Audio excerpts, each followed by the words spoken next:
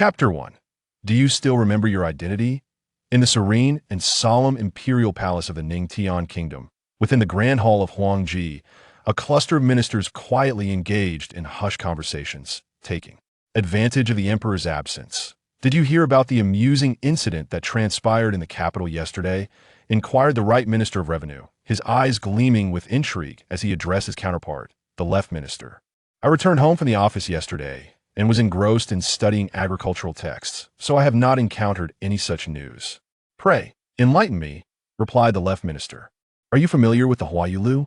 I have heard of it. Do elaborate. The Huayulu is the largest and most renowned brothel in the capital, famous for its two leading courtesans, Yu Hua and Huayan. Yesterday marked the day when Yu Hua received guests. The right minister whispered conspiratorially, glancing around before continuing. I heard that the heir of the Duke of Xingyuan and the son of the Minister of War got into a brawl over Yu Hua, and it caused quite a stir. The left minister, puzzled, responded, Isn't it merely a youthful altercation? What makes it noteworthy? You are unaware. My friend the Duke of Xingyuan's son had his trousers ripped off during the scuffle, and many witnesses were present. This has become the talk of the town today. The right minister surreptitiously glanced towards the Duke of Xingyuan. Look at his expression. It seems his son has brought him great shame.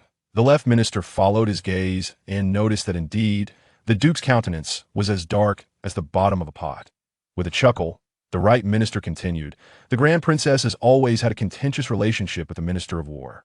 I wonder if she will seize this opportunity to mock him. Let us see if there's a spectacle to behold today. Nodding in agreement, the left minister remained silent.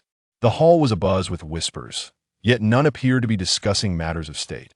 Although their voices were low, the sheer number of individuals ensured that the murmurs reached both the Duke of Xingyuan and the Minister of War, their faces darkening as if shadows were about to spill forth. Particularly, the Minister of War, Zhao Duanbin, was acutely aware of his discord with the Grand Princess. If she were to find amusement in this situation, it would be an utter disgrace. Just then, a voice rang out. The Grand Princess has arrived, and all turned to the entrance of the hall, where a regal lady, adorned in palace attire, gracefully crossed the threshold, supported by her maid. Her vibrant red feather gown was intricately embroidered with opulent peony blossoms in gold thread, splendid yet not overwhelming. The wide sleeves revealed only the delicate tips of her fingers, resembling slender green onions. Her meticulously arranged hair bore minimal adornment, save for a single 9 phoenix glass hairpin, from which dangled a pearl the size of fingertip, shimmering in the sunlight. Almost blinding to behold, such a striking red, if not worn correctly, could easily be overshadowed by the garment itself, yet upon this woman, it accentuated her snow-white complexion and raven black tresses. Upon closer inspection, her features were not of the delicate, alluring beauty typically celebrated, but rather exuded a vibrant and grand elegance, radiant as the sun. Her phoenix-like eyes sparkled with clarity, their brilliance eclipsing even the 9 phoenix glass hairpin atop her head. Moreover, her tall and poised stature bespoke an innate nobility, a certain indescribable grace that compelled admiration from all who beheld her. The newcomer was none other than Chu Hanqing, the most esteemed and unique woman in the Ningtian kingdom. She was the sole offspring of the late Emperor and Empress Jingde, the only legitimate princess among her siblings.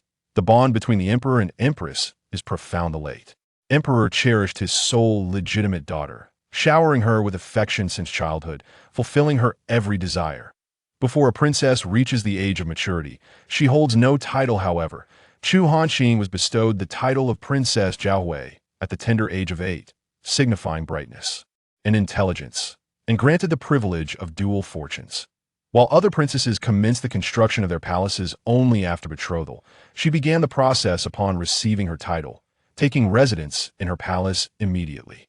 After her comingafage ceremony at the age of 18, the late emperor passed away, and before his demise, he elevated Chu Hanqing to the esteemed title of Princess Jiahui of the state, granting her the authority to assist in governance. Once the new emperor ascended the throne, it was evident to the astute that the late emperor held her in high regard and favored her greatly.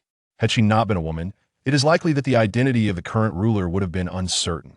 Since the ascension of the new emperor, Chu Hanqing has been further honored as the Grand Princess Jiahui of the state, wielding significant political power, thereby becoming a formidable force within the court. As she stepped into the grand hall, her attendants respectfully remained outside, a privilege afforded solely to her within the entire kingdom of Ningtian.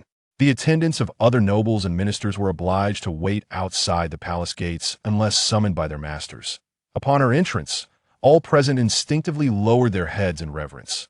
"We pay our respects to Her Highness, the Grand Princess, no need for formalities," came her clear voice, resonating throughout the hall.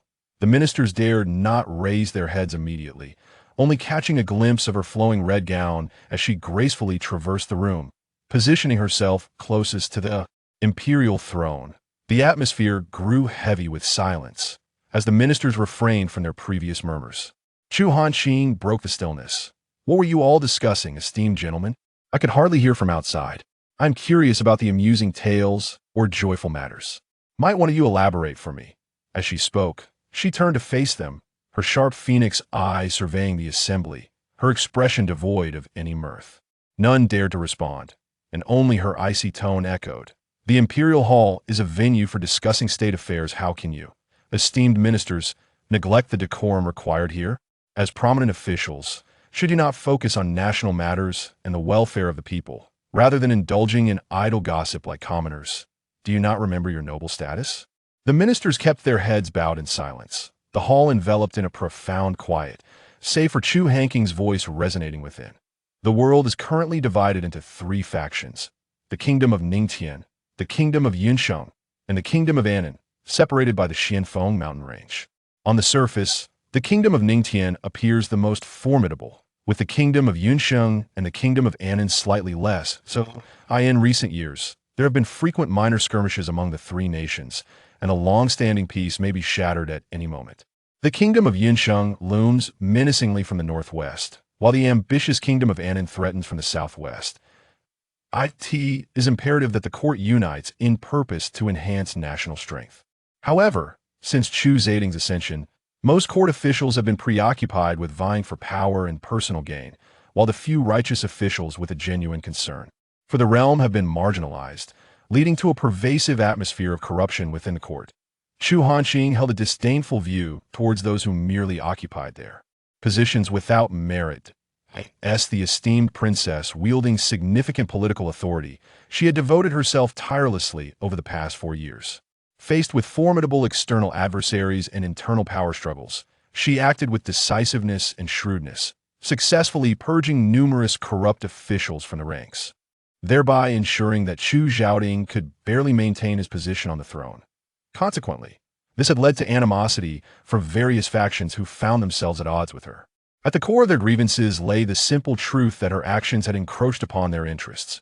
Noticing the silence that enveloped the crowd, Chu Hanqing cast a cold gaze over the assembly, momentarily lingering on the figure of Zhao Duanbin, the Minister of War, before turning away and remaining silent. Zhao Duanbin was taken aback. He could not fathom how the princess had not heard the rumors about his son from the previous day. He had anticipated she might seize the opportunity to mock him, and he had even prepared a retort. Yet, her lack of response only deepened his unease. Chu Hanqing was indeed aware of the gossip that had circulated the day prior. During her journey from the prince's palace to the imperial court, she had overheard numerous citizens discussing the matter. The scuffle among the scions of court officials, vying for the favor of celebrated courtesans, had become a favored topic among the populace. However, Chu Hanqing found little interest in such trivialities. After all, these were merely inept sons of wealthy families. Tales of their escapades were far from rare, with dozens emerging each year, some grander than others. It was hardly a remarkable occurrence, and the ministers, much like the common folk, reveled in the possibility of witnessing the folly of the Minister of War and the Earl of Xingyan.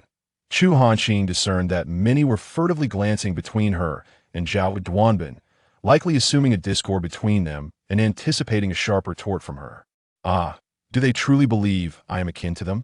To mock through mere words is but a fleeting indulgence. Some matters are best reserved for the opportune moment. Chapter 2. The Struggles in the Imperial Court, Part 1. As the assembly lingered in silence, a sudden announcement pierced the air. His Majesty has arrived. A figure clad in resplendent yellow ascended the steps from the side of the throne. Once seated upon the imperial dais, all ministers knelt in unison, declaring, "We humbly pay our respects to your majesty. May the reign of Ning Tian endure eternally." Only one individual, Chu Hanqing, remained standing, hands gracefully folded before her chest, bowing deeply to the emperor in a gesture of respect. "Your Highness, please rise, and all my esteemed ministers be at ease," the emperor proclaimed.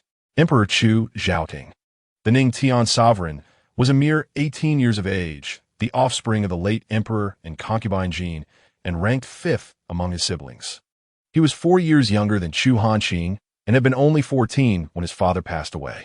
Due to Empress Jingda's lack of a male heir and concubine Jin's unwavering adherence to propriety, the late emperor hastily designated Chu Hanqing as the crown prince after deliberation with Chu Hanqing shortly before his demise. Emperor Hanqing cast a discerning glance over the gathered ministers. Pausing momentarily at Chu Hanqing's position before his gaze swept across the assembly. "What matters do you wish to present to me today?" At that moment, a figure emerged from the front row, stepping forward to stand in the center and bowing to the emperor. It was none other than Prime Minister Xie Baoyang. "Your Majesty, I have a matter to report." "What is it, Prime Minister Xie?" "Please do speak," the emperor urged. Xie Baoyang straightened respectfully. "Your Majesty, my report concerns the spring examinations of the coming year. In addition to the customary literary examination, there is also the martial examination as per Your Majesty's previous decree. While the literary examinations will be overseen by the Gonyuan, the arrangement for the martial examination requires Your Majesty's direction in appointing a dedicated official to manage the affairs. In the realm of Ning Tian, the civil service selection was conducted through the imperial examination system, held annually in the spring, known as the spring examinations.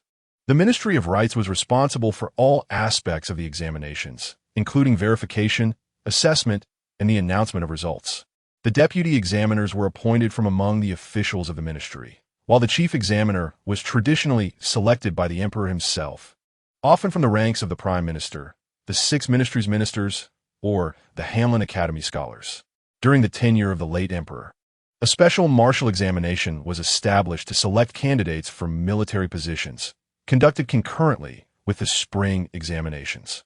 However, unlike the literary examinations, the occurrence of the martial examination depended on the emperor's discretion and the needs of the court. The late emperor had only convened it 3 times in nearly 20 years. Now, under Emperor Xiaoding's rule for over 4 years, this would be the first instance of such an examination. Moreover, the content of the martial exam differed from the literary one and was not managed by the Gonyuan, but rather by officials personally appointed by the emperor to oversee the entire process. Consequently, the authority granted to those in charge was immense, making the chief examiner of the martial examination a coveted position. Upon hearing the discussion regarding the examinations, Emperor Xiaoting recognized its significance. "Since this is the first time I shall convene a special examination, its importance cannot be overstated. Prime Minister, do you have any recommendations for candidates?" "Your Majesty," Xie Baoyang replied with utmost respect, "I do not have a specific recommendation. Your governance is exemplary, and all my esteemed colleagues are capable and loyal. Any choice you make will undoubtedly relieve Your Majesty of burdens." Chu Hanqing cast a sidelong glance at Prime Minister Xie, perceiving him as a cunning fox. On the surface, he appeared to maintain an independent stance, neither overly familiar nor antagonistic with any individual. He possessed both capability and a knack for flattering the emperor, which had earned him the emperor's favor. However, there had been no significant conflict between Chu Hanqing and him. Emperor Xiaoding had always been satisfied with the manner in which Prime Minister Xie spoke. His loyalty and deference, coupled with an absence of factionalism, rendered him a truly indispensable minister for the realm of Ning Tian. Since ascending the throne, Chu Xiaoding has felt akin to a mere puppet. For who would willingly embrace such a role? The throne rightfully belongs to him, and matters of the realm ought to be dictated by his will. His father, the emperor, has shown excessive favoritism towards the eldest princess. In the absence of a recommended candidate from Minister Xie, Chu Xiaoding surveyed the ministers standing beneath the imperial seat and decided to entrust the responsibility to Minister Zhao of the Ministry of War. Zhao Duanbin, the Minister of War, was overjoyed by the unexpected fortune that had befallen him. The position of chief examiner for the martial examination was indeed a coveted opportunity, fraught with countless benefits, and many eyes were undoubtedly fixed upon it. Just moments ago, he had been pondering how to express his loyalty to His Majesty, only to find that the honor had fortuitously fallen into his lap. He hurriedly stepped forward, kneeling and bowing his head, expressing his gratitude for the Emperor's great grace. He vowed not to disappoint His Majesty's expectations. "Your Majesty, I have something to say," a sudden voice broke through, belonging to a woman. The crowd immediately turned their attention to Chu Hanqing. It was well known that the princess had a strained relationship with Zhao Duanbin, and it seemed she was dissatisfied with the Emperor's decision. Chu Zhaoting regarded her, his expression inscrutable. "Sister, please proceed. I believe it is inappropriate for Minister Zhao to take on the role of chief examiner for the martial examination," she stated, remaining firmly in place. "This examination represents Your Majesty's benevolence and a significant opportunity to select capable officials. The person in charge must be virtuous, talented, and of impeccable reputation. If one with a tarnished reputation assumes the role of chief examiner, it could lead to public skepticism and criticism." Upon hearing Chu Hanqing's direct opposition, Zhao Duanbin felt a wave of unease wash over him. As she voiced her concerns, his anxiety transformed into frustration. A prize so close to his grasp was now in jeopardy. He glared at Chu Hanqing, daring to speak. "Might I inquire, Princess, what ill repute do I possess?" Though he would not claim to be without fault, he considered himself a person of integrity, loyal to his sovereign and devoted to his country. "If this is the basis for your opposition, I must respectfully disagree." "Integrity?" Chu Hanqing took a couple of steps toward him, a wry smile gracing her lips. Minister Zhao, you seem to have forgotten the events of yesterday." Zhao Duanbin's heart sank. He had not anticipated her waiting for this moment. Chu Zhaoting, intrigued, inquired, "Sister, what transpired yesterday? Why not allow Minister Zhao to recount the tale himself? He will surely provide more details," she suggested. "Minister Zhao, what indeed occurred yesterday? Pray, enlighten me," Chu Zhaoting urged. Zhao Duanbin, feeling the mounting pressure, reluctantly replied, "Your Majesty, it was nothing of great consequence.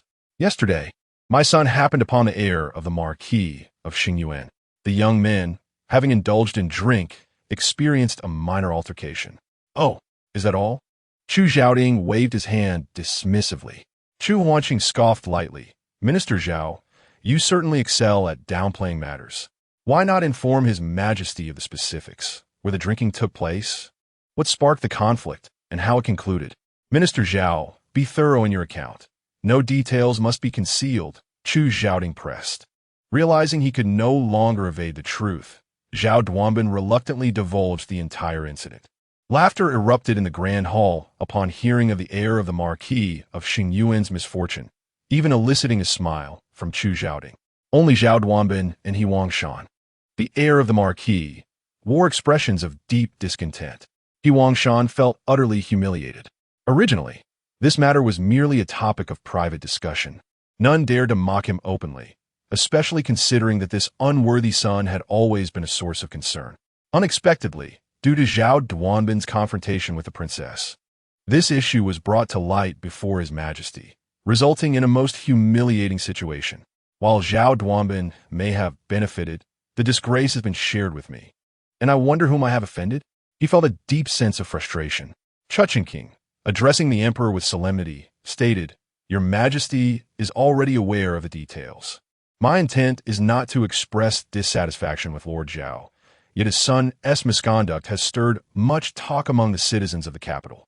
Should we choose Lord Zhao as the chief examiner for the martial examination, there may be those who question his integrity and household discipline, thus cultivating doubt and discontent towards the court and Your Majesty.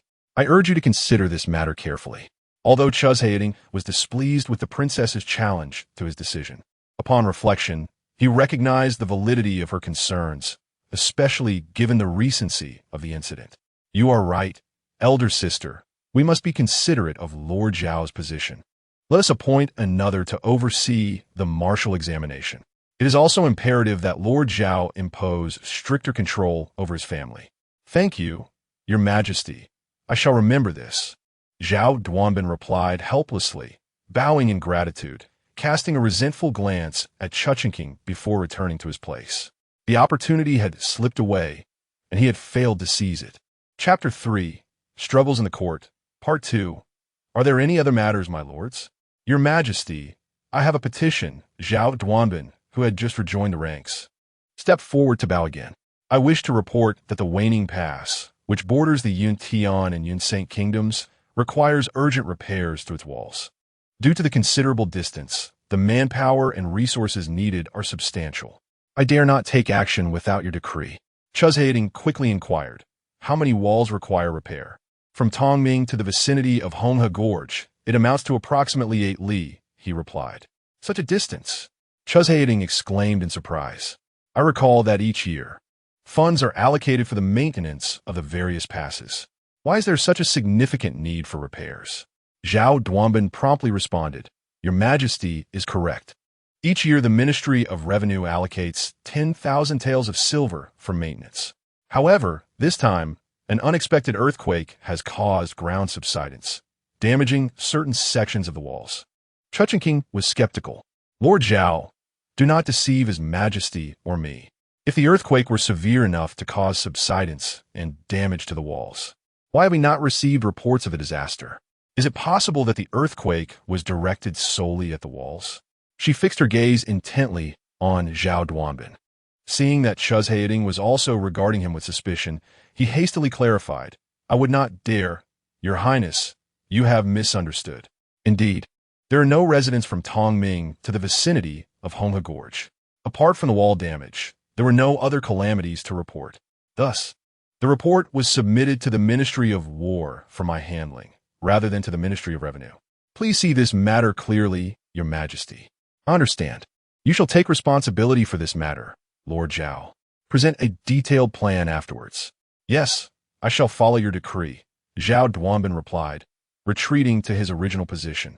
Chu Hanqing remained doubtful, but given the ambiguity of the situation, she chose to remain silent for now, planning to investigate further later. The Minister of Rights stepped forward, announcing, Your Majesty, the Yun Saint Kingdom has submitted a state letter and will send a delegation to congratulate you on your longevity festival, arriving in the capital shortly. How shall we receive them? What are your thoughts on this matter? Chu Hanqing retorted to the Minister of Rights. I believe that the reception of the envoy from the Cloud Sacred Kingdom should be conducted with the utmost grandeur, showcasing the bountiful prosperity of our Ning Tian and the stature of a great nation. Chu Zhaoting nodded in agreement with the notion of displaying national elegance. And what do the rest of the ministers think? I concur, seeing that Prime Minister Xie has noted His Majesty's favorable demeanor.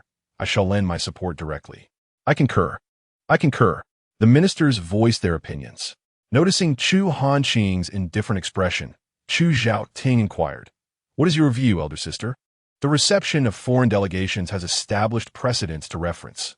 I have no particular objections. Chu Hanqing was not entirely in favor of the highest standards. Yet whether to employ them must depend on the identity of the individuals involved.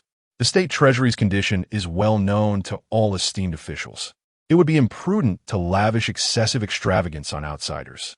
What the elder sister states is reasonable. Thus, we shall deliberate further upon the delegation's arrival in the capital.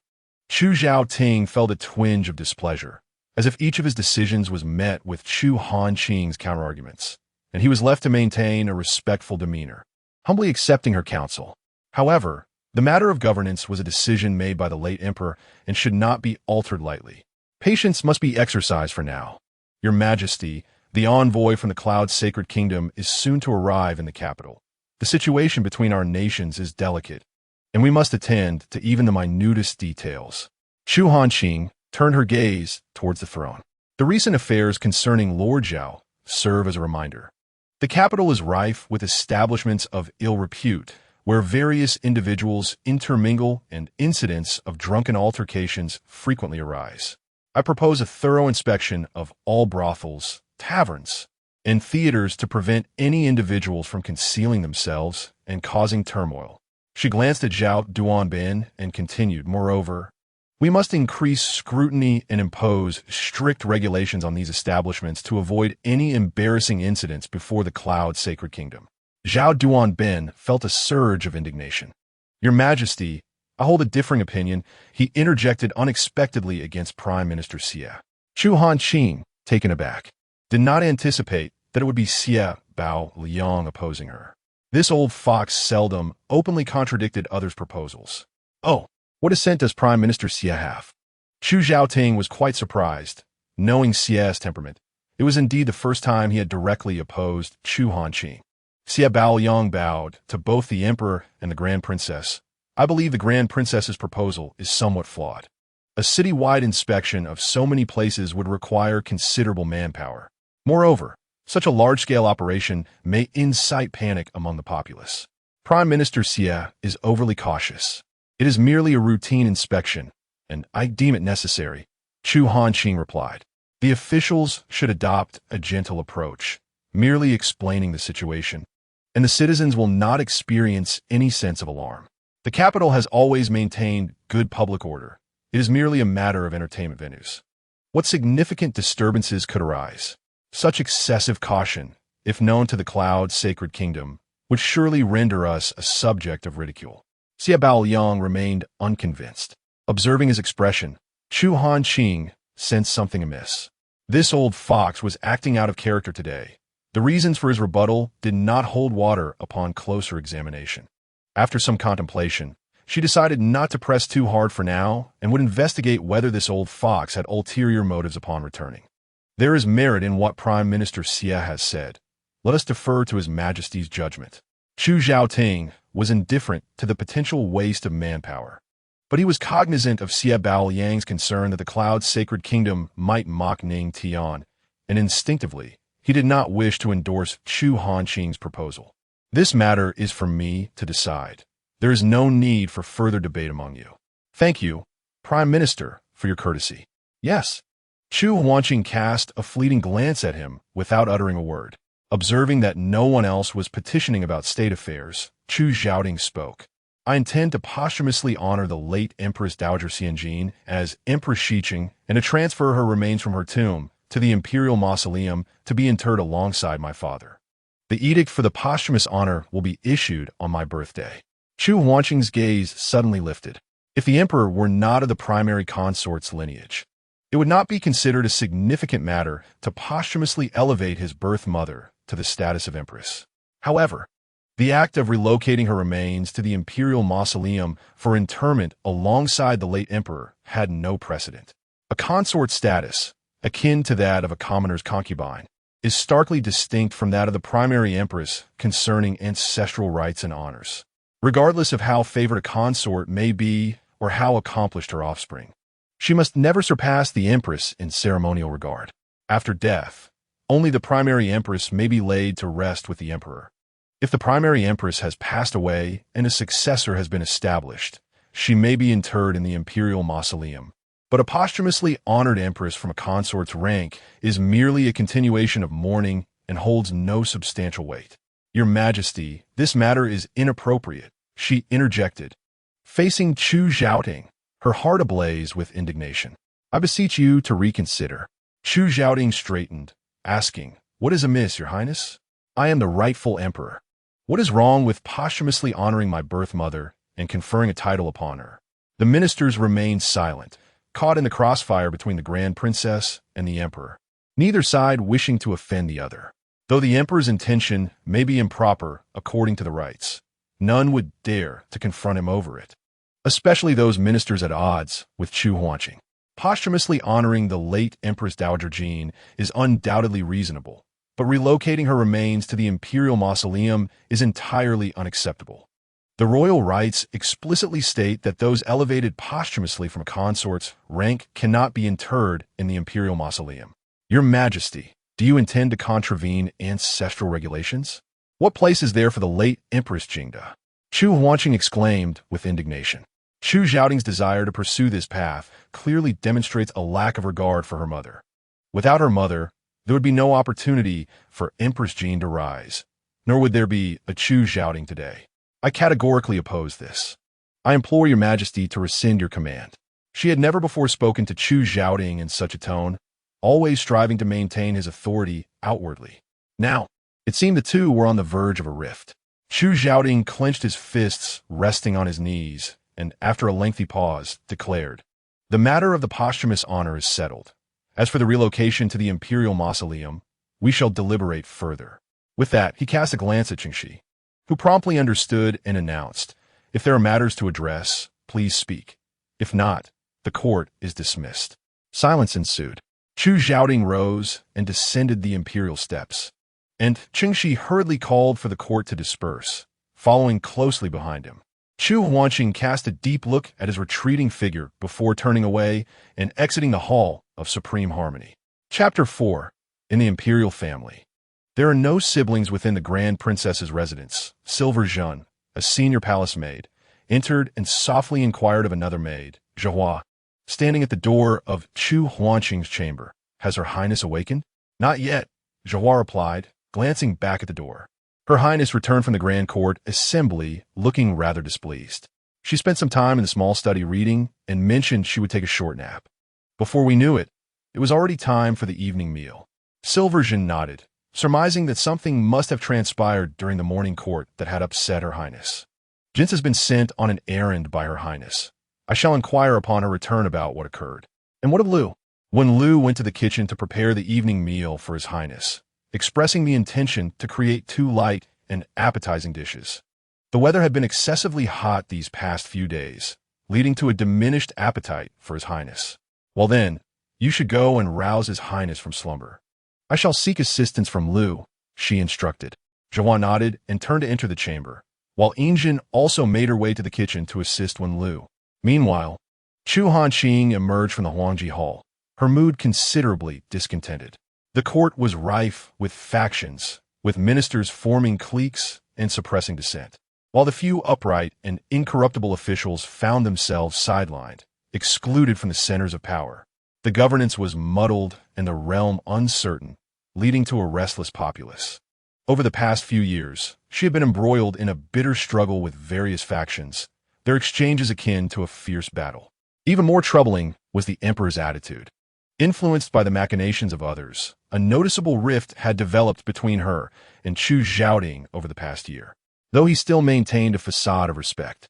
The warmth and familiarity of the past had waned, and today he had even publicly undermined her. What was most egregious was his disrespect towards her mother, which had further fueled her discontent towards Chu Zhaoding. She recalled when he was a mere child, trailing behind her, calling her elder sister. His birth mother, Consort Jean, was not favored. Aside from the empress, none of the concubines enjoyed significant favor. Consort Jean came from humble beginnings and was not particularly striking, starting as an inconspicuous minor noble upon entering the palace. Eventually, her gentle demeanor caught the empress's attention, which aided her in winning the late emperor's affection and elevating her status to concubine, and later, she was promoted to consort after giving birth to Chu Zhaoding.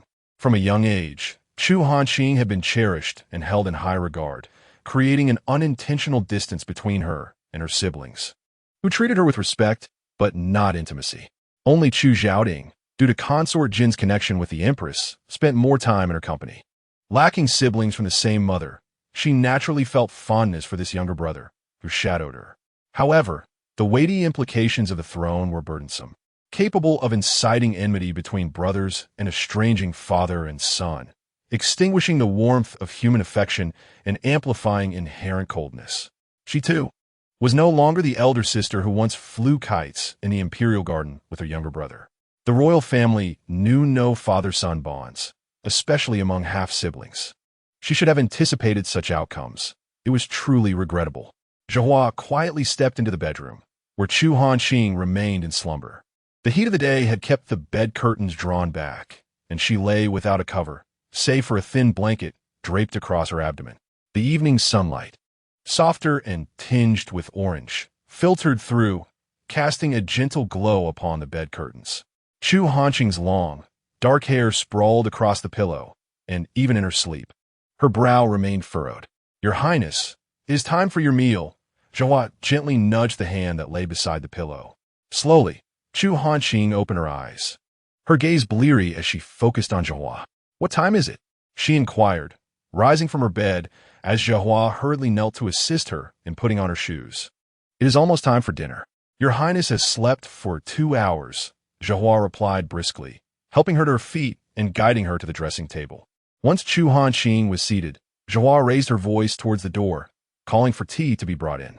A young maid, who had been waiting outside, promptly entered with a cup of tea for Chu Hanqing, while Zhehua turned to tidy the bed. Chu Hanqing raised her tea bowl, taking a couple of sips before placing it down, her gaze fixed on the mirror, lost in thought. Zhehua approached after tidying the bed, softly inquiring, "Your Highness, what troubles you?" "Nothing." Chu Hanqing suddenly came to her senses. "Please style my hair." With deft hands, Zhehua fashioned a refreshing updo for her. But when she reached for accessories, Chu Hanqing stopped her. She selected a white jade hairpin and handed it to Zhehua, saying, "This one will suffice." Zhehua accepted it and placed it in her hair. Since it was already evening and she would not be receiving guests, there was no need for makeup. She simply donned a slightly worn, everyday dress in a pale lotus pink adorned with floral patterns. Once Zhehua completed her grooming, Wenlu entered, bowing respectfully, "Your Highness, dinner is served." Chu Hanqing smoothed her temples before standing up with Zhehua's assistance. "Let us dine." The evening meal was set in the small flower hall, with windows open to invite the breeze. The evening air was cooler than midday, and only a single ice basin was placed in the room, with a young maid already poised with a fan, ready to cool her mistress. The table was adorned with 8 dishes, a modest number considering Chu Hanqing's status. Nevertheless, each dish was exquisite, crafted from rare ingredients, and thoughtfully prepared for health benefits. The tableware was fine porcelain, a tribute, understated in presentation, yet replete with noble details. After washing her hands and taking her seat, Zhehua and Wenlu served the meal, and they quietly enjoyed their dinner. After the meal, Chu Hanqing rinsed her mouth and returned to her chamber, asking, "Which of you is on night duty today?" Wenlu respectfully replied, "It is I, Your Highness." Chu Hanqing nodded and instructed Zhehua, "You may leave. When Jinsei returns, let her come to see me." "Yes, I take my leave," Zhehua bowed and exited. Wenlu prepared a cup of chrysanthemum honey water for Chu Hanqing and then stood quietly by her side. "Wenlu," Chu Hanqing suddenly spoke. "I am here. Do you have any family? Siblings, perhaps?" Although puzzled by her mistress's sudden inquiry, Wenlu answered respectfully, "I have no family left. My mother was gravely ill when I entered the palace, and to earn the 20 taels needed for her treatment, as well as to secure my own livelihood, I accompanied the officials who were recruiting palace maids. Fortunately, I was later assigned to serve you by the late empress and followed you to the princess's residence. I have never heard you mention this before. Was your mother's illness resolved?" Chu Hanqing took a sip from her cup. Wenliu's expression turned somber. "My mother passed away in the 2nd year after I entered the palace. That 20 taels was but a drop in the ocean. I have no siblings. My father departed early, leaving only my mother and me to rely on each other." As she spoke, it seemed tears were on the verge of spilling from her eyes. But she restrained herself. It was a palace rule not to weep before one's mistress, lest it bring ill fortune. Chu Hanqing silently set down her cup, choosing not to speak further. The stark contrast between the opulent lives of the nobility, reveling in feasts and festivities, and the plight of the impoverished, who struggled for basic sustenance, weighed heavily on her heart. Ultimately, it was a reflection of her family's shortcomings and her own inadequacies in ensuring the well-being of the common people. The atmosphere grew unexpectedly heavy. Wenlu felt a twinge of anxiety, as though she had uttered something inappropriate. Just as she was about to say something amusing to cheer up her master, a female voice suddenly came from outside the door. "Your Highness, the servant Jinsei has come to report." "Come in," replied the princess. Jinsei entered and bowed respectfully. "Your Highness, how did you fare with the task I assigned?" "The servant has relayed your instructions to Captain Yu. He assured me he will exercise utmost caution and will ensure that the other party remains unaware of any anomalies. He will report back to Your Highness as soon as there is news," Jinsei said, letting out a sigh of relief. "Moreover, Captain Yu asked me to convey to Your Highness that an unidentified force seems to have emerged in the capital over the past 2 months. However, since there have been no overt incidents and the movements of this force are rather clandestine, he currently lacks definitive information. It is advisable for your highness to remain vigilant in light of the current circumstances. Upon hearing this, Chu Hanqing's brow furrowed unconsciously. The present situation was ambiguous, and many were stirring restlessly in private. The emergence of an unidentified force at this time, was it mere coincidence, or had some individuals finally lost their restraint? She held a cup to her lips, but did not drink, instead becoming lost in thought. Neither Jin Sei nor Wen Lu dared to break the silence. I understand. You may leave now, Chu Hanqing said, regaining her composure and placing the cup down. Yes, the servant takes her leave. Chapter 5. An unusual juggling troupe days passed without any news from Yufeng. As the Princess Provisional, although she wielded considerable power, Chu Hanqing held no official title. Thus, she was not required to attend court daily, only participating in the Grand Court Assembly that occurred every 5 days. Nonetheless, significant matters from the court would be recorded and delivered to the princess's residence, where officials assisted her in managing these affairs. One day after the Grand Assembly, having returned to the palace and completed her luncheon, Chu Hanqing conversed casually with several personal maidservants. While she acted decisively and even sharply in public, she was quite gentle with those close to her. In recent days, her spirits had been rather low, prompting her maidservants to devise ways to lift her mood. On one occasion, as Yinzheng made her way back to her quarters, she noticed a group of youthful maidservants gathered together, chattering joyfully. Upon seeing Yinzheng approach, they hurriedly bowed, greeting her Sister Yinzheng. The personal maidservants at the side of the princess were not comparable to these maids tasked with menial chores. Yinzheng nodded with a smile and inquired, "What delightful conversation brings you such joy?" The maidservants exchanged glances, and one bolder than the rest replied, "Sister Yinzheng, we were just discussing the new juggling troupe that has arrived in the capital. We only spoke of it after finishing our duties, without neglecting our responsibilities." "Oh, a new juggling troupe?" Yinzheng's interest was piqued. "Were they like? Do tell me." The maidservants, relieved by her amiable demeanor, eagerly chimed in. "It is said to be fascinating. There are performers wielding swords and spears, as well as those balancing bowls and spinning plates.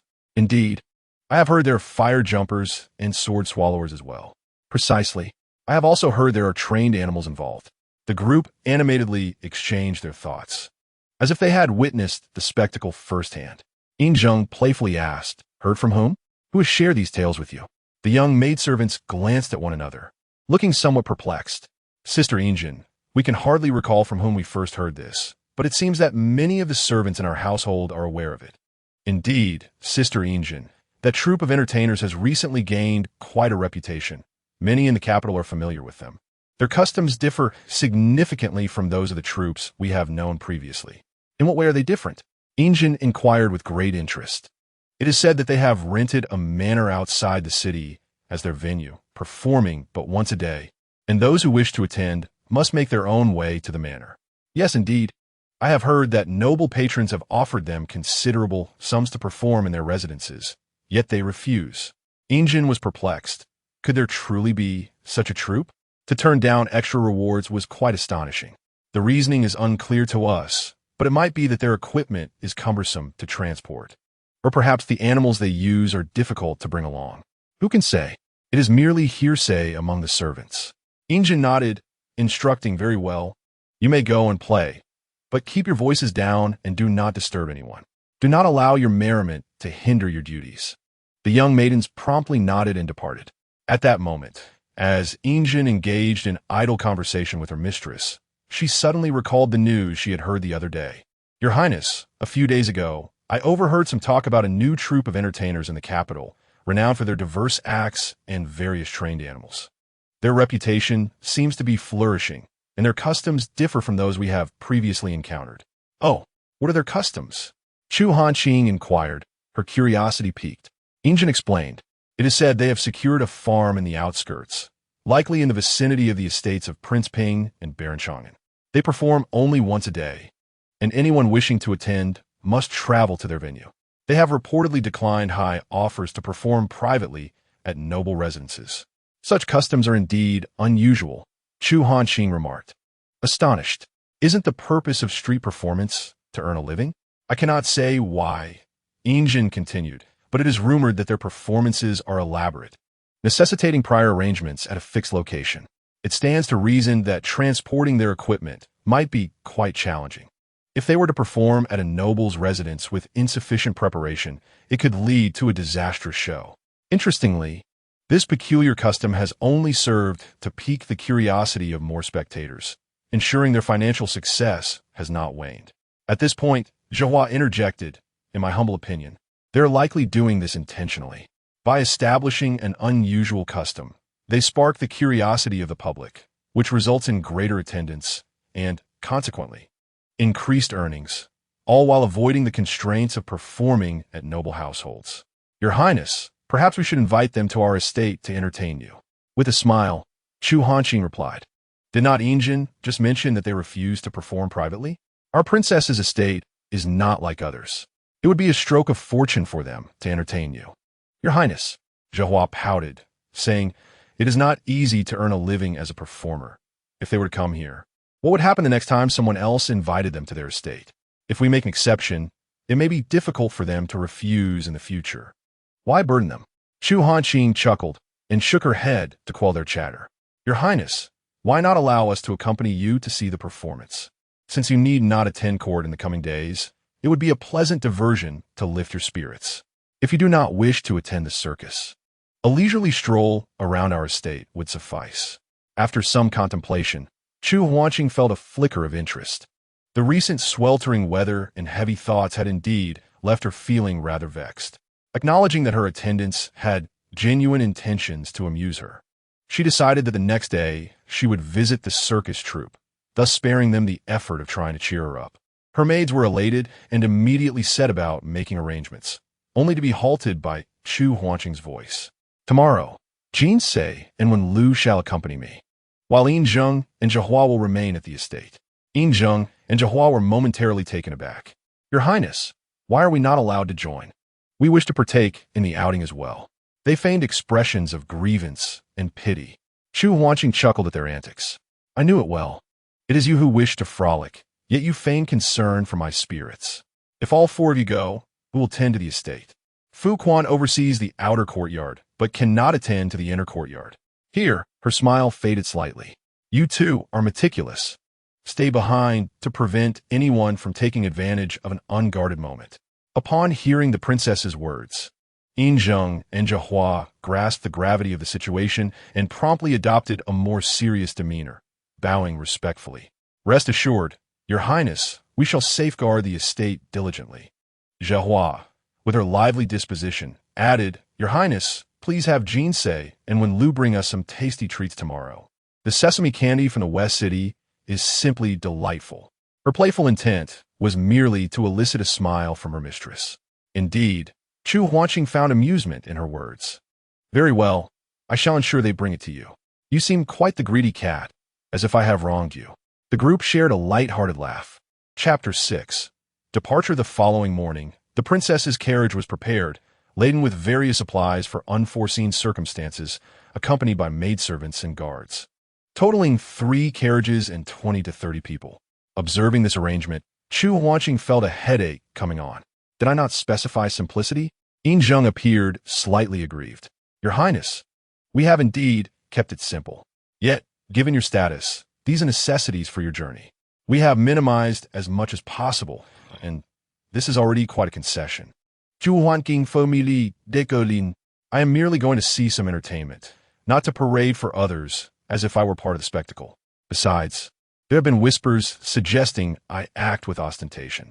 Though I care not for their opinions, such gossip is tiresome. 1 carriage shall suffice. And let us take 5 or 6 guards disguised as servants. We are merely seeking a brief escape, and discretion is paramount. Your Highness, that is not advisable. 5 or 6 guards are insufficient. Your safety is of utmost importance. That is of no concern. There are hidden guards for protection, and nothing will happen. Chu Hanqing remained resolute in her decision. The others, unable to contest her wishes, rearranged their plans accordingly. They selected 6 capable guards to accompany her in disguise as servants. These 6 guards felt a pang of worry. Their numbers were too few. Should anything go awry, even if a single strand of the princess's hair were to be lost, they would face dire consequences. If a serious incident occurred, their heads would surely roll.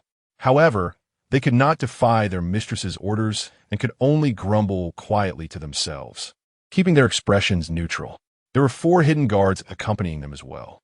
In an effort to avoid drawing attention by clustering together and to ensure discreet protection, 3 individuals disguised themselves as common folk, maintaining a distance from Chu Hanqing and her entourage. The most skilled among them posed as the coachman, providing close protection. Royal offspring have always been surrounded by layers of security, both overt and covert. During childhood, the hidden guards were assigned by the emperor, and upon reaching adulthood, they selected their own personnel to form a loyal guard, devoted solely to their master. 7 years ago, upon her coming of age and moving from the palace to the princess's residence, Chu Hanqing established her own covert guard, led by Commander Yufeng. Although she entrusted Yufeng with daily arrangements and was aware of the constant protection, she had never met her guards face to face, remaining oblivious to their names and appearances. Suddenly, curiosity stirred within her. The disguised guard, having changed into his outfit and applied makeup to mask his features, blended seamlessly into the role of an ordinary coachman. His identity was further enhanced by the techniques honed through rigorous training, rendering him indistinguishable from a common driver, save for the fleeting glimmer of intelligence that occasionally sparkled in his eyes. As Chu Hanqing approached the carriage, the coachman had already positioned the mounting block. With a careful and somewhat obsequious tone, he bowed and addressed her. "Your Highness, please step aboard and mind your footing." His portrayal of a lowly coachman was convincingly authentic. Just as she was about to ascend, Chu Hanqing turned to him and inquired, "What is your name?" The coachman guard, momentarily taken aback, lifted his gaze to meet hers before quickly averting his eyes, softly responding, "I am but Wei Jio, Your Highness." The tone had shifted dramatically from his earlier servility to a deep, calm, and respectful voice that was unexpectedly melodious, despite his deliberately plain attire and unremarkable features. When he raised his head, Chu Hanqing glimpsed a pair of tranquil and expressive eyes, reminiscent of a serene and profound lake reflecting distant stars. Quite captivating, she mused. She stepped into the carriage, and the group discreetly departed the city. Disguised as a well-off family, they traveled for over half an hour without respite. Yet the rural estates remained out of sight until they arrived at a crossroads. The broad road necessitated crossing a river, with many nearby fields irrigated from this water source. However, they found a bridge across the river to be broken, with a group of laborers busily repairing it. The entourage was compelled to halt, and a guard stepped forward to engage with the laborers. "Excuse me, good sir, may I inquire how the bridge came to be broken? When did it occur?" The laborer, glancing at the guard and then at the following carriage attendants, clearly recognized the presence of nobility and was cautious not to offend. He smiled sheepishly, responding, "Oh, not at all, sir. The bridge has been out for 4 or 5 days now. We are uncertain of the cause, but it appears that heavy carts may have damaged it." He gestured toward the broken section, which indeed resembled the aftermath of substantial weight. The guard examined the break, confirming the man's assessment. Yet, this bridge was a crucial thoroughfare to the outskirts. What were they to do now? As the commoner observed the troubled expression on the young man's face, he inquired whether he intended to cross the bridge to the other side. The guard nodded in affirmation, explaining that his master was on a visit to relatives, but the bridge was currently impassable, necessitating a return. The commoner, with a hearty smile, gestured toward an alternate path. There was indeed a small road on that side, scarcely wide enough for a carriage, yet would lead to the other side, albeit requiring a longer journey. Approximately 2 incense sticks worth of time. If you do not mind the inconvenience, you may take that route. Following the direction indicated by the commoner, the other path led into a grove where a road capable of accommodating a carriage appeared relatively smooth. The trees on the side closer to the main road were sparse, while the opposite side gracefully ascended towards the neighboring peaks, dense with foliage. The guard expressed his gratitude to the commoner and returned to report the situation to Chu Hanqing. "Wei Jio, listening intently, felt a sense of unease, as his instincts urged him to refrain from proceeding further. However, mere speculation would hardly convince His Highness to turn back. Chu Hanqing, on the other hand, did not dwell on such concerns, for the common folk had mentioned that the bridge had been out for several days, and their sudden decision to travel might simply be a coincidence. As he contemplated directing the group along the small road, Wei Jiao softly requested permission to inspect the bridge. After a moment's thought, Chu Hanqing nodded, allowing Wei Jiao to take a look. Wei Jiao approached a cluster of laborers, engaging in casual conversation while subtly observing them. After a thorough examination, he discerned no irregularities. They appeared to be ordinary villagers, their expressions betraying no signs of deceit. Trained in such discernment, the guards were confident in their assessments. He then made his way to the site of the broken bridge, confirming the presence of marks indicating it had been snapped under great weight.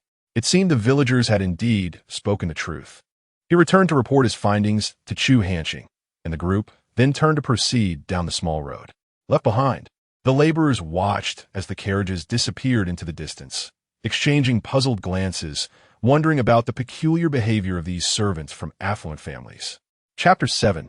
Indeed, trouble arose. Wei Jiao, driving the carriage, heightened his vigilance, prepared to confront any emerging dangers. Yet, as they traversed the woods, not even a bird flitted unexpectedly. After a time, the carriage emerged from the forest, rejoining the original main road, and the estate soon came into view from a distance.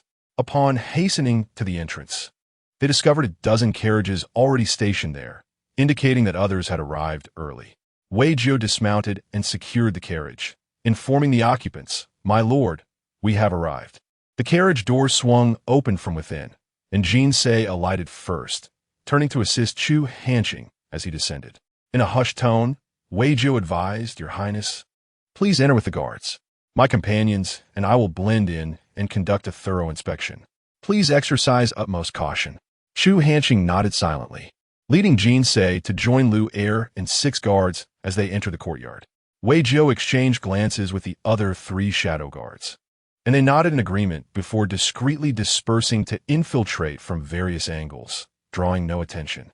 Once inside the courtyard, they found a considerable number of people gathered, divided into several clusters. Among them were not only those clearly from wealthy households, but also numerous villagers accompanied by their children. The spectacle of acrobatics offers no fixed reward. The affluent patrons bestow generous tips, while the less fortunate contribute mere copper coins, conveying a similar sentiment. I had initially anticipated encountering acquaintances among the officials' families, yet alas, none have appeared. This is indeed a makeshift troupe of itinerant performers, lacking even a single attendant to greet guests at the entrance. Only 2 young children in the courtyard are present, attending to the warmth of the water, with no tea to be found. However, those of higher status are often particular. Even if tea were brewed, they would likely disdain to partake. A grand platform has been erected against the wall facing the entrance, presumably the stage for the performance. In front of this platform, 3 rows of tables have been arranged, totaling perhaps a dozen, providing seating for the more affluent guests to enjoy the show, while the common folk are relegated to standing at the back. The surroundings are so rudimentary that when Lu expresses dissatisfaction, feeling it a slight to His Highness, this place seems far too humble, with no one to guide or serve us. Had I known, we might as well have stayed at our own estate. Chu Hanqing also finds this setting somewhat uncomfortable, although not intolerable. Oh well, one cannot expect too much decorum from wandering entertainers. Moreover, since I have not revealed my identity, I cannot fault them for their indifference. Everyone is treated similarly. Now that we are here, let us sit and observe. When Lu nods, ceasing her complaints, recognizing that if His Highness feels no grievance, she shall remain silent. "Your Highness, please take a seat here." Jin Se, keen-eyed, has already located an empty table, situated slightly off-center in the 2nd row, flanked by additional tables both in front and behind. Chu Hanqing steps forward to the table, while when Lu uses her handkerchief to dust off the table and bench before Chu Hanqing settles down, observing the crude tea set before them. Jin Se returns to the carriage to fetch their own tea service, adding a bit of their own tea leaves and requesting hot water to brew a proper cup. Chu Hanqing is not alone in such conduct. Those of slightly higher status present display similar behaviors, rendering it unremarkable. 2 maidservants and 6 guards stand closely beside Chu Hanqing, creating a somewhat crowded atmosphere and obstructing the view from the back tables. The patrons at the rear express their discontent, requesting either a change of position or for the guards to move to the back, as this table offers a better sight line. And the rear area near the commoners is rather noisy. Chu Hanqing and her companions prefer not to relocate. Why don't you two sit down as well? She gestures to the 2 maidservants, then instructs the 6 guards. You all should move to the back. The guards hesitate, concerned that moving further away might hinder their ability to respond promptly if needed. Yet upon surveying the surroundings, they conclude that this setting is likely devoid of danger. They thus position themselves at the back, remaining as close as possible to the last row of tables. Jinsei and Wenlu politely take their seats on either side of the benches. Meanwhile, Wei Jiao and his 3 companions stealthily infiltrate the estate, surveying the area while the crowd is distracted before regrouping outside. All is well on my end. No issues here. Everything appears normal. And you, Jiao? Wei Jiao frowns slightly. Everything seems fine here as well, but I can't shake an ominous feeling. Perhaps I'm overthinking it. In any case, let us remain vigilant. The group nods and enters the courtyard, mingling among the common folk in the back row. At that moment, a young boy stepped onto the stage, bowing to the audience in all directions. Esteemed lords, ladies, and gentlemen, we shall commence shortly. I apologize in advance. Some performances may appear rather perilous, yet rest assured, they pose no threat to your safety. There is no need for alarm. The audience, already impatient, urged, let us begin. We are not afraid. Here we go. Chu Hanqing found the atmosphere quite novel. Typically, her outings to the theater or for tea involved mingling with nobility and officials, characterized by meticulous etiquette and decorum. This raucous environment was an entirely new experience for her, and she found it rather delightful. After the boy concluded his announcement, a myriad of jugglers took the stage. It must be said, this troupe of performers possessed remarkable skill, showcasing a diverse array of acts. There were thrilling and exhilarating performances alongside gentler, amusing ones, captivating both adults and children alike, leading to waves of applause and cheers erupting from the crowd. Chu Hanqing and her 2 maidservants watched with great enthusiasm, convinced that the rumors were indeed true. This performance surpassed any juggling act they had previously witnessed. It was no wonder they dared to establish such an unusual custom. Indeed, the fragrance of fine wine does not fear the depth of the alley. For a time, the audience was entranced, save for a few hidden guards who remained vigilant, attentively observing the situation while keeping a close watch on their sovereign. At that moment, 2 new jugglers took the stage, each riding on wooden wheels, propelling themselves towards the center with their feet. Each performer held 7 or 8 black balls, tossing them back and forth with remarkable dexterity, maintaining a perfect circle while balancing on the wheels. As they moved in a crisscross pattern, the balls never fell, drawing cheers from the audience. Suddenly, the 2 performers faced the audience. As if choreographed, they ceased tossing the black balls upwards, instead hurling them towards the spectators. Before anyone could react, a dozen black balls fell to the ground. A series of explosive sounds erupted. Bang, bang, bang, followed by a dense cloud of black smoke enveloping the venue.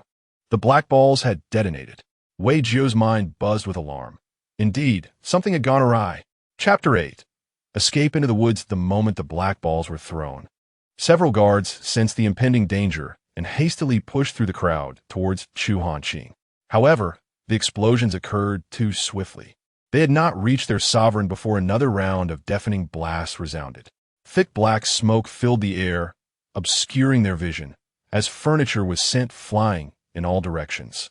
Panic ensued, with people fleeing chaotically, some lying on the ground, unaware of their fate, amidst a cacophony of screams and cries. It was a thunderclap bomb. Although its power was not supreme, the explosive sound was tremendous, and it released a dense cloud of smoke, commonly employed by the authorities to suppress bandits and criminals during sieges. Due to the loud noise and thick smoke, people's hearing and sight were compromised. Even those not injured could easily succumb to the ensuing chaos, facilitating capture. However, thunderclap bombs were strictly regulated by the court. Their manufacture and use by civilians were prohibited. Anyone caught would face immediate imprisonment, with severe offenders risking the punishment of their entire clan. Upon hearing the first explosion, Jinsei reacted swiftly, rising to shield Chu Hanqing. "Your Highness, be careful." When Lu promptly stood up, urging, "Your Highness, quickly." The two of them flanked Chu Hanqing, attempting to flee towards the courtyard's exit. Positioned in the center, Chu Hanqing and her companions found themselves amidst the chaos. The courtyard was in disarray, with numerous panicked individuals scurrying about like headless flies, causing the trio to stumble momentarily.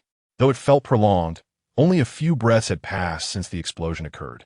The dark guards and palace attendants rushed towards Chu Hanqing in haste, while Jinsei and Wen Lu safeguarded her as they made their way outside.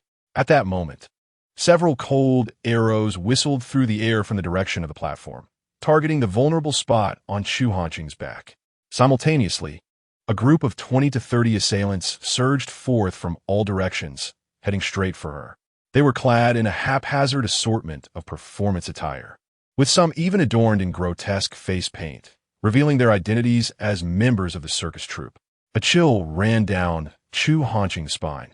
This was a premeditated assassination, and she was the target. Just as danger loomed, Wei Jiao arrived first, with his soft sword in hand. He swiftly maneuvered to deflect the arrows aimed at Chu Hanqing and engaged in combat with the advancing assassins. The other 3 dark guards and palace attendants successfully regrouped around her, forming a protective barrier as they fought their way toward the courtyard's exit. The assassins struck fiercely, employing cunning techniques and aiming directly for vital points. The number of bodyguards Chu Hanqing had was limited. The ordinary attendants were no match for the professionally trained killers. While the dark guards possessed superior skills, facing multiple foes simultaneously was already their limit. Moreover, they had to divide their attention to protect Chu Hanqing, leaving them momentarily trapped and unable to advance. Anxiety gripped Chu Hanqing's protectors. The courtyard was too confined, and remaining trapped would inevitably lead to their downfall. The assassins, too, felt the urgency. Chu Hanqing was no ordinary person, and if they were to strike, it must be swift to avoid prolonged conflict. Both sides instinctively heightened their pace in combat, striving to resolve the encounter quickly. Enclosed within her protective circle, Chu Hanqing stood at the center, flanked closely by 2 maidens. Suddenly, one of the palace attendants was felled by 3 assailants, creating a breach in their defensive formation. 3 killers broke through, advancing with knives drawn towards Chu Hanqing. As a blade was about to descend upon her, Jinsei lunged forward, embracing her and blocking the strike with her own body, sliding to the ground. "Jinsei!" Chu Hanqing exclaimed in panic, attempting to grasp her arm, but failed to catch her. At that moment, another assassin's blade was poised to penetrate Chu Hanqing's body. When Lu shouted, "Your Highness, be careful," as she leaped forward to intercept the strike. The blade plunged into her abdomen, emerging from the other side, leaving her breathless. When Lu collapsed to the ground, blood gushing from her mouth, her gaze fixed on Chu Hanqing as she whispered, "Your Highness, run." But her voice was barely audible. Chu Hanqing froze. No matter how composed and decisive she usually was, this was her first encounter with such a gruesome scene. The political arena was fraught with treachery, power struggles, and hidden dangers, yet was nothing compared to the visceral brutality of combat. The blood of her 2 close attendants stung her eyes, as if the warmth of her body had instantaneously dissipated, leaving her heart icy and cold. "Your Highness, be careful." Wei Jiao had noticed the impending crisis, applying more force to repel his adversaries, and leaped to Chu Hanqing's side, intercepting the oncoming blade. At the very moment the explosion erupted, the shadow guards had already dispatched a specialized distress signal. However, the reinforcements would not arrive for at least half an hour, and they could barely withstand that duration. The adversary, already in overwhelming numbers, had claimed the life of 1 guard, while another lay gravely injured yet fought with unwavering resolve. The remaining guards bore injuries of varying severity, and if the struggle persisted, it would lead only to certain demise. They were prepared to sacrifice their lives. Yet they were resolute in their duty to safeguard the prince's safety. As the situation grew dire, several shadow guards, recognizing the futility of a collective breakthrough, urged Wei Jiao to escort the prince to safety. Jiao, take the prince and flee. Quickly, we will hold them off. Go. In the fervor of their words, they wielded their swords with renewed urgency, igniting a fierce determination to carve a path for Chu Hanqing and Wei Jiao. Wei Jiao remained silent, his sword strokes accelerating as he swiftly maneuvered beside Chu Hanqing. Your Highness, I beg your pardon, he uttered, wrapping his left arm around her waist while his right hand thrust his sword at an enemy, propelling them both towards the breach they had created. A few guards fought valiantly to clear the way, successfully escorting Chu Hanqing and Wei Jiao through the courtyard gate. Without delay, Wei Jiao mounted a horse, shielding Chu Hanqing in front of him, and with a swift flick of the reins, they sped away. The assassins, witnessing their targets escape, pursued with reckless abandon. Those left behind fought desperately to impede the attackers, yet their strength was insufficient, and 7 or 8 assailants relentlessly followed in pursuit. The guards could only hope for the swift arrival of reinforcements, praying that Wei Jiao could lead his charge to safety until help arrived. Wei Jiao and Chu Hanqing galloped back toward the city, but traveling on a single steed naturally hindered their speed compared to a lone rider. Their hearts raced with urgency as they noticed the pursuers drawing ever closer. In a matter of moments, the assassins were within 100 meters.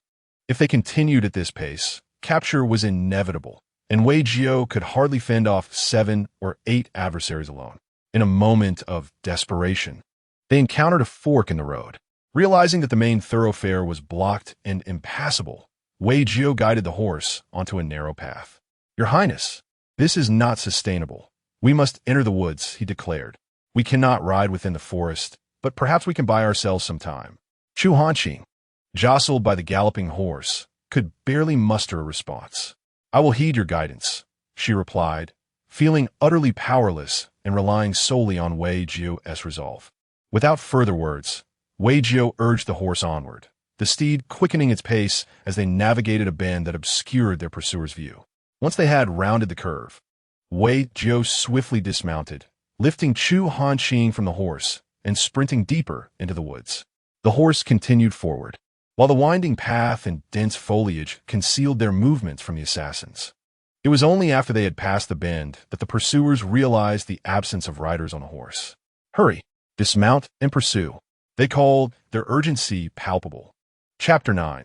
The princesses injured the assassins hastily dismounted and plunged into the woods, scattering to encircle their quarry as Chu Hanqing and Wei Jiao fled deeper into the thicket. The further they ventured, the harder it became to locate their trail, compelling the assassins to broaden their search perimeter. The forest floor was rugged and slick, overgrown with dense underbrush, and scattered with various protruding tree roots and branches. As Chu Hanqing stumbled, nearly losing her footing, Wei Jiao grasped her arm, pulling her upright and urging her forward. It became evident that their decision to venture into the woods was astute. During this season, the mountains were lush, rendering the killers equally encumbered, and amidst the dense cover, visibility was significantly diminished, allowing the two to elude several pursuers. Just as they exhaled a sigh of relief, they unexpectedly collided with one of the assassins. He shouted, "Over here," and charged directly at Wei Jiao, engaging him in battle.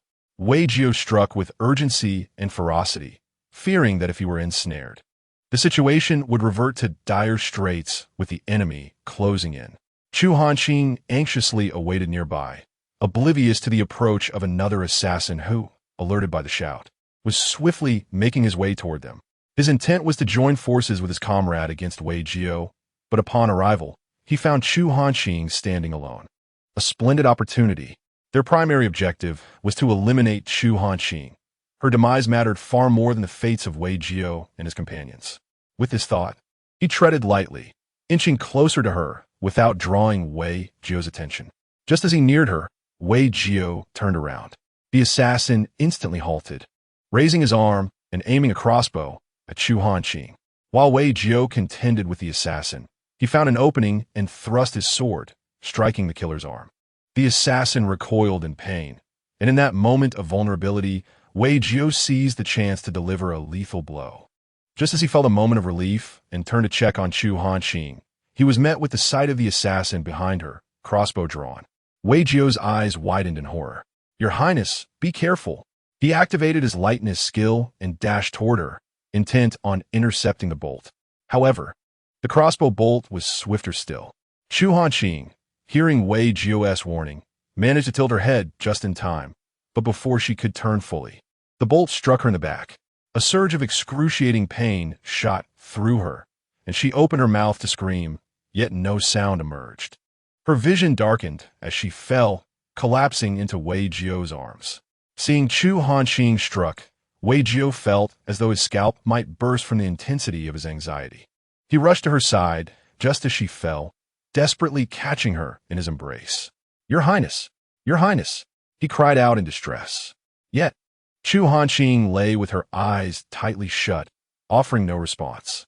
Blood began to seep from the wound in her back, saturating her clothing in a dark crimson stain that was alarmingly vivid.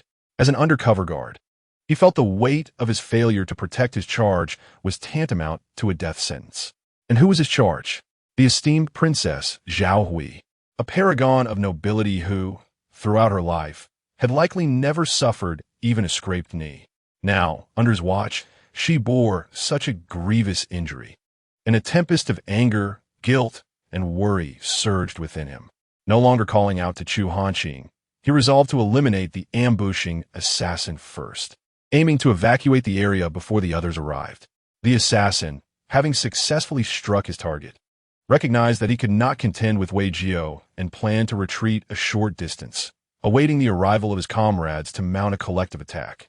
Alone, he knew he would likely meet his end. With this in mind, he swiftly turned to withdraw.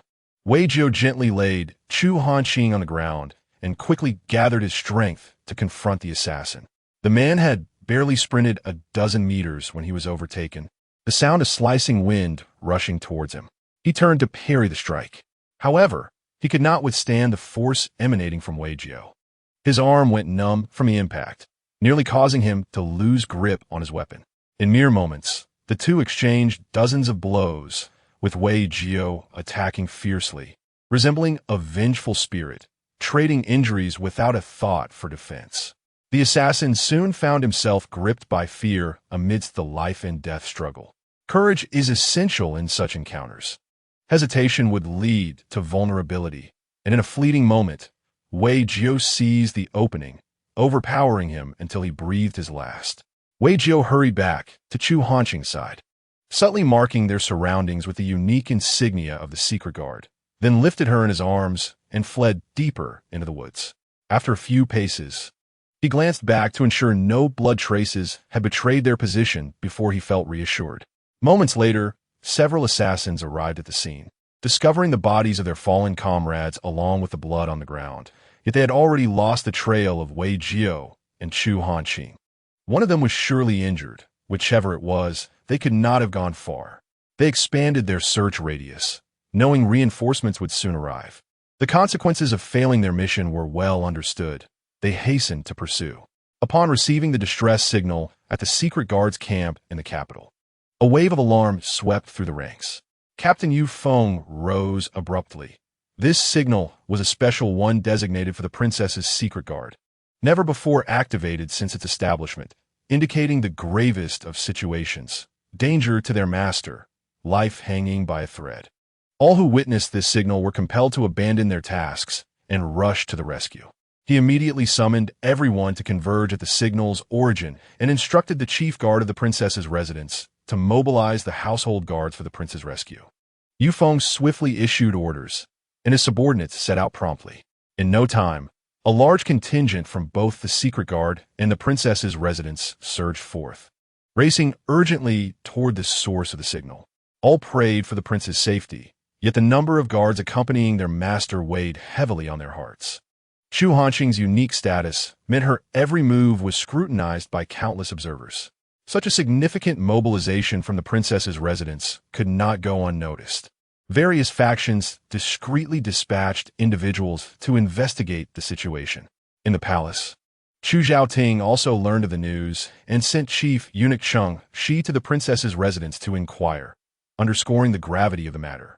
Chung, she rode swiftly, accompanied by two young eunuchs, directly to the princess's residence. He dismounted with agility at the entrance and ascended the steps with purpose. As he entered the estate, the atmosphere was tense and solemn, devoid of the usual opulence and tranquility. Servants hurried about, their faces betraying subtle worry. The steward of the princess's residence, Fu Quan, who had previously accompanied Chu Hanqing from the palace, was also a eunuch. At this moment, he was anxiously pacing within the estate. While Yin Zhang and Zhehua remained silent and composed, their expressions marked by deep concern. When the secret guards relayed the news of the assassination attempt on the princess, the two jumped up in shock, with Yin Zhang grabbing the messenger's sleeve, exclaiming, "What did you say? The princess has been attacked? What is the situation now?" A series of questions rendered the shadow guards speechless. Chapter 10. Taking Refuge in the Cave. Zhehua grasped Yin Zhang's arm. "Yin Zhang, please release him," she said, suppressing her racing heart and swallowing hard to steady her voice as she faced the shadow guard. "Our prince ventured this morning to the rural outskirts of the city, near the estates of the Ping Wang and the Chang'an Bo, where a renowned circus troupe has recently arrived. I cannot fathom who possesses the audacity to attempt an assassination on Her Highness, the Long Princess. I must remain composed and relay the prince's itinerary to you." Tears brimming in her eyes, Yin Zhang implored the shadow guard, "You must ensure the safe return of the prince." The two of them, lacking the necessary skills, could not afford to create chaos at such a critical moment, and thus suppressed their anxious worries, remaining at the estate to await news. "Zhehua, this is all my fault. I informed the prince about the circus," Yin Zhang lamented, engulfed in guilt and regret. "If he hadn't gone there, none of this would have happened. I have brought harm upon him," she cried, tears streaming down her face. Zhehua felt a similar remorse, regretting their encouragement of the prince to go out the previous day. If anything were to happen to him, they would bear an unbearable burden of guilt. Yet this was not the time for tears. The shadow guard and the estate's guards were already mobilized to rescue the prince. Surely, the heavens would protect him, transforming peril into safety. "Stop weeping.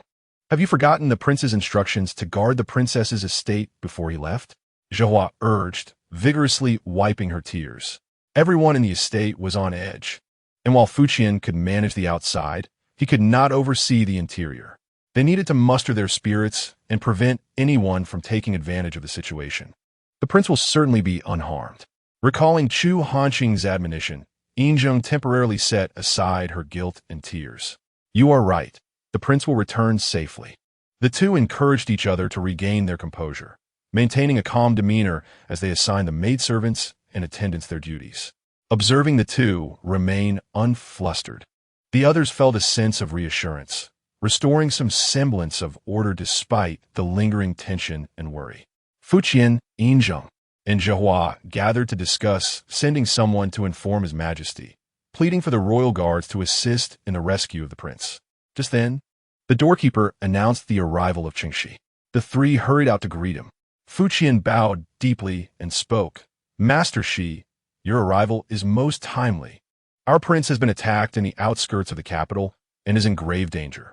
If anything were to happen to him, I would not wish to live any longer," he lamented, tears streaming down his face. "Please, Master Shi, return to report to His Majesty. Our prince's safety is precarious, and the guards at the princess's estate are limited. I implore you to request assistance," Yin Zhang and Zhehua pleaded, kneeling before Qingxi. Qingxi was taken aback by the news. "What is this? The Long Princess has been attacked? Who has the audacity to do such a thing? Do they wish to bring ruin upon their entire family? This is an outrageous affront." He reached out to assist Fuqian to his feet, saying, "Do not worry.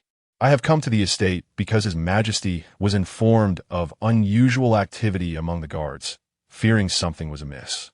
His Majesty is deeply concerned for the Long Princess and has sent me to investigate. I never imagined such a brazen act would occur." Patting Fuqian's hand, he reassured him, "Rest assured, I will return to the palace to inform His Majesty.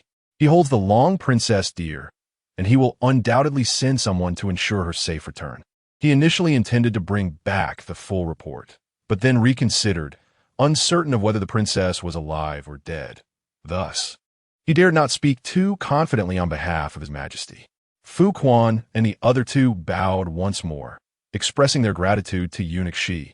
Changshi immediately turned and exited, urging his horse to gallop back to the palace. With such a significant matter at hand, he could not afford the slightest delay. Even 10 heads would not suffice to bear the consequences. Upon hearing Changshi's report, Chu Zhaoting was momentarily taken aback. The elder princess had been attacked on the outskirts of the capital, her life hanging by a thread. The news stirred a myriad of complex emotions within him. Logically, he should have issued an immediate decree to dispatch the imperial guards, yet he could not deny that for a fleeting moment. He entertained the notion that if the princess were indeed to be assassinated, it might simplify matters. There would be no need to sully his hands or bear the weight of guilt and infamy. The throne would then rightfully belong to him alone. Ultimately, however, reason prevailed. He commanded the immediate dispatch of 1,000 elite guards to assist in rescuing the princess without fail. Changshi complied and set off to notify the guards of the mobilization. Chu Zhaoting remained silent, his fists clenched tightly. As the palace guards sprang into action, news of the princess's assassination attempt spread throughout the city. On this day, a tempest brewed in the capital. Everyone rushed towards the location indicated by the royal signal, while Chu Hanqing and Wei Jiao were driven deeper into the forest, pursued by assassins. Chu Hanqing, injured and bleeding, lay pale and unconscious in Wei Jiao's arms. Wei Jiao, having battled fiercely, was not without wounds himself. Moreover, carrying someone while fleeing through the mountains, he had to be cautious not to leave traces that might reveal their location to the assassins, while also discreetly marking signs for the secret guards to follow. Exhausted and on the brink of collapse, he realized that their best chance lay in finding a place to hide, allowing him to rest briefly and tend to Chu Hanqing's arrow wound. Otherwise, they would not need to run. The loss of blood could very well cost Chu Hanqing her life. As fate would have it, Wei Jiao pressed forward with Chu Hanqing in his arms until, unknowingly, he arrived at a hillside surrounded on all sides, enclosing a moderately sized lake. The top of the slope was about 30 meters above the water, and the steep walls were lush with vegetation, but perilous. Wei Jiao, with a keen eye, fortuitously spotted a cave near the water's edge. The entrance appeared large enough to conceal a single person. He did not expect it to accommodate two, but hoped to hide the princess there momentarily while he diverted the assassins. With his skills, he believed he could elude 5 or 6 attackers alone by leading them on a winding chase through the mountains. He only prayed that heaven would be merciful, that the princess's fortitude would prevail, and that the cave would provide refuge. Not daring to leave Chu Hanqing atop the slope while he descended to investigate, given the relentless pursuit of the assassins, he opted to place her down, shifting her from his arms to his back. Lacking ropes, he ingeniously used their clothing's sashes, tying them together to secure her to him. With Chu Hanqing secured, Wei Jiao carefully turned and began his descent. The hardships and dangers encountered need not be elaborated upon. At last, Wei Jiao arrived at the location of the cave he had seen. He gently parted the tendrils and branches that obscured the entrance, tossing in 2 clods of earth. After a brief wait, nothing emerged, suggesting the cave was empty of any animal habitation. Peering into the cave, he discerned that it was not large enough to conceal a single person, yet it could indeed shelter 2. Chapter 11. Temporarily safe for the first time in many years. A smile broke upon Wei Jiao's usually stoic face.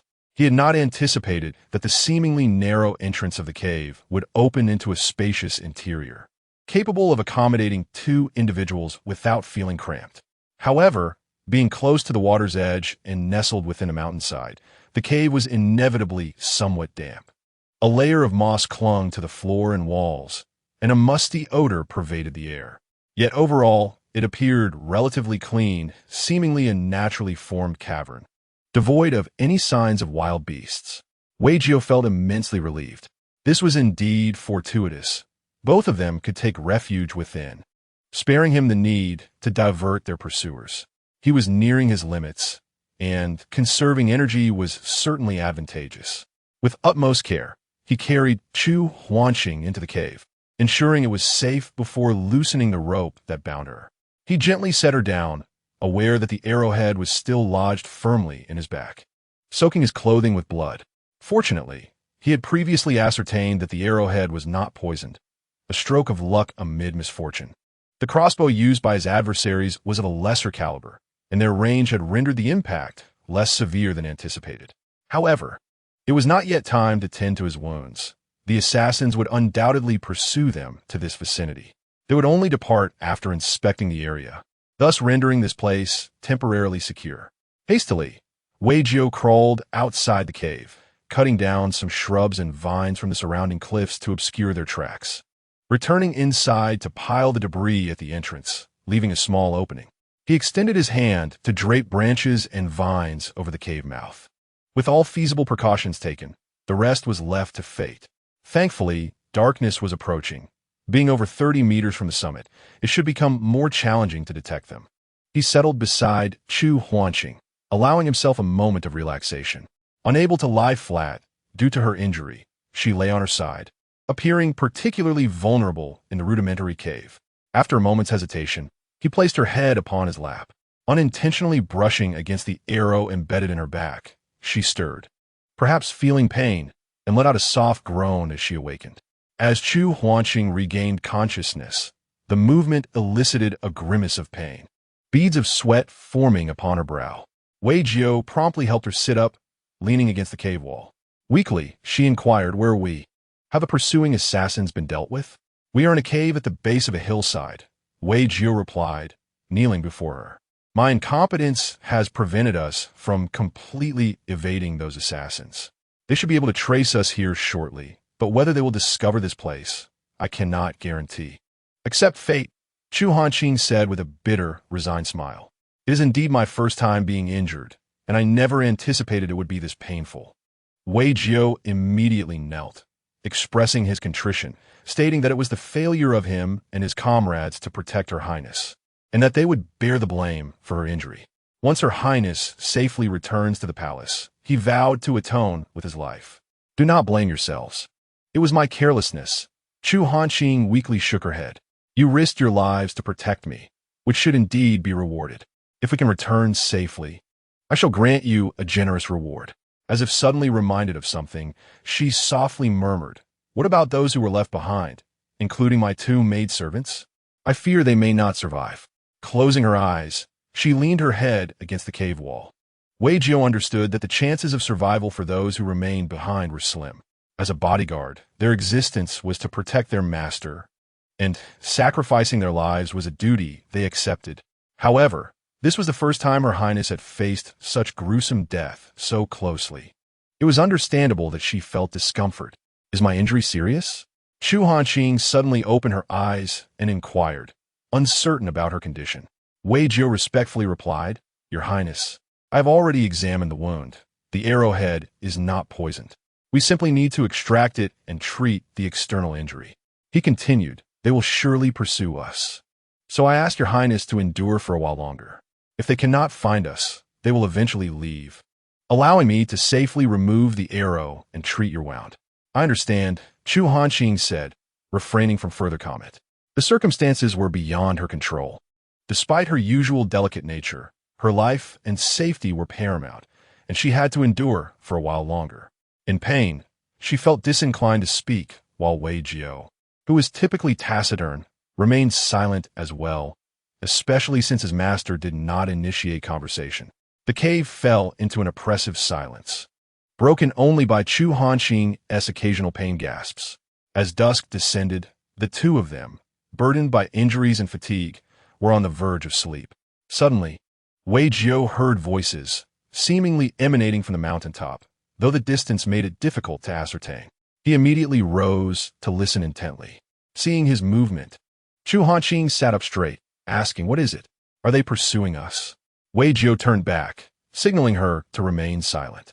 He then cautiously approached the entrance of the cave, pressing his ear against the stone wall.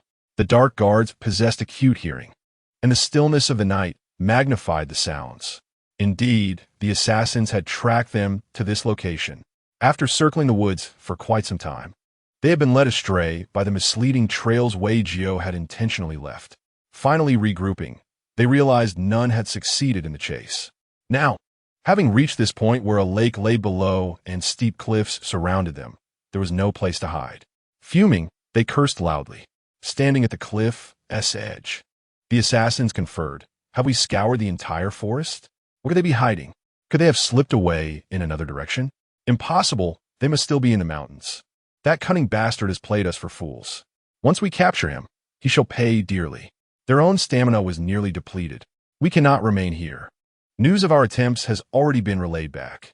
The status of the princess is no jest. A multitude of individuals must surely be hastening towards our location.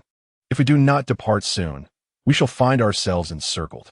Indeed, the gravity of our task remains unfulfilled, and returning empty-handed would incur the wrath of our master, a fate far more dreadful than death itself. The faces of the group were etched with terror, revealing the severity of the punishment they anticipated. The leader hesitated. After all, death is inevitable, whether it arrives sooner or later. Yet one must cherish every fleeting moment of life, given the unique nature of their target. Failing to accomplish the mission could be deemed understandable. A plea for mercy from their master may be in order. The group, valuing their lives, was reluctant to remain and risk capture, especially since they had no success in locating Chu Hanqing and her companion. While they were capable of inflicting harm, tracking was not their forte. They scoured the surrounding area meticulously, casting glances down at the lake and surveying the mountain's face. However, darkness obscured their vision, and ultimately, they turned and departed from the site. Wei Jiao could not discern their conversation, but he vaguely sensed their presence had drawn near, only to fade away into silence after a while. Yet, he dared not confirm their departure. What if it was a ruse to lure them out? After listening intently for a time, he finally ascertained that the area above was indeed devoid of life. He returned to report to Chu Hanqing, Your Highness. It was indeed those individuals. They have left. Both exhaled in relief. Please remain here, Your Highness. I shall fetch some water to tend to your wounds. After receiving a nod from Chu Hanqing, Wei Jiao cleared away the rubble and exited the cave, carefully replacing the debris and vines at the entrance. Wei Jiao was absent for an extended period, leaving Chu Hanqing alone in the cave, her anxiety mounting. She had lost considerable blood, her wounds throbbed, and she oscillated between chills and fever, feeling increasingly disoriented. After an undetermined length of time, she suddenly jolted awake. To her astonishment, a small fire had formed within the cave, with several bamboo tubes filled with water perched above it, bubbling contentedly. Wei Jiao was gently maneuvering the boiling water aside to prevent it from evaporating. Earlier in the day, he had spotted a small grove of bamboo not far from their location. He had gone there to cut a few segments, filling them with water from the lake to prepare hot water for treating the wounds of his princess. Fortunately, the shadow guards carried a superior hemostatic powder, specially crafted by their camp, renowned for its effectiveness in staunching blood flow and treating external injuries, though its application was notably painful. He wondered if the princess could endure it. Chapter 12. Extracting the arrow, noticing that Chu Hanqing had regained consciousness, he looked over. Your Highness, it is fortuitous that you have awakened. The water is ready, and I shall now prepare to extract the arrow and tend to your wounds. Chu Hanqing nodded, lifting her chin towards the fire. From whence did you procure these supplies? Earlier, I stumbled upon a small patch of bamboo. Lacking proper tools, I could only fashion a couple of tubes. I apologize for the rudimentary conditions. At such a moment, notions of inconvenience seemed trivial. Survival itself was a blessing. Chu Hanqing was not one to be unreasonable. Had it not been for Wei Jiao and his companion's valiant efforts to protect her, she would have perished long ago, reuniting with her late parents. Moreover, she had intentionally chosen to maintain a low profile, insisting on reducing the number of guards. Thus, she could not place blame on others for their predicament. Wei Jiao assisted Chu Hanqing in moving closer to the warmth of the fire. He cut 2 pieces from his inner garment, soaking them in hot water to serve as towels. Turning to Chu Hanqing, he found himself at a loss for words. Chu Hanqing looked at him, puzzled. What is the matter? Aren't you here to remove the arrow and treat my wound? Yes, but Wei Jiao stammered, unsure of how to express his thoughts. A slight embarrassment colored his face. Your Highness has been injured on your back, and removing the arrow necessitates that you remove your clothing. Such proximity between men and women is inappropriate, and it could tarnish your reputation. After all, one was a lofty princess, and the other, her shadowy protector. Such an act could be seen as profoundly disrespectful. Chu Hanqing paused, feeling a twinge of embarrassment as well. Yet she was no ordinary woman. She understood the gravity of the situation. In these extraordinary times, extraordinary measures were required. When weighed against her life, all else could be set aside. She nodded, dismissing her embarrassment, and was about to reach for her clothing when a realization struck her. Why must she remove her garment entirely? Could they not simply cut away the fabric surrounding the wound? Cough. Actually, it's unnecessary to remove my clothing. You could just cut away the fabric around the wound. She articulated, clearing her throat. Upon hearing this, Wei Jiu was momentarily stunned. Indeed, cutting away the fabric surrounding the wound sufficed. Though it would inevitably expose a bit of skin, it was far preferable to complete disrobing. Why had he not thought of this sooner? He promptly knelt, apologizing profusely. I did not mean to offend your highness. In my moment of panic, my mind was clouded, and I made quite the blunder. Rise. I understand your intentions were not malicious. Treating my wound is of utmost importance. Chu Hanqing gestured with her hand. With her forgiveness, Wei Jiu felt a wave of relief. He positioned Chu Hanqing so that her back faced him and, with a dagger, carefully cut away the fabric surrounding the arrowhead. After wiping the area around the wound with the damp towel, he said, Your Highness, I am about to extract the arrow. It may be quite painful. I am aware. I will endeavor to endure it, she replied. Wei Jiu cast a worried glance away. After removing the arrow, he would need to apply medicine to stop the bleeding. I possess a specially formulated wound ointment from the Shadow Guard camp, which is remarkably effective for stopping blood loss. However, what? Chu Hanqing in Guit? It is excruciatingly painful to administer. The efficacy comes with multiplied torment, and I fear you may not withstand it. Have you used it yourself? I have, and it was indeed painful. However, my skin is tough and resilient, while your highness possesses a more delicate constitution. Chu Hanqing interrupted. It is imperative to stop the bleeding after the arrow is removed. Do you have any alternative methods? Wei Jiu hesitated, then replied, No. A sudden smile broke across Chu Hanqing's face. Then it is settled. Since there are no other options, let the pain come. I can bear it. Just be cautious not to bite your tongue. Wei Jiu cautioned as he prepared to extract the arrow. Chu Hanqing nodded, though anxiety churned within her. If even Wei Jiu, her shadow guard, spoke of the pain, it must indeed be severe. She steeled herself for the ordeal ahead. As Wei Jiu grasped the arrow, a gentle touch made it shift within her flesh, causing Chu Hanqing to shudder in pain, unable to suppress a muffled groan. She clenched the cuff of her sleeve tightly in her mouth. Wei Jiu understood that he could not afford to hesitate. Sometimes, enduring a brief moment of pain was better than prolonged suffering. He pressed his left hand firmly on Chu Hanqing's shoulder to prevent her from recoiling from the force of the arrow being pulled out. With his right hand, he gripped the shaft of the arrow, and with a swift motion, it was extracted, causing a spurt of blood to erupt. Chu Hanqing cried out in pain and fell forward. The cold ground lay before her, and Wei Jiu rushed to catch her. Due to the position, he instinctively wrapped his arms around her waist from behind. Fearing to disturb the wound on her back, he cleverly pivoted as he lifted her, resulting in Chu Hanqing tumbling directly into his embrace, enveloped completely in his arms. Wei Jiu froze momentarily. Chu Hanqing, overwhelmed by the pain of the extraction, found her thoughts momentarily severed.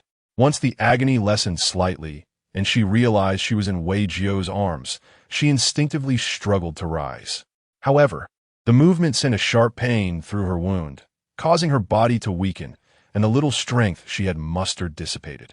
Wei Jiu, after a brief pause, regained his composure and glanced down to see blood gushing from Chu Hanqing's back. Without a second thought, he shouted for her to endure and hastily sprinkled the medicinal powder onto her wound. A searing pain shot from the injury to her mind, and in that moment, Chu Hanqing felt as though her soul was being cleaved apart. She bit down on Wei Jiu's shoulder, emitting muffled sounds of distress. Her body tensed, trembling uncontrollably, her fingers gripping his shoulder tightly as if trying to dig in. Wei Jiao ignored the biting, imagining the excruciating torment she was enduring. He knew that even he winced in agony when applying such medicine, biting through the chopsticks in his mouth to stifle a cry. The princess, though of noble birth, was merely a delicate girl untrained in martial arts. He quickly applied the medicine, cleaned the blood surrounding the wound, and fashioned a makeshift bandage from the pre-cut strips of undergarment cloth, wrapping it around Chu Hanqing's body. After a flurry of activity, he finally completed the treatment, only to discover that Chu Hanqing had succumbed to the pain and lost consciousness. Her head rested against his shoulder, and, as he tilted his head slightly, he noticed the cold sweat trickling down her forehead from the intense pain. In their escape, her hair had come undone, now clinging to her forehead and temples. Damp with sweat, her face was pale and wretched, her lips cracked and stained with blood, whether from biting her own lip or from where she had bitten into his shoulder. He could not tell. The back of her neck was also damp with sweat cascading from her hairline into her collar. He quickly diverted his gaze, unable to bear the sight. One arm encircled her waist while the other supported her back, holding her entirely within his embrace. The warmth radiating from her body through the fabric suddenly felt overwhelmingly intense, startling him back to reality. He had been holding the princess all this time. A wave of panic surged within Wei Jiao, and he hastily considered setting Chu Hanqing down. However, the moment he stirred, her body instinctively shrank away, and even in her unconscious state, her brow furrowed in response to the pain. He froze again. In his line of sight, the princess appeared utterly pitiful, devoid of her usual grace and dignity. This was not how it should be, Wei Jiao thought. Your Highness should forever embody elegance and brilliance, radiating with an exquisite glow. One ought to possess pride and composure, standing tall above all, rather than being in a state of disarray, hiding within such a humble cave, enduring grievous injuries and pain. Is my failure to protect her? Wei Jiao gently extended his hand, tucking a damp strand of hair behind Chu Hanqing's ear, carefully adjusting his arm around her waist, pulling her a little closer. Chapter 13. How can your Highness be in such a state? When Chu Hanqing awoke, she initially struggled to comprehend her surroundings. All she could recall was the unbearable pain from medicinal plaster, so intense that she had bitten Wei Jiao's shoulder. Huh? Shoulder? Suddenly alert, she realized she was still in Wei Jiao's embrace. Her head rested against the crook of his shoulder, her forehead touching the skin at his neck. Her arms were loosely draped over his shoulders, seated upon his crossed legs, while his arm encircled her waist. Chu Hanqing immediately began to squirm. What was the meaning of this? Her first reaction was one of embarrassment. She had yet to choose a prince consort, and there were no male companions in her household. In her 22 years, she had never engaged in such intimate conduct with a man. It was utterly undignified. Following that was a surge of anger. During their escape, physical contact had been unavoidable due to the perilous circumstances. However, now there were no pursuers, no danger. The arrows had been removed and her wounds treated. How could Wei Jiao still hold her so closely? This was an act of disrespect, a grave offense. Put me down, she spoke, flustered and indignant. In truth, the moment Chu Hanqing awoke, Wei Jiao had sensed the change in her breathing. He was about to release her, but hesitated, fearing he might startle her. Upon hearing her voice, he swiftly half rose and gently set her on the ground, carefully ensuring she was stable. How do you feel, Your Highness? Before she could voice her grievances, Wei Jiao first inquired about her injuries. The concern in his eyes seemed genuine. Thankfully, the pain was not as severe as before. That is good, he remarked. The medicinal plaster must be taking effect. Chu Hanqing nodded, intending to continue speaking, but before she could finish, Wei Jiao suddenly knelt before her, saying, "It was my disrespect that offended Your Highness. Please punish me." His interruption left Chu Hanqing at a loss for words. While she could not truly hold him accountable, as he had not acted with ill intent, she felt it was inappropriate to dismiss the matter outright. The awkwardness of the situation left her feeling quite vexed. She shot Wei Jiao a fierce glance, knowing he lacked the audacity to offend her intentionally, and resolved to be less lenient should it happen again. "Enough. Stand and speak," she commanded. "Yes, I thank you for your mercy, your highness. Wei Jiao prepared to rise and fetch water for her, only to kneel once more. What are you doing? Chu Hanqing asked, perplexed. Wei Jiao, flustered, replied, Your highness, my legs have gone numb. A chuckle escaped Chu Hanqing's lips. Are you implying that I am too heavy for you? No, no. It is merely that my martial skills are lacking and my vitality is insufficient. It has nothing to do with your highness. Wei Jiao hastily refuted, instinctively feeling he could not accept her words.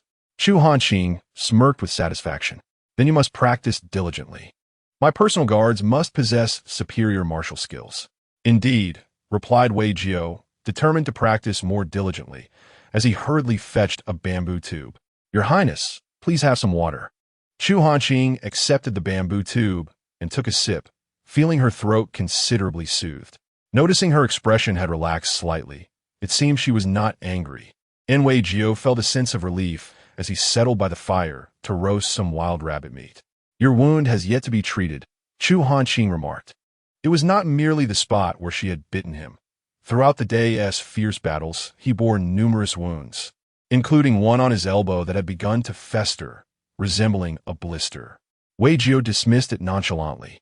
It's nothing, your highness, he said, turning the rabbit over. Such minor injuries are inconsequential. Seeing Chu Hanqing's disapproving expression, he earnestly explained, truly, it is of no concern. For an assassin, this level of injury is merely routine, quite common, in fact. As long as I can still move normally, it cannot be deemed serious. Upon hearing this, Chu Hanqing suddenly inquired, How did you become my assassin? Wei Jiao was taken aback by her question. The late Emperor's covert guard took in orphans with promising potential each year. After training, they naturally became assassins. I was one among them. After your highness left the palace to establish a residence, Commander Ye Feng brought me along. Then, were you previously an assassin protecting my father? She asked. Not all. Wei Jiao shook his head.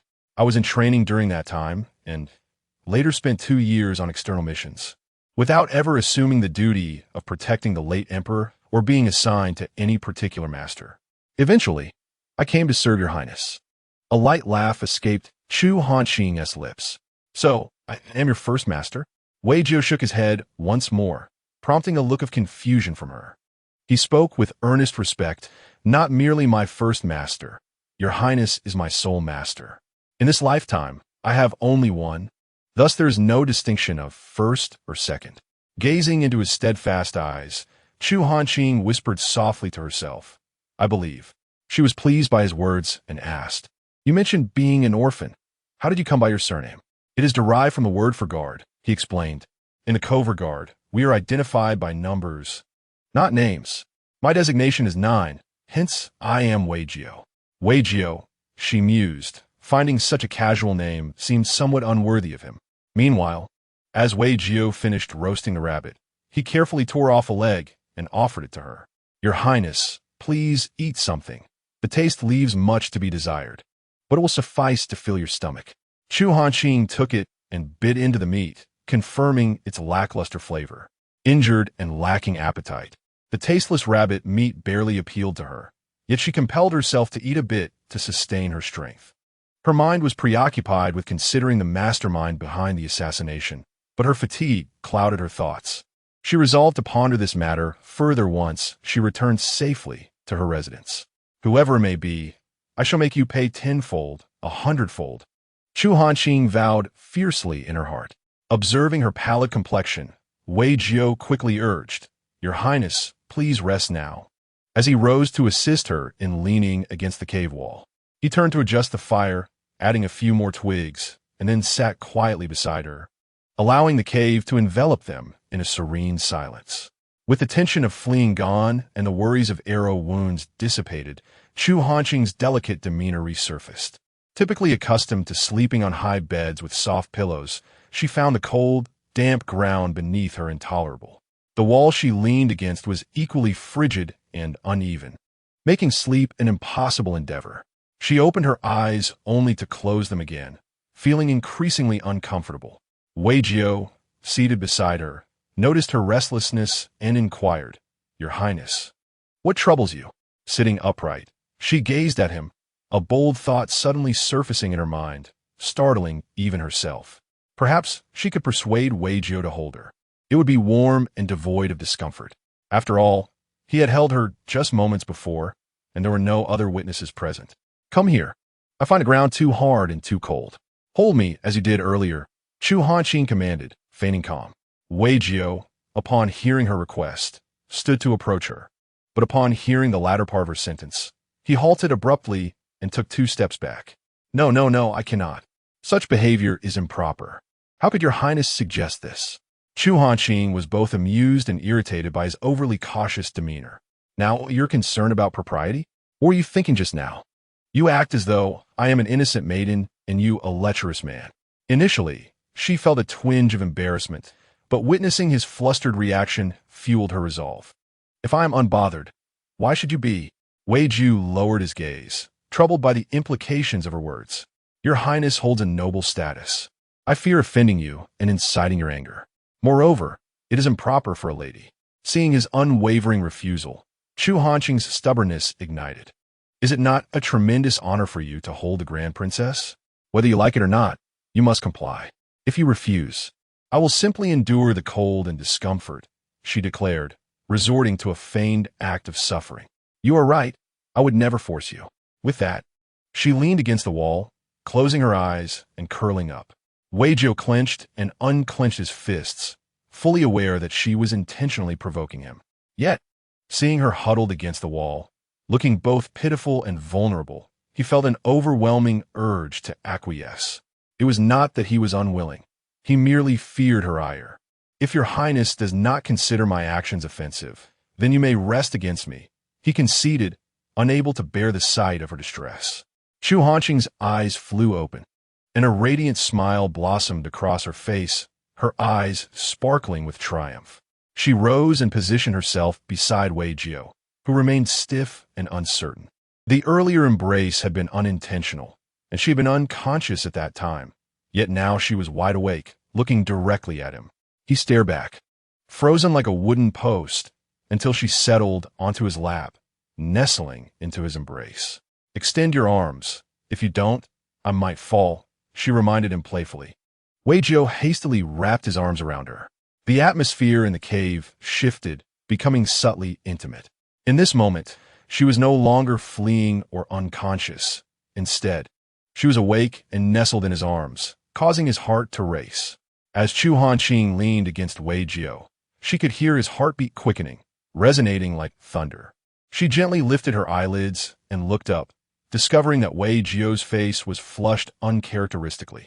His visage was strikingly handsome, not the gentle nobility of a princely youth, but rather a sharp and formidable beauty, marked by an indifference sculpted through hardship. During the day, disguised as a coachman, he had deliberately muted his presence, and Chu Hanqing had only noticed his eyes.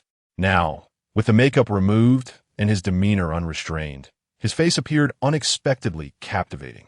Suddenly, Chu Hanqing laughed. If she, a princess, was not shy, why should this imposing man blush? Wei Jiu swallowed hard, opening his mouth to speak, but no sound emerged, his ears reddening as well. Chu Hanqing's laughter crinkled her eyes with delight. Observing the prince's sparkling eyes and sensing his joy, despite his flushed cheeks, he too allowed the corners of his mouth to lift, resembling a large, foolish dog. A fondness stirred within her. She wished to take him home.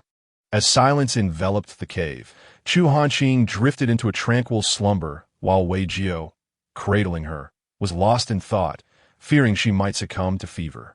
Predictably, in the latter part of the night, Chu Hanqing did indeed fall ill.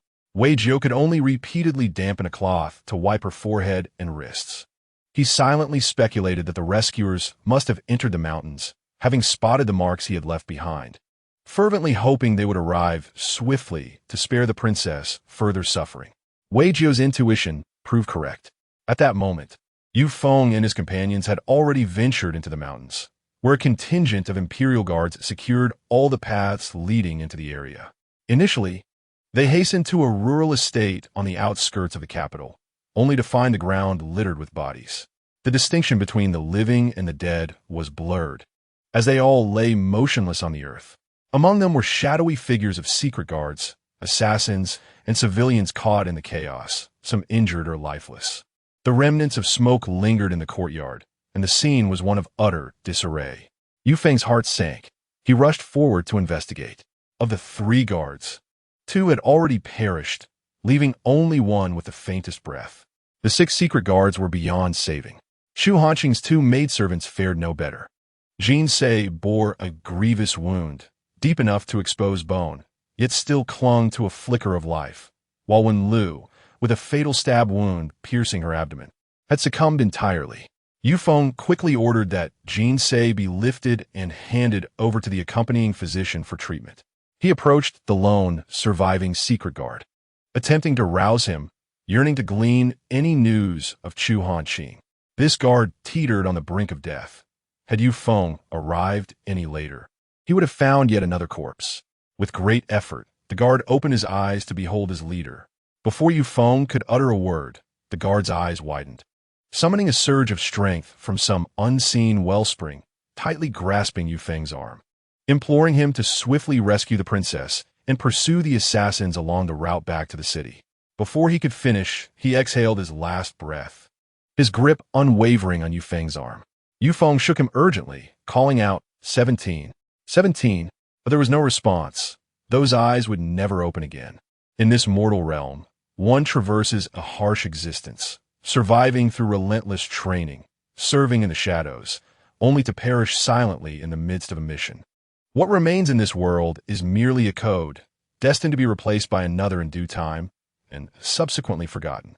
Whether it is Dark 17 or Dark 1, 2, 3, 4, or 5, they all share the same fate. This is the destiny of the Dark Guards. These are individuals he has personally trained.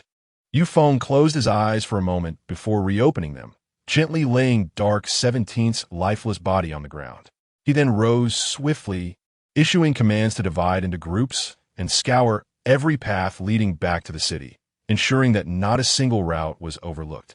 They meticulously searched for any suspicious traces, particularly focusing on areas that could lead into the mountains.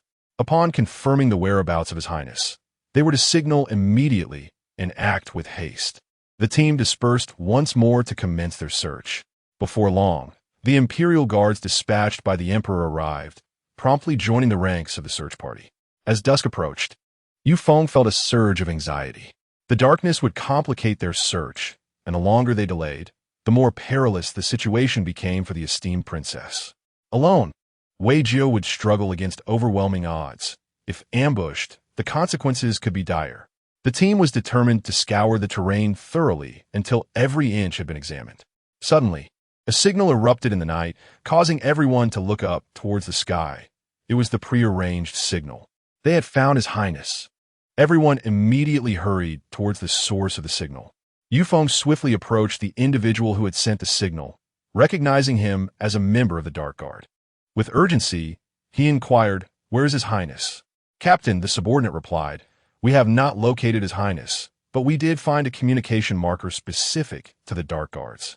There are also traces of blood." The Dark Guard pointed to the ground where blood was smeared into a rather inconspicuous marker at the base of a tree, indicating it to Yu Feng. Upon hearing that they had not found the princess, Yu Feng felt a wave of disappointment wash over him. The discovery of blood heightened his anxiety. Blood indicated that a struggle had occurred, and someone had been injured. If it belonged to an assassin, that would be preferable. Even if it were Wei Jiao's, it would be manageable. But if it were the princess who had been harmed, the situation would be catastrophic. Seeing the small marker at the tree root, Yu Feng immediately ordered a search for nearby communication markers, recognizing it as a clue left by Wei Jiao. The Dark Guards dispersed to search the vicinity diligently. Knowing it was a marker from Wei Jiao made the search significantly easier, as they all utilized the same reasoning and methods. "Found it! Over here!" Yu Feng rushed over to inspect, and indeed, it was a marker intentionally left by Wei Jiao. A sense of assurance washed over him. At least Wei Jiao had managed to leave a sign, suggesting that the situation was not yet hopeless. Thus, the group followed the intermittent markers left by Wei Jiao, gradually nearing the location where the two were hiding. Chapter 15. We saw nothing. Wei Jiao had not slept all night, remaining vigilant and alert. As dawn approached, he suddenly heard voices above. He surmised that it was likely members of the Dark Guard who had arrived. However, until he could ascertain this with certainty, he could not venture out recklessly. He strained to discern the voices that drifted down from above. The sounds belonged to Yu Feng and his team, who had been tracking the markers. In his haste to escape with Chu Hanqing, Wei Jiao had only managed to leave a few hurried signs. The markings were minuscule and inconspicuous, making them challenging to locate amidst the lush foliage of the forest. Moreover, the considerable distance between the two signs rendered the search arduous for Yu Feng and his companions. They trudged onward, torches held aloft, nearly willing to climb trees or burrow into the earth in their quest to uncover the marks left by Wei Jiao. At long last, they arrived above the cave where Chu Hanqing and her companion were concealed as dawn approached. Yu Feng stood at the edge of the cliff, peering down, and only beheld a glimmering pool of water. It was evident that neither the prince nor Wei Jiao could be hiding within it. The sparse trees surrounding the area offered little in the way of concealment. "Disperse. The markers cease here. They must be nearby," he commanded. "Keep your eyes peeled and search diligently. If we fail to find the prince, you may choose your fate, be a slit throat, a noose, or a plunge into the lake." The group spread out to scrutinize the surroundings. However, the light of day had yet to fully break. The ambient illumination remained dim and murky, rendering it impossible to discern the cave entrance located over 30 meters below. To them, the depths appeared an ominous abyss. Wei Jiao had finally confirmed that the newcomers were indeed Yu Feng and his cohort. After all, a crowd wielding torches and clamoring loudly in search of someone could hardly be mistaken for assassins.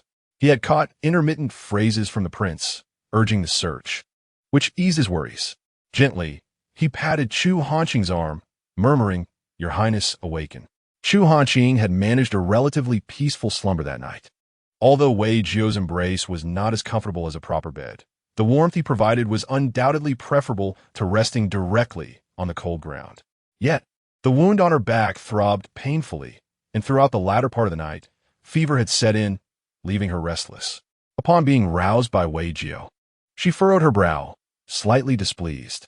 What has transpired?" Wei Jiao informed her. "Your Highness, the commander has come for us. He is presently above." "Really?" Chu Hanqing sat up abruptly, inadvertently straining her injury, eliciting a sharp intake of breath as she recoiled in pain. "Be careful, Your Highness." Wei Jiao quickly caught her and leaned down to inspect her wound for any further damage. "Are you certain it is Yu Feng and his men? Can we return?" she queried, her urgency palpable. Seeing Wei Jiao nod, Chu Hanqing felt a wave of relief wash over her. "I shall ascend to meet the commander first, prepare some ropes and tools, and return for you. Please wait here," he decided, noticing that her injury seemed stable. "Very well, go ahead," she acquiesced with a nod. Wei Jiao gently set her down, rising to stretch his limbs. Having remained in a fixed position throughout the night, his arms and thighs had grown painfully numb, and he dared not make excessive movements lest he disturb the prince. As he began to move, the aches and soreness surged through him, more distressing than a blade's cut. Seeing his discomfort, Chu Hanqing understood the unspoken burden he bore. Embarrassment crept over her. "I'm sorry for the hardship you endured last night. It is thanks to you that I remain safe. Upon our return, I shall reward you generously. Should you desire anything, do not hesitate to speak directly to me." Wei Jiao paused momentarily, then replied with calm sincerity, "Thank you, Your Highness, but it is unnecessary. Protecting you is my duty. No reward is required. I only hope you do not hold us accountable for any shortcomings in your protection. Your Highness, please wait here for a moment. I shall return shortly." As he spoke, he walked toward the cave entrance, pausing briefly without turning back. "Your Highness, perhaps you should drink some water. Your throat seems a bit hoarse." At that moment, when the prince mentioned a reward for him, he should have felt elated. However, he did not, and even he was unaware of the reason. He removed the debris and vines obscuring the cave entrance and swiftly ascended along the mountainside. For a skilled shadow guard, scaling a mountain was hardly a challenge, especially now that he was alone and had rested for a night to regain his strength. In no time, he reached the summit. "Who goes there?" Several figures suddenly surrounded him, weapons drawn. "Is I Wei Jiao?" he exclaimed hastily. Upon hearing the response, Yu Feng hurried forward, peering closely and confirming it was indeed Wei Jiao. He quickly instructed others to assist in pulling him up. "Where is His Highness?" he asked urgently, gripping Wei Jiao's shoulders. "How is he?" Wei Jiao replied promptly. "His Highness is in the cave below. His condition is not good. He was struck by a crossbow bolt and has been treated, but he is experiencing some fever that has not yet abated." He gestured to indicate the general location of the cave. Upon hearing that Chu Hanqing had been struck by a crossbow bolt, Yu Feng's anxiety made him restless. "His Highness was hit. Is it serious? How did you protect him?" "I failed in my duty to safeguard my lord. I am willing to accept any punishment upon my return." Yu Feng shot him a glare. "We shall discuss punishment later. Right now, we must quickly bring His Highness up." Wei Jiao immediately selected a few agile and skilled shadow guards to accompany him down. A long rope was lowered from the cliff's edge, and with the aid of this rope, they nimbly descended to the cave's location. The cave was small, allowing only Wei Jiao to enter, while the other shadow guards clung to the mountainside, peering inside. Indeed, there lay their master, the princess. Chu Hanqing also saw them, but the others were unable to kneel or even clasp their fists in greeting. "We pay our respects to your highness. We are unable to perform the proper salute. Please forgive us. It is of no consequence. You are excused." Wei Jiao extinguished the fire in the cave, gathering the bloodied cloth and other materials into a bundle to be taken away by the waiting shadow guards. He approached Chu Hanqing and said, "Your Highness, I will need to bind you with rope behind your back. Please forgive me." With that, he turned and crouched down. As Chu Hanqing was about to lean forward, he suddenly interrupted. "Wait." He moved behind her to ensure that nothing would be exposed from her torn clothing before crouching down again. Once Chu Hanqing was securely on his back, he tightly bound them together with rope. "Hold on tight, Your Highness. Do not look down.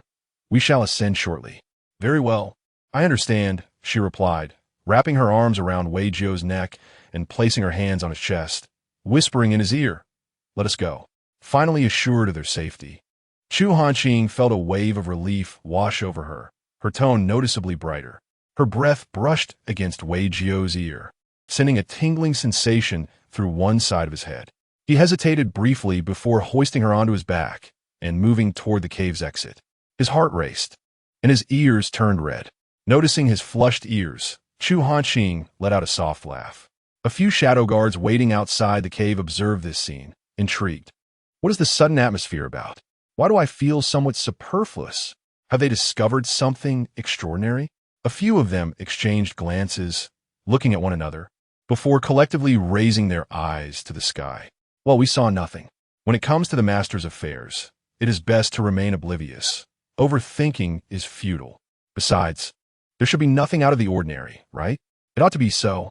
With Wei Jiao and the two others above, and several hidden guards below, ever ready to protect, they finally escorted Chu Hanqing to the summit of the cliff.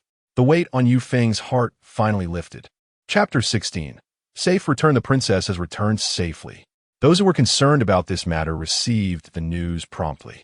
On the surface, everyone congratulated the princess on her safe return, but how many were secretly disappointed remained unclear.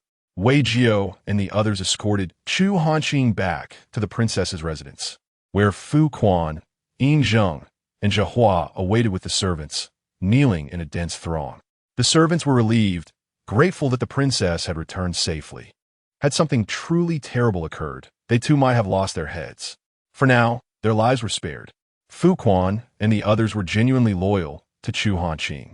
Overwhelmed with joy to the point of tears, the three surrounded her, gripping her tightly, fearful that this moment might be a mere illusion. "Your Highness, it is such a relief that you have returned safely," they sobbed, with one of them weeping profusely. At this moment, standing in her own princess residence, Chu Hanqing felt as if she had survived a calamity.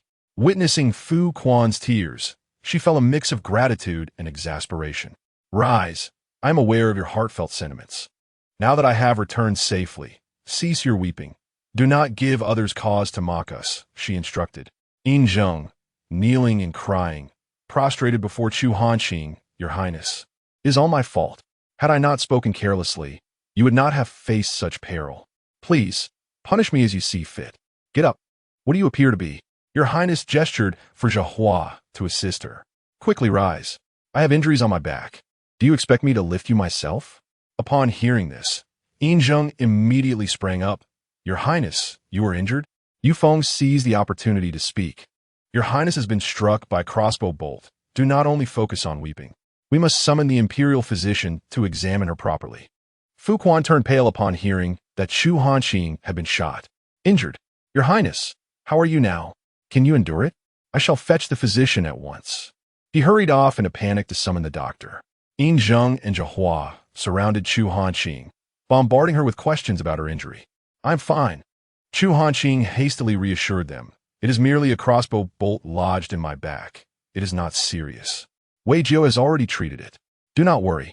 How can we not worry? Zhahua cried, tears streaming down her face. Your Highness has never even scraped her skin before. How can being shot not be serious?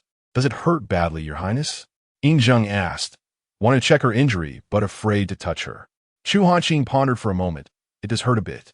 Upon hearing this, both attendants wept even harder. With a sense of helplessness, she observed that those who had been struck did not weep, while others were sobbing uncontrollably. Enough! Enough! Cease your tears. My head aches from the noise. Quickly assist me with a bath and a change of clothes. This attire is exceedingly uncomfortable. Chu Hanqing's hair was disheveled, and her garments were soiled with dirt and blood, presenting an unseemly appearance that warranted a thorough cleansing upon her return to the residence. The two maidservants, recognizing the inappropriateness of the princess's appearance, promptly set about gathering the necessities for her ablution and grooming. However, Wei Jiao halted them, stating that the princess's wounds should not be submerged in water, and a simple cleansing would suffice. As Chu Hanqing prepared to retreat to her chambers for her grooming, a sudden thought struck her, and she inquired of Yufeng, have you seen my two maidservants? How are they faring? Were they among those who fell behind? Yufeng remained silent, and a heaviness settled in Chu Hanqing's heart. Your Highness, Jinsei sustained a severe wound to her back, but the accompanying physician has tended to her. With time, she should recover. As for the other one, those who stayed back to protect their mistress acted with utmost righteousness. You need not grieve. A stone seemed lodged in Chu Hanqing's chest, causing her considerable discomfort. Deep down, she had anticipated this outcome, yet clung to a shred of hope. Now that her hopes had been dashed, the joy of surviving the ordeal was swept away. It is good that one lives. Let them be given a proper burial.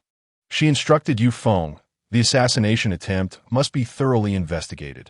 I cannot suffer injury in vain, nor can these individuals perish without cause. Wei Jiao shall no longer return to the Dark Guard camp. He will remain by my side for my protection. With that, she turned and retreated to her quarters with Yinzheng and Zhahua to attend to her grooming. Yufeng admonished Wei Jiao. The princess has summoned you for her personal protection. Do not betray her trust. Wei Jiao clasped his fists in acknowledgement, assuring him to rest easy. The physician arrived promptly, reaching the princess's residence as she finished her grooming. Just after she completed her preparations, someone outside announced, Your Highness, the physician has arrived. Shall I summon him in? Yes. Please do, replied Chu Hanqing, as the maidservants assisted her to a seated position. The esteemed physician, Zhang Henian, entered, bowing deeply and kneeling before her. I pay my respects to Your Highness. It is you, Physician Zhang.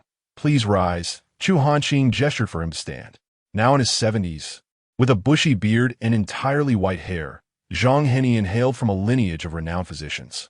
He had entered the Imperial Medical Institution before the age of 30 and had served 3 generations of emperors, excelling particularly in the treatment of external injuries and orthopedics. Thank you, Your Highness, he said, as he was assisted by Zhahua to a seat opposite her. Please extend your hand. After carefully examining her pulse twice, he noted, Your pulse appears stable, and your internal organs are unharmed. However, there is some residual heat from the external injury. Might I examine the site of the arrow wound? Chu Hanqing nodded in assent. Given Zhang Henian's advanced age, he could very well be akin to a great-grandfather to her, and in the eyes of a physician, gender was inconsequential. Thus, she deemed it appropriate for him to inspect her wound. Yinzheng and Zhahua aided Chu Hanqing back to her chamber. where she changed into an old garment, allowing for the surrounding fabric of the wound to be torn away, and then emerged to present her injury to Zhang Henian. Zhang Henian scrutinized her wound closely, and in his heart, he regarded her with newfound respect. The wound inflicted by the arrow is exceedingly severe, considering Her Highness the Princess's noble and delicate physique. Although the injury has been treated, the method appears somewhat crude, suggesting that the process was quite painful. Presently, it exhibits some oozing blood, rendering it a rather alarming sight. However, since her entrance into the room, not once has she furrowed her brow. Apart from her pallid complexion, there are no discernible signs of distress. Her Highness possesses a resilient character, befitting the esteemed daughter of the late Emperor and Empress Jingda, truly exuding an extraordinary demeanor. After inspecting the wound, Zhang Heni breathed a sigh of relief. Treating nobility is always a source of anxiety, as one can never predict when trouble may arise. Fortunately, the condition of Her Highness's wound is satisfactory. The arrowhead was addressed in a timely manner, and despite the roughness of the technique, it has not caused any additional harm. And it appears that a superior hemostatic medicine was employed. The elderly minister prepared 2 prescriptions for Her Highness, one to expedite healing and prevent infection, the other to replenish her vitality. As he spoke, he composed the prescriptions, reminding that the external hemostatic medicine must be applied regularly. Given the sweltering weather, Her Highness must be cautious to keep the wound dry and to avoid pressure on it during rest at night. Having completed the prescriptions, he handed them to Zhihua, stating that he would return in 3 days to assess Her Highness's pulse, assuring her that she would soon recover. After concluding his visit, Zhang Heni took his leave. Zhihua took the prescriptions to find someone to prepare the medicine for Chu Hanqing, leaving Yinzheng in the room to attend to her. Your Highness, you do not appear well. Allow me to assist you in lying down to rest for a while. Chu Hanqing indeed felt fatigued. The commotion had drained her energy to its limits. Very well. Let us make arrangements. Chapter 17. The leading courtesan at this moment. It was nightfall, and the Huaiyue Tower was bustling with vibrant music and dance, filled with guests. A row of red lanterns hung from the eaves of the welcoming building, while the young women by the windows donned resplendent attire, waving handkerchiefs to beckon passing gentlemen. Some stood directly at the entrance, eagerly greeting familiar patrons with sweet, alluring smiles, leaning in seductively. Young men passing by were playfully drawn inside, their faces flushed with embarrassment as they hurriedly retreated, eliciting a chorus of laughter. The air was thick with the fragrance of cosmetics, mingling with the allure of the evening, adding a touch of fervor to the summer night. The main hall was nearly filled to capacity, with nimble servants weaving through the crowd, pouring wine and serving tea. The courtesans nestled in the arms of their patrons, intermittent bursts of laughter erupting from various corners. The second floor housed private rooms, where those of higher status or wealth could indulge in seclusion with a couple of courtesans, reveling in their own pleasures. As the most renowned brothel in the capital, Huaiyue Tower was a veritable den of extravagance. Even a single evening spent in the main hall could sustain an ordinary family of 3 for 2 months, making it unthinkable for those with insufficient funds to step inside. Beyond the reception area lay the quarters of the courtesans, while at the rear of the building, an inconspicuous small door led to a markedly different scene. Here, the landscape was lush with flora, exuding freshness and elegance, with artificial hills and ponds, and the scent of lotus flowers wafting through the air. For small pavilions were constructed at various points, each offering a distant view of the others. The sounds from the main hall scarcely reached this tranquil enclave. This is a place reserved for the most esteemed guests of Huaiyue Tower, as well as the residents of its leading courtesans. Huaiyue Tower boasts 2 primary stars, both named after its establishment, Huayan and Yuehua. These 2 captivating women are not only exceptionally beautiful, but also possess remarkable talents, albeit with contrasting styles. While Yuehua's name suggests an air of coldness, she is, in fact, alluring and affectionate, serving as a courtesan. Conversely, Huayan, with her gentle name, exudes an aloof and lofty demeanor, as she only offers her artistry without selling her body. The stark contrast between their temperaments has rendered them the talk of the town, overshadowing all other brothels in the capital. At this moment, Huayin is not entertaining guests. The atmosphere in her chamber feels somewhat tense. Seated across from each other at the table are Huayin and a young man, appearing to be in his 20s. He possesses a poised and noble aura, adorned in luxurious and exquisite attire, clearly not of ordinary status. Nearby stand a mature woman, the brothel's matron, Lin Yang. On the floor, a man kneels trembling, sweat beading on his brow, too afraid to wipe it away. Huayin's expression starkly contrasts her usual aloofness. Her face is as cold as frost, with a menacing glint in her eyes. After listening to her subordinate's report on the mission's progress, she parted her crimson lips. Her tone frosty, inquiring why it had failed. Naturally, her question was directed at the man kneeling before her. The man quivered at her words, hastily bowing his head and responding, "My lady, the covert guard beside Chu Hanqing is truly formidable. We are no match for them, and we're not adept in force tracking." As he spoke, he lifted his gaze, revealing himself to be one of the assassins tasked with eliminating Chu Hanqing. Useless. Huayin suddenly slammed her hand on the table, causing the teacups to rattle. She interrupted the man's explanation, exclaiming, "Not a match? Since when has that become an excuse for failure? Do you think this is a friendly sparring session? No matter how skilled he is still but a single individual. Do you expect him to fend off 10 or even 20 opponents?" Huayin paused to catch her breath before continuing. "Didn't you say she brought only a few guards this time? How many did she actually bring?" The assassin responded, trembling, 10, along with 2 maidservants. 10. Huayin's fury compelled her to rise abruptly. What use is it to support such a useless group? You 60 or so men cannot even contend with a mere 10. It seems I've been too lenient with you, allowing you to grow complacent. Her anger transformed into an unsettling calm, which only made the kneeling man tremble more, as if her tranquility was even more terrifying. "My lady, we do not have 60. We only number a little over 20. Chu Hanqing's guards possess commendable skills, and the covert guards are exceptionally adept. We truly lack a significant advantage," he hastily explained. "Did I not instruct you to refrain from impulsive actions unless you were entirely certain? Why did you not adhere to the original plan and wait for everyone to assemble before proceeding? Do you understand how challenging it is to seize an opportunity like this?" Huayin's gaze grew increasingly icy. Replying to "my lady," it was due to Chu Hanqing's unexpected arrival. We did not receive accurate information. Recently, there have been persistent inquiries into our affairs, and a portion of those planning actions have been closely monitored, hindering their capabilities. The assassin, a man, stammered in his explanation, beads of cold sweat trickling down his forehead. Observing that the woman accompanied by few individuals appeared vulnerable, he contemplated the possibility of eliminating her. Fearing the loss of an opportunity, he pleaded for mercy. Huayin felt an intense fury bubbling within her, yet her tone remained as soft as a lover's whisper. "Should we? To act recklessly would only alarm the prey and squander our previous efforts. I believe you deserve death. Do you not agree? Please, spare me, my lord. Grant me another chance." The assassin prostrated himself, his head knocking against the ground in desperation. Huayin regarded him with a languid glance before leisurely returning to her seat. "Come forth," she commanded, and from the shadows emerged a man clad in black. "Your orders, my lord?" "Cast him into the snake pit." "Understood." The man in black seized the assassin from the ground and began to drag him away.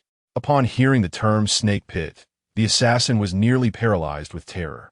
It was a nightmarish place where those who entered faced excruciating and horrific deaths, far more merciful than a swift blade. "My lord, please spare me.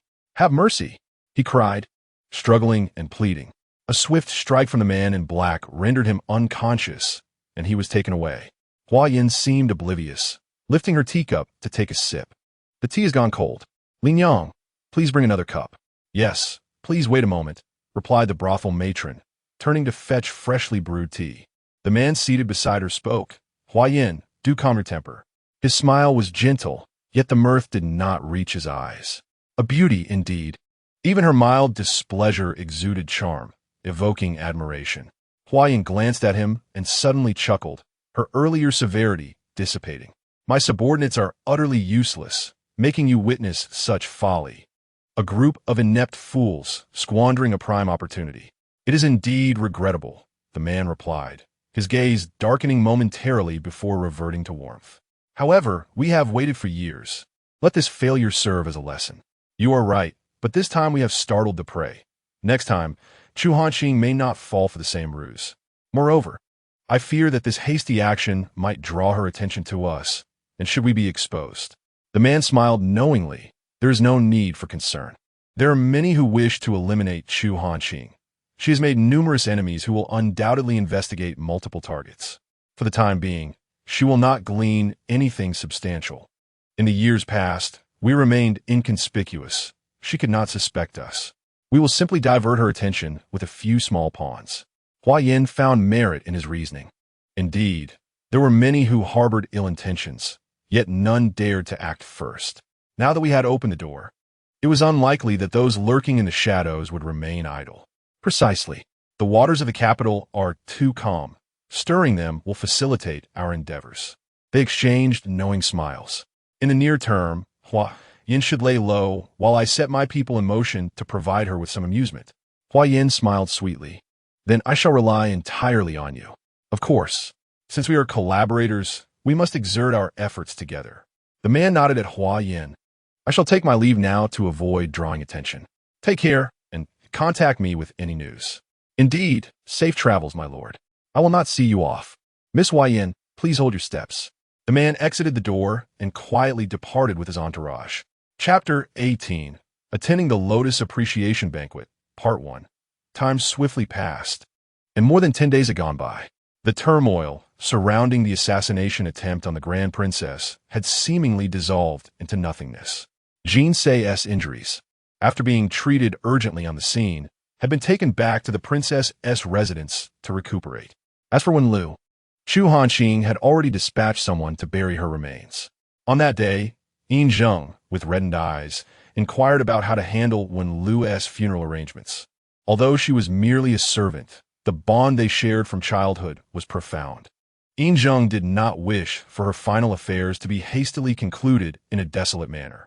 Chu Hanqing remained silent for a long time, feeling a heaviness in her heart. These 4 close maidservants were all senior maids she had brought from the palace, having served her since childhood. Though their relationship was one of master and servant, it was far deeper than that with her half-sisters. Wen Lu was not as talkative as Yin Zheng, who was lively, nor as composed as Jin Sei, yet her loyalty and attentiveness were unwavering. Chu Hanqing had envisioned a future where she would arrange splendid marriages for each of them, complete with generous dowries. However, she had never anticipated such an outcome. Let us find a suitable place outside the city for a proper burial, Chu Hanqing instructed Yin Zheng. Yin Zheng complied. Your Highness, shall we send a message to her family? Chu Hanqing raised her head to suppress her tears. She had no family left. The gathering and parting of lives is unpredictable, and death is ever constant. On this day, a messenger from the Prime Minister's residence arrived at the Grand Princess's abode, delivering an invitation for Chu Hanqing to attend the Lotus Appreciation Banquet scheduled 3 days hence at the Prime Minister's estate. The bearer of the invitation was He Xiang, the Prime Minister's lady-in-waiting. Zhehua, accompanied by He Xiang, entered the main hall from the front courtyard. Please wait here, my lady is resting, and I shall inform her, Zhehua said. He Xiang bowed slightly. Thank you for your trouble. Zhehua turned and entered the inner chamber to inform Chu Hanqing, leaving He Xiang alone in the hall. There were no other individuals present, save for the guard stationed at the entrance. Yet, she maintained an upright posture, refraining from looking up. After a brief moment, Zhehua emerged from the inner chamber and addressed He Xiang. The princess has asked me to bring you in to speak with her. Please follow me. With that, she led the way into the inner chamber. After navigating through 2 turns, they arrived at the inner chamber, where they found Chu Hanqing reclining on a beauty couch beneath the window, propped up by a pillow. Her maid, Xiao Shuang, fanned her, while Xiaohan knelt at her feet, gently massaging her legs. Sunlight streamed through the window panes, casting striped shadows on the floor. And Chu Hanqing gazed at the shadows, feeling listless. Due to her injuries, the room dared not place an ice basin, leaving her to rely solely on the fan for relief from the oppressive heat, which left her feeling restless and uncomfortable. Coincidentally, She overheard Jiahua mentioning the invitation from the Prime Minister's residence, prompting her to allow them in to hear the news and perhaps alleviate her boredom. He Xiang entered the room, casting only a cursory glance, hesitant to look up, and directly knelt before Chu Hanqing, saying, "This servant, He Xiang, pays her respects to your highness." Chu Hanqing lazily raised her hand. "Rise. What does your mistress wish?" "Thank you, your highness." He Xiang bowed again before standing and replying. "My lady says that with the recent heat, many ladies have not ventured out much and find it rather dull to remain at home. As the lotus flowers in your esteemed garden bloom splendidly, we have decided to host a lotus appreciation banquet and cordially invite you all to our residence for a leisurely gathering." The fragrant and eloquent He Xiang continued. "Madam remarked that Her Royal Highness, the Princess, possesses a broad perspective, and the imperial garden surpasses our humble estate by 100-fold. We would never presume to claim your satisfaction. We merely hope that Her Highness might honor us with her presence, accepting this as a small token of our madam's goodwill, and we implore you not to hold it against her for her lack of discernment." "You certainly have a way with words, my dear." Chu Hanqing chuckled softly. This was her first invitation to a banquet at the Prime Minister's residence. Xie Baoyang, that cunning old fox, consistently maintained an air of aloofness, and the entire Prime Minister's estate adhered to a notably low-profile demeanor, at least on the surface. Such social gatherings among officials and nobles were seldom part of their family's engagements. Now, with this Lotus Appreciation Banquet, one wonders whether it is a customary social event among the Prime Minister's wife and the ladies, or if Xie Baoyang had instructed her to arrange something more intricate. Who could say whether there were ulterior motives at play? Nevertheless, her wound had yet to heal, and the emperor had conveniently relieved her of the obligation to attend the Grand Court Assembly, instructing her to rest at home. After several days of confinement, she felt a stir of restlessness. A visit to the Prime Minister's residence seemed a welcome diversion.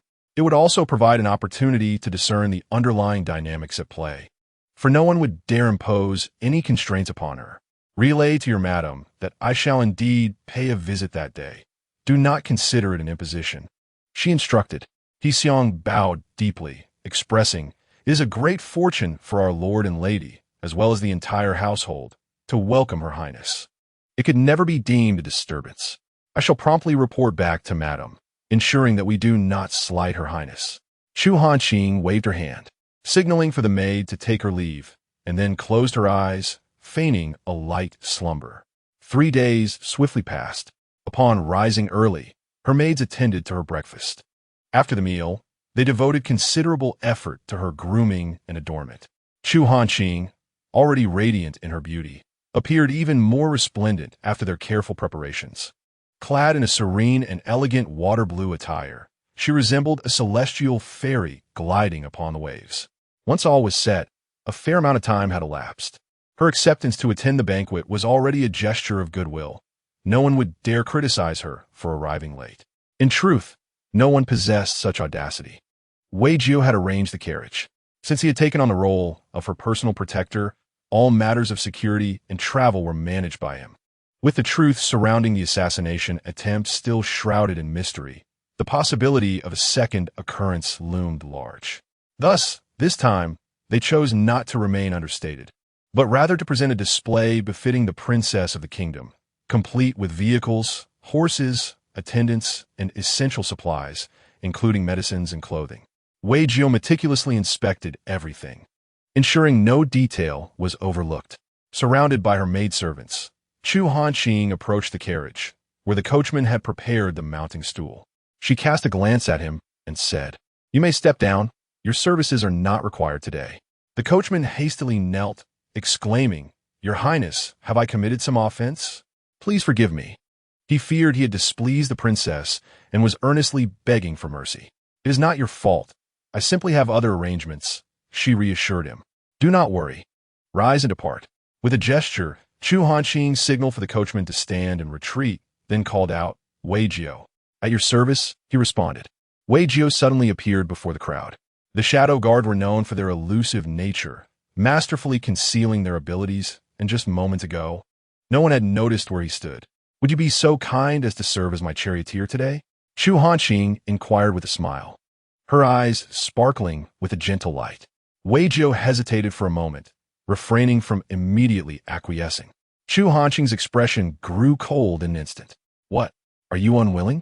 Do you find it beneath you to serve as my charioteer? Your Highness, you misunderstand, Wei Jiu quickly clarified. I merely believe that remaining in the shadows is more conducive to your protection.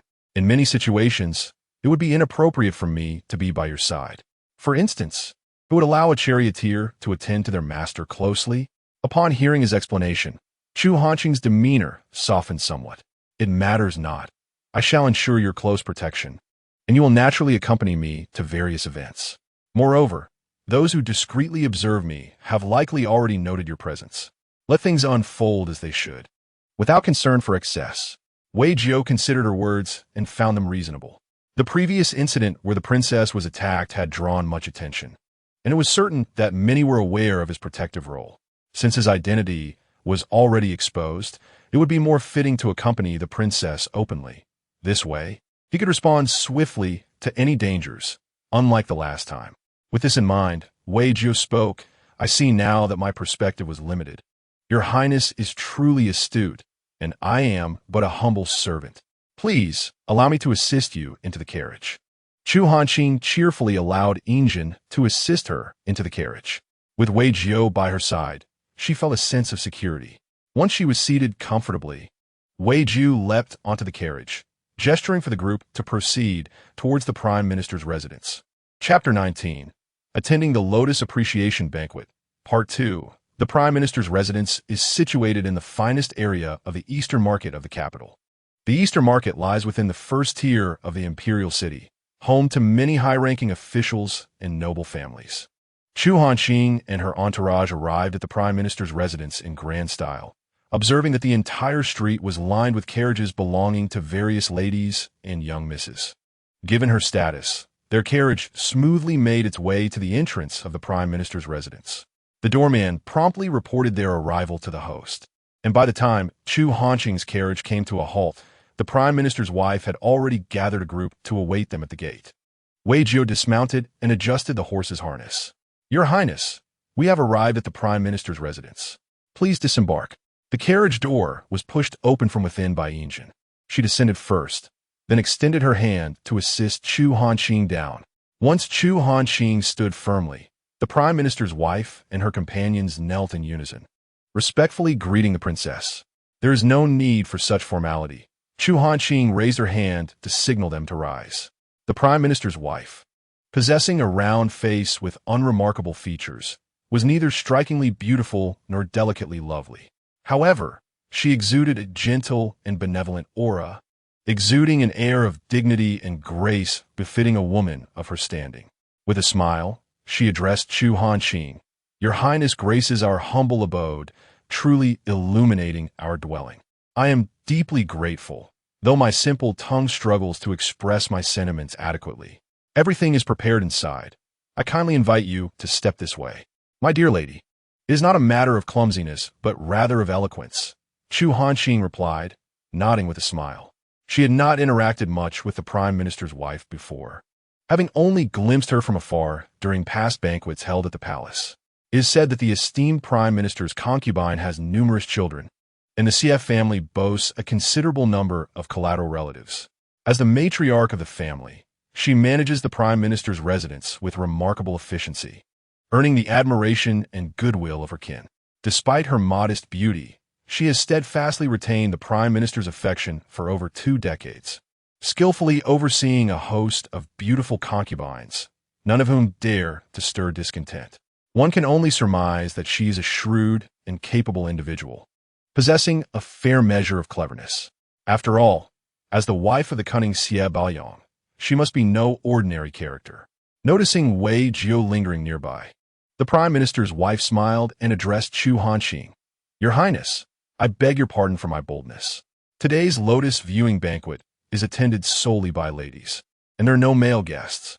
It may be rather inconvenient for your guard to accompany you, as young ladies tend to be shy. That is indeed my oversight, Chu Hanqing replied, raising an eyebrow. I believe you have heard of the assassination attempt I faced a few days ago. I must exercise utmost caution and cannot be without protection for even a moment. A flicker of displeasure crossed the Prime Minister's wife's face, though she managed to conceal it. Chu Hanqing chuckled lightly. I am merely jesting with you, esteemed lady. I trust one shall be safe within the confines of the Prime Minister's residence. Certainly, Your Highness. You need not worry, the Prime Minister's wife assured. She signaled to Wei Jiao, indicating that he need not follow. This way, Your Highness, she said, guiding the way as the other ladies trailed behind them towards the venue of the banquet. The gardens of the Prime Minister's residence were indeed well maintained. At the peak of summer, as flowers blossomed in abundance, the path was lush with greenery and fragrant blooms. Though it could not rival the Imperial Garden in terms of rare specimens, it was certainly a sight worthy of admiration. While Chu Hanqing possessed discerning tastes, the other ladies found the scenery remarkably pleasing, far superior to their own gardens. It was evident that the Prime Minister's residence was exceptional. As they approached the lotus viewing banquet, they beheld a vast pond adorned with verdant lotus leaves and gracefully standing blossoms. A gentle breeze wafted through, carrying the sweet fragrance of the lotuses, which alleviated the sweltering heat. Indeed, madam, your pond of lotuses is delightful. Chu Hanqing expressed her genuine appreciation, affirming that her visit was far from in vain. The Prime Minister's wife beamed with joy.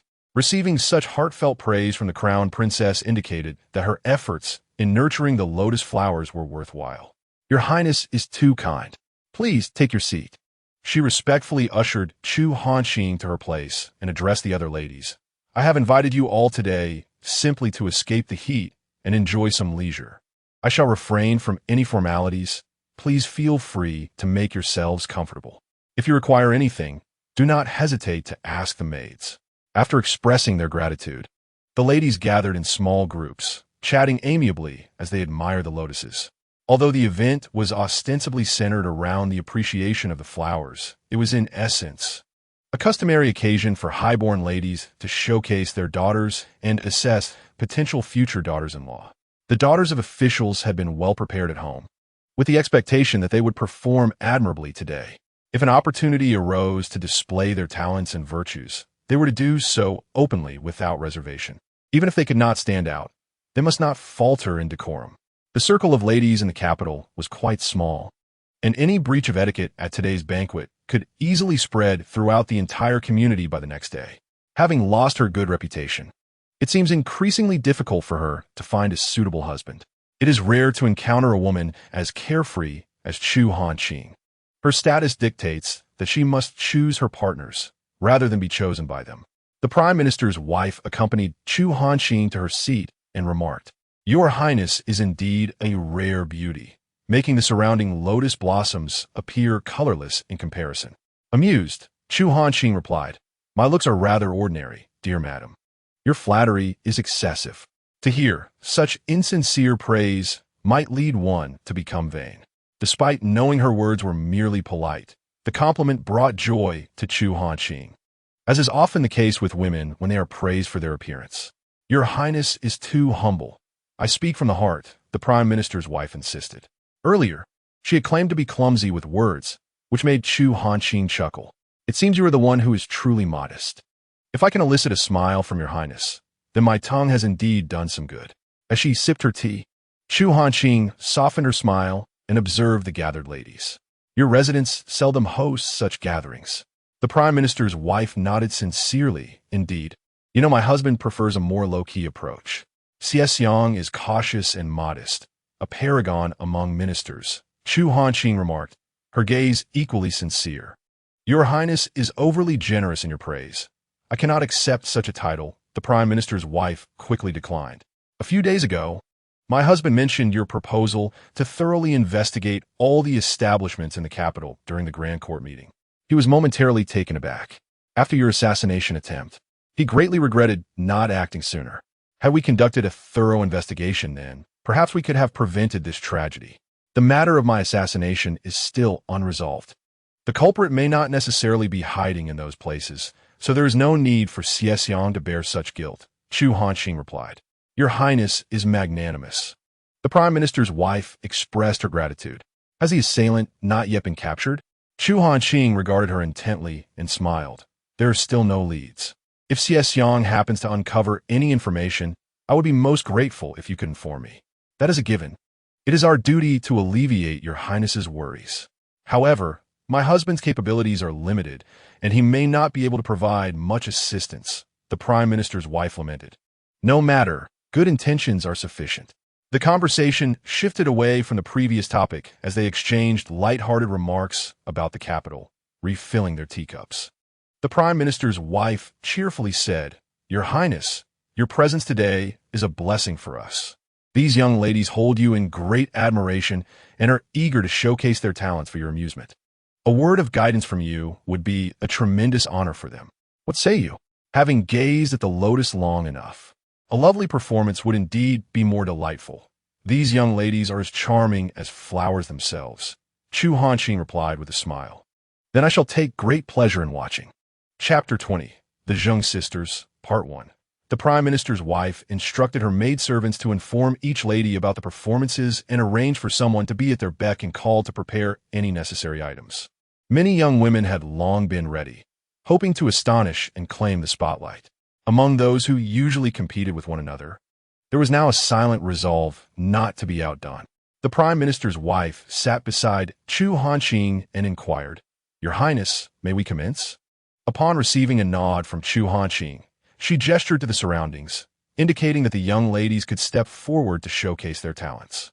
The young women exchanged glances, each hesitant to be the first to take the stage. Just as uncertainty lingered, a voice broke the silence, declaring, "Then allow me to take the initiative and set the stage." The gaze of the crowd turned to a poised and elegant young woman. While her beauty was not strikingly radiant, she exuded a profound scholarly aura, embodying grace and warmth. She bowed respectfully to Chu Hanqing, introducing herself, "I am Zhang Xiuyu, daughter of the esteemed Minister of the National Academy, honored to meet your Highness and all the distinguished ladies present." Straightening her posture, Chu Hanqing responded gently, "No need for formalities. So, you are the daughter of the esteemed Zhang. I had not anticipated such a remarkable young lady from such a serious and upright father. What talent do you wish to display?" "I would like to compose a calligraphy piece," Zhang Xiuyu replied. Chu Hanqing recognized the Minister of the National Academy as a man of integrity, and thus her impression of Zhang Xiuyu improved significantly. A young maid swiftly brought forth a table, equipped with ink, brush, paper, and inkstone. Zhang Xiuyu rolled up her sleeves, dipped her brush in ink, and with a graceful flourish, completed her work. The onlookers gathered around, nodding in admiration and expressing their praise. The maid hurriedly presented the calligraphy to Chu Hanqing. "Such fine script. This writing is elegant and flowing, reminiscent of clouds and water, devoid of any frivolous air, possessing a certain nobility, indeed reflecting your father's excellence." Chu Hanqing, delighted, removed a hairpin from her head and instructed Injin to present it to Zhang Xiuyu. "Your calligraphy is splendid, and it pleases me greatly. Wear this hairpin as a token of my appreciation." Taken aback by the unexpected honor from the Crown Princess, and flattered by the praise for her calligraphy and her father, Zhang Xiuyu was filled with joy and quickly expressed her gratitude with a deep bow. Observing this, the other young ladies felt a pang of regret, realizing that had they been the first to perform, they might have received similar rewards. Zheng Mingwei, envious amidst the crowd, yearned for the Crown Princess's favor, desiring the envious and even jealous gazes of others, which would bring her a sense of fulfillment. Throughout her life, when the daughter of the Minister of Rights was mentioned, all attention invariably fell upon her legitimate sister, Zheng Xiqiu, while she, as a concubine's daughter, merely served as a backdrop to her sister's brilliance. She believed that aside from their differing statuses, her appearance and talents were hardly inferior to those of her legitimate sister. Yet both her father and society consistently affirmed that she fell short in comparison. This discontent brewed within her, with Zhang Xiuyu having garnered the Crown Princess's praise. The subsequent young ladies exerted themselves to the utmost, eager to elicit commendation from the Crown Princess. Some played the zither, others painted, and even a young lady from a military family showcased a spirited sword dance, earning applause from the audience. However, Chu Hanqing refrained from giving any particular praise. merely offering a subdued compliment to each participant. While the talents of these noble young ladies were commendable, Chu Hanqing, having been exposed to the highest levels of artistry since childhood, found their performances somewhat lacking. With a desire to make a striking impression, Zheng Mingwei awaited her turn, and as the performances neared their conclusion, she rose and stepped into the center. I am Zheng Mingwei, daughter of the Minister of Rights, and I pay my respects to the Crown Princess and all esteemed ladies present. I wish to play a piece. I humbly seek your guidance, Your Highness. Upon hearing that she was the daughter of the Minister of Rights, Chu Hanqing raised her gaze to scrutinize the young girl before her. The girl possessed a delicate and exquisite beauty, her features dainty, with a pair of enchanting eyes that seemed to shimmer with unshed tears at all times. She resembled a rose swaying in the wind, captivating and evoking a sense of pity, just as her name suggested. Chu Hanqing smiled and inquired, I have heard that the daughter of the Minister of Rights is exceptionally beautiful, erudite, and has earned the moniker of falling jade and flowing pearls. Is that you? Zheng Mingwei immediately tightened her grip on her handkerchief. Yet again, it was always the same. Everyone only recognized her elder sister. A sense of indignation and humiliation surged within her, but her exterior remained composed and gentle. Your Highness, you speak of my sister, Zheng Xiqiu, not of me. My sister's elegance is beyond my reach. Understanding dawned on Chu Hanqing.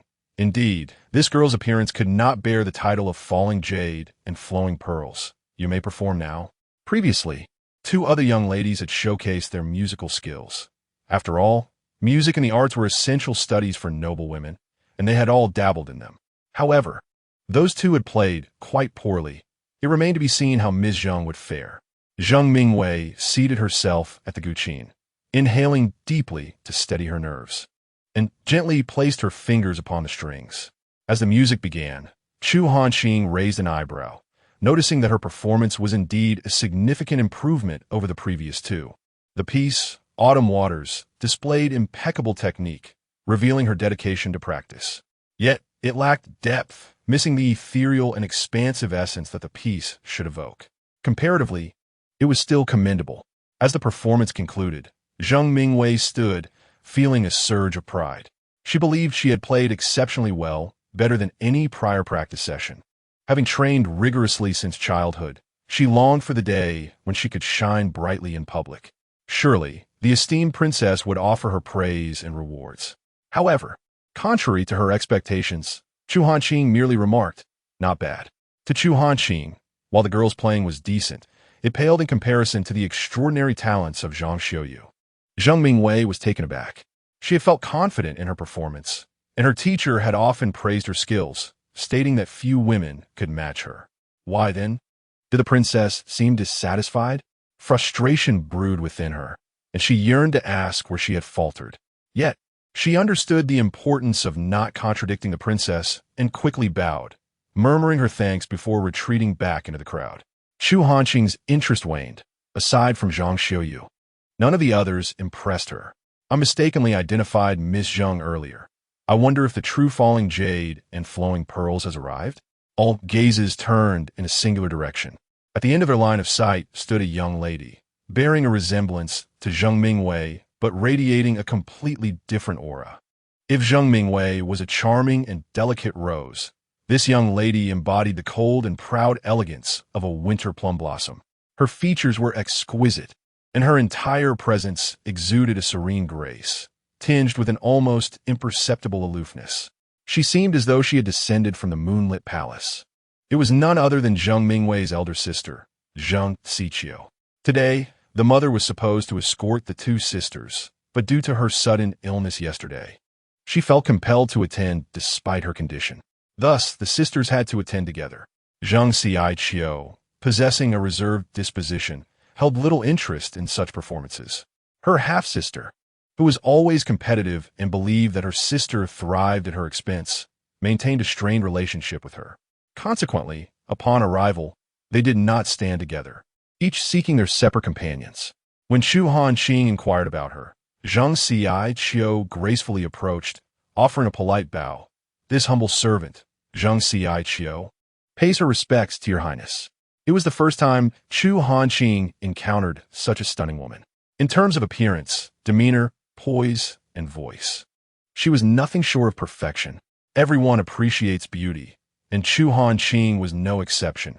She relished the sight of exquisite women, particularly those of unparalleled beauty.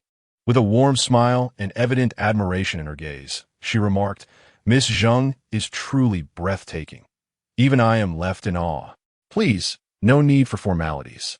Turning to the Prime Minister's wife, she continued, "Before meeting Miss Zheng, I held a modicum of confidence in my own appearance, but now, having seen her, I find that confidence has entirely dissipated." And with that, she covered her mouth and laughed. The Prime Minister's wife, initially believing that beautiful women often envied one another, was surprised by the genuine admiration displayed by the princess, feeling that her demeanor was indeed more gracious than that of an ordinary young lady. "Your Highness, you are truly modest. Your beauty and elegance are of a different style compared to Miss Zheng's. She embodies a cool grace, while you exude vibrant charm. Both are rare beauties in this world." With her eyes sparkling in delight, Chu Hanqing responded, "Your compliments are appreciated. It is an honor to be compared to Miss Zheng." The Prime Minister's wife, laughing along, replied, "I shall often come to amuse you, Your Highness, as long as you do not find me bothersome." With a smile, Chu Hanqing turned her attention back to Zheng Xiaoqiu, expressing, "I have heard much about your talents, Miss Zheng, and it is a privilege to finally meet you. Might you grace us with a display of your skills? It would be an honor to showcase my talents before Your Highness." Zheng Xiaoqiu replied respectfully, "However, I must caution that rumors often exaggerate one's abilities. My skills are rather modest. If Your Highness does not mind, I would appreciate your guidance." "Do not be so humble, Miss Zheng." The Prime Minister's wife interjected with a smile. "Your beauty and grace are evident to all. What talent do you intend to present? Do you require any assistance in preparation? It is indeed rare to find a young lady who is both talented and graceful, with a distinguished lineage. It is hard to imagine anyone disliking her. One wonders which family will be fortunate enough to claim her hand, though it is a pity that my own son is already married." Zheng Xiaoqiu pondered for a moment. She had a conflict with Zhang Xiaoyu regarding calligraphy. Regardless of the outcome, it would be awkward, and she genuinely admired Zhang Xiaoyu's writing. Painting would be too time-consuming. Chess could not be performed, and she was not adept at dancing. After much consideration, she resolved to showcase her talent in playing the guqin. However, this would inevitably invite comparisons with her half-sister, who would undoubtedly perceive it as an affront to her pride, leading to inevitable discord upon their return. It is futile. No matter the effort, one cannot attain favor, so one might as well follow one's own inclinations. "Thank you, my lady. I shall prepare to play a piece, requiring no further arrangements, as this single instrument suffices." She gestured towards the zither that Zheng Mingwei had left on the table after her performance. "Then I shall listen attentively," nodded Chu Hanqing in response. As Zheng Xiqiu announced the performance, Zheng Mingwei's expression shifted amidst the crowd. Her elder sister was being deliberate. With so many talents, she insisted on showcasing this one, clearly aiming to overshadow her and trample upon her pride. Moreover, the recent admiration from the esteemed princess for her beauty would surely bias her further. Relying on such a visage, she ensnares both men and women alike in her thrall. Seizing a moment, Zheng Mingwei cast a fierce glare at Zheng Xiqiu. Coincidentally, Zheng Xiqiu glanced her way, and their eyes met fortuitously. Zheng Mingwei's countenance changed, and she quickly feigned nonchalance, averting her gaze. Zheng Xiqiu mused inwardly, as expected. She shook her head in silence, lowering her eyelids to dismiss further thoughts, and focused her attention on the zither, commencing her performance. The quality of her skill would reveal itself through her fingers. As Zheng Xiqiu's notes filled the air, Chu Hanqing immediately recognized the distinction. Her technique surpassed Zheng Mingwei's, not merely in proficiency, but in the depth of emotion and resonance in her playing. The piece Xiao Yu flowed from her fingertips like a gentle stream, captivating all who listened, as if they were about to soar on the winds. Only when the music waned did the audience regain their senses, showering her with heartfelt praise. Chu Hanqing was equally pleased. exclaiming that Miss Zheng's artistry was exceptional and had entranced her completely. "May I inquire who your esteemed teacher is?" she asked. "I have the honor of being a disciple of the illustrious Wang Xishan," Zheng Xiqiu replied with respect. "Ah, a pupil of Wang. No wonder," Chu Hanqing remarked. "I thoroughly enjoy your composition. It warrants a reward." As she spoke, she removed a string of pearls from her wrist and handed it to Zheng Xiqiu through her attendant. Zheng Xiqiu graciously accepted, bowing in gratitude. "Thank you, Your Highness. I'm immensely grateful for your generosity." The crowd could not help but feel envious.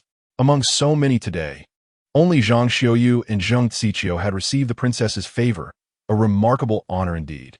Moreover, the princess's evident regard for the two indicated they had made a lasting impression on her. In that moment, they were the center of attention, surrounded by a throng of young ladies engaged in lively conversation. Meanwhile, Zheng Mingwei watched the scene unfold, her head bowed, clenching her fists so tightly that her nails nearly pierced her palms. Once again, it was always like this. Whenever her elder sister appeared, she effortlessly garnered all the attention. Zheng Mingwei felt like a mere shadow, forever overshadowed, while her sister basked in admiration and effortlessly attained everything. Who wishes to remain a mere accessory? How wonderful it would be without an elder sister, she thought bitterly. "Mingwei, are you all right?" a nearby girl inquired, noticing her distress. Zheng Mingwei snapped back to reality, releasing her tight grip and lifting her head to offer a bright smile to the young girl. "I am well, just happy for my sister receiving the princess's favor. Her skills far surpass mine. I must practice diligently upon returning." After speaking, she turned away, choosing silence, yet a charming smile lingered on her face, seemingly genuine and filled with pride. However, a flicker of sharpness occasionally flashed in her eyes. As the performance concluded, the Prime Minister's wife dispatched someone to replace the tea and present new refreshments. The guests gathered in small clusters, sipping tea and discussing the recent events. Zheng Mingwei caught snippets of conversation about Ms. Zheng playing the piano. Though she could not discern every word, she understood they were praising her sister, likely while subtly belittling her. This thought only deepened her frustration. In truth, while they were indeed extolling Zheng Xiqiu, no one disparaged Zheng Mingwei, as no one desired to earn a reputation for spreading malicious gossip. Moreover, compared to other ladies of lesser talents, her skills were commendable, ensuring that no one would think to undermine her. Wishing to escape the conversation, she rose and stepped away from the crowd, seeking refuge in a nearly deserted corner. Chapter 22. Gather your thoughts here. This secluded spot, although near the pond, lay on the opposite side of the gathering, where large stones were haphazardly strewn along the water's edge. Zheng Mingwei perched herself upon one of these stones, feigning interest in the lotus flowers while internally seething at the surface of the water. Noticing her mistress's discontent, her maid, Xiao Qiao, gently advised, "Miss, do not let such trivial matters upset you. It is not worth compromising your health over this. The stone is cold. Perhaps you should not sit here." In the presence of her devoted maid, Zheng Mingwei revealed her true feelings, letting out a cold laugh. "What does it matter if it's cold? No one cares about me anyway. Where my sister is concerned, who pays attention to my well-being?" Xiao Qiao found herself at a loss for words. Having served Zheng Mingwei since childhood, she was acutely aware of her mistress's envy and dissatisfaction towards her elder sister. Each time the elder sister outshone her, Zheng Mingwei would brood for a considerable time. Moreover, while she appeared gentle and mild-mannered, her temper was capricious when displeased. Even those closest to her could become targets for her ire, facing either scolding or blows. Xiao Qiao dare not offer too much counsel. Zheng Mingwei often felt that her status as a concubine's daughter hindered her, believing she excelled in many respects compared to her elder sister. Yet, those who served her could clearly see that she did not measure up to her sister. It was merely her own unwillingness to accept this reality that fueled her discontent. In such moments, speaking too freely could lead to trouble, so Xiao Qiao remained silently beside her mistress, waiting for her to calm down. Fortunately, they were not at home, which likely spared her from being the outlet for Zheng Mingwei's frustrations. Zheng Mingwei finally broke the silence, exclaiming, "Why must you mimic my piano playing? It is evident she wishes to overshadow me and humiliate me before others. Perhaps Ms. Zheng only chose the piano because her other talents were less suited for display. Xiao Xiao ventured carefully. There were many who wrote, danced, and even performed swordplay. What could hinder her? Zheng Mingwei retorted indignantly. At home, our father praised her writing. Why did she not showcase that talent? Xiao Xiao glanced at Zheng Mingwei's expression, pondering. Perhaps she felt intimidated by the talents of the Zhang family and refrained from writing to avoid displeasing Ms. Zhang? So she sacrifices my dignity as a concubine's sister merely to avoid upsetting Miss Zhang? Zheng Mingwei cast a glance at the little magpie and questioned, "To whom do you belong as a maid? Why do you always speak on her behalf?" The little magpie quickly declared, "I am naturally the maid of the young lady," and did not dare to say more. These people are all the same. Clearly, my musical skills are no less than my sister's. Yet they exalt her to the heavens while disregarding me. It is simply because they look down on me for being a concubine's daughter, while she is the legitimate daughter of the Minister of Rights. Thus they deliberately flatter her. Zheng Mingwei no longer concealed her jealousy. Even the eldest princess was no different. Seeing her sister as a legitimate child, they regard her with greater esteem, while treating me with indifference. Ultimately, it is merely for the sake of our father's reputation. It is utterly unfair. The eldest princess is no better. The little magpie was taken aback by her words. Such remarks were unsuitable for public discourse. Just as she was about to urge her young lady to refrain from speaking further, fearing someone might overhear, another voice interjected. "How audacious! How dare you speak ill of Her Highness, the eldest princess?" Suddenly, Zheng Mingwei turned around in alarm to find Chu Hanqing accompanied by two maidservants, her expression instantly shifting. Upon seeing Chu Hanqing and the others, the little magpie hastily knelt and greeted, "I pay my respects to Her Highness the eldest princess." Zheng Mingwei swiftly regained her composure and rose to bow respectfully to Chu Hanqing. It was said that Chu Hanqing had just enjoyed a couple of cups of tea and had been served while changing her attire. On her way back, she happened to pass by this corner and noticed a young lady seated there, with what appeared to be her maid standing beside her. As they approached, Chu Hanqing recognized her. It was none other than the second young lady of the Zheng family. By sheer coincidence, she had overheard the latter's last few words. Chu Hanqing's expression remained neutral, revealing no signs of anger or joy. She took a leisurely step forward, coming before Zheng Mingwei, and looked down at her, saying, "I was unaware of the discontent that the second young lady of Zheng harbors. It seems that I have inadvertently offended you by not bestowing a reward just now. Your Highness has misunderstood. This servant dares not speak ill of you. I was merely chatting with my maid," Zheng Mingwei hastily explained, bowing deeply. "Oh, are you implying that I misheard and wronged you?" Zheng Mingwei certainly dared not admit it. This servant would not say such a thing. That is not my intention. "Injin, what did you just hear the second young lady of Zheng say?" Injin, her face flushed with indignation, replied, "Your Highness, just now. The second young lady of Zheng spoke disrespectfully, claiming that you show favoritism towards the eldest young lady due to her status as a legitimate daughter, disregarding the second young lady's status as a concubine's daughter. She even went so far as to say that you are no better than that. Do you believe my maid heard it clearly enough?"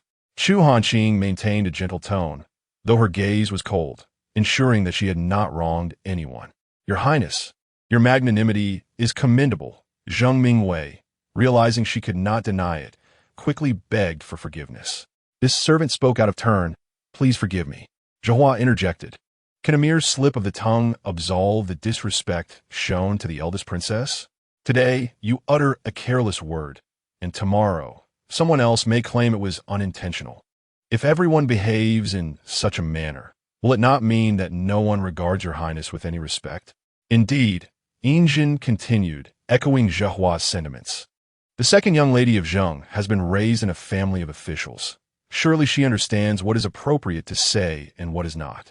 Speaking ill of royal family members warrants punishment far harsher than mere reprimands." Zheng Mingwei bowed her head in shame after being reprimanded, murmuring a plea for forgiveness to His Highness. Chu Hanqing raised her hand, silencing the two maidens, and remarked, "Do you believe this palace shows favoritism, deliberately elevating your sister while looking down upon you? She chuckled derisively, gazing at the top of Zheng Mingwei's head. Are you truly so confident in yourself? Surely you know where you stand in comparison to your sister. She continued, whom I choose to favor is my prerogative. It bears no relevance to you. The summer heat is stifling. Perhaps Miss Zheng has lost her wits in this heat. Kneel here in the shade for a while and reflect upon your actions. Zheng Mingwei's expression shifted dramatically. She had merely voiced a couple of grievances, and yet the princess sought to humiliate her by imposing such a punishment. If she were to kneel here, all her dignity would be lost. Among those present were the daughters of noble families and officials. How could she hold her head high in their presence thereafter? Noticing Zheng Mingwei's hesitation, Yinzhang urged, Miss Zheng, did you not hear? His Highness commands you to kneel and reflect. Zheng Mingwei, regaining her composure, hastily pleaded with Chu Hanqing, Your Highness, forgive me. In a moment of desperation, I overstepped my bounds and showed disrespect. Please, in your magnanimity, spare me this once for my father's sake. Chu Hanqing, turning her gaze away, replied, Your father's reputation is unlikely to extend any favor towards you. She instructed Zhihua, You stay here with Miss Zheng, and ensure she contemplates the meaning of propriety. With that, she departed, accompanied by Yinzhang. Left behind, Zheng Mingwei was filled with anger and fear, her handkerchief nearly torn to shreds as she gripped it tightly, her knuckles turning white. Yet, she was resolute in her refusal to kneel. Zhihua, sensing the chill in the air, cautioned, I advise you to comply quickly, lest you further provoke His Highness as ire. At that point, the punishment may be far more severe than mere kneeling. Xiaoqiao, terrified, had remained silent until now, but could no longer hold back her concern. Miss, perhaps it would be wiser to kneel. We cannot afford to anger the princess. Before she could finish, Zheng Mingwei struck her across the face, causing Xiaoqiao to stumble. Foolish maid, did you think I needed your counsel? Where were you when the reprimand was issued? Zheng Mingwei vented her frustrations upon her maid. Xiaoqiao, clutching her face, wept silently, feeling deeply aggrieved. How could a mere servant dare to speak when the princess was chastising her mistress? Angering the princess could lead to dire consequences, far worse than crushing an ant. Zheng Mingwei's discontent with the punishment was evident. Zhihua, with a cold glare, queried, Miss Zheng, are you dissatisfied with the princess's judgment? It was as if her response would invite immediate reprisal. Zheng Mingwei, harboring resentment yet cautious, replied with feigned sincerity, It is indeed my disrespect towards your highness. Accepting this punishment is warranted. I shall kneel here to offer my apologies. With that, she lifted her skirt and slowly descended to her knees, with Xiaoqiao hastily joining her in submission. Zhihua cast a glance at her, but chose not to comment further, merely ensuring that she remained in place. The actions of the princess were closely observed by all. Since the moment she engaged with Zheng Mingwei, the crowd's gaze had subtly drifted in their direction. Until Chu Hanqing turned around, Zheng Mingwei knelt down, and only then did the crowd realize that Zheng Mingwei had offended Her Highness the Princess. Zheng Mingwei knelt with her head bowed, feeling as though all eyes were upon her, as if she could hear the mocking jeers echoing in her ears. Particularly, the thought of her legitimate sister watching made her heart ache, one standing amidst adoration while the other knelt in humiliation, as if her heart were bleeding. Zheng Xiqiu had just been speaking within the crowd when she noticed Zheng Mingwei being punished. She hurriedly took a couple of steps closer, but then paused, anxiety creeping into her heart. It wasn't so much a deep sisterly bond as it was concern that Zheng Mingwei's transgression against the princess might bring trouble to their father. The princess was not merely a woman of noble birth. She was the powerful and influential princess of state, whose ire their father could not afford to incur lightly.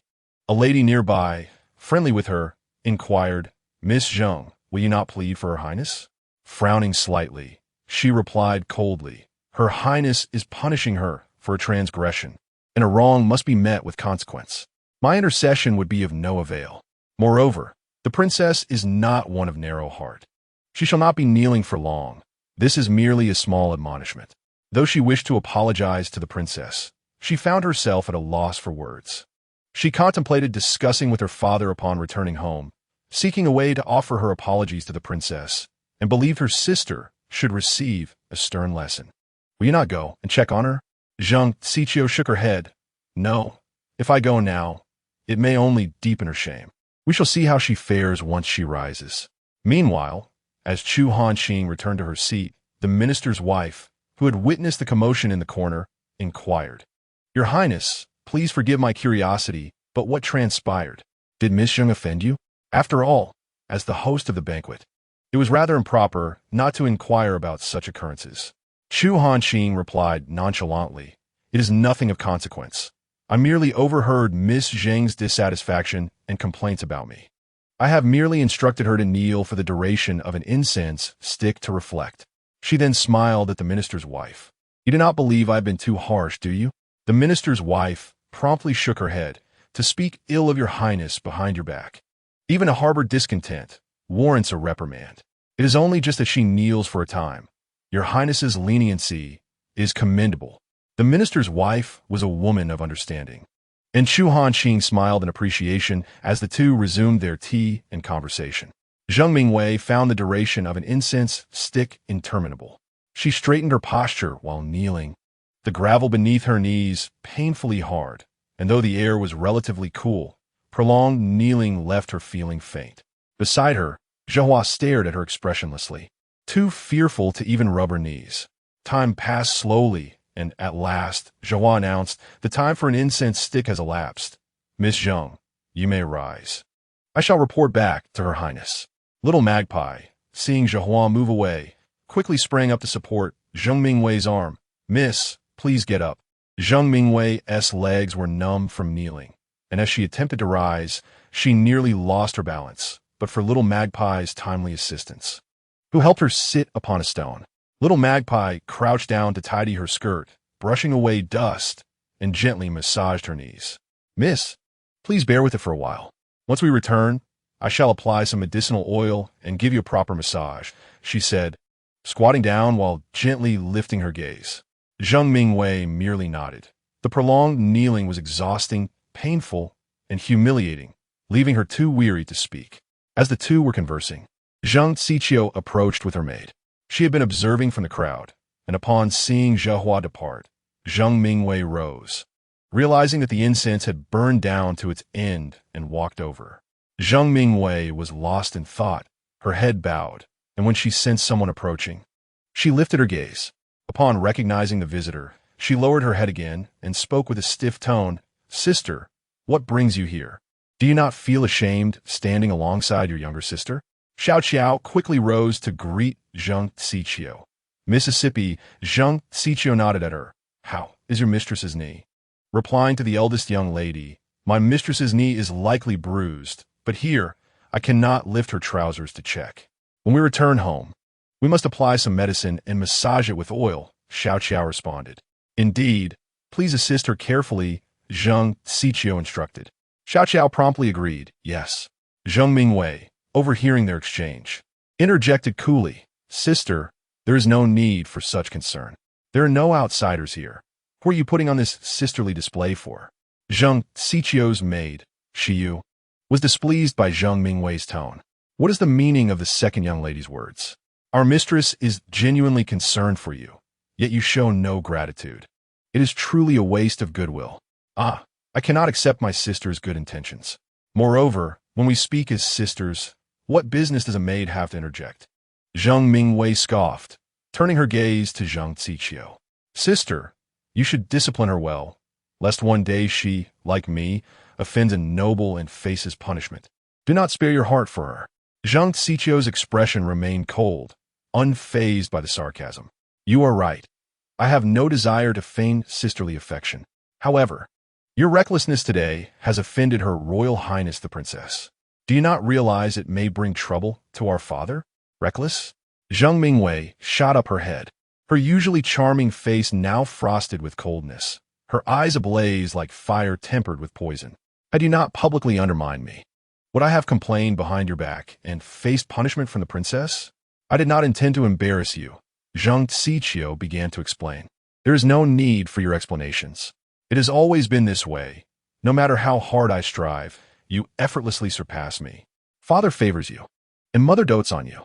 The servants in the household all respect you, while I am merely your shadow, forced to smile and pretend to rejoice for your sake. Zheng Mingwei said bitterly, "You always seize the attention that rightfully belongs to me, then come feigning concern merely to be praised for your generosity. Where were you when I was punished? Now you come here pretending to care, which is unnecessary. The punishment will not affect you. If father is angered and punishes me, I shall bear it alone." Zhang Ziqiu was momentarily taken aback by her words. Chapter 24. A conversation between mother and daughter. Zhang Ziqiu was unaware that in her heart, Zheng Mingwei had harbored such deep-seated resentment towards her. Fortunately, the two had never enjoyed a harmonious relationship since childhood, so at that moment, surprise was the only emotion she felt, devoid of any sadness or sorrow. She merely thought that Zheng Mingwei's views were excessively radical and distorted. However, her inherently calm nature did not lend itself to disputes. Moreover, since jealousy had already taken root, a mere exchange of words would not suffice to alter the situation. Zheng Mingwei, in a fit of anger, had raised her voice, drawing the attention of many onlookers, both overtly and covertly. Zhang Ziqiu wished to avoid a public spectacle of sisterly discord. Despite their poor rapport in private, they must maintain the family's dignity in public and prevent others from reveling in their misfortunes. Think as you will, I shall not engage you in argument. However, for the sake of our father's honor, do restrain yourself in public, Zhang Ziqiu stated with an impassive expression. Observing her calm and disdainful demeanor, Zheng Mingwei's anger intensified. I naturally cannot compare to you in bringing honor to our father, so spare me your condescending lectures. Seeing that Zheng Mingwei showed no signs of restraint, Zhang Ziqiu felt her own temper flare. Do you believe that the spectators are insufficient? She replied coldly. Zheng Mingwei faltered momentarily. In her previous rage, she had failed to maintain her usual demure facade, losing her composure in front of others. Now aware of the gazes upon her, she hastily concealed her wrath and donned her customary softness. Not wishing to prolong the exchange, Zhang Ziqiu said, "Let us return home," and after speaking, she turned to bid farewell to the Prime Minister's wife, accompanied by Xiao Qiao. Watching her retreating figure, Zheng Mingwei clenched her teeth, feeling an unjust resentment. If given the opportunity, she vowed to make Zhang Ziqiu experience the taste of embarrassment, to see if she could remain as unperturbed as she appeared today. Reluctant to linger and be the subject of gossip, she said, "Let us go," as little Magpie hurried to support her, trailing behind Zhang Ziqiu to bid farewell to the Prime Minister's wife. The two approached Chu Hanqing and the Prime Minister's wife, with Zhang Ziqiu respectfully bowing. "Your Highness, my younger sister, in her youthful impetuosity, spoke without thought and showed disrespect. I do not presume to offer apologies on her behalf, but I will inform our parents upon our return, asking them to provide her with proper guidance. I hope your Highness can be magnanimous and not take this matter to heart. Rest assured, Miss Zheng, I shall not concern myself with such trivialities," the princess replied. "Thank you, your Highness," Zhang Ziqiu said gratefully, bowing once more. Zheng Mingwei remained silent, merely offering a slight bow and lowering her head. Zhang Ziqiu then bowed to the Prime Minister's wife. "Madam, my sister and I have been disrespectful today. I hope you can forgive us." The Prime Minister's wife held a favorable impression of Zhang Ziqiu and smiled as she nodded. "Miss Zheng, you're being overly polite. Our mother has been unwell, and my sister and I are concerned for her. It is nearly noon, so we shall take our leave to care for her. I ask that you do not hold this against us." The Prime Minister's wife understood this to be an excuse, a means to avoid further awkwardness, but she would not expose it. It is only natural for daughters to be filial to their mothers. I shall not detain you. Please convey my regards to your mother. Thank you for your understanding. Zhang Ziqiu expressed her gratitude once more. She then bowed to Chu Hanqing. My sister and I will take our leave now. I apologize for any rudeness.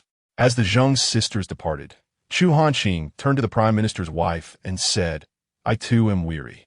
Having seen the lotus blossoms and the festivities, I shall not continue to intrude. Your Highness, I have instructed the kitchen to prepare lunch for you. I sincerely hope you will partake of the meal before departing, allowing me to extend my hospitality further, the Prime Minister's wife implored. Thank you for your kindness, madam. Perhaps another time. I must take my leave now, Chu Hanqing replied with a smile, preparing to depart with her silver zither and flowers. The Prime Minister's wife quickly offered, "I shall escort your highness." As Chu Hanqing stood, the onlookers hastily gathered around her, following closely behind until they reached the entrance of the estate. Chu Hanqing said, "Please, madam, do stay." The Prime Minister's wife and the gathered ladies bowed in reverence, bidding farewell to the princess. Chu Hanqing nodded as she entered her carriage and departed, while the others took their leave of the Prime Minister's wife in turn. Meanwhile, the Zheng sisters returned home, their carriage halting before the estate. Zheng Mingwei, with a cold expression, leapt from the vehicle and, without a word, headed towards her courtyard, accompanied by the little magpie. Xiyu, observing the scene, could not help but express her frustration to Zheng Xiqiu. "Miss, what is with the second Miss's attitude? It is she who has brought shame upon herself. Yet she lays the blame at your feet. She has shown nothing but a sour demeanor throughout the journey, and now she departs in silence, utterly unbefitting of a sister." "Enough," Zheng Xiqiu interjected, sensing that Shiyu's words were becoming increasingly inappropriate. "After all, she is the second miss. You must maintain the decorum befitting your station as a maid. Moreover, her parents will attend to her discipline. We need not concern ourselves with it." Xiyu pouted slightly. "Yes, miss, I understand. Let's proceed inside. First, to see mother," Zheng Xiqiu stated as the pair made their way towards the main house. Upon arriving at their mother's courtyard, Zheng Xiqiu's expression brightened somewhat, and the maids and matrons within the yard greeted her with respect and courtesy. As the door curtain was drawn aside, a woman emerged, smiling as she said, "The eldest daughter has returned. The lady has mentioned you several times this morning." "Aunt Lu," Zheng Xiqiu inquired with a smile, "is mother feeling any better?" Aunt Lu nodded eagerly. "The lady is much improved. She has taken her medicine and is resting now. Please go inside." With that, she lifted the curtain for Zheng Xiqiu. Zheng Xiqiu nodded and entered the inner room, calling out to the beautiful woman reclining on the bed, "Mother." The woman made an effort to rise, smiling as she said, "My dear Chiyoa has returned." Zheng Xiqiu hurried to assist her in sitting comfortably. "Mother, I am already 17. You still call me by the name you used when I was a child. It feels rather awkward." "Was 17? Even at 77. You will always be my little darling." The woman chuckled, patting Zheng Xiqiu's hand. This beautiful woman is Zheng Xiqiu's mother, Zheng Wushi, the second daughter of the former Minister of Rights. Though in her 40s now, she retains the beauty of a woman in her 30s. Zheng Xiqiu's good looks are undoubtedly inherited from her mother. Zheng Xiqiu's father, Zheng Yi, was once a minor official in the Ministry of Rights. Zheng Wushi's father, seeing that he, though not wealthy, was talented and of fine bearing, consented to the union of his youngest daughter to him.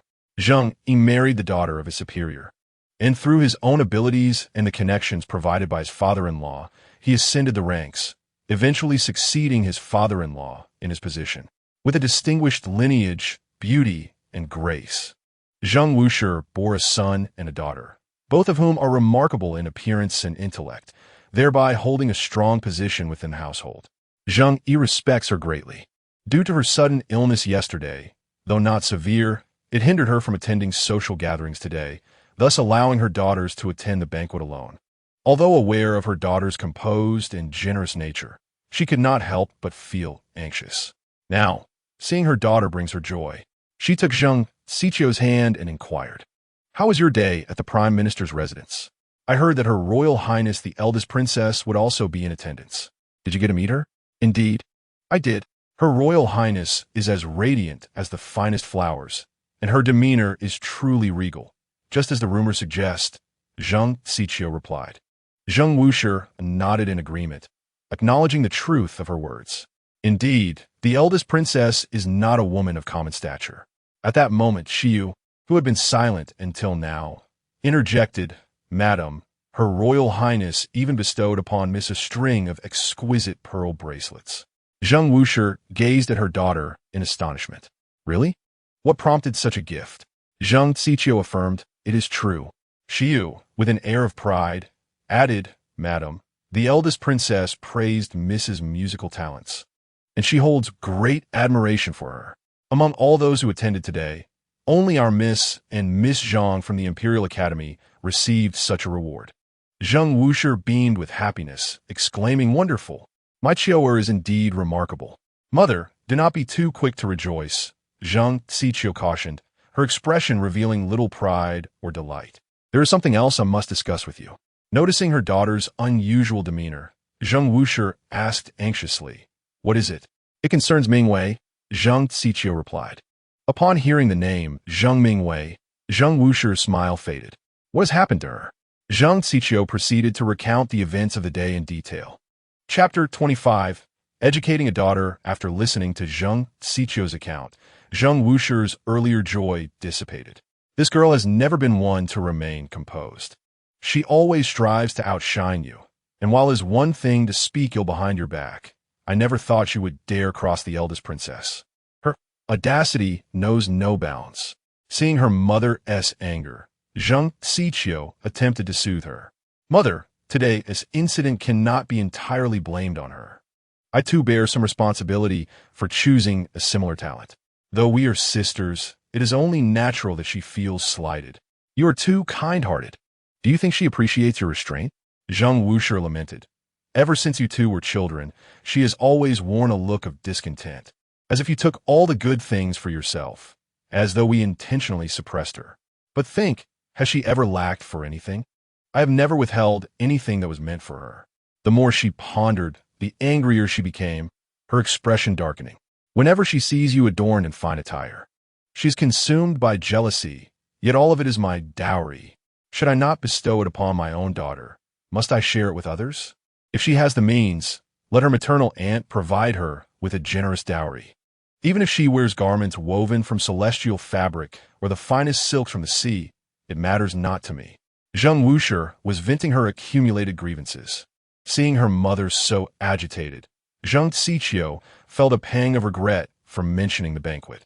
However, remaining silent was not an option. If she were to inform her father directly, her mother would surely be furious. She quickly signaled to Xiu to fetch a cup of water for her mother. Then, addressing Zheng Wushi, she gently urged, "Mother, please calm down. Let us not dwell on their usual behavior, but rather consider whether today's events might have any repercussions." Upon hearing these words, Zheng Wushi managed to calm her emotions slightly and accepted the cup of water that Xiu handed her, taking a sip. "If what you say is true, then it should not be a significant issue," Zheng Xiqiu remarked. "It is merely that my daughter fears it may affect her father." "It will not," Zheng Wushi replied, shaking her head. "Firstly, Her Royal Highness, the Long Princess, is not the type to harbor a narrow mind. Since she has already reprimanded him in person, she will not dwell on such matters. And secondly, Zheng Xiqiu pressed for more. Zheng Wushi smiled, adding, "Secondly, your father is the Minister of Rights, a position of considerable stature. The Long Princess will not develop any animosity towards your father over such trivialities. So you need not worry." Hearing her mother's reassurances, Zheng Xiqiu felt a sense of relief. Indeed, her mother had a clear perspective, and her daughter had been unnecessarily anxious. "You are still young. With more experience, you will understand. Should we inform father about this matter?" "Of course we must," Zheng Wushi stated with seriousness. "This situation can be both significant and trivial. Although the Long Princess does not hold a grudge, we must still convey our attitude.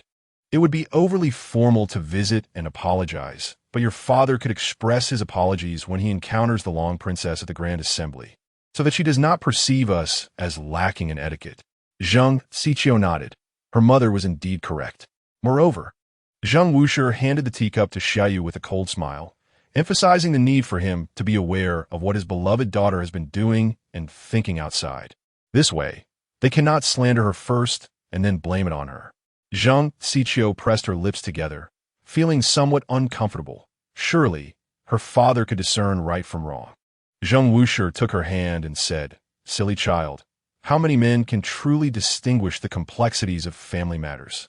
Both you and Mingwei are his daughters. Though you are the legitimate one and hold a higher status, emotionally, there is little difference. In fact, because you are the legitimate daughter, enjoying better provisions than Mingwei, your father harbors more affection towards her. Does Mingwei not think that father does not value her? That is simply her youthful ignorance. In reality, your father feels a great deal of compassion for both her and her mother. I have seen many neglected daughters in large families, and she is not among them. Zheng Wushi gently caressed her daughter's head, saying, in the end, a person's heart tends to lean. Especially as parents, they may claim to love each child equally. Yet when it comes to their fingers, some are longer than others. The more they believe that one child is wronged or is faring worse, the more they will tend to favor that child. The three of us have been fortunate, appearing to receive your father's favor, thanks to the strength of my family and your siblings' diligence. Otherwise, who knows what our circumstances would be today. This was the first time Zheng Xiqiu had heard her mother speak in such a manner, and it stirred a sense of discomfort within her. In truth, she could sense that throughout her life, she had indeed been favored by her father, but that was primarily due to her beauty and talent, which brought him pride. Conversely, although Zheng Mingwei may not measure up to her in various aspects and often faced reprimands from their father, the warmth of their father-daughter relationship was more pronounced. Zheng Mingwei, blinded by jealousy, believed that her father's affection was something she had to earn, when in reality, it was freely given by him.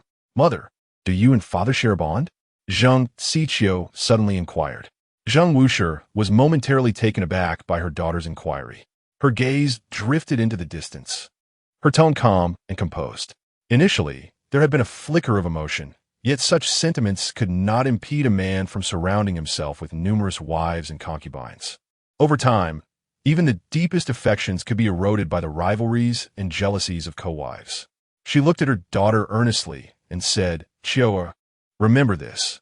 A man's affection is of little consequence. What truly matters is that you possess something of value, something that secures your position. Your family background and beauty are advantages bestowed upon you by your parents, but your character and ability to navigate life's challenges must be cultivated through your own experience.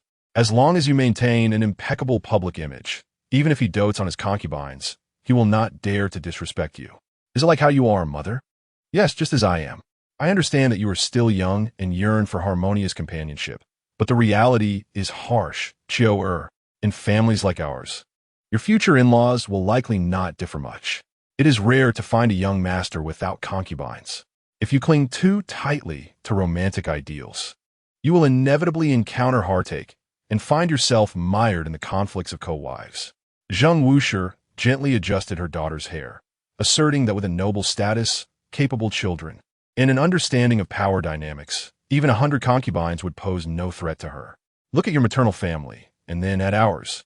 You will see that mother speaks the truth. Zheng Xiqiu nodded. Mother, your daughter understands. Good child, life has too many burdens for women. Remember, do not get caught in trivial matters. It is essential to maintain your peace of mind. Yes, mother, rest assured, I will remember. It would be wonderful to be like Princess Zhao Hui, who no one dares to coerce. Indeed, Her Highness is enviable, but that is due to her own capabilities. Otherwise, how would the late emperor have entrusted her with governance? Even so, not everyone in court is compliant, and many will seek to undermine her. As long as one lives, absolute freedom remains elusive. The mother and daughter held hands, sharing a silent sigh. Aunt Lu, who had been outside, eavesdropping on their intimate exchange, refrained from interrupting. Noticing the silence, she entered with a smile. Madam, Miss, you have returned home without having had lunch. If you grow too hungry, it will weigh on your heart. Zheng Wushi, reminded, exclaimed, Oh dear, my eagerness to converse. I have neglected my dear Chiao. Quickly, prepare the meal. Aunt Lu smiled, yes. I shall attend to it at once. Please allow Miss to assist you, madam. The mother and daughter proceeded to their meal, and the narrative shifts to chapter 26. The next day, after the Grand Court Assembly concluded, the attendees departed from the Huangji Hall. Chu Hanqing was about to step forward when she suddenly heard the princess call out to halt. Turning around, she saw it was Zheng Yi, the Minister of Rights. As Zheng Yi approached, Chu Hanqing smiled and asked, What brings you here, Minister Zheng? Last night, my wife informed me of the incident at the Prime Minister's residence. My daughter, Ming Wei, was disrespectful to your highness. This is indeed a failure in my guidance, and I wish to extend my sincerest apologies to your highness, Zheng Yi said. Bowing deeply, I hope for your forgiveness. Minister Zheng, you are too courteous, Chu Hanqing replied with a slight smile. I have already spoken with Miss Zhang about this matter and will not take it to heart. Moreover, I have reprimanded the second young lady. It is you who should not hold any grievances against me."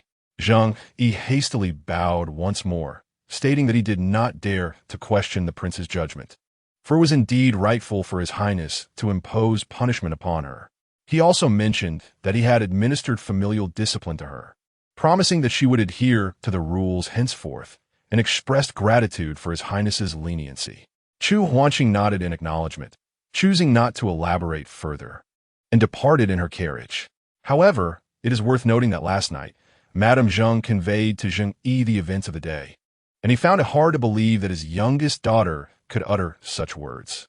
In his recollection, she had always been gentle and soft-spoken, her voice never rising above a whisper. Qiu Er, on the other hand, had always been exceptional since childhood, filling him with pride. Yet, her aloof demeanor left him yearning for the warmth of a father's affection. In contrast, Wei Er consistently displayed her admiration towards him, frequently expressing concern in a manner reminiscent of a loving daughter, which invariably soothed his heart.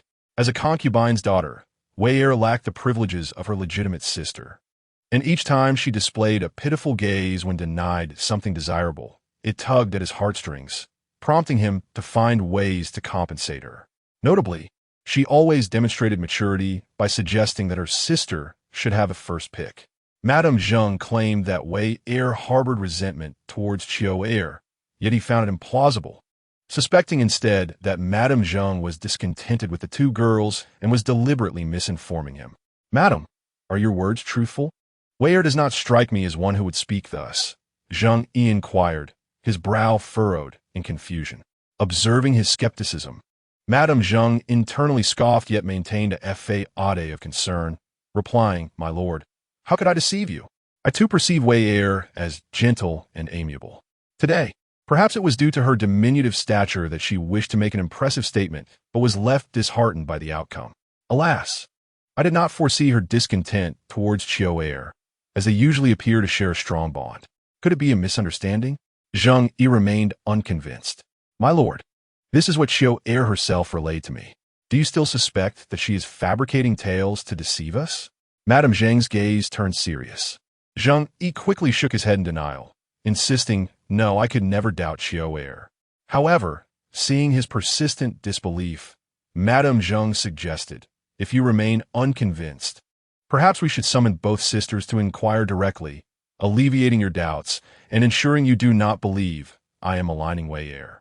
Noticing Madame Zheng's displeasure, Zheng Yi hastily remarked, "Why disturb them at such a late hour? I certainly trust you, my lady. Wei Er's behavior likely stems from the disparities in their daily lives. The young lady can be a bit difficult at times, but once she reflects, she will be fine. My lord, I must disagree with your sentiment.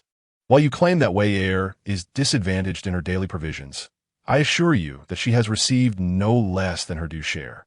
Any additional benefits Qiu Er enjoys have come from her dowry, and surely my lord would not expect me to provide the same for Wei Er? No, you have misunderstood. I would never think such a thing," Zheng Yi hastily refuted. Madame Zheng continued, "As for your assertion that the young lady is difficult, it is a well-known fact that distinctions exist between legitimate and illegitimate children. Is it not common for families to experience such imbalances? Yet, where do we see other concubine daughters harboring such jealousy towards their legitimate sisters, even to the point of quarrels in front of outsiders? Why are you raising your voice? Do you not realize how it might be perceived by the servants?" Zheng Yi, upon hearing her voice rise, hurriedly intervened. What of it? During the day, she had already been seen by numerous noble ladies. It was likely that news would swiftly circulate within the upper echelons of the capital. Did the master still fear that his family would overhear? Only after being reminded by his wife did Zheng Yi realize how shameful it was to have made such a scene, and he felt a surge of indignation. "My lord, if you do not believe that Wei Er harbors jealousy towards Qiu Er, that is your choice. However, it is a fact that she has offended the Grand Princess in broad daylight. Although she has already faced punishment, one cannot be certain that the Grand Princess will not harbor resentment, potentially affecting your standing in court. You must demonstrate some form of retribution for the Grand Princess's sake." Zheng Yi, in agreement with his wife's sentiments, nodded. She was correct. A show of accountability was indeed necessary. Yet, he pondered, how should Wei Er be punished? What thoughts does my lady have on this matter? Decide for yourself, my lord, responded Zheng Wu with an indifferent demeanor, lest you blame me later for being either too lenient or too severe. Nonsense, my lady. You are Wei Er's biological mother. It is only fitting that you guide her. As her husband, I naturally respect your views. To dare speak ill of the royal family in public is not only a breach of decorum, but also invites calamity. She must learn her lesson promptly. According to our family's customs, 10 strikes on the palm, followed by a day of kneeling at the ancestral hall, should suffice. My lady, such punishment seems excessively harsh, does it not? Zheng Yi protested. She has already knelt before the Grand Princess today. If she were to receive further strikes and kneel in the ancestral hall, would her health withstand it? After all, this is merely to maintain appearances for outsiders. Must we truly impose such a severe penalty? Zheng Wu's gaze sharpened, her tone resolute. Did you not claim to respect my opinions? This is my opinion. Maintaining appearances for the public is one matter. Ensuring she learns from her mistakes for the future is another. If you are hesitant to punish her, then let it be. I shall no longer concern myself. You may discipline her as you see fit. If her temperament is not corrected, she may invite even greater troubles down the line, and do not come to blame me. With that, she swept her sleeves and returned to her chamber to rest. Zheng Yi, watching her depart in a huff, pointed an irate finger at her retreating figure. You, he sighed and called out towards the door. A servant promptly entered. Your servant is here. What are your orders, my lord? Go and inform the second young lady that her behavior today was unbecoming, and she is to kneel in the ancestral hall until tomorrow morning. Let her reflect on her actions, and upon her release, she must present me with a letter of repentance. Ultimately, he could not bring himself to strike her palms nor allow her to kneel the entire day. Merely for one evening would suffice. My lord, shall I go now? The servant confirmed. Zheng Yi, furrowing his brow, replied sternly, yes, go at once. Tell her to kneel and reflect immediately. No one is to attend to her, nor is she to be allowed any leisure. Understood. I shall relay the message to the second young lady. With that, the servant withdrew to convey the message to Zheng Mingwei. Zheng Yi, his expression darkened, sat down to sip his tea, then sighed as he returned to his own room. Upon hearing the servant convey the message of her punishment, Zheng Mingwei felt defiant. She sprang to her feet and confronted the messenger. You are speaking nonsense. My father would never impose such a punishment on me. It must be the lady's directive you are relaying. The servant hastily bowed and replied, how could I dare to misrepresent my lord's words to deceive the second young lady? It was indeed his command that you go immediately without anyone accompanying you. I refuse to believe my father would treat me so. It must be the lady's scheme. Zheng Mingwei, filled with indignation, gritted her teeth and hurled the teacup to the ground. The servant delivering the message, sensing her fury, promptly took his leave as his duty was fulfilled. The little magpie cautiously inquired, Miss, should we plead with the master? Perhaps he might relent and spare us from the punishment of kneeling. It's futile, Zheng Mingwei replied darkly. Since my father has sent word, it is evident that he has been swayed by my mother. Going to plead now would be pointless. She would certainly thwart my efforts. I refuse to grovel before her. But miss your legs. The ancestral hall is dark and cold. Kneeling there all night will surely be unbearable for you. The little magpie expressed her concern. As long as I survive, it matters not. Even if my legs were to break, I refuse to witness that old woman's triumphant expression. Zheng Mingwei thought bitterly, hastily making her way to the ancestral hall, the little magpie hurriedly following behind. Although her father had forbidden anyone from attending to her, waiting outside for the miss was permissible. I shall bide my time. I will undoubtedly find an opportunity to take revenge on that old woman and her daughter. Zheng Mingwei mused. Chapter 27. Is His Highness looking for a male concubine? What has come over His Highness lately? Zhehua quietly tugged at Injin's sleeve, her lips moving soundlessly as she posed the question. Injin shook her head. How would I know? Then what do you make of this? Zhehua gestured towards the courtyard. The two exchanged a silent glance, uncertain of their thoughts. In the courtyard, Wei Jio was practicing swordplay under the morning sun, while Chu Hanqing sat nearby, her elbows resting on the table, her chin propped up gazing at Wei Jiu with a smile in her eyes. It turned out that a few days prior, the princess had risen early on a whim and decided to explore the residence. Except for the days of the Grand Court Assembly, she seldom rose early enough to witness the bustling activity of the servants in the morning. After Zhihua and Yinjin attended to Chu Hanqing's morning ablutions, Yinjin remained in the bedroom directing the young maidens in their chores, while Zhihua accompanied Chu Hanqing on a leisurely stroll through the estate. The summer mornings offered the most delightful scenery of the day. The sun had yet to ascend to its zenith, casting a gentle warmth that was not oppressive. The golden rays illuminated the flowers and trees, causing the dew to glisten with brilliance. Chu Hanqing inhaled deeply the fresh morning air, her brow relaxing, reflecting her excellent mood. How splendidly comfortable the morning is. It seems I have been rising too late, she remarked. Zhihua laughed. Your Highness, given your usual fatigue, it is better to rest a little longer. Yet, rising early on occasion can be quite pleasant, Chu Hanqing replied with a smile. As the two conversed, they strolled leisurely, encountering busy servants who hurriedly bowed in respect. Turning a corner, they suddenly heard a swishing sound. Curiosity piqued, Chu Hanqing quickened her pace, rounding the wall to discover Wei Jiu practicing his sword in the open space. He moved with the grace of a dragon, his form twisting and turning, so swift that the fluttering of his garments was almost imperceptible. The blade in his hand glinted in the sunlight, casting interwoven shadows. The sharp, swift sound of the slicing wind was fierce yet rapid. Devoid of an adversary, it lost some of its lethal aura but gained a certain aesthetic beauty. This pure practice of swordplay was entirely distinct from techniques meant to kill.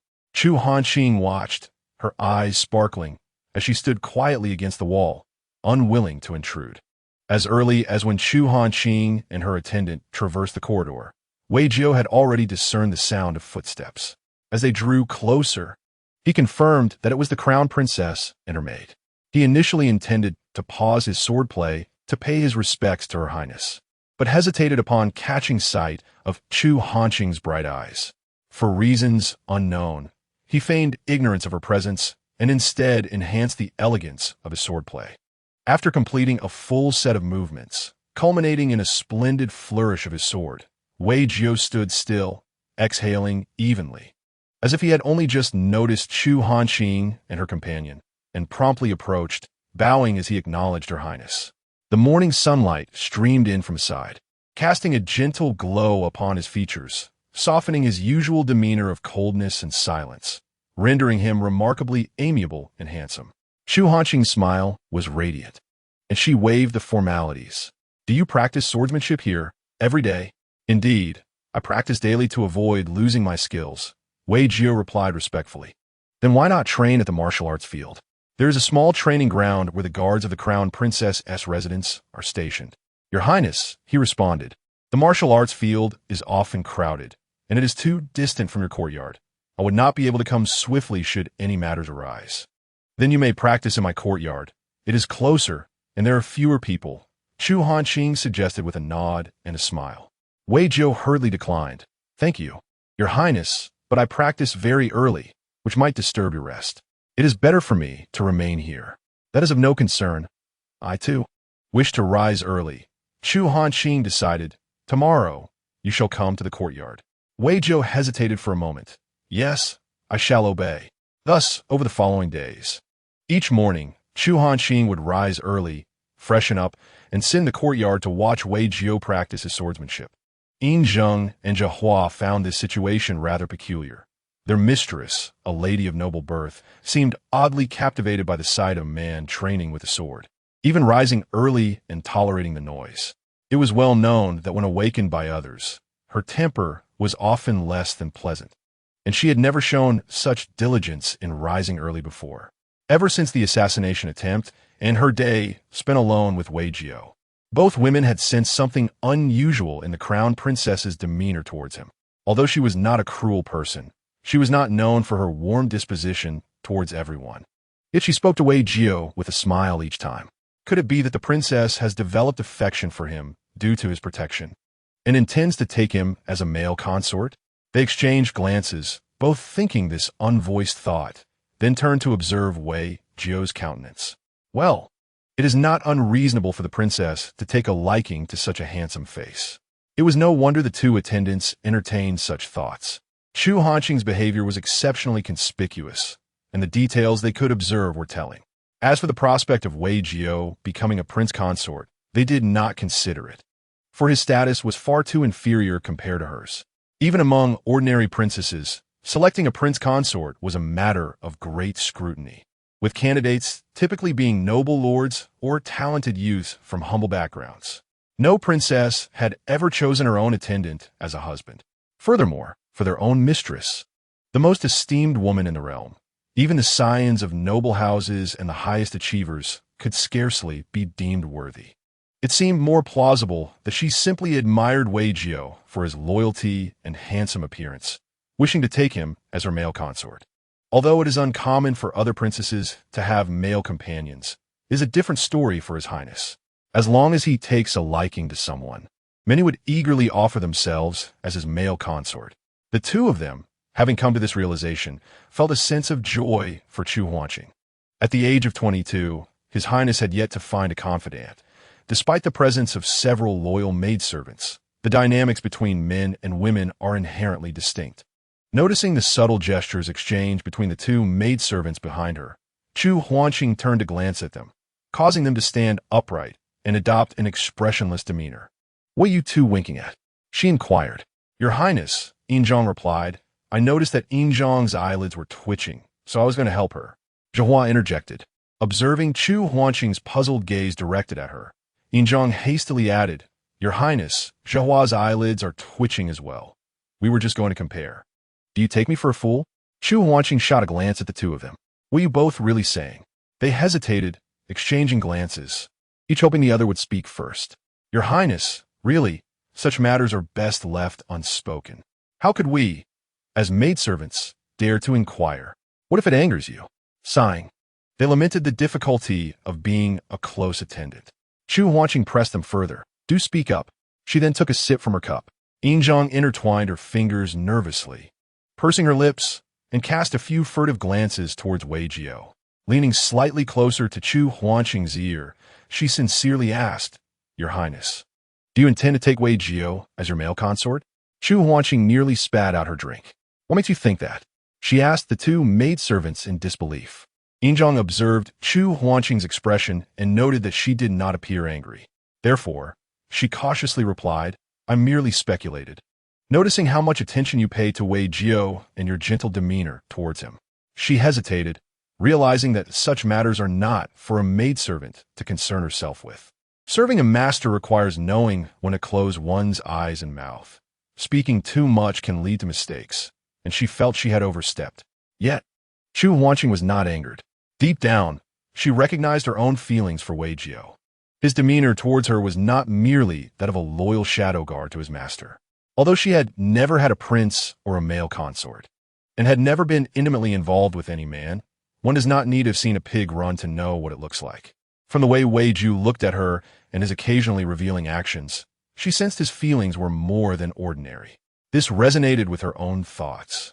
Yet she had never considered taking him as a male consort, as Yinzhong suggested. Though Wei Jio was a shadow guard, he was not one to willingly become a mere plaything for someone else's amusement. He was like a hawk lurking in the shadows, his humble status belied by an indomitable spirit. He awaited the dawn when he could soar high into the sky. She could not, nor would she wish to, clip his wings.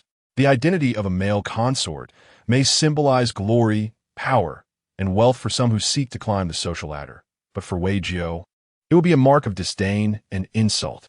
Moreover, their feelings were still somewhat nebulous. Chu Hanqing's sentiments towards Wei Jio were rooted in trust and reliance, while his feelings for her had merely shifted slightly from that of a loyal servant. If we were to pierce the paper window now, it would be rather hasty, especially since the situation has not yet escalated to that extent.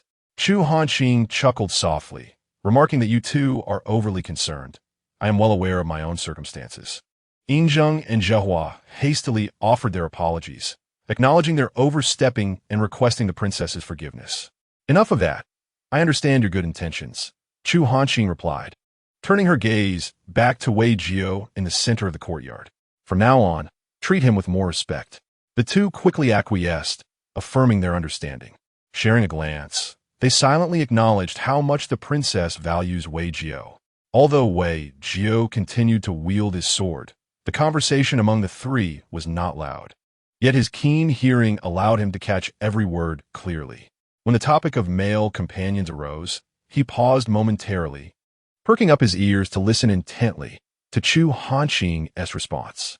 Upon hearing her words, he found himself uncertain about his feelings. Should the princess ever suggest he become her male companion, he would surely decline. A male companion is merely a source of amusement. Despite his humble status, Wei Jiao would never demean himself to be a servile favorite. Yet, if the princess were to propose such a notion, it would imply a degree of affection, which would bring him some measure of joy. However, Chu Hanqing's ambiguous denial left him conflicted. On one hand, he felt she had not humiliated him, yet on the other, he wondered if she truly held no affection for him. This contradictory mindset left him in a tangle of emotions. Suddenly, he was jolted by the realization of why he was so preoccupied with whether the princess liked him. What feelings did he harbor for her? In the 23 years of his life, he had scarcely interacted with any women, and he would not in the future either. The nature of his profession as a shadow guard dictated that he would not lead a typical life of marriage and children, basking in familial bliss. If fate were kind, he might live to an old age, serving within the ranks of the shadow guards for his entire life. If fate were cruel, he might perish during a mission. The only woman destined to occupy his life was Chu Hanqing, and he had never considered there could be another. Yet, loyalty to one's master and devotion to a beloved woman are two distinct matters. Having never engaged with women, he was at a loss to discern the differences. In that moment, he felt a wave of confusion, but his swordplay remained flawless, betraying none of the turmoil within. The courtyard was filled solely with the sound of the sword slicing through the air. At that moment, a young maid peeked from outside the courtyard, clearly eager to convey a message. However, strict hierarchies existed among the maids, and a common maid lacked the authority to address Chu Hanqing directly. Zhihua, with her sharp eyes, spotted the young maid and, after informing Chu Hanqing, proceeded to the courtyard's entrance to hear what she had to say. Upon returning to Chu Hanqing's side, Zhihua reported, "Princess, Captain Yu has arrived and wishes to relay urgent news to you." "Oh, have him come in," Chu Hanqing replied, sitting up straight at the mention of Yufeng. Anticipating developments regarding the assassination plot, Zhihua went to the outer courtyard to bring Yufeng inside. The inner courtyard was a private space for the princess and was not to be entered by outsiders without a personal attendant as escort. Chu Hanqing then instructed Yinzheng, "Proceed to the front hall." Upon noticing that Wei Jiao had ceased his actions, she smiled and suggested they proceed, as news from Yufeng was likely to arrive soon. The group made their way to the front hall, where Yufeng was already awaiting their arrival. Upon seeing Chu Hanqing, he hurried forward to pay his respects, acknowledging, "Your Highness, I regret disturbing your rest so early. It is my oversight. However, regarding the assassination attempt against your Highness, I am compelled by urgency and hope for your forgiveness." Chu Hanqing took her seat at the head of the table, adjusting her sleeves and dismissing his apologies. "It is all right. I anticipated you had pressing matters to discuss. Please, sit and share what you have discovered over the past half-month." "Thank you, Your Highness. I shall remain standing to respond," Yufeng replied gratefully. "Please be seated," Chu Hanqing graciously insisted once more. After expressing his gratitude, Yufeng took his place and began to report, "In recent days, I have dispatched individuals to thoroughly investigate all possible leads, yet the findings have been rather scant. The trail of the perpetrators has been meticulously erased, and the origins of that troop remain a mystery, as if they materialized out of thin air in the capital." Hearing this, Chu Hanqing furrowed her brow, pondering, could they have simply descended from the skies? No documentation, no household records? Indeed, none whatsoever, Yufeng confirmed. "I surmise that one cannot simply appear without a trace. If there are no external records, they must have been concealed within the capital prior to this incident.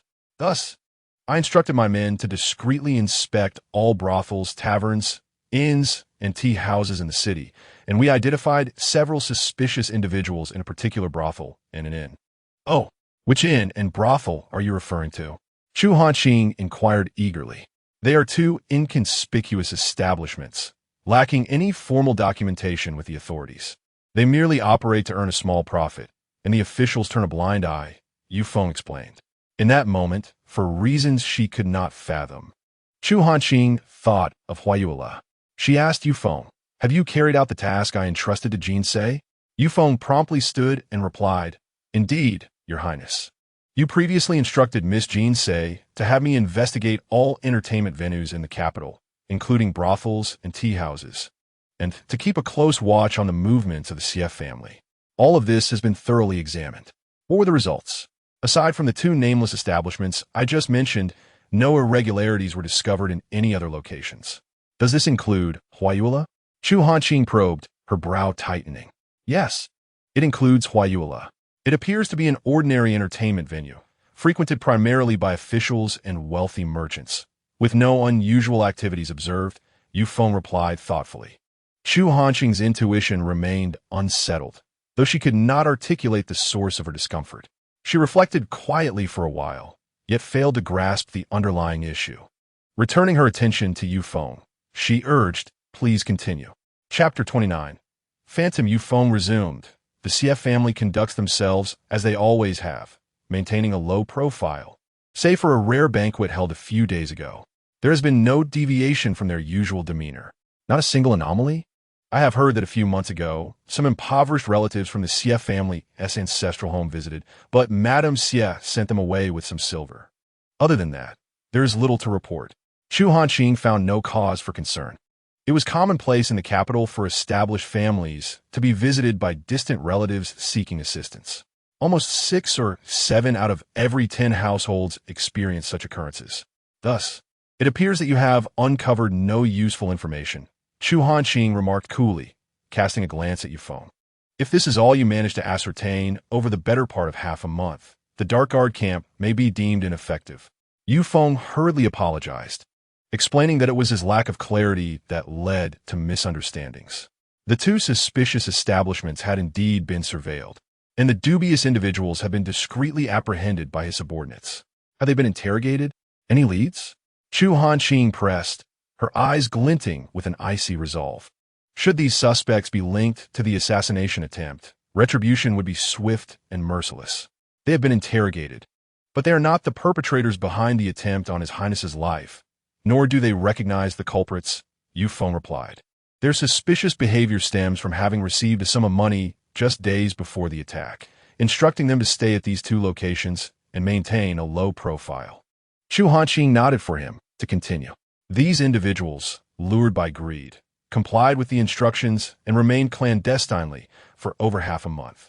Initially, they were monitored closely, with someone checking in on them every few days, which made them hesitant to defy their benefactor. Their exposure came from the absence of supervision in recent days, leading to their complacency. Did they divulge the identity of their benefactor? Chu Hanqing inquired. Yu Feng shook his head. No, they did not. According to their accounts, the individual appeared unremarkable, blending seamlessly into a crowd with an accent typical of the capital. However, one did mention that while being reprimanded, a tattoo was momentarily visible on the nape of the individual's neck. Chu Hanqing quickly asked, "What kind of tattoo?" Yu Feng produced a piece of paper from his sleeve, presenting it to her. "My subordinates sketched it based on their descriptions, and the resemblance is approximately 90% accurate. Yet, despite extensive searches, we have been unable to trace the origin of this tattoo." Examining the sketch, Chu Hanqing remarked, "It resembles a peculiar mark. In the 3 kingdoms, it is universally acknowledged that one's body and skin are a gift from one's parents, and thus, one would not dare to mar them without just cause. Tattoos are typically reserved for prisoners as a form of punishment or for individuals of particular status, used as organizational symbols, such as assassins." Wei Jiu, who had been silently standing behind Chu Hanqing, had listened intently to their conversation. Upon catching a glimpse of the sketch, he finally spoke up, requesting to examine it more closely. "Your Highness, may I have a look at the design?" Chu Hanqing regarded him briefly before handing him the paper. Thank you, Your Highness, Wei Jiao said, taking the paper and scrutinizing it meticulously, while both Yu Feng and Chu Hanqing observed him keenly. After examining it 2 or 3 times, he raised his head and declared, I have seen this tattoo before. Both individuals were taken aback, with Yu Feng stepping forward, gripping Wei Jiao's arm in urgent inquiry. Well, have you seen it? What does this design signify? Chu Hanqing interjected. Release him and return to your seat. Wei Jiao, please elaborate. Yes, Wei Jiao replied respectfully. Yu Feng, feeling somewhat embarrassed, released his grip and resumed his seat, realizing he had momentarily lost his composure. The pattern I have only encountered once before. Though it bears a slight difference, Wei Jiao hesitated before speaking. Chu Hanqing softened her gaze, remarking, it matters not. Did not Yu Feng just say that there is only a 90% similarity? Surely what you saw was the original. Pray, tell me what transpired. Yu Feng mused internally, puzzled by how gentle the prince was with Wei Jiao, yet so stern with himself. Was a matter of appearances? This pattern belongs to a clandestine organization known as Phantom, Wei Jiao continued. 7 years ago, during my first mission, I journeyed to the southwest to trace the trail of officials involved in bribery and treason for the late emperor. During this pursuit, I encountered a formidable underground force, deeply entrenched and even colluding with the local authorities. A reflective expression crossed Wei Jiao's face as he paused, then proceeded. This organization, Phantom, operates secretly in the southwest, notorious for contract killings and intelligence trafficking. Accompanying me were 8 other shadow guards, yet ultimately, only I and 1 other returned. The remaining 7 perished at the hands of Phantom's assassins. The 2 of us sustained grave injuries and required nearly half a year to recuperate. Are you referring to the incident prior to the prince's establishment of the shadow guard camp? Yu Feng inquired. Wei Jiao nodded, affirming, indeed. We suffered significant losses, yet we managed to bring back crucial leads, leading to the resolution of the case. The late emperor secretly dispatched a large contingent to eradicate Phantom, but reports indicated that they engaged in fierce conflict with other factions and were nearly annihilated. Since then, Phantom has vanished without a trace. Due to my injuries, I did not return to the southwest. Once healed, I was selected by you to serve the prince. Yu Feng explained to Chu Hanqing 7 years ago. When the prince formed the Shadow Guard camp, it was Wei Jiao's performance in that incident that caught his attention. Ah, I see, Chu Hanqing nodded. I was unaware of these past events. Wei Jiao, since you have encountered Phantom before, do the assassins who attacked me bear any resemblance to those you faced previously? On the surface, there are no similarities. The foes I encountered 7 years ago in the southwest employed unusual techniques, their strikes brutal and merciless.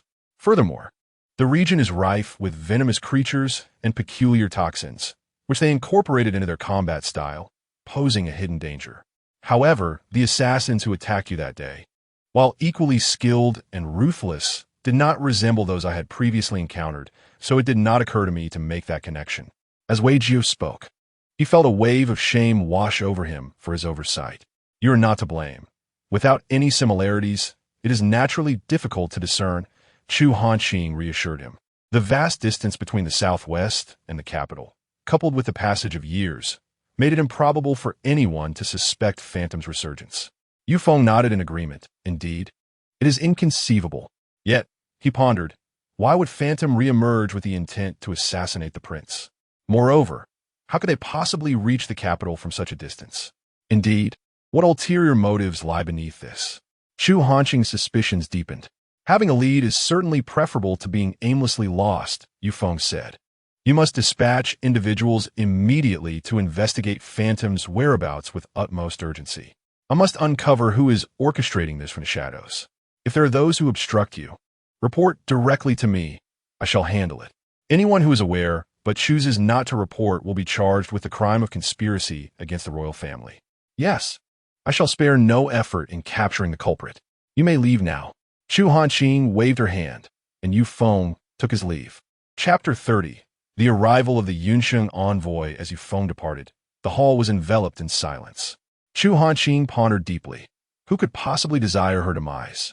Why did the Phantom organization bribe individuals to create traces of activity shrouded in deception? Were the assassins truly sent by the Phantom? Countless questions plagued her mind, and until she could unearth the hidden foes lurking in the shadows, she would remain unsettled, as if a venomous serpent could strike at any moment. A fierce tiger may be captured, but a poisonous snake is elusive and insidious. Wei Jiao, recount in detail everything you know about the Phantom to me. Leaving no detail unexamined, she instructed Wei Jiao. On the second day of July, under a clear sky, Chu Hanqing had breakfast early, attended to by Yin Zhang and Zhehua, who helped her with her makeup and adorned her in splendid ceremonial robes, as she set forth from her residence to the imperial palace's Huangji Hall. Although today was not a day for the Grand Court Assembly, reports had arrived the previous day indicating that the Yunxiang Kingdom's envoy, come to celebrate Chu Zhaoting's longevity festival, had reached within 20 miles of the capital and would be entering the city today. The arrival of a foreign envoy is a significant event in diplomatic relations, particularly between the delicate ties of the Ningtian Kingdom and the Yunxiang Kingdom. As the Princess Regent, Chu Hanqing could not afford to be absent from such an occasion. Within the Huangji Hall, the emperor and ministers briefly deliberated on a few matters of state before falling silent. This was partly due to the lack of pressing affairs recently, and partly because they were all awaiting the arrival of the Yunxiang envoy. After all, seeing familiar faces daily can become tiresome. A breath of fresh air is always welcome, as it is human nature to revel in novelty. Even Chu Hanqing found herself speculating about the leader of the Yunxiang envoy. From her understanding, the current emperor of the Yunxiang Kingdom, Yun Peng, was nearing 50 years of age. He had numerous consorts in his harem and a plethora of sons and daughters. The crown prince, Yun Jingli, was his second son, born of the queen, whose noble lineage granted him considerable favor. Among the many adult princes, it was said that the seventh prince, Yun Jingchun, had the most humble mother and was the least favored in the harem. If any royal were to lead the envoy, it would likely be Yun Jingchun. After all, a long journey to offer congratulations amidst the unstable relations between the two nations could spell either fortune or misfortune. It was unlikely that a favored prince would undertake such a venture. As everyone awaited in the Huangji Hall, time ticked away and the sun climbed higher in the sky. Logically, the Yunxiang envoy, having arrived outside the capital yesterday, should have entered the city and the palace by now, yet no news had emerged. Suddenly, a messenger reported from outside the hall, bringing news of the Yunxiang envoy. Chu Zhaoting immediately ordered, "Let them in." The messenger stepped into the great hall, kneeling before Chu Zhaoting to pay his respects. "I, He Yozhong, commander of the city defense forces, pay my respects to your majesty." "Rise." Chu Zhaoting gestured for him to stand. "What news do you bring from the Yunxiang Kingdom? Why have they not yet entered the city?" He Yozhong respectfully replied, "Your Majesty, the envoy from the kingdom of Yunxiang arrived at the Chang'an Gate half an hour ago. After my humble self and others verified the credentials, we opened the city gates to welcome them. However, what is it?" Chu Zhaoting pressed for clarification. They stated that the delegation is led by the seventh prince of Yunxiang, accompanied by a princess of noble birth. Their esteemed identities cannot be compared to ordinary envoys, and the personnel from the Honglu Temple have been rather negligent. It is imperative that your majesty dispatch a suitably ranked individual to personally greet them upon their entry into the city, to demonstrate the importance of the envoy and the friendly equality between our two nations. Upon hearing this, Chu Zhaoting was infuriated. Preposterous! He struck the armrest of the imperial throne with force. The kingdom of Yunxiang pales in comparison to Ningtian.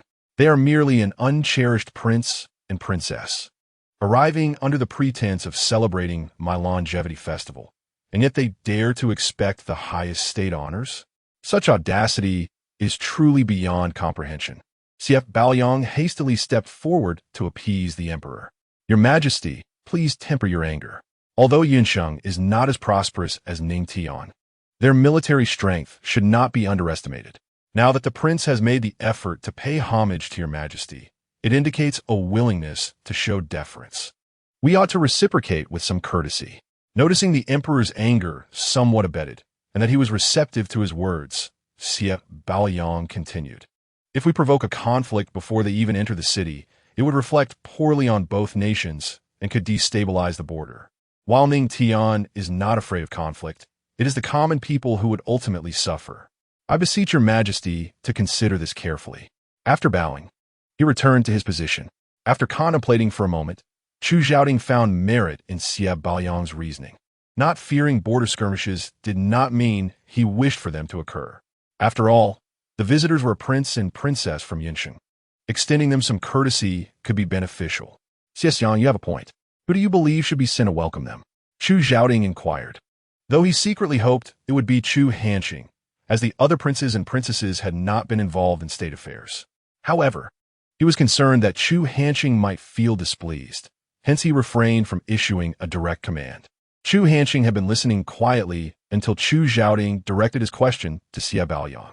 She understood that she was the most suitable choice for this task. The visitors sought respect. Sending merely a minister would surely displease them. If any further disturbances arose, it would reflect poorly on all involved. As a princess herself, her status was fitting. Moreover, she held administrative power, making her presence in such state matters entirely appropriate, thus affording them the respect they desired. Having made up her mind, before Xia Baoyang could respond, she spoke up, "Your Majesty, allow me to take on this duty. Surely, my status is sufficient to welcome them into the city." "How considerate of you, elder sister," Chu Xiaoting replied, feeling considerably relieved. "For the sake of state affairs, it is indeed best that you go. However, do not overly elevate their status, lest they become presumptuous." Chu Hanqing nodded. "Rest assured, Your Majesty, I shall exercise discretion." With that, she proceeded towards the exterior of the Huangji Hall, accompanied by her entourage to the Cheng'an Gate. At that moment, outside the Cheng'an Gate, the Yunxing envoy's retinue was resting, while at the center, the most lavish carriage housed the 7th Prince of Yunsheng, Yun Jingchun, seated across from Princess Minghua. Princess Minghua popped a piece of pastry in her mouth, swinging her legs as she inquired of Yun Jingchun, 7th royal brother, "Do you think Emperor Ningtian will send someone to welcome us?" Across from her, Yun Jingchun maintained an expression of calm assurance, responding, "He certainly will. Since we have made the request, despite any potential misgivings, as long as Ningtian does not wish to sever ties with our Yunsheng, they will undoubtedly extend this courtesy." "And who do you suppose they will send?" Princess Minghua pressed further. Yun Jingchun shook his head. "I cannot predict that. Our understanding of the situation in Ningtian is rather limited. You are aware of your father's intent in sending you to Ningtian. He hopes you will conduct yourself with propriety and engage in something fruitful." Noticing her unrefined posture as she swung her legs, Yun Jingchun frowned, admonishing, "Sit more decorously. If you were to enter the emperor of Ningtian's harem in such an undignified manner, it would reflect poorly on our Yunsheng. Consider your father's temperament and your mother's disposition." Annoyed, Princess Minghua straightened up, knowing well that invoking her mother was a tactic to intimidate her. Chapter 31. The 7th Prince. Yun Jingchun. The children of the Yunsheng emperor were numerous, with the majority lacking favor. The sons fared slightly better, while some daughters might go an entire year without seeing him, so much so that he could hardly recall their faces. However, the situation of Princess Minghua and her mother was not the worst. Her mother hailed from a family of 5th-rank officials, a rather unremarkable status within the emperor's harem. Yet, being a lady of official rank, she held a slightly higher standing than those born of palace maids or entertainers. After giving birth to Minghua, she managed to secure a rank of concubine. Minghua had always been temperamental and headstrong, yet due to her striking beauty, the Yunsheng emperor afforded her a modicum of patience, extending some degree of affection toward her mother as well. This, unbeknownst to them, stirred discontent within the empress, who was both envious and cunning. Wielding considerable influence from her own family, manipulating the situation, she feigned care for the mother and daughter, creating a virtuous impression in the emperor's eyes, while secretly encouraging him to send her to Ningtian for a marriage alliance. Naturally, Minghua resisted this notion, leading her mother to fall ill almost immediately. The empress made it clear to her in private that the treatment of her mother's illness and its extent hinged entirely on her actions. For the sake of her mother, she had no choice but to comply and journey to Ningtian. She had to remain obedient. Yet, her defiance towards Yun Jingchun persisted. 7th royal brother, do not be solely focused on reprimanding me. You should reflect on yourself as well, particularly regarding concubine Rome. None of us are superior to the other. Yun Jingqian's expression darkened instantaneously. He glared at Minghua with a menacing intensity, stating, "If you cannot speak respectfully, I can ensure you remain silent forever." Minghua, brimming with retorts, was momentarily taken aback by his chilling gaze, swallowing her words. His look was indeed terrifying, as if he could truly harm her. Ignoring her further, Yun Jingqian turned his gaze to the outside. While his demeanor appeared neutral, a tide of anger surged within him. Within the royal palace of Yunsheng, he was looked down upon by all, merely for the fact that his birth mother was a lowly maid who by chance had caught the emperor's eye, only to be swiftly forgotten thereafter. The Cloud Saint Emperor, indulgent in his desires, has many women who, after a fleeting favor, are forgotten. Stripped of affection and status, they lose all hope of marrying outside the palace, destined to languish and wither away in the harem. His birth mother was fortunate, conceiving him at once. After a laborious 10 months, she bore Yun Jingqian, yet due to her humble origins, she was granted the mere title of noble consort Rome. Any woman who bore a prince would typically receive a rank of at least a concubine. A noble consort lacks even the privilege of raising her own son. Among the numerous princes of Cloud Saint, only he was raised apart from his mother, cared for instead by wet nurses and palace maids. This meager status was granted by the empress, who feigned virtue, while his father had long since forgotten his mother, enduring disdain and bullying from a young age. He grew up serving the empress, akin to a dog, paving the way for her son, Yun Jingli, yet they remained perpetually dissatisfied. Failure brought scorn and punishment, while success bred suspicion and envy. He had grown weary of this life of subjugation.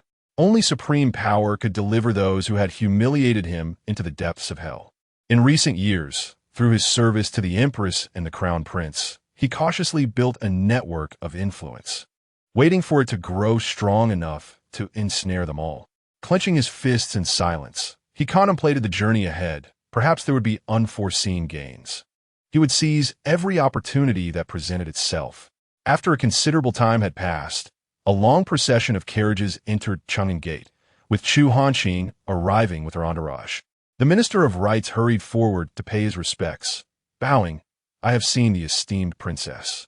Chu Hanqing, assisted by her maid, dismounted and addressed the minister.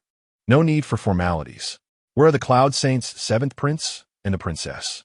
The minister pointed towards their carriage. "Please send word, stating that I have come personally to escort them into the palace," she said with a smile.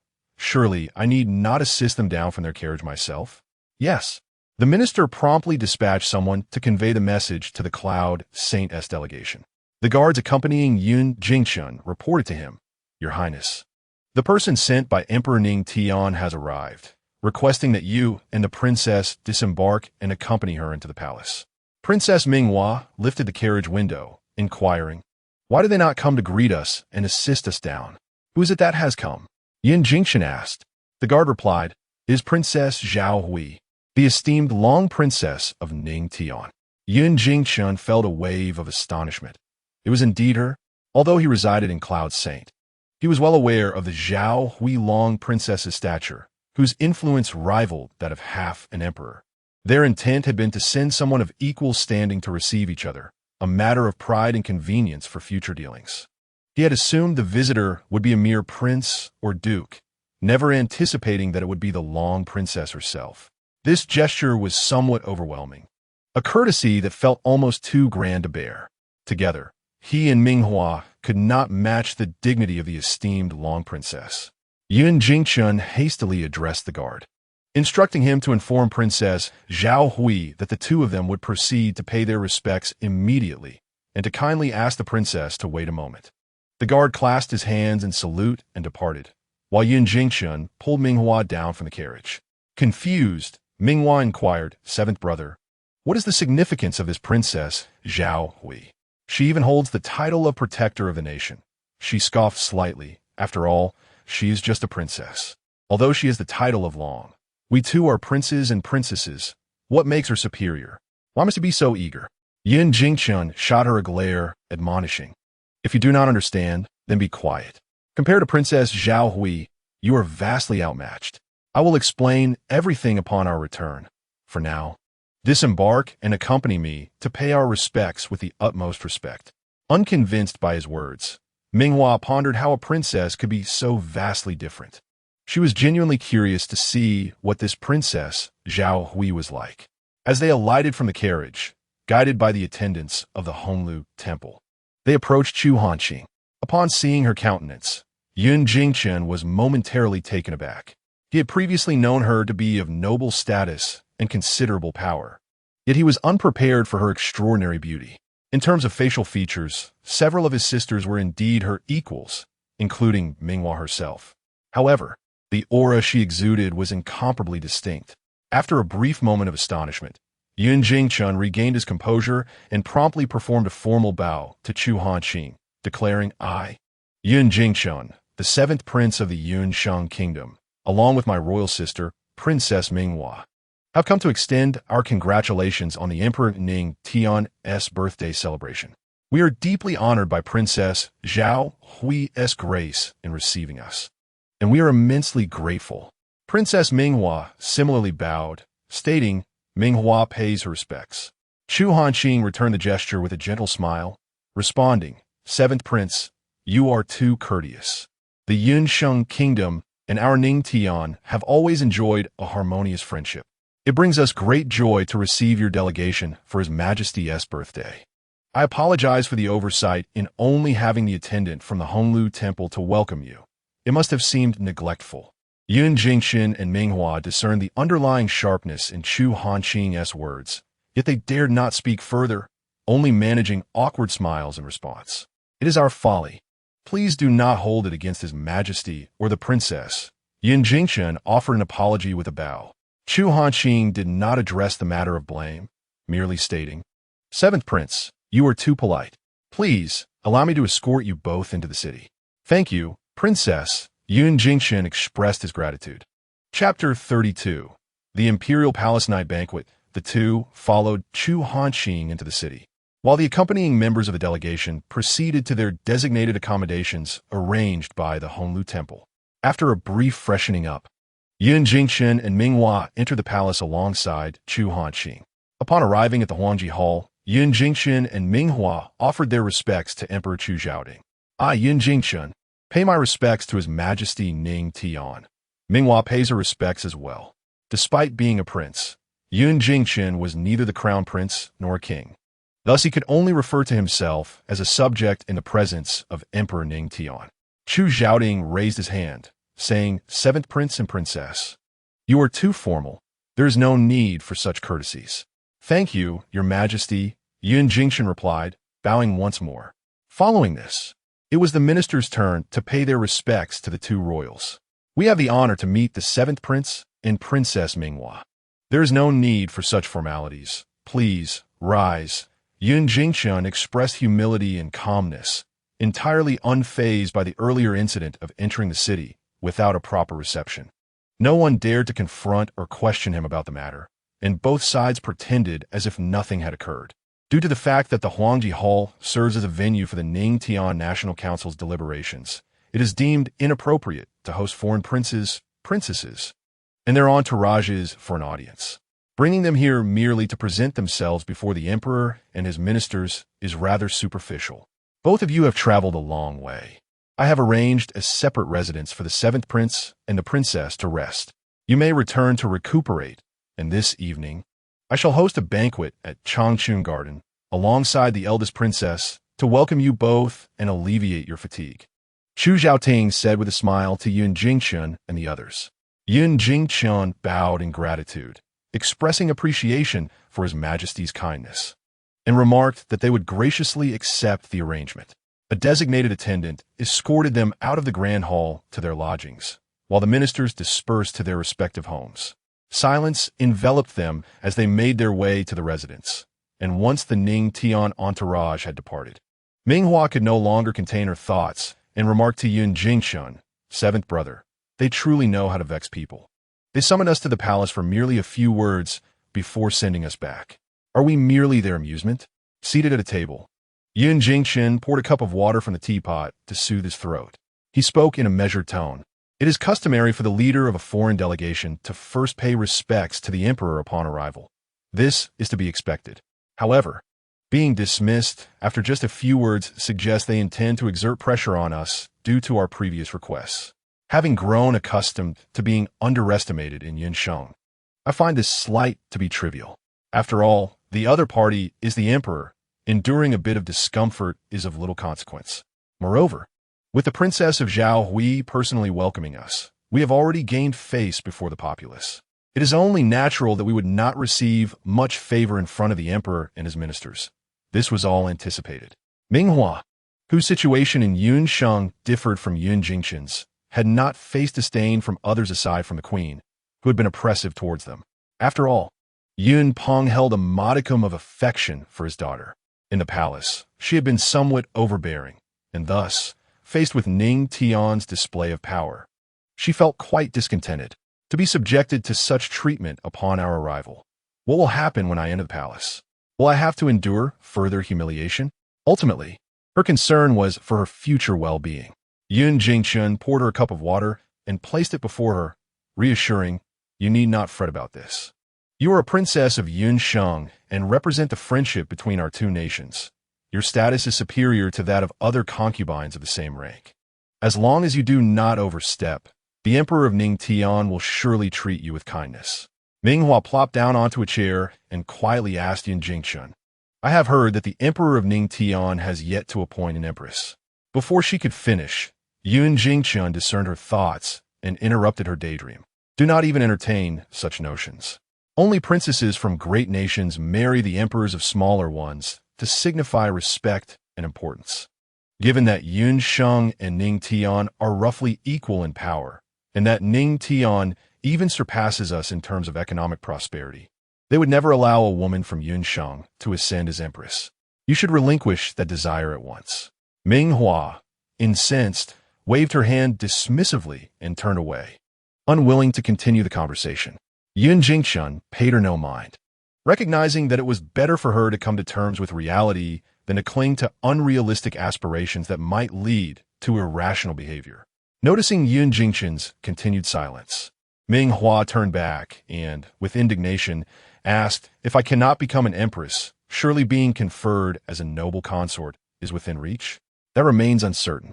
Either a consort or a noble consort is possible." Yun Jingqian pondered before responding. "Even a favored consort cannot guarantee such things. After all, I am the Princess of Yunsheng. To merely be granted the title of consort seems rather dismissive of my stature." Minghua suddenly rose to her feet. Yun Jingqian cast her a fleeting glance. And what of being a princess? If one were truly a cherished princess, would she be sent away for a political marriage? The genuinely esteemed princesses, like Princess Zhao Hui, are the ones you have encountered today. I advise you to temper your expectations. In Ningtian, no one will coddle you. If you aspire to a higher status, you must earn the affection of the Emperor of Ningtian. The room fell into a moment of silence. As evening approached, the attendants arranged by Chu Zhaoding arrived to escort Yun Jingqian and Minghua into the palace for the banquet. The carriage made its way through the palace grounds, arriving at Changchun Garden. At that moment, the garden was aglow with lights. The tables for the banquet had been meticulously arranged, and the serving maids and eunuchs stood solemnly in their designated places. Chu Hanqing was resting in a nearby chamber, waiting. Upon receiving word from a young eunuch that Yun Jingqian and Minghua had arrived, she rose, bringing with her a silver zither and flowers to greet them at the banquet. After the three exchanged formalities, they took their seats at the table. Today's gathering was merely a private affair set by His Majesty, with his palace providing company to welcome the two of you. The grand state banquet will take place on the 8th day of the 7th month during His Majesty's longevity celebration. I hope you do not feel slighted." Chu Hanqing explained with a smile.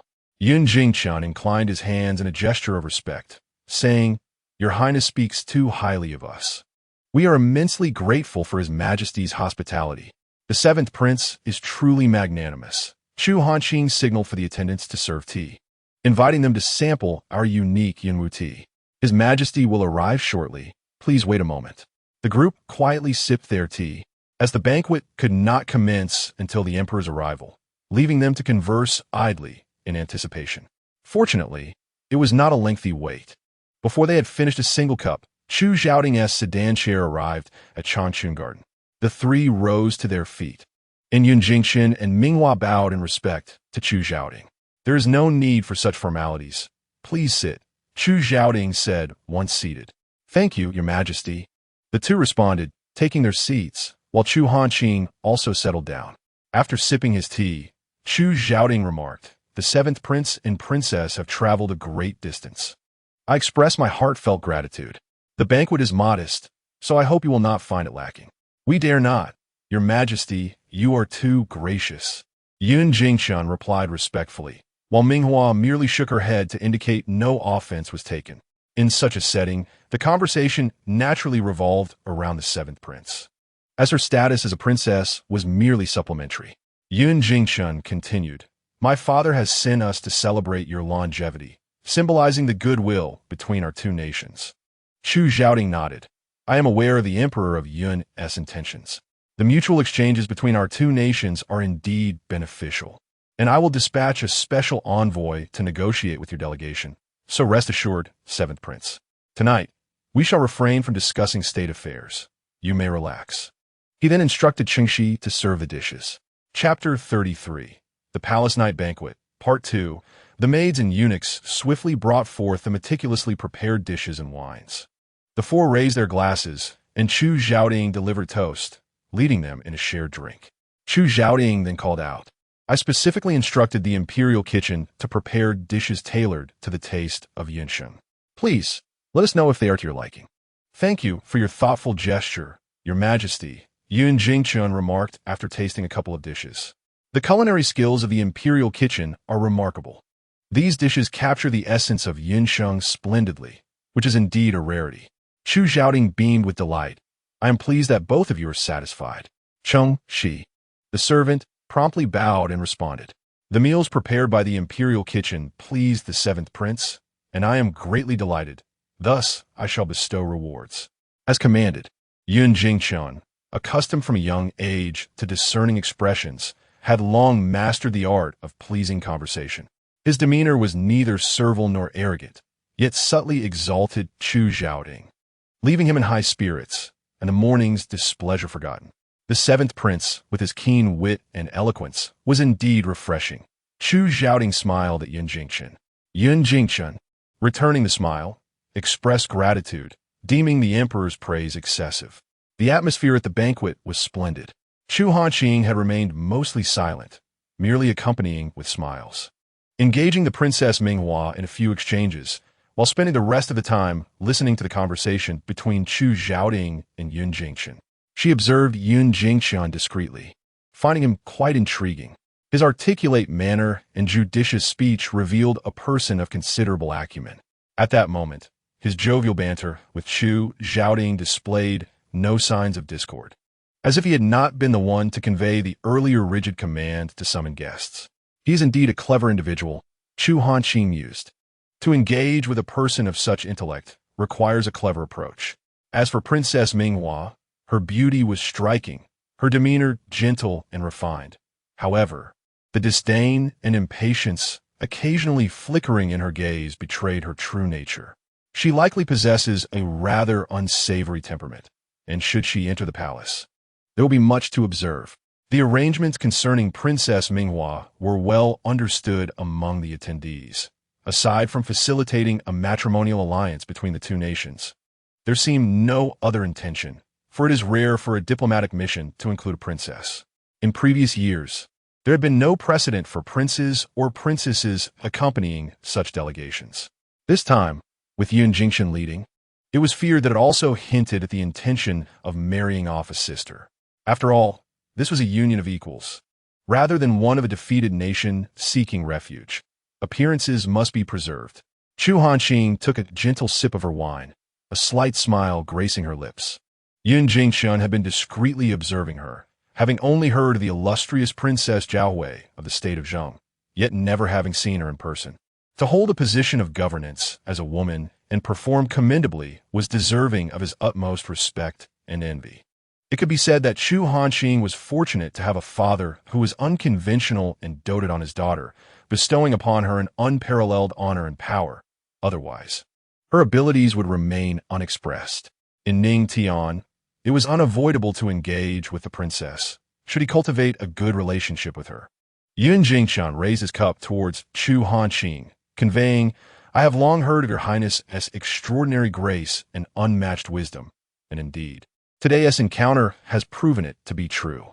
I toast to the princess. Please enjoy at your leisure." The seventh prince was indeed overly courteous, and Chu Hanqing smiled as she lifted her cup and took a sip. "I am but a humble willow, unworthy of such flattery from a seventh prince.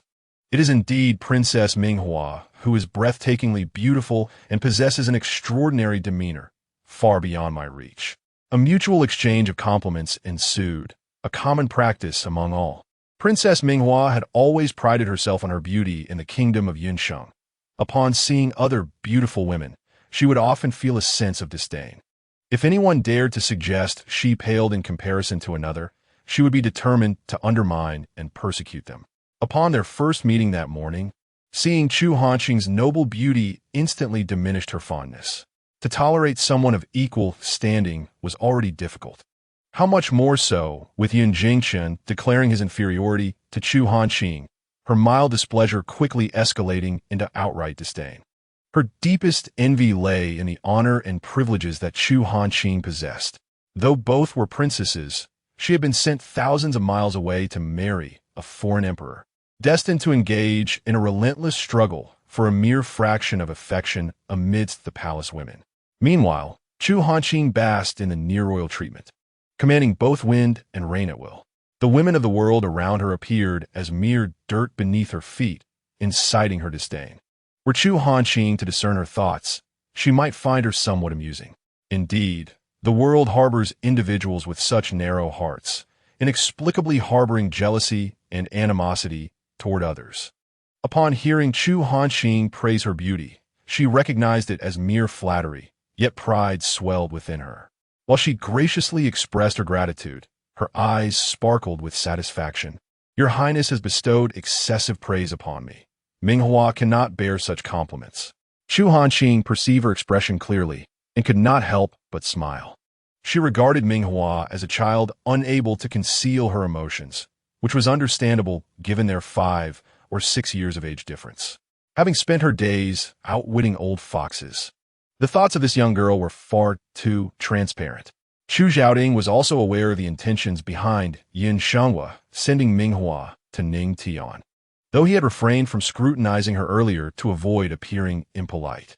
Since the banquet commenced, he had hardly paid her any attention, but upon hearing her voice, he turned his gaze toward Minghua, examining her closely. She was indeed striking, far surpassing the existing lower-ranked concubines in the palace. Her features rivaled those of the royal sister. Although in temperament, she fell somewhat short. Nonetheless, he did not particularly favor the assertive disposition of his royal sister. Beauty and gentleness sufficed for the palace's concubines. "Princess Minghua, your beauty is radiant. There is no need for such excessive modesty." He spoke gently. Chu Xiaoding's appraising gaze did not escape Yun Jingshan's notice, and seeing his satisfaction eased his own heart. Regardless of the envoy's appearance, the emperor of Ning Tian would not treat her with indifference. A measure of respect must be preserved. However, should he find her more to his liking, her favor would surely be even more secure. "Your Majesty's kindness is deeply appreciated. Allow my sister Minghua to serve you a cup of wine in gratitude," he suggested, casting a glance at Minghua to prompt her to step forward. Minghua felt reluctant, but could not disregard Yun Jingshan's words. Rising, she approached Chu Xiaoding's table, performing a graceful bow. Grasping the wine jug on the table to pour a cup, which she presented to him, "Your Majesty, please." As Chu Xiaoding beheld the approaching maiden, her beauty was even more pronounced, filling him with satisfaction. Her graceful demeanor and gentle charm brought him great delight. "Your efforts are appreciated, Princess," he said, accepting the cup and drinking it down in one gulp. Minghua met his gaze for a fleeting moment, feigning shyness as she lowered her head and returned to her seat. "I have long heard of the prosperity and splendor of Ning Tian's capital, and I have greatly admired it from afar.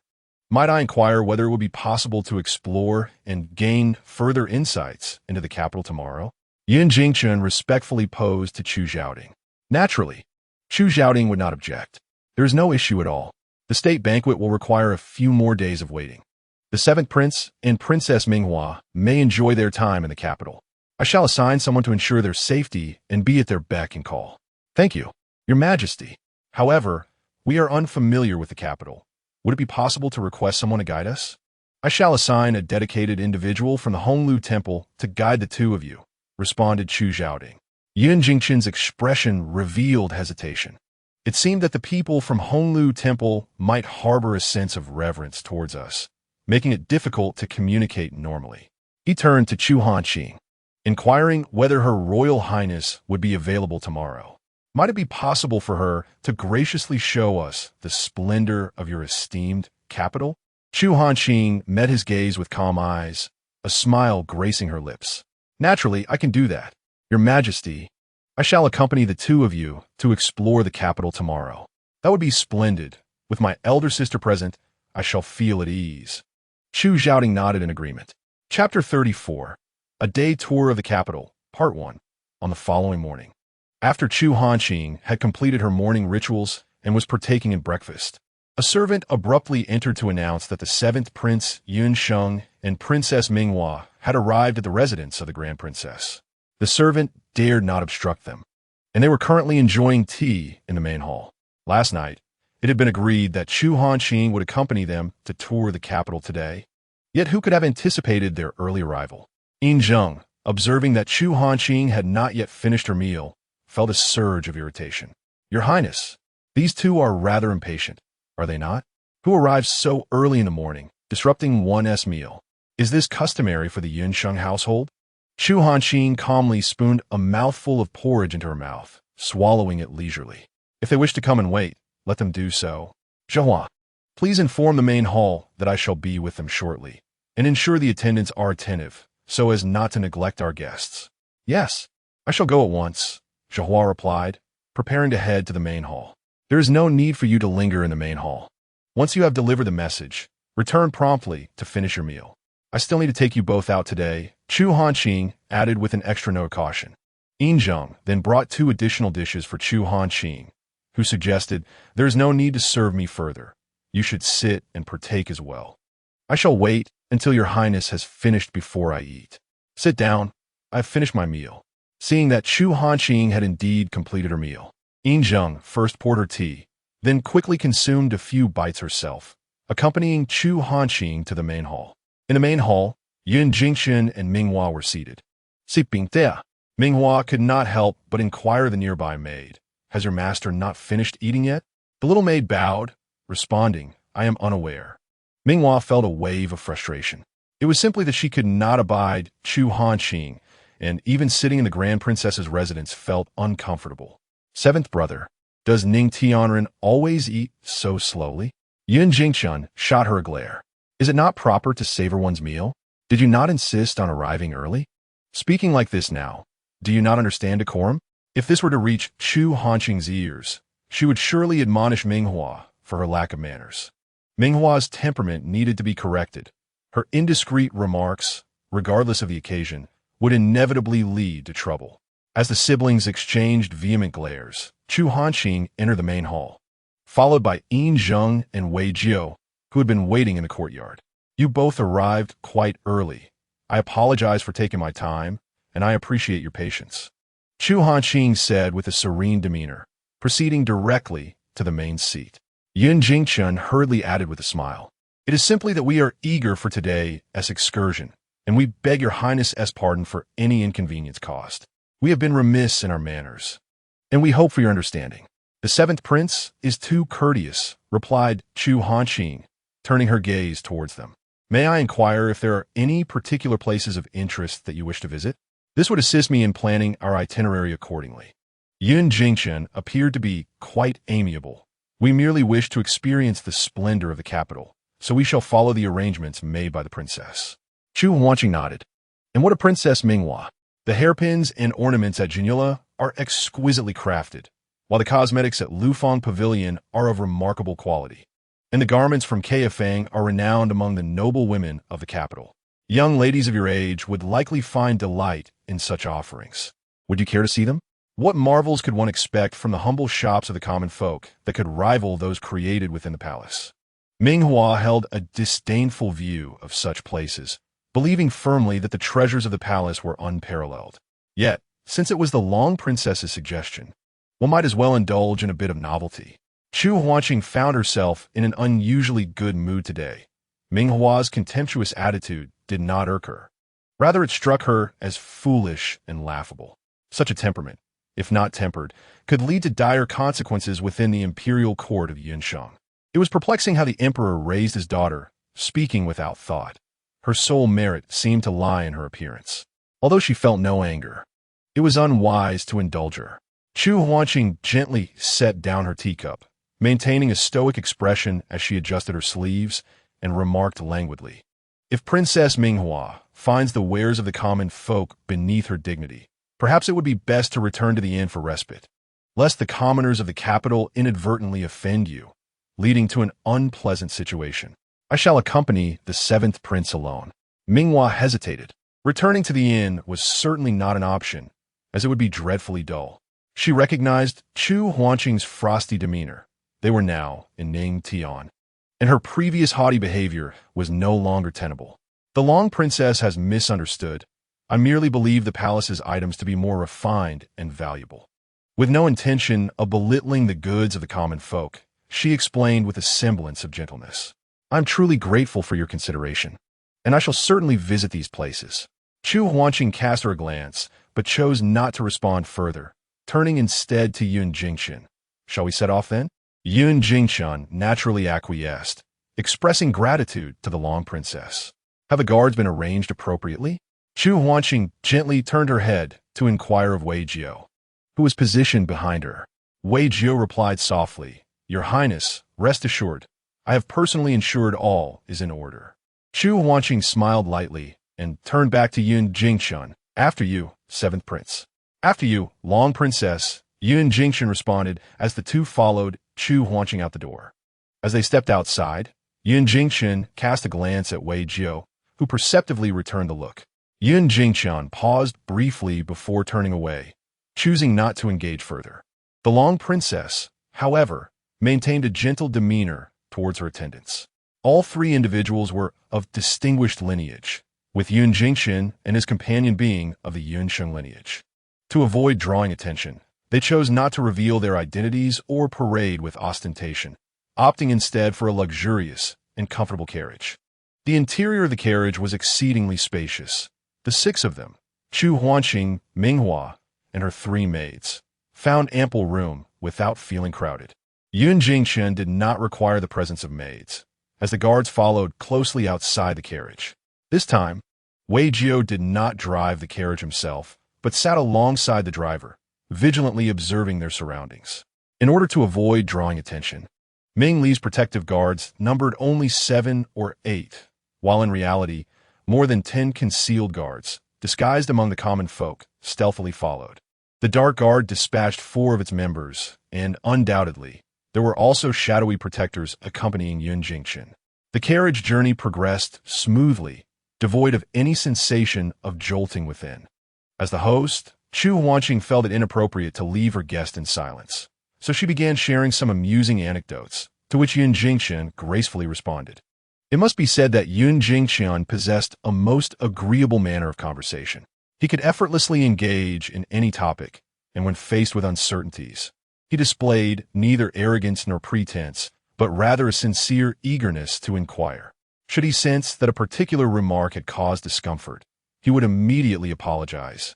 His demeanor earnest and his tone sincere, embodying the adage that one should not strike a smiling face, making it impossible for anyone to harbor resentment. Although Chu Hanqing was well aware that he was not as simple as he appeared, she nonetheless found their conversation quite enjoyable.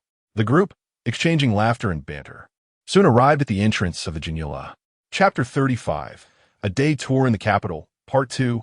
Your Highness, we have arrived at the Jinula, Wei Jiao announced from outside the carriage. He dismounted and signaled to the concealed guards within the crowd, who nodded slightly in acknowledgement. indicating that they had already conducted a thorough inspection and found no danger. The carriage doors swung open, and three maidservants alighted first, followed by Yun Jingchen, Chu Hanqing, and Ming Hua, as they stepped together through the grand doors of the Jinyula. Jinyula was renowned in the capital for its exquisite jewelry, known for innovative designs and meticulous craftsmanship, frequently acquiring rare and precious materials. Furthermore, they did not operate branch stores, and their finest pieces were often singular in existence. This scarcity, combined with exceptional quality, allowed them to stand out distinctly within elite circles. As they entered, the keen-eyed attendants in the lobby immediately approached to welcome them. "Welcome to Jinyula, esteemed guests. Please come inside." Their demeanor was warm, yet devoid of obsequiousness, their smiles perfectly calibrated, indicative of rigorous professional training. Possessing discerning eyes, they could swiftly assess the guest's capacity to indulge in luxury. Although the group had intentionally adopted a low profile, their innate elegance and the understated opulence of their attire could not be concealed. The attendant smiles grew more genuine. This was Chu Hanqing's first visit to Jinyula.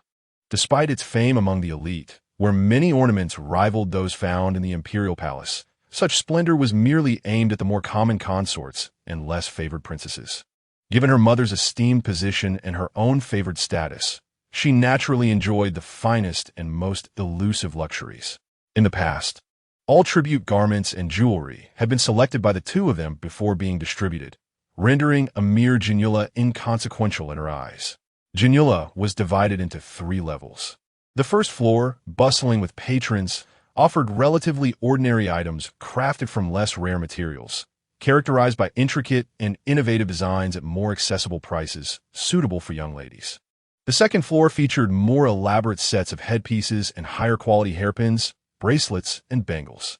The prices here are considerably elevated, rendering it impossible for ordinary families to indulge freely. The clientele predominantly comprises affluent young ladies or matriarchs wielding authority. As for the treasures on the third floor, they are the prized possessions of the establishment, crafted from rare materials and exhibiting intricate artistry, with each piece being singular and exorbitantly priced. Access to the third floor is not granted to just anyone. Only those deemed capable of affording such luxury are invited by the proprietor to peruse the offerings closely. Minghua, being a young lady herself, initially harbored some disdain prior to her arrival, but once there, she approached the counter with eager enthusiasm. "Esteemed lady, is there anything that has caught your eye? Allow me to present it for your careful examination." The attendant behind the counter greeted her warmly. Minghua scrutinized the items before her.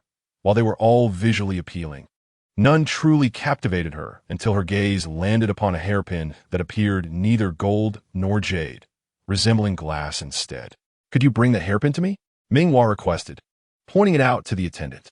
The attendant hastily retrieved the hairpin and carefully handed it to her waiting maid.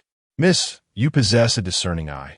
This hairpin was just completed by our master craftsman yesterday, and the design is the most fashionable in the capital. With your beauty, it would look splendid on you." Minghua felt a surge of delight at his words and gestured for her maid to adorn her with it. The maid carefully inserted the hairpin into her coiffure, and the attendant, ever perceptive, brought forth a mirror. As she turned and admired her reflection, she found herself quite enamored with it. "Seventh prince, seventh brother, do you think this looks good?" she inquired of Yun Jingchen. Yun Jingchen and Chu Hanqing had not been selecting items at the counter.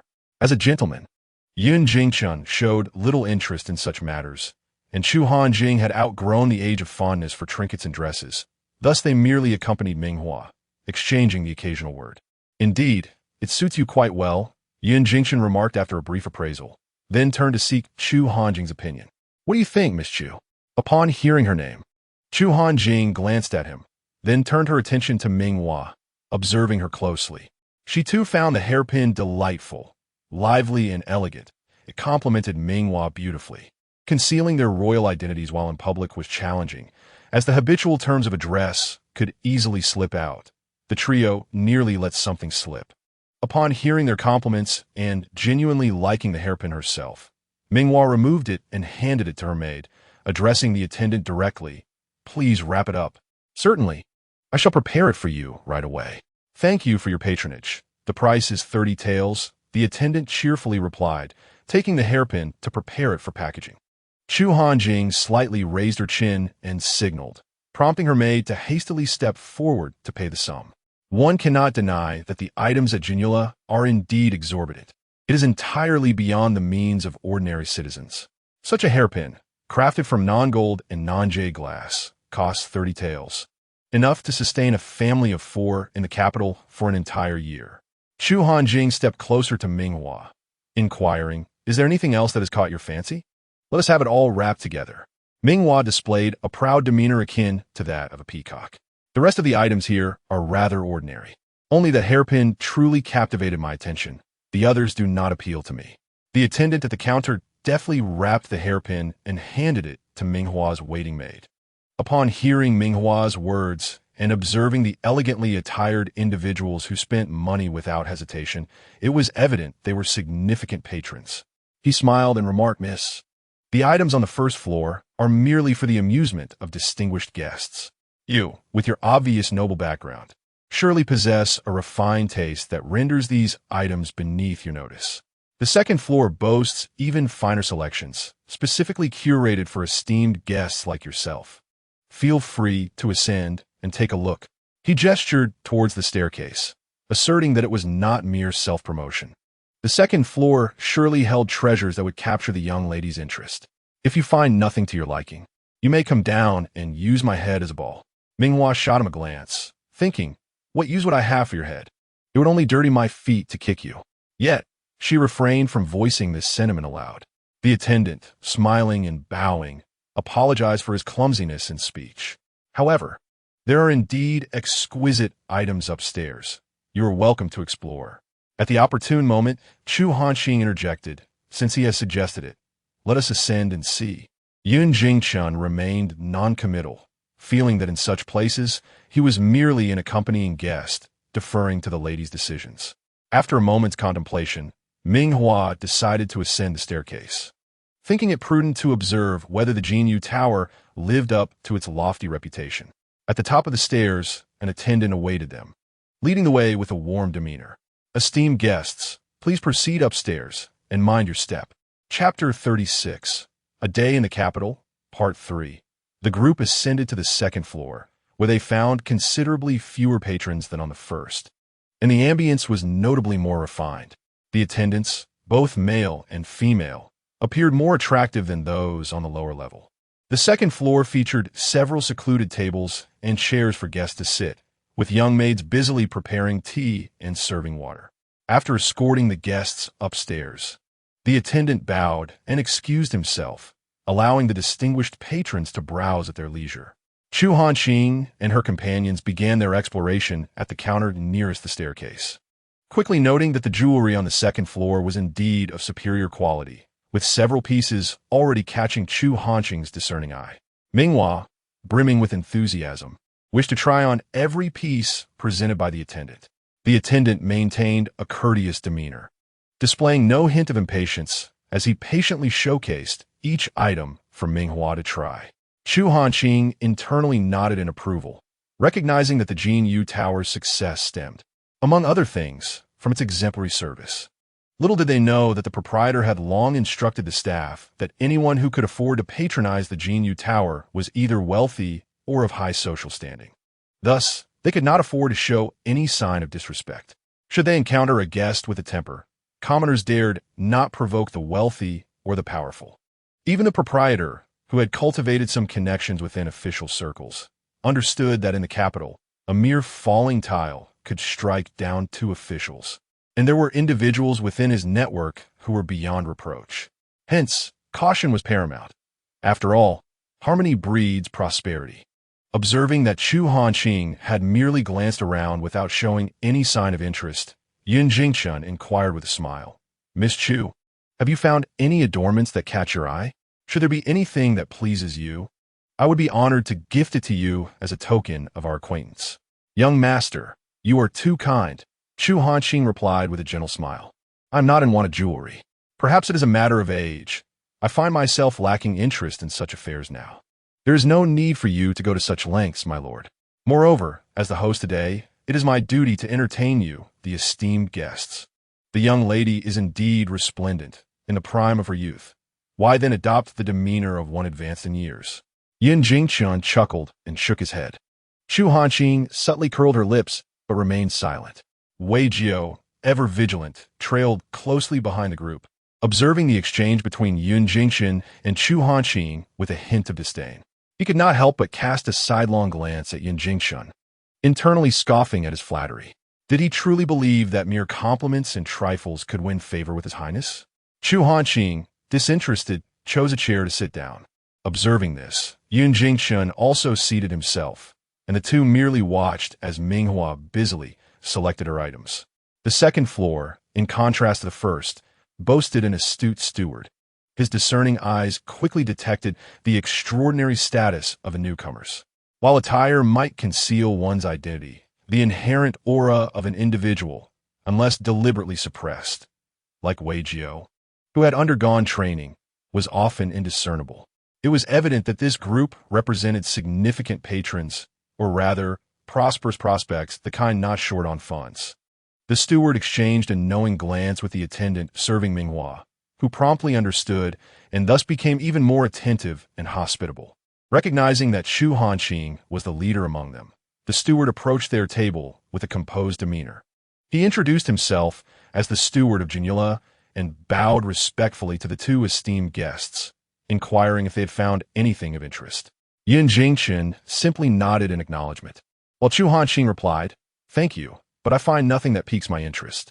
The steward continued, "Should either of you be inclined, I could escort you to the third floor for a visit. To be candid, our treasures reside there, treasures seldom revealed to the public eye." "Oh, are you suggesting that the third floor indeed holds remarkable items?" Chu Hanqing countered. "Indeed it does, though, as you are aware, such treasures come at a premium. The price is of little concern, provided the quality is exceptional." Chu Hanqing inquired of Yun Jingchen, "What say you, seventh young master?" Yun Jingchun, intrigued, pondered what renowned treasures Jinula might possess. "Very well, let us ascend and take a look. What of your sister?" Chu Hanqing gestured towards the eager Minghua. "Let us inquire whether she wishes to join us. If not, we shall proceed alone." Chu Hanqing instructed Zhihua to ascertain Minghua's preference. Upon her return, Zhihua reported, "Miss Minghua stated she has yet to finish exploring the second floor, as she has her eye on a particular headdress. Please feel free to proceed." "Very well, then, Zhihua. You shall remain here to attend to Miss Minghua's needs." "There is no need for that," Yun Jingchun interjected gently. "Miss Chu's maid should remain at her side. Miss Minghua is accompanied by her own maid." He glanced outside and quietly added, "Do not worry. She will be well looked after." Chu Hanqing soon realized that Yun Jingchen had discreetly brought individuals to ensure their protection, allowing her to relax. She turned to the steward and instructed, "If that young lady over there has taken a liking to something, simply wrap it up, and we shall settle the bill together later. Please lead the way." The steward, delighted, bowed respectfully and replied, "As you wish, esteemed guests. This way, please." With that, he promptly gestured with deference and guided them to the third floor. The third floor was less spacious than the two below and lacked display cases for jewelry, with only 3 or 4 maidservants standing respectfully. By chance, there were no other patrons present at that moment. Everyone was aware that the prized treasures of Jinyu Tower were worth far more than gold, and it was prudent to avoid unnecessary scrutiny. The steward led Chu Hanqing and Yun Jingchun to their seats, assuring them, "Please wait a moment. I shall fetch the items for your esteemed examination." He then proceeded deeper into the premises. It turned out there was a small partition inside, likely the storage area for the valuable items, which were not displayed openly to avoid drawing attention. Soon, the steward returned, accompanied by 2 maidservants, carrying several boxes. They placed the boxes on the table and opened them for the guests to observe closely. Both Chu Hanqing and Yun Jingchun were accustomed to fine goods, and upon viewing the items on the third floor, they immediately recognized their exceptional quality. Chu Hanqing's interest was piqued as she picked up a small box to inspect. Inside lay a jade hairpin designed for men, crafted from the finest jade, with a simple yet elegant carving that exuded an air of unique coolness, rivaling even the items found within the palace. Zhu Hanqing delicately held the hairpin and inquired of the steward, "What is the price of this hairpin?" The steward, glancing at the pin, responded, "Your discerning eye reveals its worth. It is priced at 450 taels." Zhu Hanqing remained silent, contemplating her thoughts as the steward pondered whether the price might be too high. He was preparing to suggest a slight reduction, if necessary, when a sudden commotion echoed from the second floor. Chapter 37. A Day Tour in the Capital. Part 4.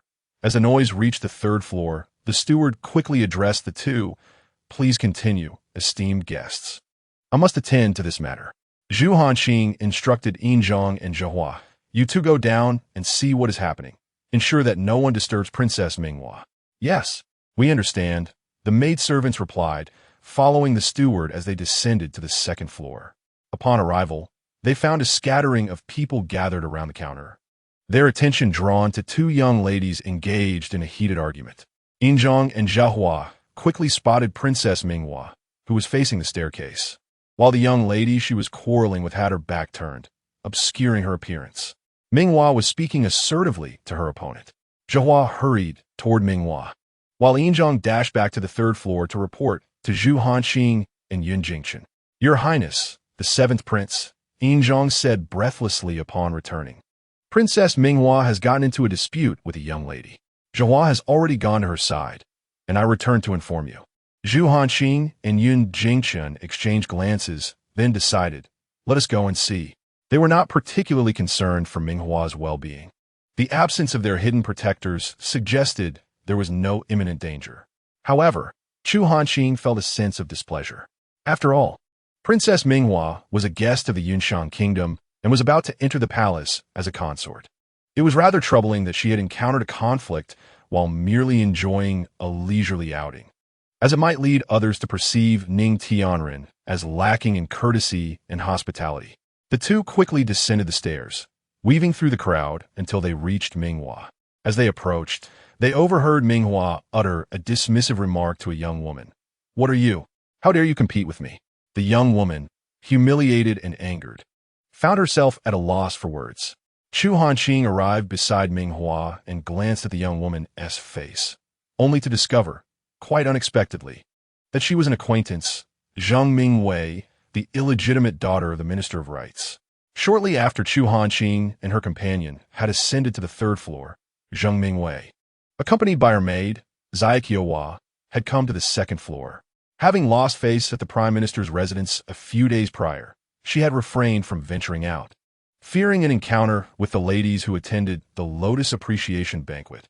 That night, compelled by her father to kneel in the ancestral hall and write a letter of repentance, she had endured a lengthy lecture on moral conduct, which left her seething with indignation, unable to restrain herself from retorting. Consequently, her father mandated that she copy the teachings for women 100 times, leaving her hands painfully fatigued.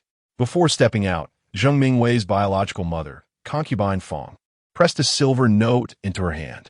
"Waiter, take this 100 taels of silver. Purchase something you like," she urged. "Mother, you should keep it. I merely wish to stroll about. A few coins will suffice," Zheng Mingwei protested. Concubine Fong insisted, "Take it. Your father provided me 500 taels last night, saying you have suffered recently. Use it to buy something that pleases you. Isn't my suffering a result of father's punishment?" Zheng Mingwei replied, her lips downturned, expressing her discontent. There's no need for him to feign generosity with silver. Concubine Fong playfully poked Zheng Mingwei's forehead with her finger. "Child, are you harboring resentment toward your father?" Zheng Mingwei twisted her handkerchief in silence. "Your father's punishments are merely for the sake of appearances before the madam." Concubine Fong continued, taking Zheng Mingwei's hand. "I have discreetly inquired. The madam originally intended for you to kneel in the ancestral hall all day and receive 10 strikes on the palm. It was your father who spared you from the ladder and arranged for you to kneel only that evening, allowing you to emerge the next morning. Had he imposed no punishment at all, it would have been difficult to justify to the madam." Zheng Mingwei seethed with indignation. "Father is biased. He is the head of the family. Why must he fear that woman?" "Lower your voice," Concubine Fong cautioned, glancing outside to ensure no one was listening. "Though this courtyard is filled with our kin, one can never be too careful. Have I not taught you better? Your father, while the head of the family, must also consider the Madam's powerful family ties, as her father has extended favors to him. Though Zheng Mingwei felt disgruntled, she did not wish to argue with her mother. Clutching the silver note tightly, she said, "Enough, mother. You need say more. Zaiqiawa, let us go." The pair strolled to the entrance of the Jinyu building, where Zheng Mingwei could not resist stepping inside. She was aware that 100 taels would not purchase anything of exceptional quality there, yet young ladies often found themselves drawn to such places. After perusing the first floor without spotting anything particularly captivating, she ascended to the second floor with Zaiqiawa. It was there that her eyes fell upon a stunning set of jewelry. The entire set of jewelry consists of a delicate hairpin, a hair ornament, and a pair of earrings. Soft pink gemstones are embedded in a rose-shaped base, exuding a fresh and tender charm. This style is one that Zheng Mingwei adores, and the rose motif perfectly complements her name. Unable to resist, she instructed the attendant to bring it out for her to try on. The more she gazed into the mirror, the more enamored she became. "This set suits the young lady perfectly," the attendant remarked. "It is fresh, elegant, and imbued with a youthful sweetness. When a young lady wears it, she truly captivates the eye." He continued, "This exquisite soft pink gemstone is a rare find, one we at Jinyola have painstakingly acquired. This entire set is priced at 300 taels of silver, an absolute bargain." Hearing the attendant's praise, Zheng Mingwei felt a surge of delight. However, upon hearing the price of 300 taels, she paused, her hand resting on the hairpin. Including the 100 taels her aunt had given her before she left, she had barely 150 taels in total, leaving her with a significant shortfall. Yet, admitting to her lack of funds felt too embarrassing, especially since she genuinely adored the jewelry. Noticing the attendant's unwavering smile, she quietly removed the hairpin, contemplating whether to suggest sending it to the Minister of Rights residence and paying later. Before she could voice her thoughts, a woman's voice cut through, declaring, "I'll take this set. Wrap it up for me." Zheng Mingwei turned abruptly to see a stunningly beautiful woman with an air of arrogance. Irritation welled within her as she prepared to assert that she had laid claim to it first, but the attendant spoke up first. "I'm afraid, miss, this set was first noted by this young lady." He pointed towards Zheng Mingwei. Minghua glanced at Zheng Mingwei and asked the attendant, "She noted first? Has she paid?" The attendant shook his head. "Not yet." "Then what precedence is there? I desire this as well. Why not let me have it?" Minghua's gaze shifted to Zheng Mingwei. Slightly shorter than Minghua, Zheng Mingwei felt the sting of her condescension, her anger rising. "This set is something I adore too. I have no intention of yielding it to anyone else. With so many pieces in the counter, why must she covet the one I have my eye on?" "Covet? Have you paid for it?" Minghua scrutinized Zheng Mingwei from head to toe. "You don't seem to be dressed in anything particularly valuable. Is it a lack of funds?" Zheng Mingwei felt her face flush with a mixture of shame and anger. "I laid claim to it first. I hadn't even said I wouldn't take it. And you brazenly intrude and speak harshly. What sort of reasoning is this? I care not whether you desire it. If I want it, it's mine." Minghua directed her gaze at the attendant. "Hurry up and wrap it for me."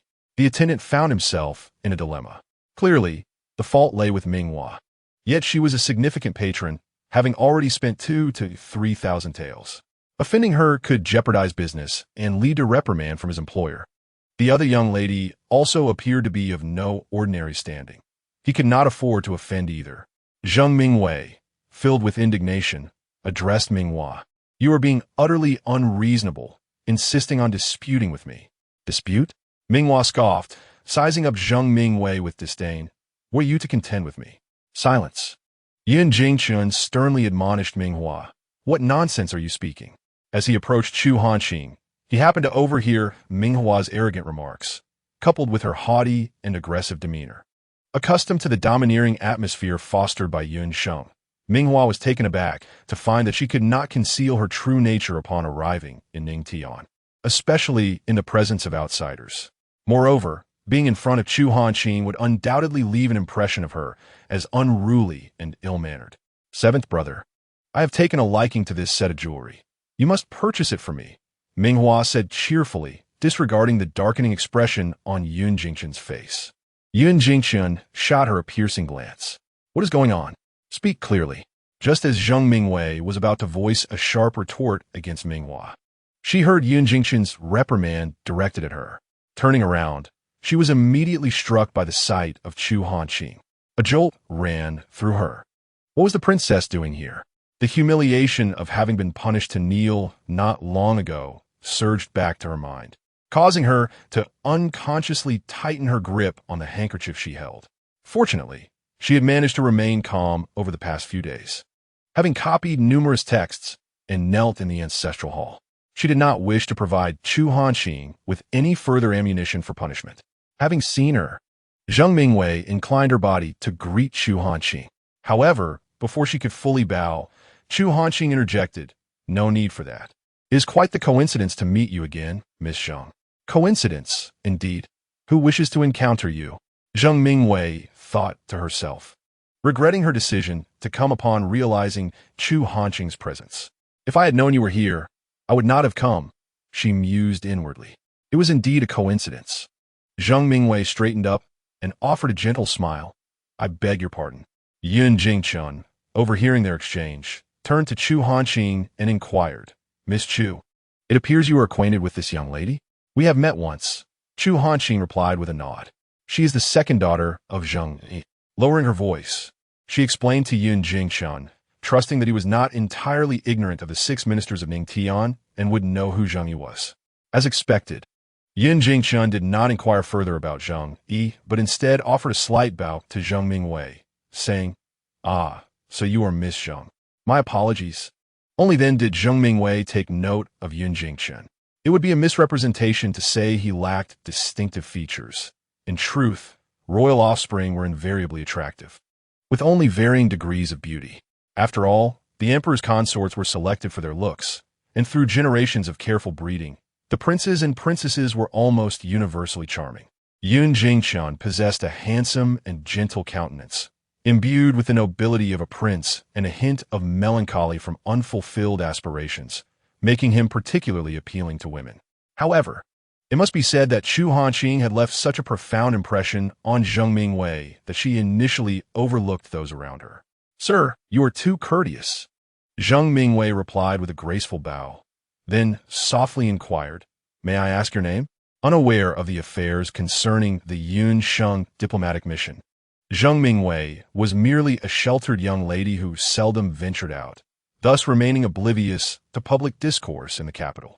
Zheng Yi would only share a few brief remarks with his wife at home and would not discuss court matters with his concubines or daughters.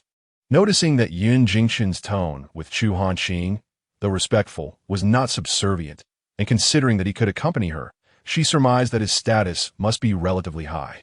With this thought in mind, she raised her gaze slightly to meet Yun Jingqian's eyes, offering a bashful smile before lowering her head once more. The unremarkable individuals were hardly worth mentioning. Yun Jingqian, reluctant to disclose his identity in public, could only deflect the matter. Minghua, noticing the lack of attention toward her, felt a surge of discontent. She tugged at Yun Jingqian's sleeve, prompting him to return to the present. Seventh brother, what were you doing just now? Why did you have a confrontation with Miss Zheng? The commotion has drawn the attention of those upstairs. Guests nearby cast furtive glances in their direction, engaging in hushed whispers. Chu Hanqing, with her serene phoenix eyes, surveyed the room.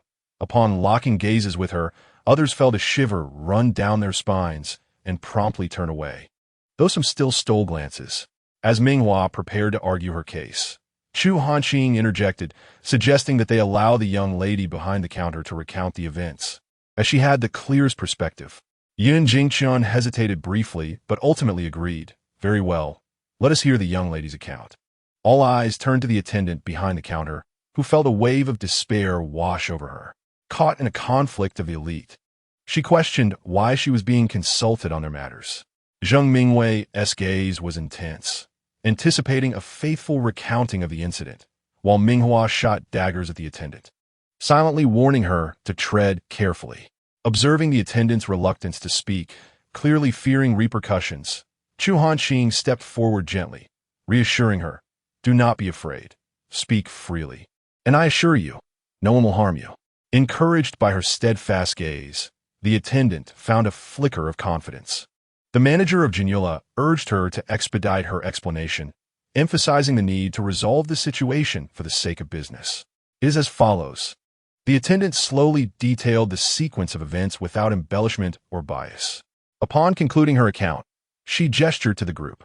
After hearing the events unfold, the expressions of the individuals shifted to one of discontent. Minghua was furious. Zheng Mingwei felt wronged and humiliated. Yun Jingchun appeared ashamed, and Chu Hanqing was visibly displeased. Zheng Mingwei had committed no fault. The discord stemmed solely from Minghua's selfish arrogance. In the realm of Yun Sheng, her actions might have gone unchallenged, but in Ning Tian, her indiscretions were a disgrace that could not go unaddressed. Seventh young master, I have elucidated the events. Your sister's behavior clearly constitutes bullying toward Miss Zheng. Should she not offer an apology? Chu Hanqing addressed Yun Jingchun directly. Minghua, indignant, exclaimed, apologize to her? Does she deserve it? If need be, I'll forfeit the jewelry. There's no way I'm apologizing. Miss Chu, I am a guest. Is it not rude to expect a guest to apologize? You do recognize your status as a guest, Chu Hanqing retorted, arms folded coolly at her abdomen, fixing Minghua with a steely gaze. Yet a guest causing a ruckus and hurling insults in the host establishment is not more disgraceful? Zheng Mingwei, observing Chu Hanqing's retreating figure, felt no gratitude for her defense. Rather, she was irked by the loss of composure that Chu Hanqing had witnessed. Yun Jingchun, sensing Chu Hanqing's growing irritation, hastily admonished Minghua. Miss Chu is correct. Your conduct has been utterly inappropriate. Apologize to Miss Zheng at once. Ah, seventh brother, rather than assisting me, you choose to side with outsiders. Minghua scoffed, insisting that I apologize, which is out of the question.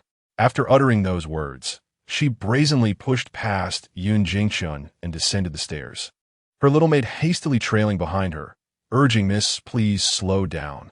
Your younger sister is indeed quite a spectacle. It seems she is not particularly obedient to you. Chu Hanqing remarked lightly, casting a glance at Yun Jingchun before instructing Wei Jiao, send someone to follow them, lest they incite further trouble. Yun Jingchun's expression was one of acute embarrassment. He could not help but reproach Minghua in his heart, regretting his decision to bring her out today. He could only helplessly bow an apology to Chu Hanqing, saying, Minghua has been spoiled by our parents and lacks decorum.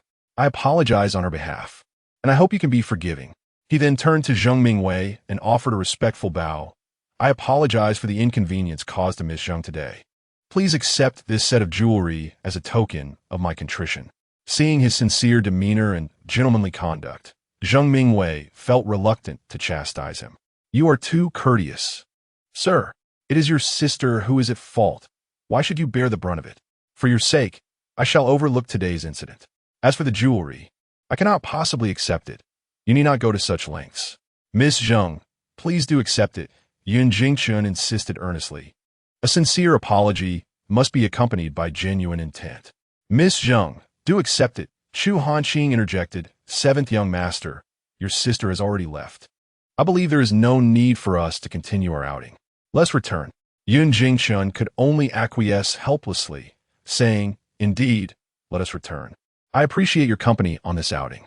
Though they had only just embarked on their excursion and the sun was still high, he had hoped to share a meal with Chu Hanqing to strengthen their rapport, but Minghua had disrupted those plans. The two descended the stairs and boarded a carriage to escort Yun Jingchun back to his residence, while Chu Hanqing and the others returned to the princess's estate. Behind them, Zheng Mingwei watched the two depart with a favorable impression of Yun Jingchun, yet she remained curious about his true identity. Xiao Xiao, she called to her little maid, whispering instructions. Find a way to inquire about this young gentleman's background. Xiao Xiao looked at her in surprise. Miss, he is a man. Isn't it inappropriate to investigate his identity? Go as I say. Who would know if it is inappropriate unless you speak of it? Zheng Mingwei replied impatiently. Yes, I shall find a way to inquire. Xiao Xiao responded quickly, not daring to say more. Chapter 39. I adore what His Highness bestows upon me. This abrupt conclusion to their outing left Chu Hanqing speechless. A splendid morning squandered. Your Highness, would you like to rest a while longer? Upon returning to the princess's estate, Yinjin could not restrain her curiosity and inquired. That is unnecessary. Please have the steward prepare this quarter's account books. Chu Hanqing instructed Injin. Bring them to me after lunch. Yes, Injin replied, turning to convey Chu Hanqing's orders. Wei Jiao and Zhihua followed Chu Hanqing back to the courtyard, yet instead of heading directly to her chamber, they proceeded to the small study in the inner courtyard. Just as they were about to enter, Chu Hanqing suddenly halted, saying, Zhihua, you may go ahead. Wei Jiao, come with me. Zhihua bowed in acknowledgement and withdrew, casting a glance back at Wei Jiao before leaving. Initially, she had not considered anything further, assuming that the princess merely wished to assign a task to Wei Jiao. However, of late, does His Highness wish to enjoy a moment of solitude with Wei Jiao, finding my presence a hindrance? Chu Hanqing entered, gracefully seated herself behind the desk, while Wei Jiao stood before it, clasping his fists, inquiring what matter His Highness wished to confer upon him. Is it that I cannot summon you if there is no matter at hand? Chu Hanqing asked sternly, though a glimmer of mirth sparkled in her eyes.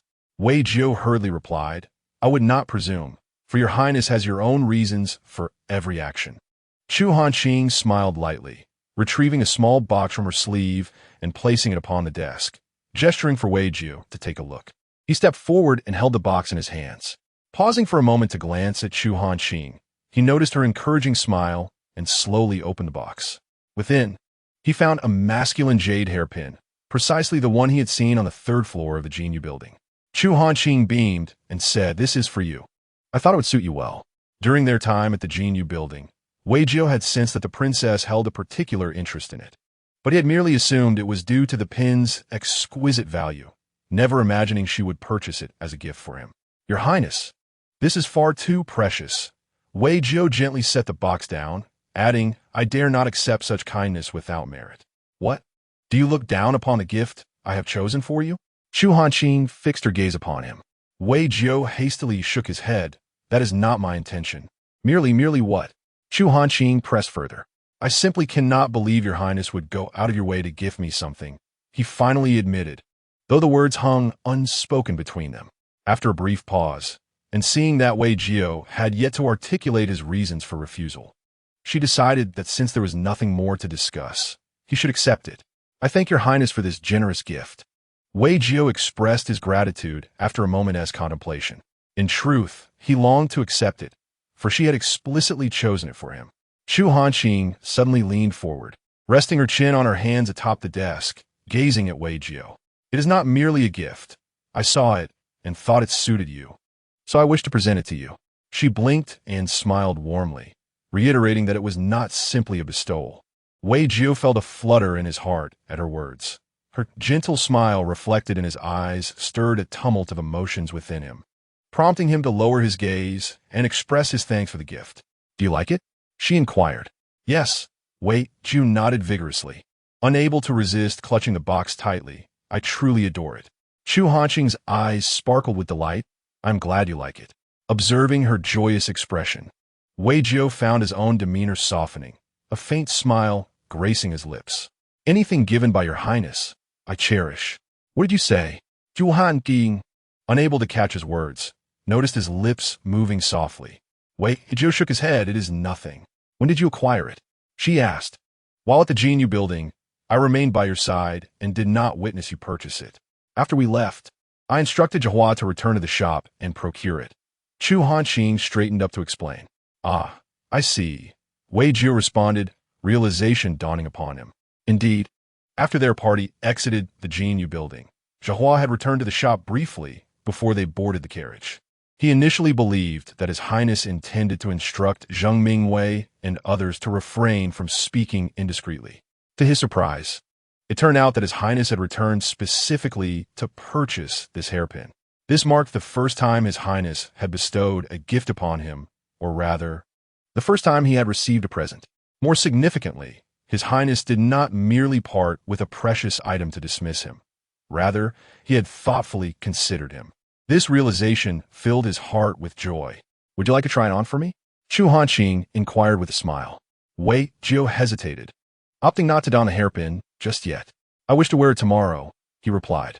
Chu Hanqing, puzzled, pressed on, why wait until tomorrow? Because I intend to wash my hair thoroughly tonight, Wei Jiu responded, somewhat shyly. I want to wear it tomorrow to avoid tarnishing His Highness's thoughtful gift. Chu Hanqing could not help but laugh at his earnestness. Chapter 40. Are there issues with the accounts? The atmosphere in the small study was just right when an oblivious individual chose to intrude. Yinzheng gently tapped on the door. Your Highness, the officials from the manor have matters to report and discuss with you. These officials were the ones who usually assisted her with administrative affairs. They could hardly be deemed pillars of the nation, but they were generally loyal and diligent. However, they inevitably brought forth trivial matters for her consideration, which she could not simply ignore. At times, Chu Hanqing found this quite tiresome, as she had grown weary of managing state affairs. I understand. Chu Hanqing replied to Yinzheng, instructing her to have them wait in the outer study. Let's go, she said to Wei Jiu as they both exited the door and made their way to the outer courtyard. As expected, the discussions were of the same old, mundane issues. The officials of the Princess S manor truly lagged behind the ministers of the court in capability, though this was somewhat understandable. If they were genuinely talented, they would not willingly settle for the position of minor officials in the Princess S household. They would have long sought roles in the court. In previous years, Chu Hanqing had exerted herself to the utmost, never allowing herself a moment of relaxation. However, after a recent injury that required her to recuperate, she began to appreciate the exquisite beauty of a life unburdened by responsibilities. She contemplated tossing all court affairs back to Chu Zhaoding and embracing her role as a leisurely and affluent princess. Yet, considering that the internal and external troubles had not been fully resolved and that Chu Zhaoding's capabilities were still lacking, she feared that if she relinquished her duties, he would certainly be pleased, but the stability of the realm might be jeopardized. Moreover, if she surrendered all power, those she had offended over the years might seek retribution, leaving her vulnerable and defenseless. I must devise a strategy to ensure my own safety, Chu Hanqing pondered. After lunch, Chu Hanqing took a brief rest. Upon awakening, Yinzheng had tidied up a bit for her. Your Highness, the accounts have been sent over from the treasury. I had them placed in the flower hall. Yinzheng informed her as she adjusted Chu Hanqing's hair. It would be more comfortable for you to review the accounts there, as an ice basin has already been arranged. Chu Hanqing glanced in the mirror and said, Yes, please bring me a pot of cool tea. Rising from her seat, Yinzheng quickly extended her hand for support, and together they made their way to the flower hall, while the servant went to prepare the tea. On this scorching summer afternoon, the sun was particularly relentless. Although the covered corridor shielded them from direct sunlight, the courtyard was devoid of shade, and the brightness of the sun was blinding. The incessant chirping of cicadas added to the oppressive heat. After just a few dozen steps, Chu Hanqing began to feel a light sheen of perspiration. Upon entering the flower hall, the refreshing coolness swept away the heat, and the sensation of sweat dissipated instantly. As if a wave of relief flowed from her head to her toes, she seated herself and exhaled softly, picking up the ledger on the table to peruse it leisurely. The estate of the Grand Princess was vast, comprising numerous shops, farms, fields, residences, and a treasure trove of gold, silver, antiques, paintings, furs, and jewelry. In addition, there were the servants of the Grand Princess's household and those at various farms and shops, all meticulously catalogued in a collection of ledgers numbering 20 or 30. Naturally, these properties and assets were managed by dedicated individuals, with several accountants each overseeing different segments. However, Chu Hanqing did not completely relinquish her oversight. Every quarter, she would review each ledger in detail. Occasionally, she would summon those in charge to clarify certain specifics. Although a master need not engage in every minutiae, they must not allow their subordinates to exploit any oversight or deceive them. The ledgers were not without their discrepancies. Indeed, one could discern minor issues in the accounts each quarter. Given the extensive nature of the Grand Princess's estate, a lapse in diligence from the workers could lead to significant losses. Chu Hanqing was not an overly stringent individual. She understood the principle that too much scrutiny would yield no fish. As long as things did not go overboard, she would turn a blind eye to minor gains. However, in this particular batch of ledgers, two concerning the agricultural estates struck her as somewhat amiss. Yet, when she attempted to articulate the source of her unease. She found herself momentarily at a loss and resolved to examine them thoroughly. Upon meticulous review, she discovered no apparent issues. In fact, the ledgers appeared flawless, surpassing any previous submissions in perfection, leaving no room for critique. Chu Hanqing called, "Who is this Xiao Yonggue responsible for the agricultural estates?" I recall the previous accountant was named Wang. Each ledger bore signatures and seals, allowing one to easily discern the accountant's name. Zhang promptly responded, "Your Highness, Xiao Yonggue is the new accountant in the household. The former Wang Shuangfu resigned, reportedly due to the passing of his elderly father, returning home to attend to the funeral." "Ah, I see," Chu Hanqing nodded. Matters such as these were typically managed by Fu Chuan, and a change in accountants would not warrant a special report to her. Chapter 41. Indeed, there are issues noticing the furrow in Chu Hanqing's brow. Zhang could not help but inquire, "Your Highness, is there a problem with the ledgers?" Chu Hanqing shook her head. "I sense something is slightly amiss, yet after reviewing them thoroughly, I could not pinpoint any errors. These ledgers are simply impeccable. I must be mistaken." Zhang and Zhihua exchanged glances, bewildered by the intricacies involved. Though they could grasp some elements, the deeper implications eluded their understanding. After all, they had been educated in the palace on how to serve their master's daily needs, not on managing household affairs. Chu Hanqing set aside the two ledgers and picked up others to examine. She hurriedly skimmed through the remaining documents, finding none of the disquieting sensations re-emerging. Unable to resist, she once again retrieved the two ledgers, determined to scrutinize them from the beginning, yet still found no faults. In the face of an insurmountable dilemma, one cannot simply summon the accountant for inquiries.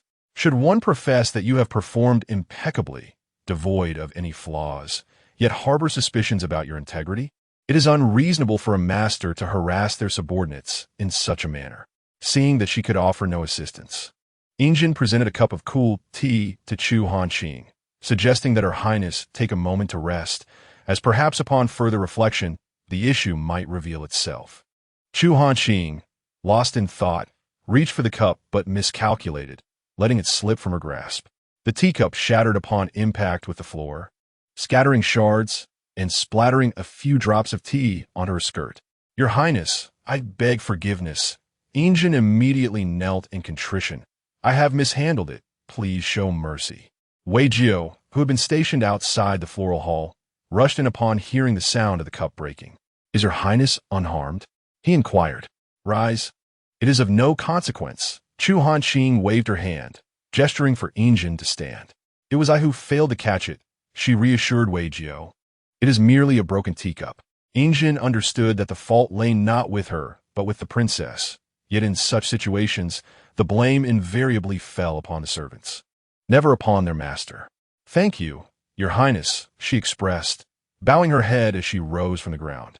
"Your Highness, your skirt is soiled. Allow me to accompany you to your chamber for a change," suggested Zhihua, standing nearby. Chu Hanqing shook her head. "It is but a mere splash. We are indoors. Thus it is of no concern. Let be." Her thoughts remained preoccupied with the account books. Observing her puzzled expression, Wei Jiao ventured to ask, "I overheard Your Highness suspecting discrepancies in the account books. May I have a glance?" Chu Hanqing regarded him thoughtfully. "Certainly, it is these 2 volumes," she said, handing them over to Wei Jiao. He received them with both hands, perusing them briefly before addressing her. "Your Highness, there are indeed issues with these records." "Oh, what discrepancies do you perceive?" Chu Hanqing pressed, intrigued, as she had scrutinized them twice without discernment, while Wei Jiao had detected flaws with a mere cursory glance. "Your Highness," he replied respectfully, "I am not well versed in the proper recording of account books, and I cannot comprehend the transactions within. However, it is evident that the ink used in these records is problematic." Chu Hanqing gestured for him to continue. "The signatures in the initial sections are penned by Wang Shuangfu, while the latter portions bear the signature of Xiao Yonggue. It appears that after a change in accountants, the same ledger was continued." Wei Jiao elaborated. "Indeed, I have decreed that records for the same enterprise must not be switched midway. They must be completed in their entirety, without any pages torn out." "But what does this signify?" The handwriting of the two individuals is not identical, she countered. Wei Jiao continued, while the handwriting differs. The ink in the earlier sections is uniformly fresh. Logically, given the duration over which Wang Shuangfu recorded, there should be a mixture of old and new ink. Yet, these entries appear as though they were inscribed on the same day, and the ink closely resembles that of Qiao Yonggui's entries from the preceding days. Are you implying that Qiao Yonggui altered the earlier records? Chu Hanqing inquired of Wei Jiao. I cannot ascertain who made the modifications. I have merely studied ink identification in the Shadow Guard camp. It is certain that there are issues in the earlier sections, he replied. As for whether this individual is Qiao Yonggui, the handwriting does not provide enough distinction for me to judge. Chu Hanqing naturally trusted Wei Jiao. She instructed Yin Zhang to summon Fu Quan. Yin Zhang promptly exited to find Fu Quan, and shortly thereafter, Fu Quan arrived, panting and perspiring, bowing to the princess. No need for formalities, Chu Hanqing said, raising her hand to allow him to rise. Her demeanor towards this elderly eunuch, who had served her since childhood, was always gentle. I called you here to inquire if you are familiar with the newly appointed accountant, Qiao Yonggui. Qiao Yonggui? Fu Quan paused, then replied. He joined the household over 2 months ago. After Wang Shuangfu returned to his hometown, there was a vacancy for an accountant in the manor. I posted a notice outside the gate, and Qiao Yonggui came to apply himself. Chu Hanqing questioned Fu Quan. Has his background been investigated? We dispatched someone to check. Fu Quan replied. He is a down-and-out scholar from Taohua Town in Dingyan County. He has a blind mother who relies on his brother for support.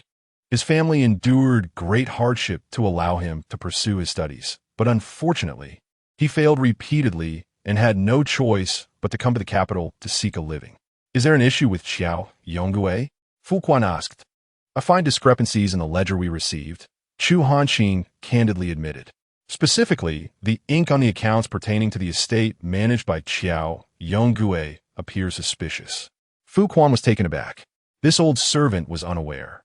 He seems humble and polite, rarely speaks excessively, and gets along well with the other accountants. I never suspected him of any wrongdoing. Perhaps we should summon him for questioning, Fu Quan suggested. If he truly has issues, we must not be lenient. Chu Hanqing pondered for a moment and refrained from agreeing to summon Qiao Yonggui directly. It is inadvisable to call him in at this stage. We are merely suspicious and lack concrete evidence. Judging solely from the ink may not convince him, and we cannot definitively ascertain that he is responsible for the falsified accounts. Then he must certainly know something, Fu Quan remarked to Chu Hanqing. Indeed, he must be aware of certain matters. Chu Hanqing nodded. Since we have already detected anomalies, we need not raise alarm. Wei Jiao, observe him closely and note any unusual interactions he may have. A mere accountant alone cannot fabricate accounts without someone behind him colluding. Also, inform Yufeng to reinvestigate Qiao Yonggui's background. Wei Jiao nodded. Understood, Your Highness. You may rest assured. Fu Quan, arrange for discreet inspections of the estates involved to check for any issues. Chu Hanqing continued. Ensure that none of you leave any traces. Yes, we shall comply. The group responded respectfully. Chu Hanqing gestured for Fu Quan and the others to take the ledgers away while she sipped her tea, lost in thought. The flower hall fell into a tranquil silence. Chapter 42, The Longevity Festival Feast, Part 1. On the 8th day of the 7th month, a light drizzle fell. Today marked the birthday of Emperor Ning, Chu Zhaoding. After 2 to 3 months without rain, it was quite remarkable that on the day of the Longevity Festival, a gentle rain began to fall. Although the rainfall was minimal, in the mouths of those who praised the emperor, it transformed into a divine blessing. As if the heavens were showering benevolence upon the emperor's birthday, confirming him as a wise ruler who brought prosperity to the people. Though not flattering the emperor directly, uttering a few pretty words could suffice, as they might eventually reach the emperor's ears and create a favorable impression. According to the customs of the kingdom of Ning, the emperor's birthday celebration entails the cancellation of the morning court session, allowing the ministers to bathe and don fresh attire at home.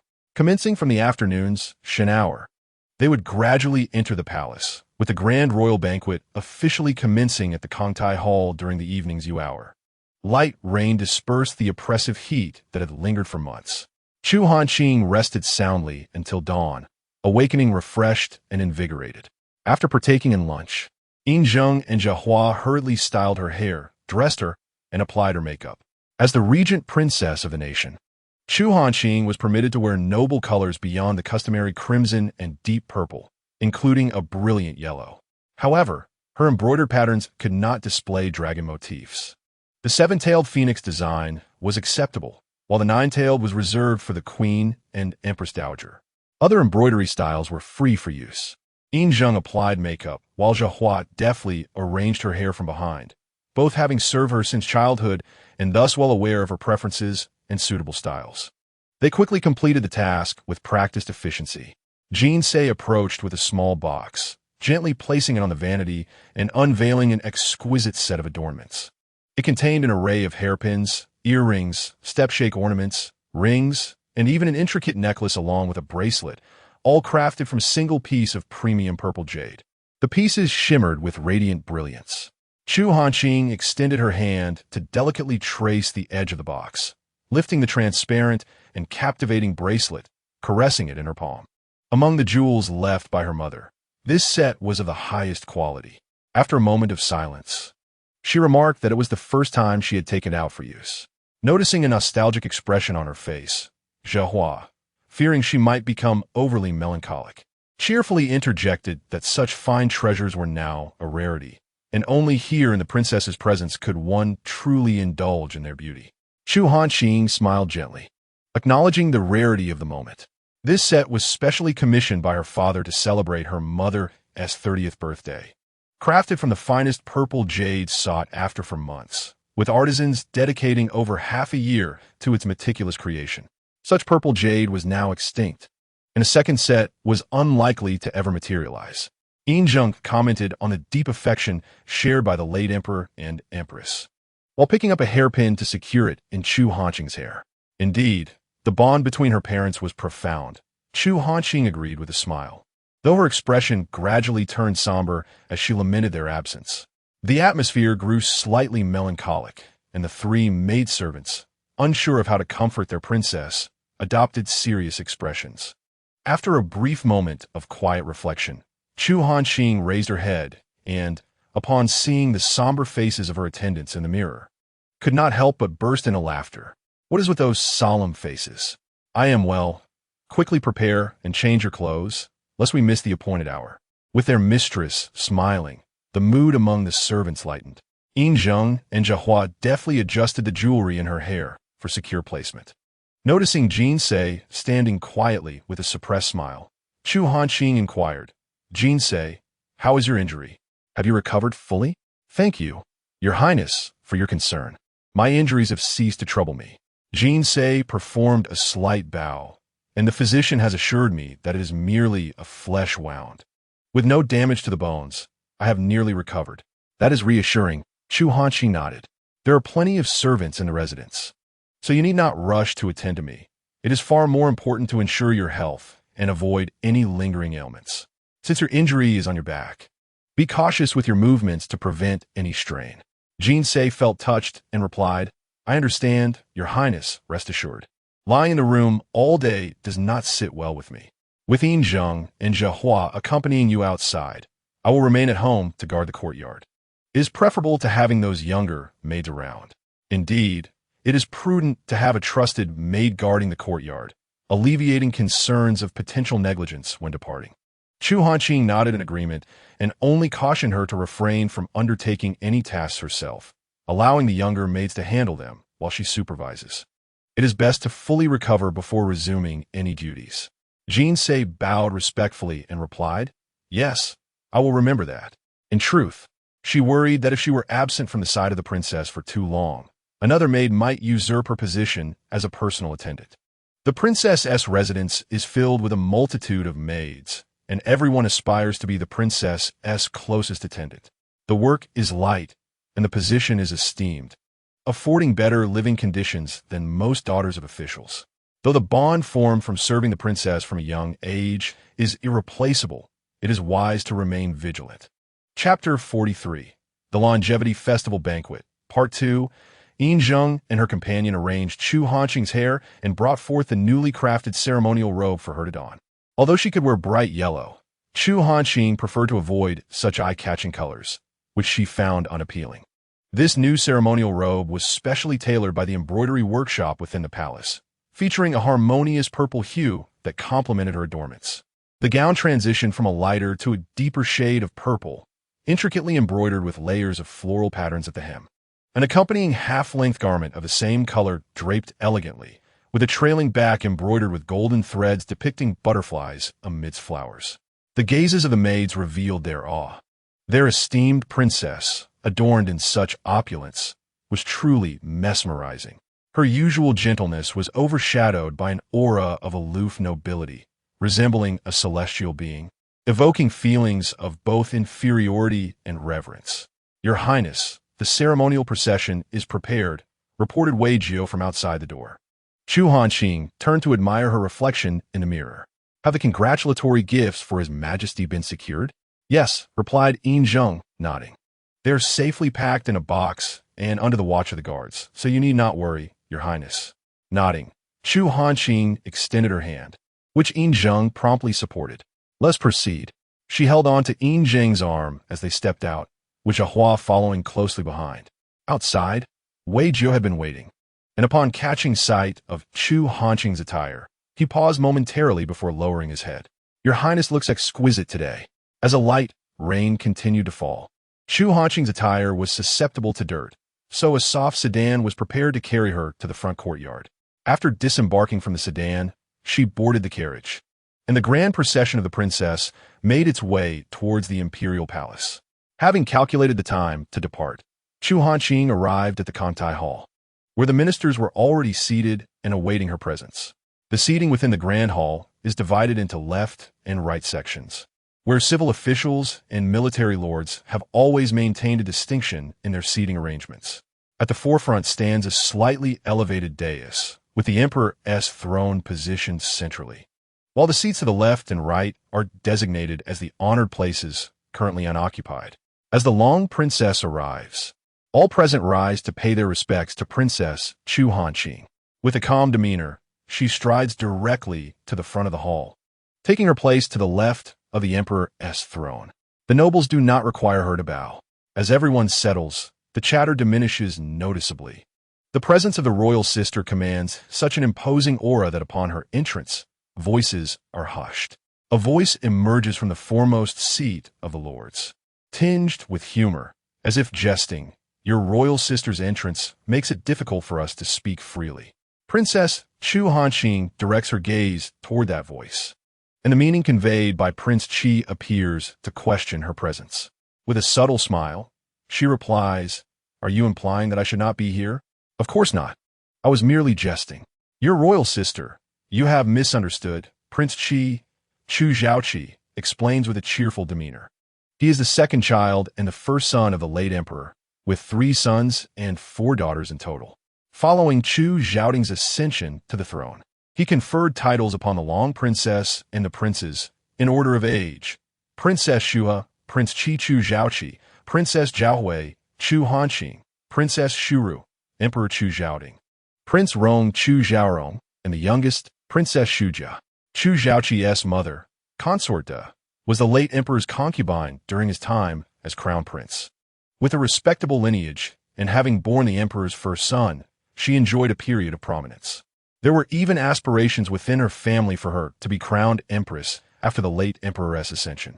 However, upon his coronation, the emperor quickly married Princess Chu Hanqing's mother, shattering Consort De's dreams of empresshood. Consequently, she harbored resentment towards the late empress, believing her to have usurped her position and often covertly sought to undermine her. Had it not been for the late emperor's deep affection for the late empress, Consort De's schemes might have succeeded. Among the other princes and princesses, aside from Chu Zhaoting, who is the son of Consort Jin, the youngest Princess Shujia is the offspring of Consort Li, while the remainder are born of women of lesser status in the palace, possessing minimal presence. When the late emperor passed, he hesitated between Prince Qi and Chu Zhaoting. The faction supporting Prince Qi was engaged in clandestine maneuvers, eagerly awaiting the emperor's demise to seize the throne. Unexpectedly, the late emperor, with a father's love, produced a national protector in the form of the Long Princess, and heeding her counsel, chose Chu Hanqing as his heir. Having had her dreams of empress shattered by Princess Chu Hanqing's mother, consort, and having her aspirations of emperorship thwarted by Chu Hanqing herself, both mother and son developed a profound animosity towards her. Prince Chi, despite his jesting nature, finds himself momentarily caught off guard by Princess Chu Hanqing's gaze. "I thought you were intentionally trying to provoke me. It seems I have misjudged," she remarks lightly. For an instant, Chu Zhaoqi's expression darkens, but he swiftly regains his composure, maintaining a demeanor of gentle charm and perpetual smile, his actions exuding grace. To an onlooker, the exchange between him and Princess Chu Hanqing appears as if she is the one being aggressive. How could I ever do such a thing? It was merely a misstep on my part. Allow me to raise a cup of tea in place of wine as an apology to my royal sister, he says, lifting his teacup in salute to her. Princess Chu Hanqing's expression remains icy as she regards him intently. "Prince Chi, you are being overly courteous." She lifted her teacup and took a sip, then pulled out a handkerchief to dab at the corners of her mouth. With a smile, she inquired of Prince Chi, "It is quite rare to see you out and about. In previous years, during the Emperor's Longevity Festival, you often claimed illness as an excuse for absence. What brings you here this year?" "I have indeed been unwell these past 2 years," Prince Chi replied calmly, "as the imperial physician advised me to rest and refrain from venturing out. I felt considerable remorse for missing the Emperor's Longevity Festival banquet. However, my health has improved somewhat this year, and I could not let the opportunity to celebrate the Emperor's birthday pass." Prince Chi's loyalty was evident. Yet Chu Hanqing subtly raised her eyelids to regard him, harboring skepticism regarding his explanation. Chu Zhaoqi waved dismissively. "Your Highness overestimates my loyalty. It is but my duty to serve the Emperor, and thus not worthy of commendation." Chapter 44. The Longevity Festival Banquet, Part 3. Chu Hanqing found little interest in engaging him in banter. She was well aware of the animosity he harbored towards her and Chu Zhaoting, yet he persisted in feigning an innocuous demeanor, which she found tiresome. Both he and the concubine were adept at donning a mask of gentility while scheming behind the scenes. Over the years, they had orchestrated numerous underhanded tactics, but had evaded capture of any incriminating evidence to curtail their influence. As Chu Hanqing arrived rather late, the hour soon approached the evening. "The Emperor has arrived," announced the sharp, high-pitched voice of Chengxi. Chu Zhaoting emerged from behind the hall to ascend the platform and take a seat. The assembled guests arranged themselves in orderly rows in the great hall, kneeling to bow their heads in tribute to Chu Zhaoting. "We humbly wish the Emperor eternal blessings and longevity equal to that of heaven," they proclaimed. Though Chu Hanqing did not kneel, she held her hands before her chest and bowed respectfully. "All ministers, rise," Chu Zhaoting declared, appearing quite pleased as he gestured for them to be seated. "Thank you, Your Majesty," the crowd responded, returning to their designated seats. Chu Zhaoting addressed the gathered ministers. "Today, I host this banquet to celebrate with you all, coinciding with the visit of the 7th Prince of Yunsheng and Princess Minghua to Ningtian. Thus, this occasion serves as both a familial and national banquet. I expect you all to demonstrate the grandeur of our great nation." He whispered to Chengxi, "Please invite the 7th Prince and his party." Chengxi bowed in acknowledgement and, standing upright, announced, "Let the 7th Prince of Yunsheng be received." Outside the hall, a young eunuch echoed the call, "Let the 7th Prince of Yunsheng be received." Yun Jingchen and Minghua had been resting in a chamber adjacent to the Kangtai Hall. Upon hearing the summons, they rose to tidy themselves and walked side by side into the hall. The day at Jinyu Tower had ended on an unsatisfactory note when Minghua stubbornly refused to apologize and left in a huff, leading to an unpleasant parting. Yun Jingchen felt a surge of frustration. His intention had been to cultivate a closer relationship with Chu Hanqing, but it had backfired, resulting in her displeasure. He and Minghua returned to the inn in quick succession, protected by discreet attendants. Minghua and her maid easily secured a carriage for their return. Arriving at her door, Yun Jingchen found a young maid standing guard. "Your Highness, the seventh prince, the maid greeted him with a curtsy. Yun Jingchen inquired, "Where is Minghua?" The maid replied, "The princess has said she is tired and is resting inside. She instructed me not to allow anyone to disturb her." "You just returned, didn't you?" Yun Jingchen frowned. "Is she really resting so soon? Who does she think she is fooling? Open the door. I have matters to discuss with your mistress." "The humble servant dares not disturb your highness, princess. Please forgive me, seventh prince." The young maid shook her head, unwilling to open the door. For Princess Minghua was deliberately avoiding the seventh prince, and she feared to provoke ill fortune. Yun Jingchen cast a glance at her, noting her anxious and fearful demeanor, and understood her reluctance to defy Minghua's wishes. Thus he refrained from pressing her further. He stepped forward and knocked on the door. "Minghua, I know you are awake. Open the door. I have something to discuss with you." The room fell into silence, devoid of any response. "Open the door. The hour is still early, and you have not traveled far. Using rest as an excuse is futile." Yun Jingchen's knocking grew more insistent. After a brief moment, sounds of movement emerged from within. The door creaked open, and Minghua, with a cold expression, addressed him. "What business do you have, seventh brother?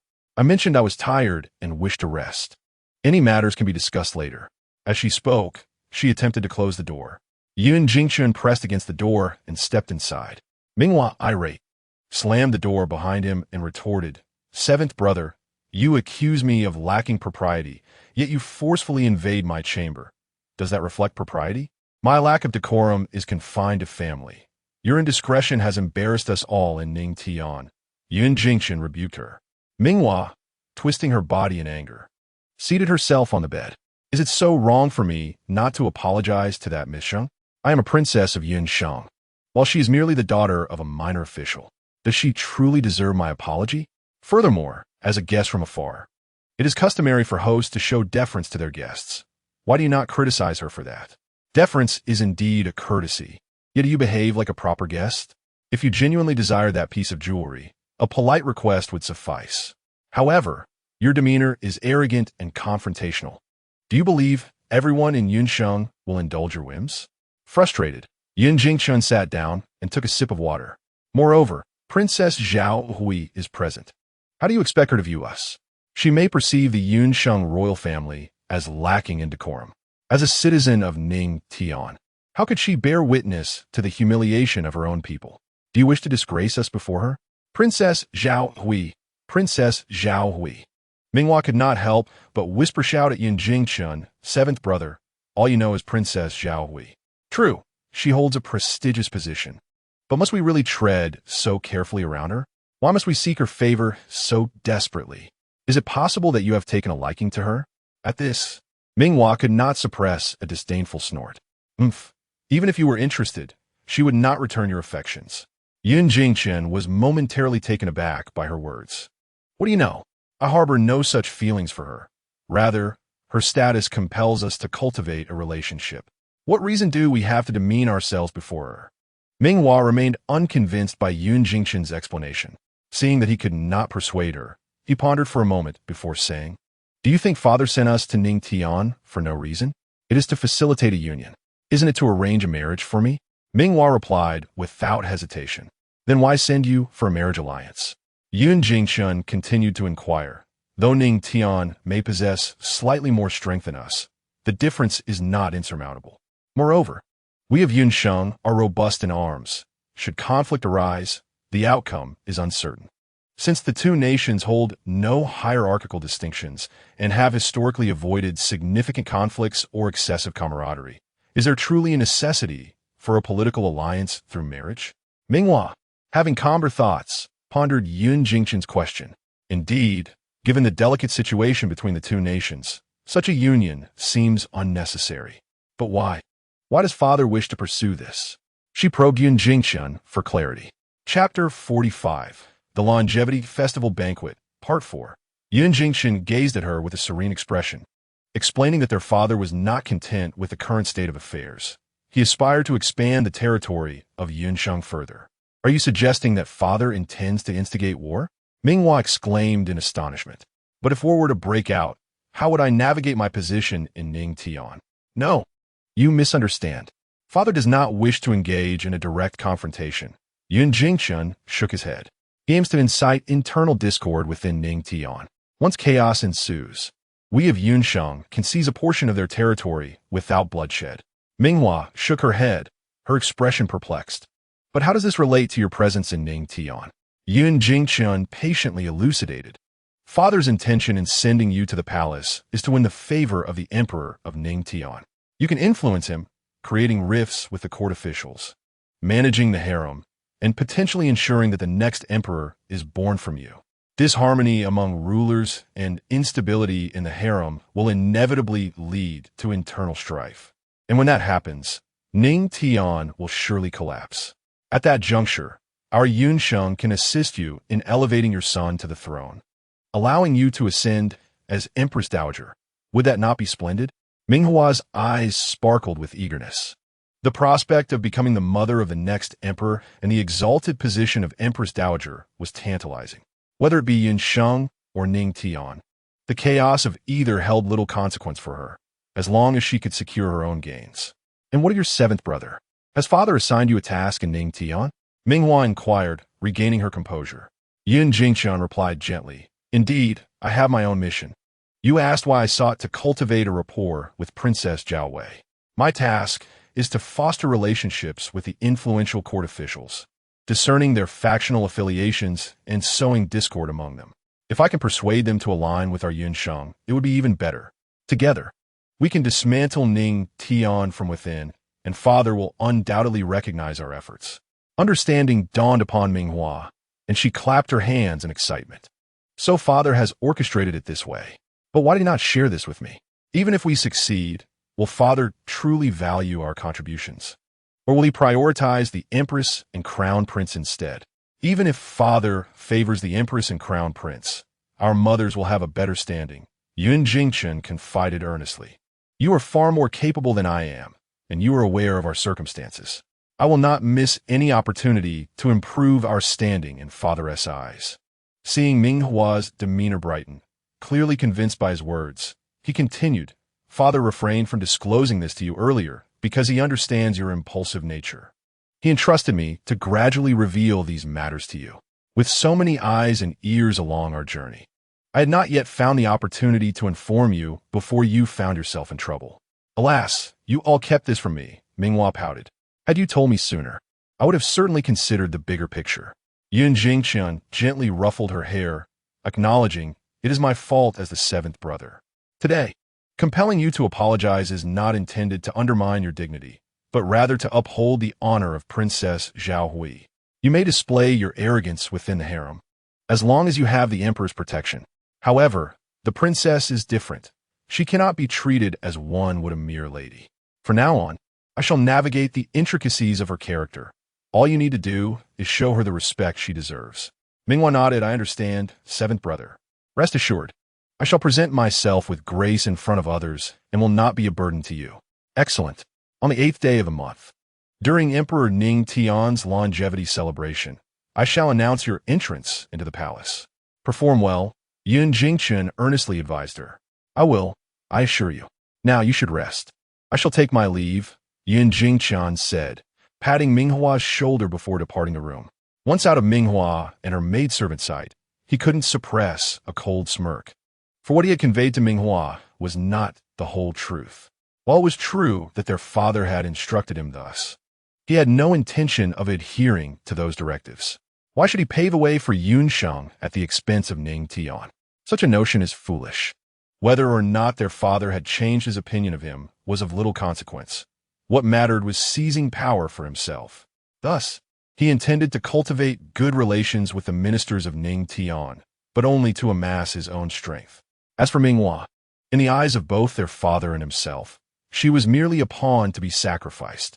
After bidding farewell to Yun Jingchun, Minghua's smile faded, her eyes no longer sparkling with delight. A cold chuckle echoed in her heart. Their father wished to expand Yunsheng's territory, while Yun Jingchun sought to elevate his status. But what did that have to do with her?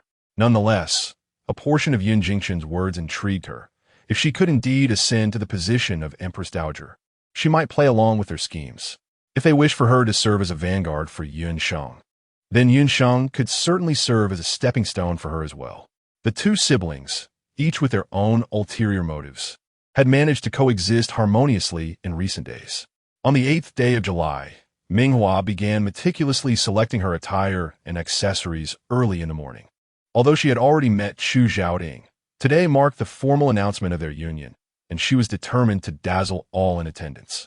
After an entire morning of preparation, she finally settled on her evening ensemble, a captivating, gentle water-pink silk gown draped with a layer of sheer silk that formed delicate, wavy pleats, and adorned with a matching yet lighter shawl. A refined and exquisite ruby headpiece completed her look, imbuing her with both nobility and allure. She gazed into the mirror repeatedly, feeling immensely satisfied.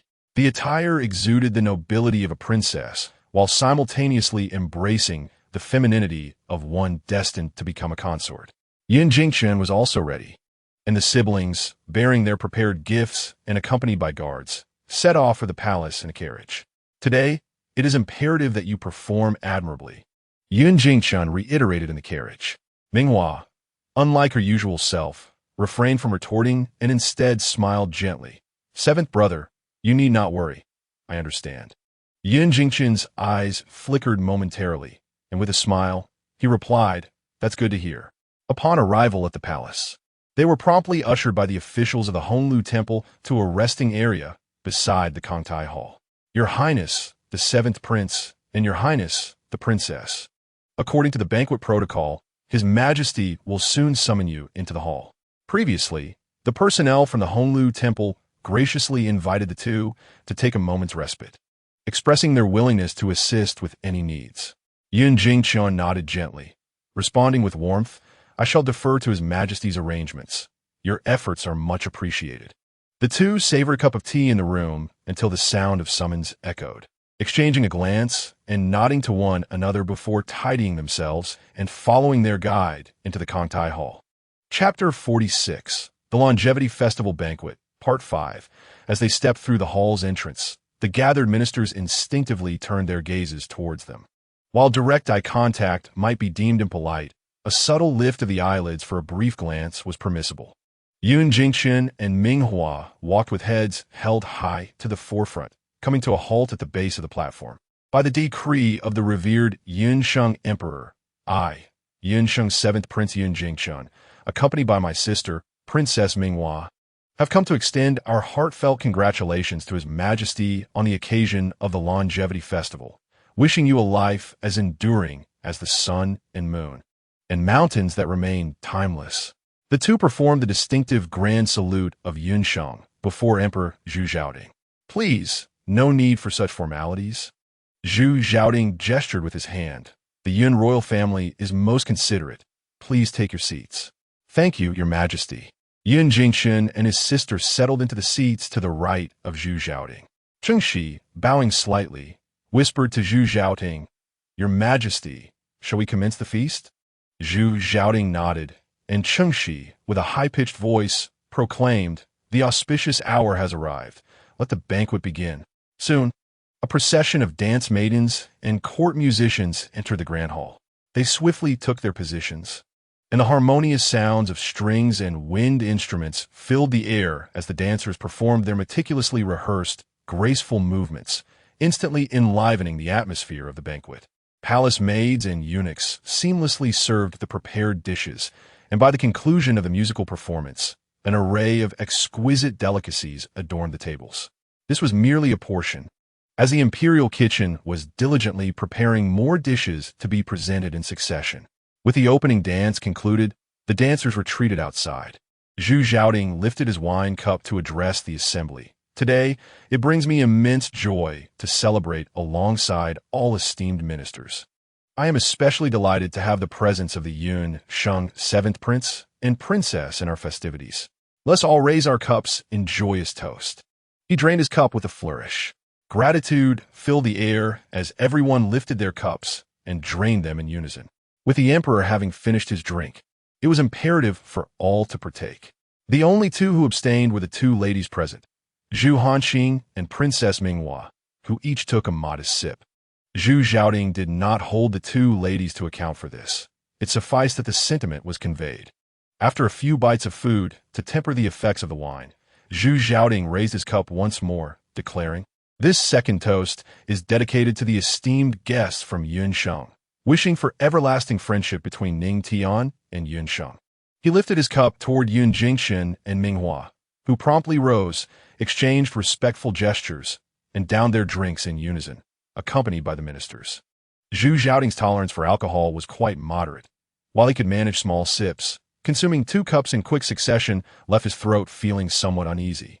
Cheng Shi perceptively, quickly offered him 2 dishes, which he sampled to alleviate his discomfort slightly. As the host of the banquet and the focal point of the day as festivities, he was obliged to propose 3 toasts before the guests could freely enjoy the wine and merriment. After a brief pause, he raised his cup again, proclaiming, "This third toast is to all my loyal ministers. You are the backbone of Ning Tian, the pillars of our nation.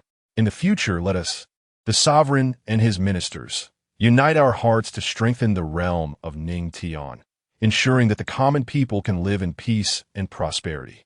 Thus, I shall have no regrets towards heaven and earth, nor towards my ancestors. Esteemed guests, please. Thank you, your majesty," and all raised their cups in a single gulp. "My dear ministers, feel free to drink at your leisure." After 3 cups, Chu Xiaoting gestured for everyone to indulge as they pleased.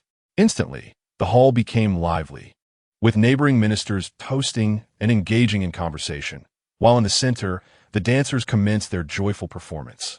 Everyone savored their food and drink while enjoying the music and dance, shedding the usual tension of court meetings for a rare moment of harmony between ruler and subjects. While the atmosphere below was vibrant, the stage felt somewhat subdued. After 3 cups, Chu Xiaoting, wishing to maintain his composure, focused on tempering the effects of the wine. Chu Hanqing spoke little. The outing had not gone well, leaving her disinclined to converse with Yun Jingxian and the others. Yun Jingxian, feeling slightly awkward, attempted small talk but found Chu Hanqing unresponsive and was unsure how to continue. Meanwhile, Minghua wore a gentle smile, yet her heart brimmed with discontent. From the moment she entered the hall and walked forward, her attention was inevitably drawn to Chu Hanqing. Upon their greeting, she noticed the opulence of Chu Hanqing's adornments, which ignited a quiet jealousy within her. The set of violet jade headpieces was evidently of the highest quality, each piece grand and resplendent. Particularly striking was the pure violet jade bracelet, which accentuated Chu Hanqing's wrist as white as snow. Such exquisite items made Minghua's own ruby jewelry appear insignificant by comparison, and she felt an overwhelming urge to snatch them away for herself.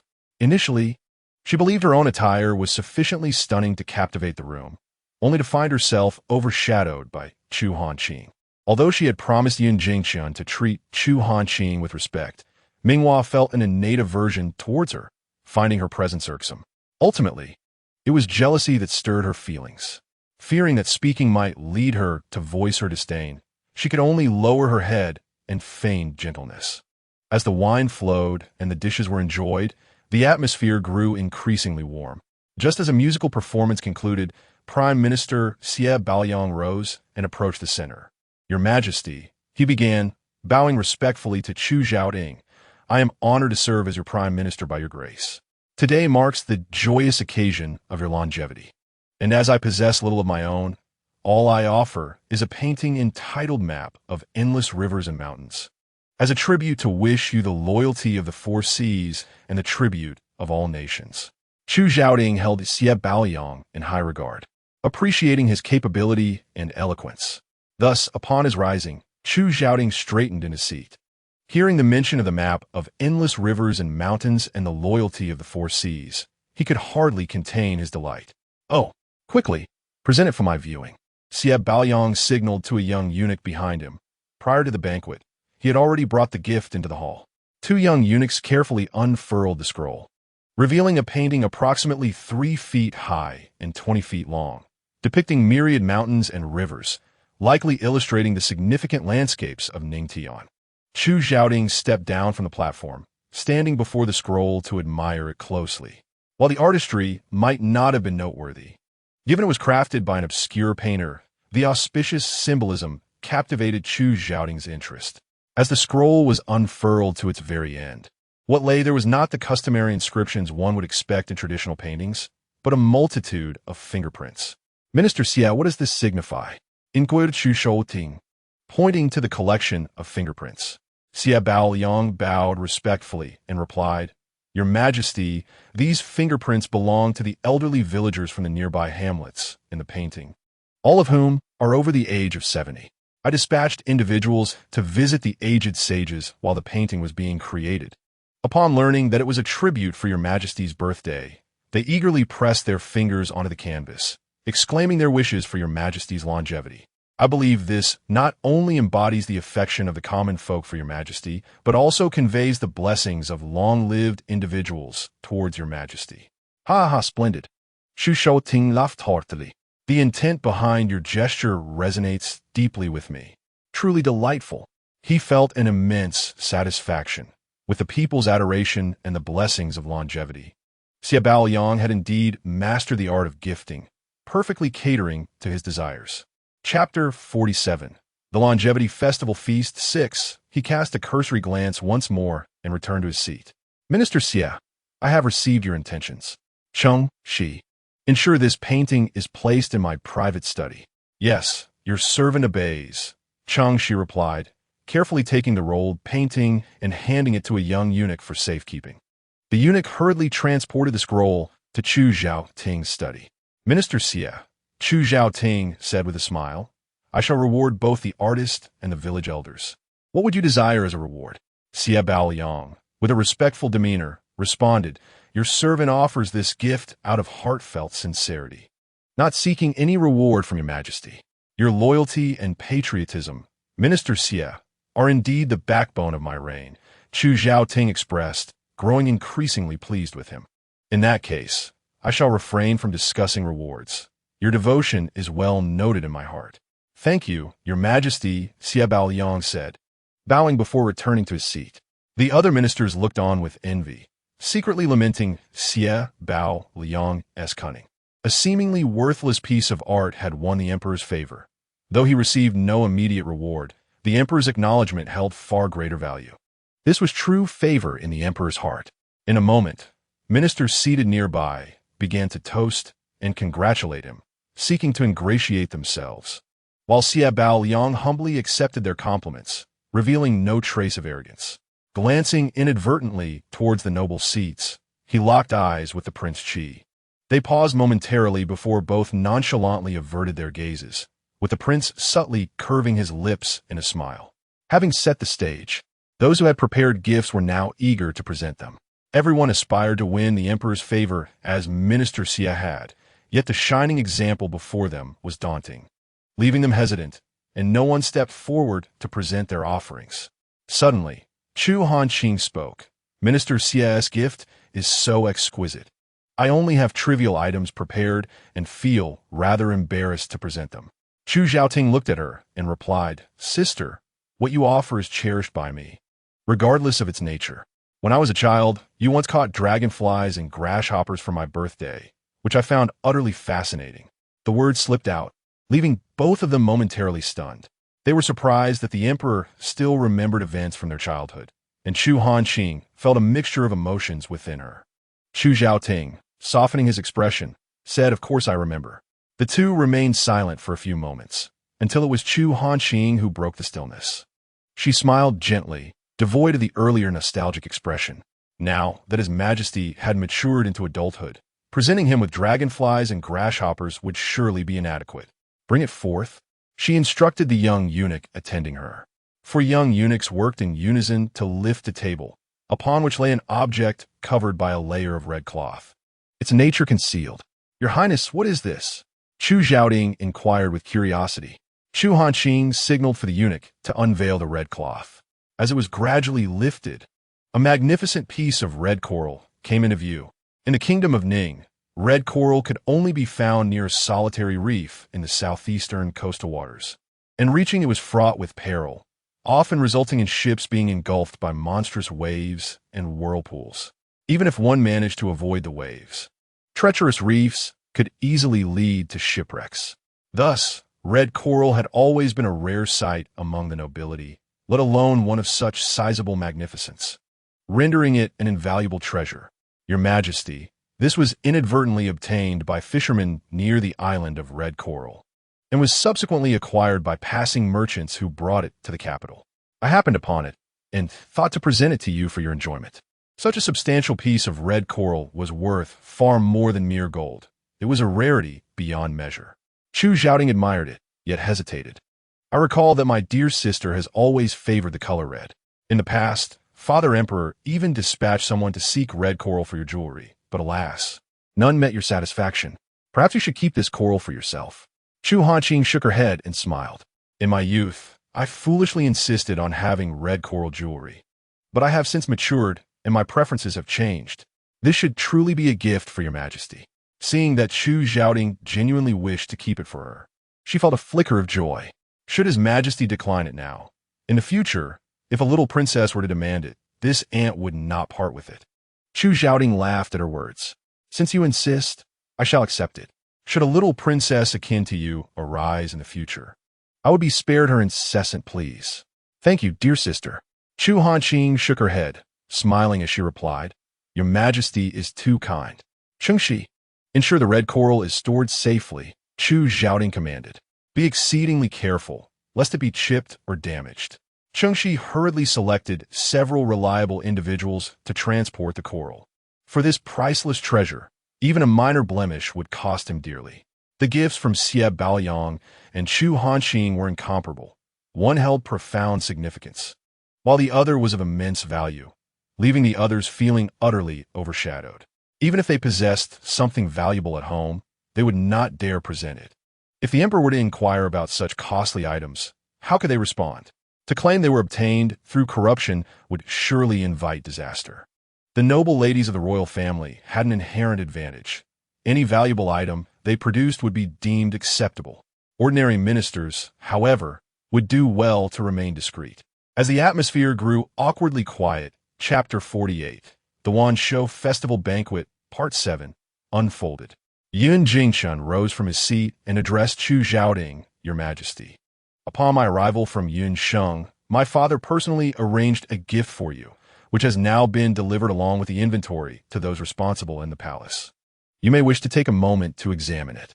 He did not specify the nature of the gifts, as their quantity was considerable and their value substantial. However, there is nothing particularly rare or extraordinary among them that warranted mention, for truly exquisite items could not be so easily bestowed.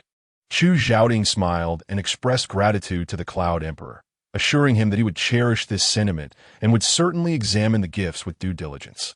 On this occasion, the minister had come to Ningtian with a directive from the emperor. Yin Jingchun raised his voice, proclaiming that the relationship between Yunsheng and Ningtian has always been one of amicable neighborliness, characterized by deep-rooted ties. The emperor harbors intentions of a matrimonial alliance with Ningtian, thus solidifying a bond between the two nations akin to that of Qin and Jin. This matter was tacitly understood among the attendees, and the present moment merely served to formalize the announcement. The ministers, astute as they were, recognized that the visit of a foreign princess accompanied by a diplomatic entourage primarily signaled the prospect of such a union. They were merely curious about the rank that His Majesty would bestow upon her entry into the imperial harem.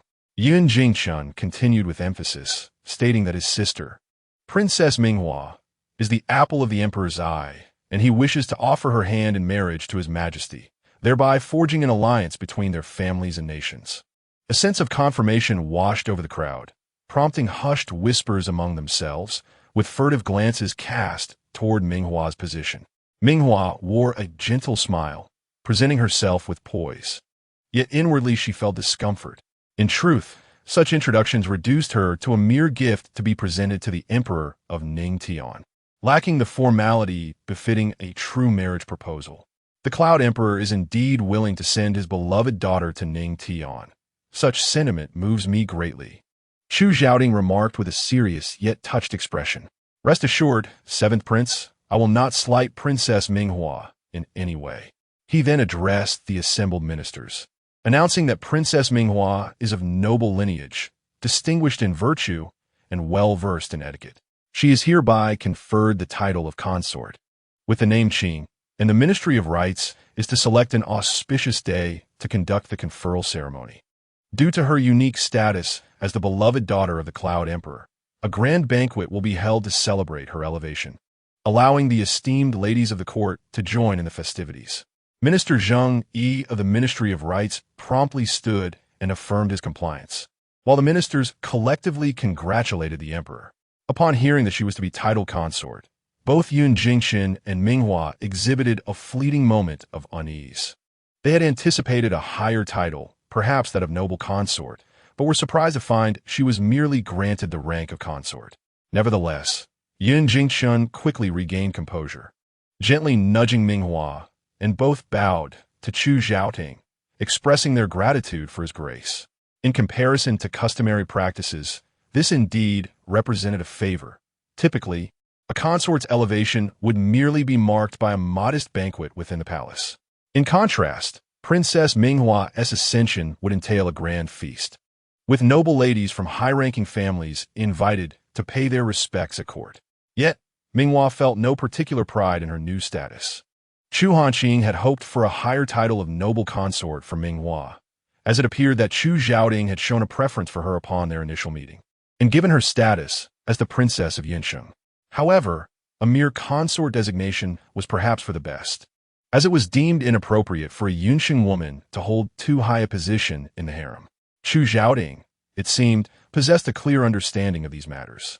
He felt a sense of satisfaction, for his harem currently consisted of only a few low-ranking attendants, the highest of whom held the title of noble lady.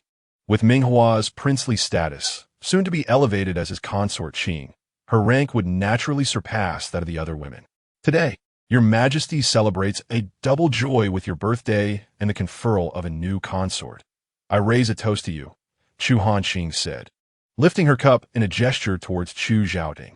Thank you, dear sister, Chu Zhaoding replied, breaking into a smile as he downed the contents of his cup in one go. Other ministers, who had also prepared gifts, successively presented their offerings to the emperor. Although these gifts paled in comparison to the valuable ones from Xia Baoyang and Chu Hanqing, and were certainly not as breathtaking as the beauty gifted by Yun Shang, Chu Zhaoding remained in high spirits. He accepted toast from all, unwittingly consuming enough to feel slightly dizzy. Cheng Shi, concerned, inquired, Your Majesty, would you like to change clothes and take a moment to rest? Chu Zhaoding nodded in agreement, then addressed Yun Jingxin. I shall retire to change and clear my head. The seventh prince need not be formal. Please, make yourself comfortable. Yun Jingxin cupped his hands in acknowledgement as Chu Zhaoding unsteadily rose, with Cheng Shi hastening to support him as they departed. Though the emperor was the centerpiece of the Wan Shou festival banquet, none dared to request his company at the table. Conversely, once he had left, the guests felt liberated. The palace musicians played one lively tune after another, allowing everyone to relax and enjoy themselves. Chu Hanqing twirled her wine cup, casting a glance across the table at Yun Jingxin and Minghua. She smiled. The Princess Minghua has been conferred. I have yet to extend my congratulations. From now on, we are family within the palace. So allow me to toast you with this cup. Minghua raised her glass with both hands, her demeanor respectful yet gentle. Thank you, Princess. I was thoughtless before. I hope you will not hold it against me. I will rely on your guidance from now on. Upon finishing her drink, she turned the cup upside down to signify it was empty. Your politeness is noted, Chu Hanqing replied with a knowing smile, also finishing her drink. Yun Jingxin was pleased with Minghua's demeanor. It seemed she had taken his words to heart and was not entirely foolish. He earnestly remarked to Chu Hanqing, Minghua has been a bit spoiled and has a strong will, but her nature is not bad. As she remains alone in Ning Tian, I hope your highness will look after her a bit, allowing me to be at ease as her brother. The bond between the seventh prince and the princess was evident, and Chu Hanqing responded with a smile. Rest assured, Ning Tian will treat her well. Then I thank you, your highness, Yun Jingxin said, raising his glass in gratitude, to which Chu Hanqing took a small sip in return. Minghua gently nudged Yun Jingxin's arm. Seventh brother, I shall step outside for some fresh air. Yun Jingxin glanced at Chu Hanqing, who was blissfully enjoying the performance with her eyes half closed. "Go on, return swiftly, and avoid causing any trouble," he whispered to Minghua. She nodded and rose, making her way past the seating to step outside the hall. Chapter 49. The Wansho Festival Banquet, Part 8. "Please, you may leave. I wish to be alone for a while," Minghua said upon reaching the entrance to the Kangtai Hall. She wandered aimlessly through the corridor, turning a corner to lean against a beautiful alcove, signaling the little maid to step aside. The maid hesitated. "Your Highness, if I leave you here alone, and something untoward occurs, I would be unable to bear the consequences. I shall stay here with you." Minghua shot her a fierce glare. "When I say to leave, you must obey. What misfortune could befall me in this palace? Are the guards useless? I simply wish to enjoy some fresh air. Do not linger here. Please do not be angry, Your Highness.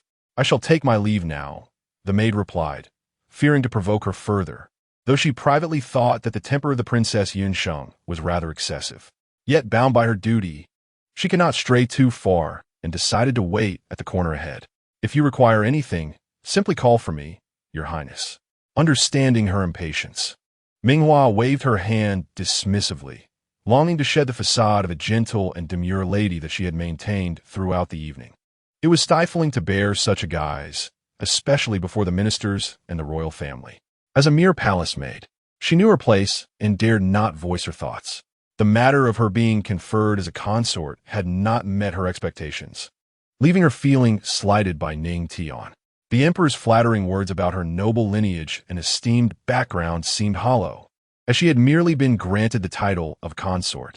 Though the rank of consort was indeed high within the harem, it posed considerable obstacles to her aspirations. Leaning her arm against the railing of the beauty's pavilion, she gazed out at the delicate misty rain. The night had fallen, and lanterns hung in a row along the corridors outside the Kangtai Hall, their flickering candlelight casting a gentle glow that intertwined with a fine drizzle, resembling strands of golden silk cascading from the heavens. As she contemplated, her hand instinctively reached out to catch the falling raindrops. Suddenly, a male voice, laced with mirth, interrupted her thoughts. Startled, Minghua demanded to know who it was, squinting into the dimness where only a shadowy figure could be discerned. Slowly, footsteps emerged from the obscured corner, revealing a pair of boots embroidered with golden thread, followed by the hem of a blue brocade robe, adorned with a jade buckle at the waist. As the figure stepped into the light, a gentle and handsome face came into view. "It is I," the man said with a smile. "I have come out for some fresh air and happened upon this place. I hope I did not startle the princess." He bowed slightly as he spoke, offering a sincere apology. Initially taken aback and displeased, Minghua found her irritation dissipating in the warmth of his demeanor and the sincerity of his apology. "Your Highness, you are too kind," she replied with a slight bow in return. The man was none other than Prince Chu Hanqing, who had not stumbled upon her by chance, but had deliberately sought her out. He had been observing her and Yun Jingqian in the Grand Hall earlier, and after feigning drunkenness, he had stepped outside for a breath of air. Minghua felt the impropriety of a lone man and woman being alone together, and resolved to return to the hall. "I shall take my leave, Your Highness." "Please, do as you wish," she stated. "Princess, you seem rather displeased," Chu Hanqing remarked suddenly.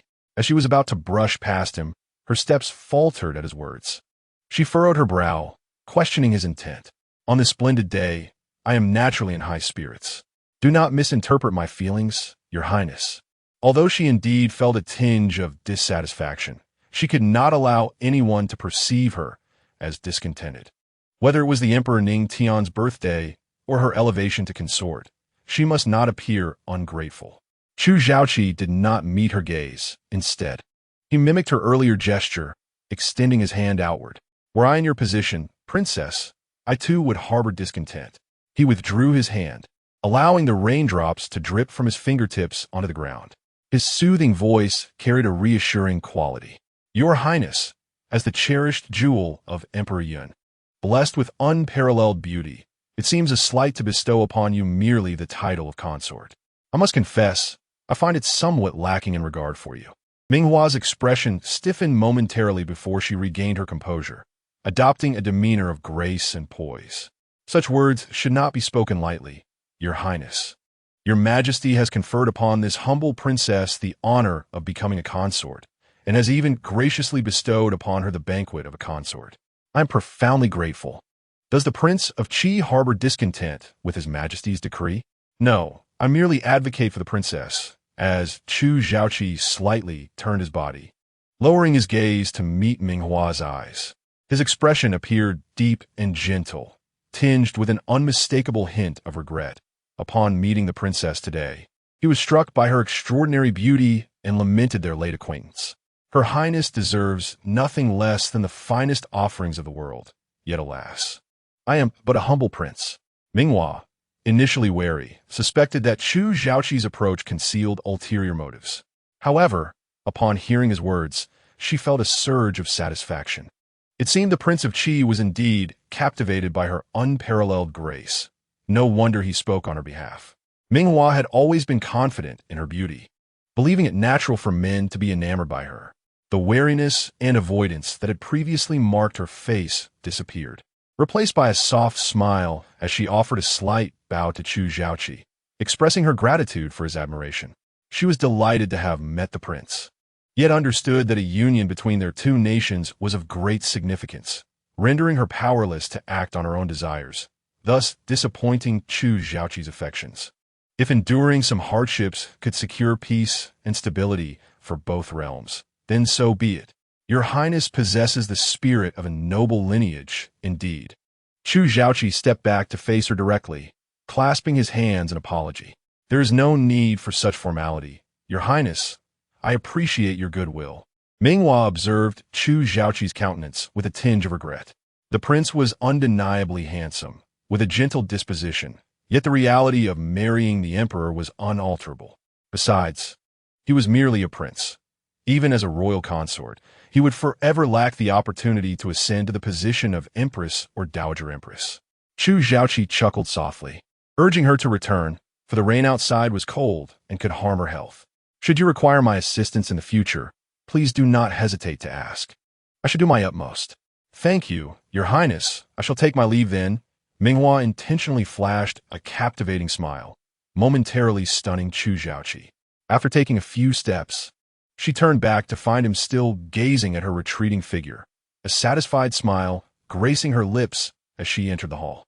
Once her silhouette vanished beyond the doors, Chu Zhaoqi's expression darkened, losing the earlier warmth and elegance, replaced by a profound coldness and ferocity. No one witnessed this, did they? He inquired. A figure appeared instantly. Rest assured, my lord, that little maid has been discreetly led away by my subordinates. There is no one else nearby. Chu Zhaoqi merely grunted in response. His subordinate, puzzled, ventured, my lord, the Princess Minghua does not seem particularly astute. May I inquire why? Chu Zhaoqi cast a sidelong glance at him. Are you questioning my motives for deliberately approaching her, allowing her to believe I am enamored with her? Yes, I am but a dull servant, unable to grasp your profound intentions. She is indeed foolish and presumptuous. Chu Zhaoqi turned his back to gaze out at the misty rain cloaking the corridor.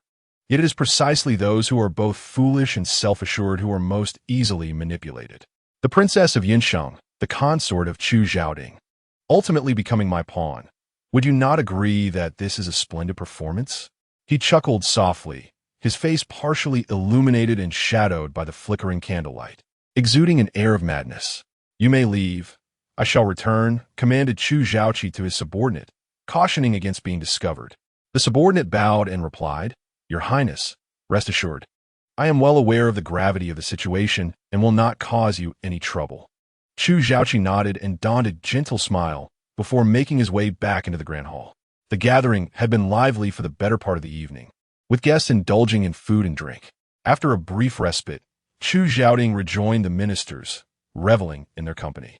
However, his moderate tolerance for alcohol, coupled with his elevated spirits, led him to succumb to the urging of Cheng Shi and others to retreat to his chambers for rest. With the emperor's departure, the banquet naturally came to an end. Before leaving, Chu Zhaoding absolved the morning court session for the following day, prompting the attendees to exclaim, Praises of your majesty is wise. They then departed the Kongtai Hall in pairs, where servants awaited to escort them home. Chu Hanqing instructed the guards to ensure the safe return of Yun Jingshun and his sister to the inn.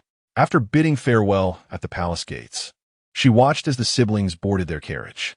"Your Highness, shall we return as well?" Silver Zither softly suggested to Chu Hanqing. Nodding in agreement, she was assisted by Silver Zither and Zhihua into the carriage. Soon, they arrived at the residence of the Grand Princess.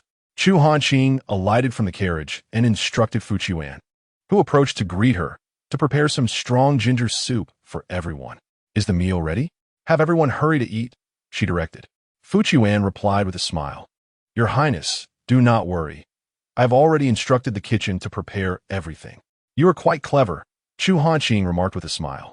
"It is not cleverness, but rather an understanding of your Highness's kindness towards the servants." Fu Qiuan chuckled. "I am merely alleviating your Highness's worries in advance." "Well done." Chu Hanqing nodded in approval. Before taking her place in the prepared soft sedan chair to return to the inner courtyard, Jin's hurried forward upon her return. "Your Highness, you are back. Did you catch a chill? I have arranged for hot water, and you may bathe at your convenience." Chu Hanqing shook her head. "I have not caught a chill. However, Silver Zither and Zhihua did get a bit wet. You two go change and have your meal. I do not require your service tonight." Zhihua quickly interjected. "Your Highness, a little rain does not trouble me. My clothes are hardly soaked. I shall attend to your Highness's bathing first, and then I will change." "Indeed, your Highness. We are both fine," Silver Zither echoed. "Moreover, Jin has not fully recovered. Someone must stay by your Highness's side for the night." Chu Hanqing waved her hand dismissively. "Do as I say. If you both catch a cold, you will be unable to serve me. Just call 2 little maidservants for the bath. It is no trouble." Seeing Chu Hanqing's resolute demeanor, they could not argue further. Nevertheless, Silver Zither insisted, "I will follow your Highness's wishes and go change for dinner. I will have Jints supervise the maidservants during your Highness's bath. However, after dinner, Zhihua and I shall keep watch. We do not trust the maidservants to do so." Zhihua nodded, clearly sharing Silver Zither's sentiments. After contemplating for a moment, Chu Hanqing acquiesced to their request. "Very well, you may go." As the two individuals were about to take their leave, Chu Hanqing called out to them, "Wait, please bring a bowl of my nourishing soup to Wei Jiao." Today, Yinzheng was waiting in a room beside the Kangtai Hall with the palace maids, while Wei Jiao remained outside, and Chu Hanqing was concerned he might catch a chill. The two responded in unison, "Yes," and exchanged knowing glances as they stepped outside. "See, His Highness indeed cares for Wei Jiao." Chu Hanqing sat in silence for a moment before instructing Jin Sei, "Please arrange for a bath." Chapter 51, Dragonflies and Grasshoppers, Part 1. The following morning, Chu Hanqing rose quietly, appearing somewhat disheveled and lacking vitality, as if she had not slept well.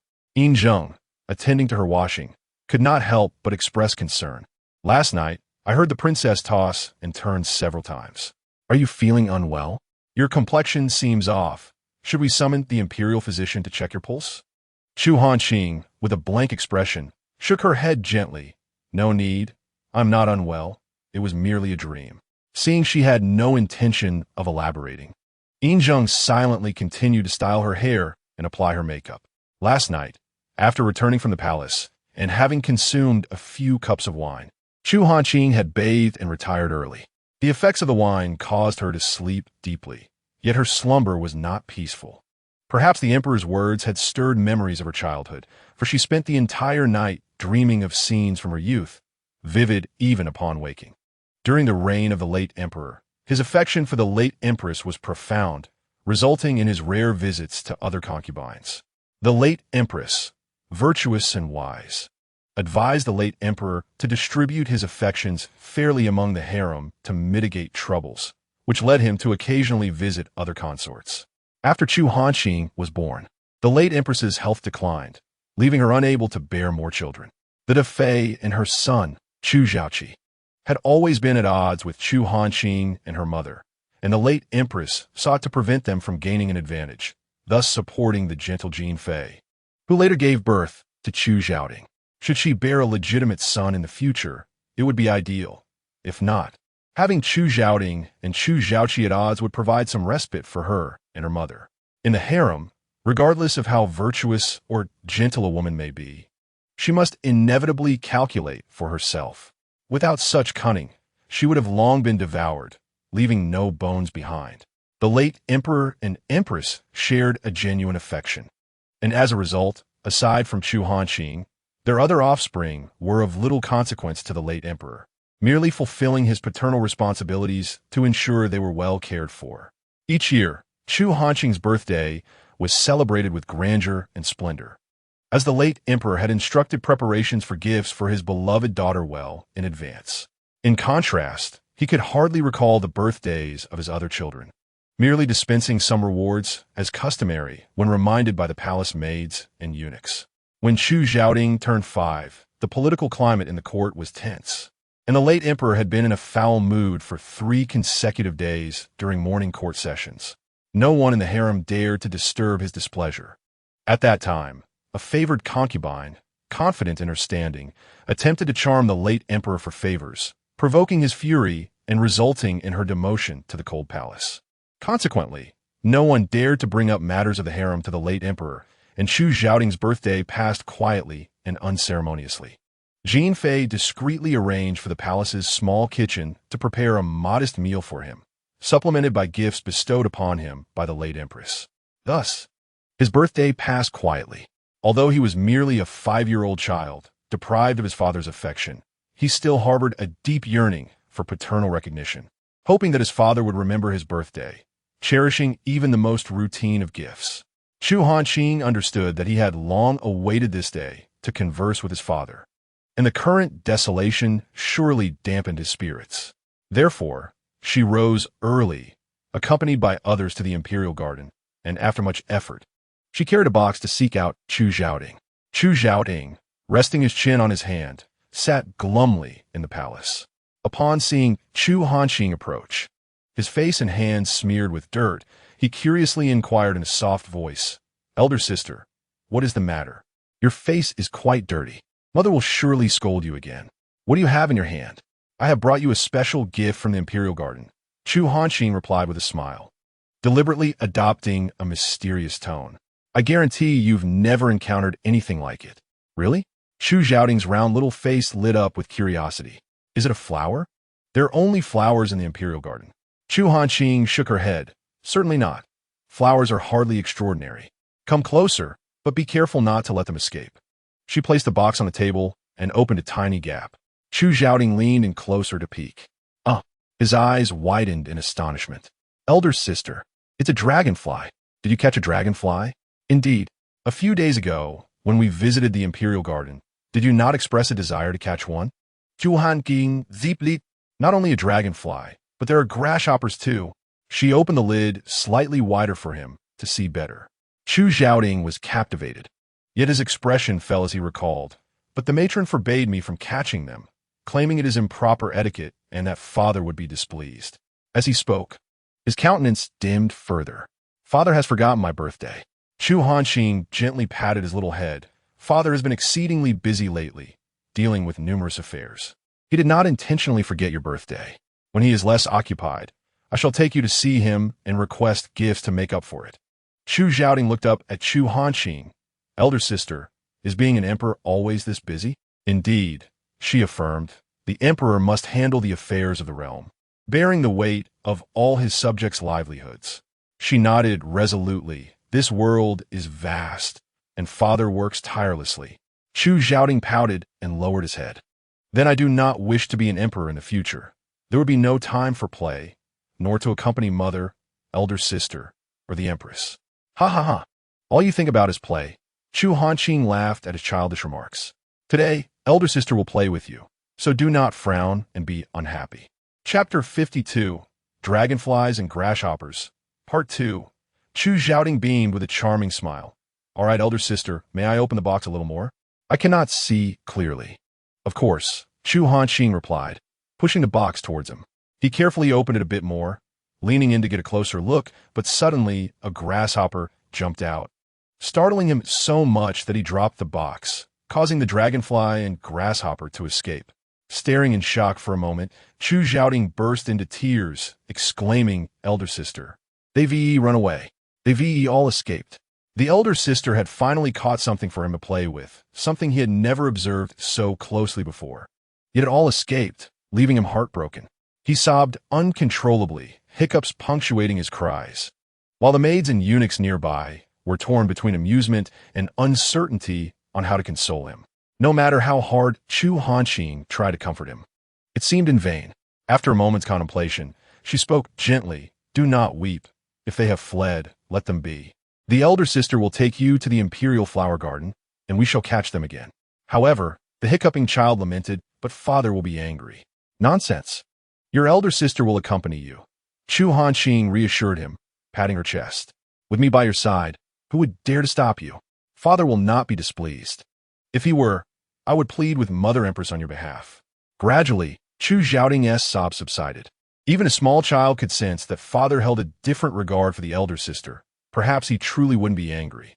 Oh, how he longed to catch dragonflies and grasshoppers himself. "Is that true?" he asked, gazing at Chu Hanqing with wide, tearful eyes. Without a moment's hesitation, she nodded affirmatively. "Indeed, it is true. Let's go." She took his hand, and they dashed toward the imperial garden, where the siblings frolicked with abandon. Climbing on stones and lying on the ground to search, they emerged covered in dirt, resembling two playful kittens. The attendants who typically served Chu Zhaoting would never allow him such liberties for fear of reprimand from the emperor. Even if the emperor chose not to scold them, they would certainly face consequences from concubine Jean. However, today, in Chu Hanqing's company, they felt no apprehension of punishment and allowed the little prince to revel in his play. Chu Zhaoting had never experienced such joy. On this day, he was just an ordinary child, unburdened by the constraints of etiquette and free from the worry of being scolded by his mother for dirtying his clothes or hands. He followed Chu Hanqing, calling out and jumping, the earlier despondency forgotten, as their laughter echoed far and wide. "Your Highness, how does this dress look today?" Zhehua presented a gown for Chu Hanqing's approval. Snapped from her reverie, she glanced at it, nodded, and said, "This one will do." Once she changed into the attire and gazed at her reflection in the mirror, a mature visage met her eyes, and she exhaled slowly. There was no need for further contemplation. They had both grown up. Chu Zhaoting was no longer the childish little one who proclaimed he did not wish to be emperor. And she was no longer the same Chu Hanqing.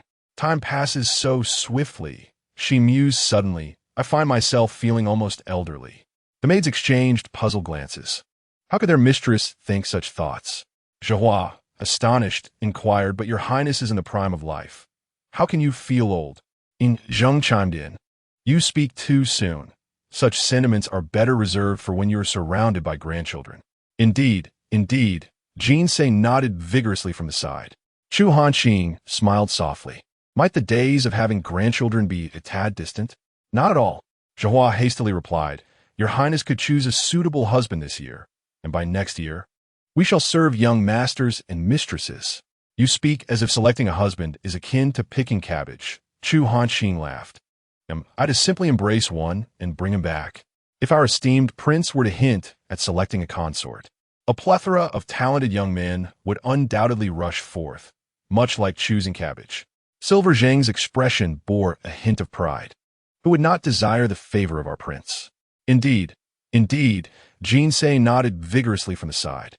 Silver Zheng playfully nudged Jinsei, chuckling. "You only know how to echo, indeed." Chu Hanqing laughed heartily. "It seems to me that you all are the ones eager for marriage. Speaking of which, you all are not so young anymore. If any of you have someone in mind, do let me know, and I shall grant you a match. If not, you may share your preferences, and I shall have someone keep an eye out. In due time, I shall ensure a generous dowry to send you off splendidly." The three immediately knelt, declaring, "We shall not marry. We wish to serve the prince for eternity." Chu Hanqing reached out to lift them up, saying, "What foolishness is this? I have never intended to keep you by my side for a lifetime. Furthermore, even if you marry, you can still remain close to me. The household is not solely comprised of unmarried maids. There are also married women managing affairs. Now rise." The three hesitated but gradually got to their feet. "We shall follow the prince's arrangements, but we shall never leave your side," Silver Zheng resolutely declared. Zhehua and Jinsei nodded in agreement, sharing the same sentiment. Ah, you all. Chu Hanqing shook her head in exasperation, yet her heart felt at ease. Very well, I understand your feelings. Chapter 53. Your Highness, I am in good health. After breakfast, Chu Hanqing proceeded to the study to attend to some documents, with Wei Jiu dutifully following behind her. The rain drizzled continuously, having fallen from yesterday into today. The air was no longer suffocatingly hot, as in summer, but instead carried a refreshing chill. As Chu Hanqing walked slowly, she turned to Wei Jiu and inquired, "Did you get caught in the rain yesterday? Did you catch a chill?" Wei Jiu's deep and melodious voice responded, "Thank you for your concern, Your Highness. I was caught in a bit of rain, but it is of no consequence. I did not catch a chill." "Oh," Chu Hanqing replied, falling silent as they continued their quiet walk until they reached the door of the study. Wei Jiu stepped forward to open the door, and, as Chu Hanqing entered, she did not proceed to her seat but instead turned, watching as Wei Jiu closed the door behind her. Turning back, Wei Jiu found Chu Hanqing standing before him, gazing intently. "What is your command, Your Highness?" he inquired. "Last night, I had someone deliver a bowl of ginseng soup to you. Did they manage to deliver it?" Chu Hanqing asked softly, observing his face. "They did." Wei Jiu nodded. "Thank you, Your Highness." Chu Hanqing's expression turned earnest. "I have been concerned for you, always outdoors. It must be quite taxing. Having endured so much hardship in the Shadow Guard camp as a child, I worry for your health. Henceforth, I shall ensure that ginseng soup and supplements are delivered to you daily, guaranteeing that you remain in perfect health." Upon hearing the first part, Wei Jiu felt a wave of warmth. The prince was genuinely worried about him, which filled him with joy. However, the latter part shattered that joy. "What is this? The prince sent him ginseng soup out of concern for his health?" He was in excellent condition. His prowess in the Shadow Guard camp was not for naught. How could the prince doubt his physical well-being? This is unacceptable. As a personal guard, if I were to be suspected of lacking physical prowess, how could I possibly protect Your Highness? Wei Jiu's expression was grave, and his gaze earnest as he asserted, "Your Highness, my health is quite robust." "Oh, is that so?" Chu Hanqing observed his serious demeanor, a playful desire to tease him stirring within her. She stepped closer, fixing her gaze intently upon Wei Jiu's eyes. "How robust is it?" A sudden flutter gripped Wei Jiu's heart, causing him to instinctively retreat, only to find himself pressed against the door behind him. It's quite good," he stammered. Chu Hanqing moved forward another half-step, now merely an arm's length away. This proximity compelled her to tilt her head upwards to meet his gaze. Yet despite her shorter stature, the aura she exuded seemed to overpower him. With a quirked eyebrow and a questioning gleam in her eyes, her lips curled into a smile that nearly snatched Wei Jiu's heart away. He could not suppress the swallow that caught in his throat. Her closeness was overwhelming. The door at his back thwarted any further retreat, while the sweet fragrance emanating from her drew insistently into his senses. His heart raced furiously in his chest, the sound of its throbbing echoing in his ears. Heat flooded his neck and cheeks, igniting a sensation as if he might combust. His hands, hanging at his sides, clenched and relaxed, clenched again, and he even contemplated raising an arm, though he remained uncertain of his intentions. Chu Hanqing took note of the shifts in his expression and movements, an uncontrollable urge to laugh bubbling within her. Indeed, she laughed, stepping back 2 paces before turning toward the writing desk, and he could almost hear the sigh of relief that escaped Wei Jiu's lips behind her. How amusing. She relished this. Just now, Yin Zheng and the others suggested to me that I should choose a husband, Chu Hanqing said as she settled into her seat, resting her hands on the armrests, her tone light as she addressed Wei Jiu. "What do you think?" The heat that had surged through Wei Jiu felt as though it had been doused with cold water, his rapid heartbeat abruptly halting, only to resume gradually after a moment's pause. The earlier confusion and enchantment felt like a mere jest. The status of Her Highness was beyond his reach. "Surely, Your Highness has your own considerations. I dare not presume to speak," he replied respectfully, cupping his fist.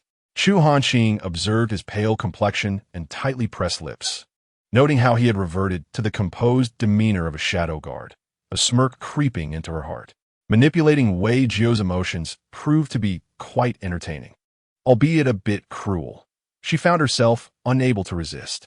I believe there is merit in that. If my father and mother were still alive, they would have already arranged this for me. In that case, I entrust you with gathering information on suitable young gentlemen from prominent families, she instructed Wei Jiao. A chill washed over Wei Jiao's heart, and he lowered his gaze, reluctantly responding, I shall obey. He took a breath, quickly adding, I will collect the information for your highness at once. Please be assured it will be done swiftly. May I take my leave? In that moment, he disregarded all etiquette, eager to depart. Chu Hanqing sensed she may have gone too far in her teasing. The sorrow etched on Wei Jiao's face was all too evident, tugging at her heart. Stop, she called after him, turning around. Wei Jiao paused momentarily, slowly turning back, yet he kept his head bowed, avoiding her gaze. Does your highness have further commands? Sighing deeply, Chu Hanqing remarked, I was merely jesting, my dear. I had no intention of selecting a prince consort. It was simply to tease you. Wei Jiao suddenly lifted his head. Your highness, why do you believe everything I say? Chu Hanqing rested her chin on one hand. Observing him, you obediently comply with whatever I ask. At your command, I would brave fire and water without hesitation, Wei Jiao asserted resolutely. Chu Hanqing smiled gently. Then let us await the time when you must indeed brave fire and water. You truly are a fool. Noticing his continued daze, she urged, what are you still standing there for? I must attend to official documents. Hurry and fetch some tea. In that moment, Wei Jiao's emotions fluctuated wildly, and he silently cursed his own lack of composure. Yet, witnessing the gentle smile of his highness, a voice within him proclaimed that he was utterly powerless. His emotions were destined to be governed by her. Just as he had surrendered his heart to her, so too did he yield to her will. Yes, I shall go at once, he replied, as if a sudden realization had dawned upon him, and he tenderly broke into an unprecedented smile. Chapter 54. Are you familiar with Prince Qi? In the inn where the Yunsheng envoy was temporarily housed, Ming Hua reclined gracefully by the window, observing the rain as it dripped rhythmically onto the ground, creating ripples that spread outward. Princess, it is quite cold outside with the rain. You should be cautious not to catch a chill. Perhaps it would be wise to close the window, urged the maid, Pearl, her tone careful, yet tinged with anxiety. Though her advice stemmed from good intentions, she feared Ming Hua might inexplicably take offense. As a princess destined for a political marriage, Ming Hua should have brought at least 2 trusted handmaidens to accompany her to Ningtian. Their familiarity and reliability would provide her with much-needed support in the imperial harem, as establishing a foothold without trusted companions would prove challenging. However, among her attendants, only Pearl had accompanied her to Ningtian, while the other maid, Red Bean, was a mere casual assignment from Empress Yunsheng, previously just an inconspicuous servant in the palace. When Ming Hua was in a foul mood, she would lash out at her subordinates, meting out punishment even for the most innocuous comments that displeased her. Those who suffered her wrath often went untreated, and throughout her childhood, numerous handmaidens and eunuchs had endured her torment. 10 or more, at the very least, had fallen victim to her temper, including the 4 maidens who served her closely. Among those 4, only Pearl and Yuzhu had been by her side since childhood. The other 2 positions had changed hands several times. Pearl was meek and submissive, unwilling to defy her mistress, though she harbored a reluctance to leave for the distant marriage. Yuzhu, on the other hand, was clever and shrewd, having secured the affections of the crown prince just before their departure, thus escaping the fate of being a handmaiden in the marriage procession. Pearl, though envious, could do nothing about it. Unbeknownst to her, after their departure, Yuzhu was summarily executed by the empress under the pretext of scandal. A sister's handmaiden enticing the crown prince was simply intolerable, and the empress would not allow such a blemish to tarnish her son's reputation. As Pearl worried that Ming Hua might chastise her for meddling, she was taken aback when Ming Hua showed no signs of anger. Instead, she slowly turned to glance at Pearl, sighed, and, leaning on the armrest of her chair, rose and made her way to the dressing table to sit down. The princess sighed, her mind burdened with worries. Pearl hurriedly approached her, noticing that her mood seemed relatively stable today, and mustered the courage to inquire. Ming Hua did not respond. instead gazing into the mirror as she delicately caressed her cheek, her thoughts lingering on Chu Zhaoqi. Although she had no intentions of entangling herself with him, the fact that the esteemed Prince of Qi had fallen for her was undeniably exhilarating. More importantly, his distinguished status had her contemplating how to leverage his affection to elevate her own position. Yet, her schemes were limited, and she found herself at a loss for a clever plan, prompting her sigh. "Am I beautiful, Pearl?" she asked, turning her gaze to her companion. Without hesitation, Pearl replied, "Your Highness, you are the epitome of beauty. I have never seen a woman more exquisite than you." Minghua glanced at her reflection, noting the sincerity in Pearl's demeanor. "You do have a sweet tongue," she remarked. "My words are heartfelt," Pearl responded effortlessly, having answered this question countless times before. "Well, my seventh royal brother?" Minghua inquired as she rose and paced the room. Suddenly, she directed her question at Pearl. "I do not know, Your Highness. Are you seeking the seventh prince for something?" "I could relay a message," Pearl offered. Minghua considered this before dismissing the idea. "No need. Let's go see what my brother is up to. I am weary of being cooped up indoors. A short stroll will do us good." The two of them made their way towards Yun Jingqian's chamber. Although Yun Jingqian's room was on the same floor as hers, it was located at opposite ends of the staircase, requiring a turn to reach. As they rounded the corner, they encountered an individual exiting Yun Jingqian's room. The person closed the door behind them and approached Minghua, bowing respectfully. "Greetings, Your Highness." "Yes, that will suffice," Minghua replied lightly. "Who are you? I do not recall having seen you before." The individual responded with a bow. "Your Highness, I am a guard accompanying the delegation, stationed at the rear and thus unrecognized by you." "Ah, I see," Minghua nodded. "What did my seventh brother summon you for?" Before the guard could answer, Yun Jingqian's door swung open from within. "What are you doing out here? Come in and speak," he called to Minghua. She disregarded the guard and entered Yun Jingqian's room. "Seventh brother, I noticed that guard seemed unfamiliar. Why did you summon him?" Minghua asked after taking a seat. Yun Jingqian paused briefly before casually lifting his teacup. "I have fewer attendants nearby. A minor errand required someone to run. It is nothing of great importance." "What brings you here?" Minghua fiddled with the handkerchief in her hands, her tone feigning nonchalance as she asked, "Seventh brother, are you acquainted with the Prince of Qi?" Yun Jingqian halted, placing his cup down. "I have heard a bit." "And what sort of person is he? Could you share your insights with me?" Minghua pressed eagerly. Yun Jingqian fixed his gaze on Minghua's face. "What is your interest in the Prince of Qi? How do you come to know about him?" During the palace banquet, was not Prince Qi also present? Naturally, he witnessed everything. Minghua reasoned thus, contemplating that since he was a prince of Ningtian and a brother to the emperor, it might prove beneficial to understand him, should the need arise in the future. Did not the seventh prince mention that we have responsibilities? While it is true we are tasked with duties, forming connections with useful individuals is not a concern. Yun Jingqian regarded her coolly, asserting that Prince Qi is an outsider. "If there is a need for engagement, I shall handle it.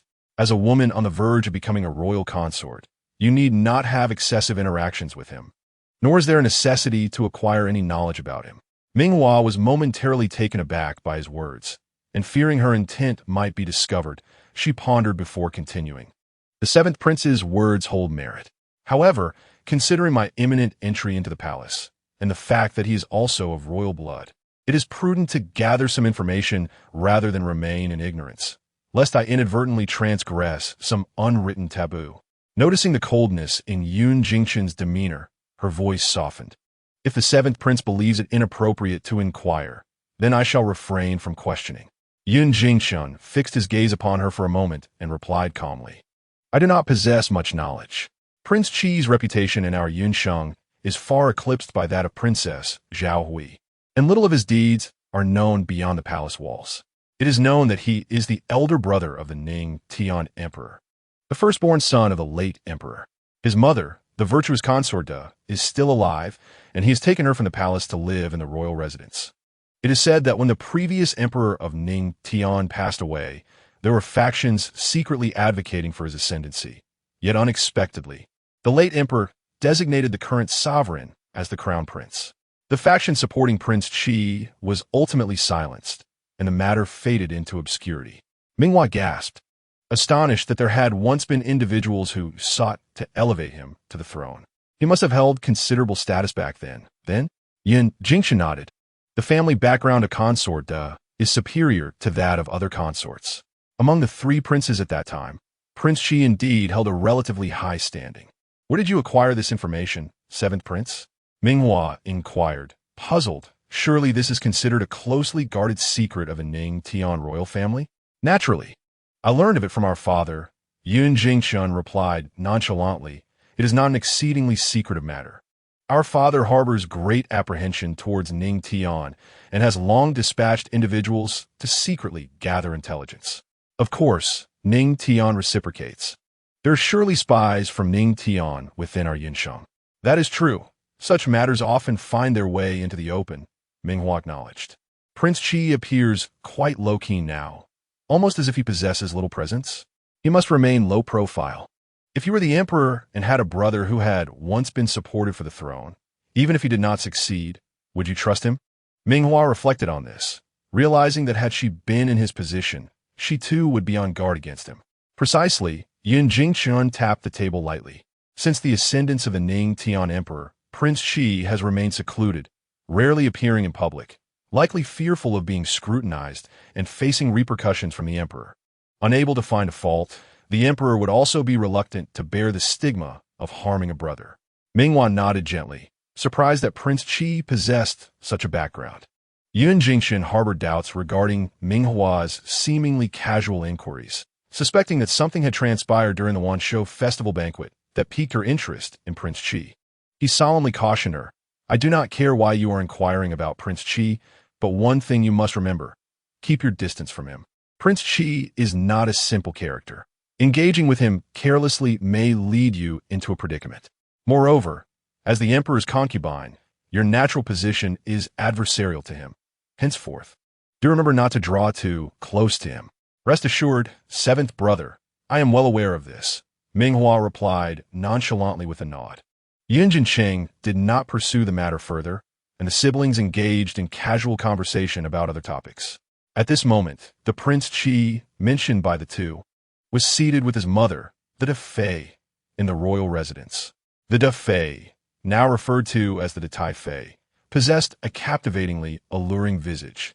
Although she had surpassed her 40th year, her affluent lifestyle and meticulous care rendered her ageless, appearing akin to a 30-year-old woman, making her presence alongside Chu Zhaoqi resemble that of siblings. Yet, despite her youthful and enchanting appearance, she deliberately affected an elderly demeanor of kindness and warmth, which struck a rather peculiar note. Clad in a deep blue formal attire, her jewelry was modest and understated, save for a single exquisite white jade bracelet adorning her wrist. The deep blue, often associated with older women, clashed with her youthful face, creating a dissonance that was hard to overlook. Grasping a string of prayer beads, the De Tai Fei smiled gently and inquired of Chu Zhaoqi, Did you achieve any notable gains yesterday? Chapter 56. The mother and son of Prince Chi seated opposite the De Tai Fei. Chu Zhaoqi maintained a demeanor of tranquility, yet the words he uttered were far from gentle, remaining rather consistent with his usual tone. The moles we had previously embedded within the palace have, over the years, mostly been uprooted by Chu Hanqing. Were it not for that individual's deep concealment, they would scarcely have escaped unscathed. The mention of Chu Hanqing, that insufferable wretch, and her equally detestable mother, caused the De Tai Fei's expression to shift abruptly. For all these years, any mention of the Chu mother-daughter duo would strip away her gentility. The treachery of her contemptible mother, who had ensnared the late emperor's spirit, had elevated this wretched girl to the heavens. Alas, my son, as a distinguished prince and the eldest son of the late emperor, you are overshadowed by the worth of a mere strumpet. The De Tai Fei's face contorted, and she suddenly reached out to caress Chu Zhaoqi's face. You have suffered injustice. My son. Chu Zhaoqi chuckled softly and shook his head. Mother, you still regard me as child. Not a child anymore. The De Tai Fei retracted her hand. When I was your age, you were already running about. Yet here you are, with several secondary concubines in the household, and not a single one bears news of a child. Mother, the matter of children is not urgent, with the primary consort yet to be determined. It would be unwise to have a legitimate heir born prematurely. Where would we find a capable woman from a respectable family? Chu Xiaoqi hastily diverted the topic. Yesterday, I encountered the royal children of the Yunsheng in the palace. The Taifei's interest was evidently piqued. What are your thoughts? The images of Yin Jincheng and Minghua surfaced in Chu Xiaoqi's mind as he spoke to the Taifei. The seventh prince, Yin Jincheng, outwardly appears humble and respectful. Yet from my observations, he is likely more complex than he seems. Oh, in what way? The Taifei inquired. His conversation with Chu Xiaoting was laden with praise. Each word of flattery that delighted Chu Xiaoting's heart. Though he seemed subservient, he adeptly grasped Chu Xiaoting's sentiments. Chu Xiaoqi narrowed his eyes. His intentions are undoubtedly more intricate than merely bestowing marriage gifts and celebrating birthdays. Let us observe his subsequent actions. The Taifei twirled her prayer beads thoughtfully. According to your assessment, he must indeed be a person of considerable cunning. Zhu Xiaoqi smiled. A person with such a lowly birth mother, who has endured ridicule and grievances, yet manages to carve out a niche for herself and strive for her own standing, cannot possibly be a simple character. Indeed, do you think there exists a possibility for exploitation? It is difficult to say. Zhu Xiaoqi furrowed his brow. Clever individuals are not so easily ensnared. However, it would be prudent to approach her and see if we can uncover her true intentions. As for that Princess Minghua, her foolish arrogance is a liability, making her susceptible to manipulation. Duke Tai Fei inquired. Have you had any contact with her? Zhu Xiaoqi nodded during the banquet. I stepped out to change attire and exchanged a few words with her. Her naivety was glaringly apparent. Oh, what did you discuss? Duke Tai Fei pressed further. Nothing much, merely a greeting.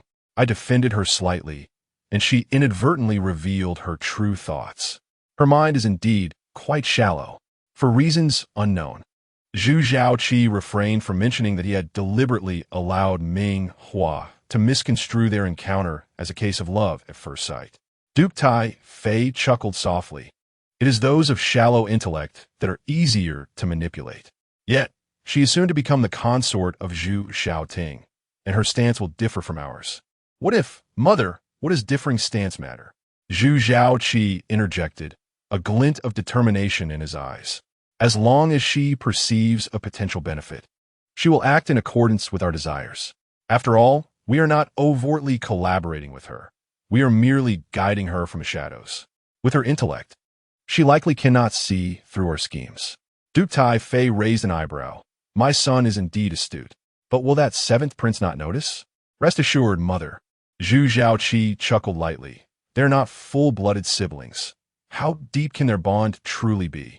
Princess Ming Hua harbors her own calculations and will not confide in him.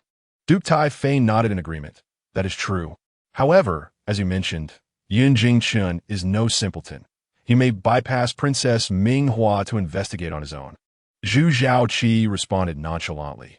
Even if Yin Jingchun is perceptive and suspects something, without evidence, what can he do? We are well prepared and will not fall prey to his countermeasures. Moreover, should Princess Ming Hua act rashly, we will possess leverage over her, possibly compelling him to collaborate with us. Otherwise, if exposed, it would only tarnish their Yunsheng's reputation. Have you devised a plan to exploit Princess Ming Hua? I believe it is not yet time, Zhu Xiaoqi replied. For now, we should merely maintain our relationship. Do you have any good ideas, mother?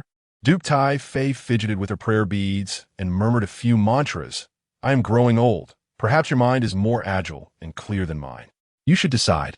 However, the women in the inner court are often envious and competitive.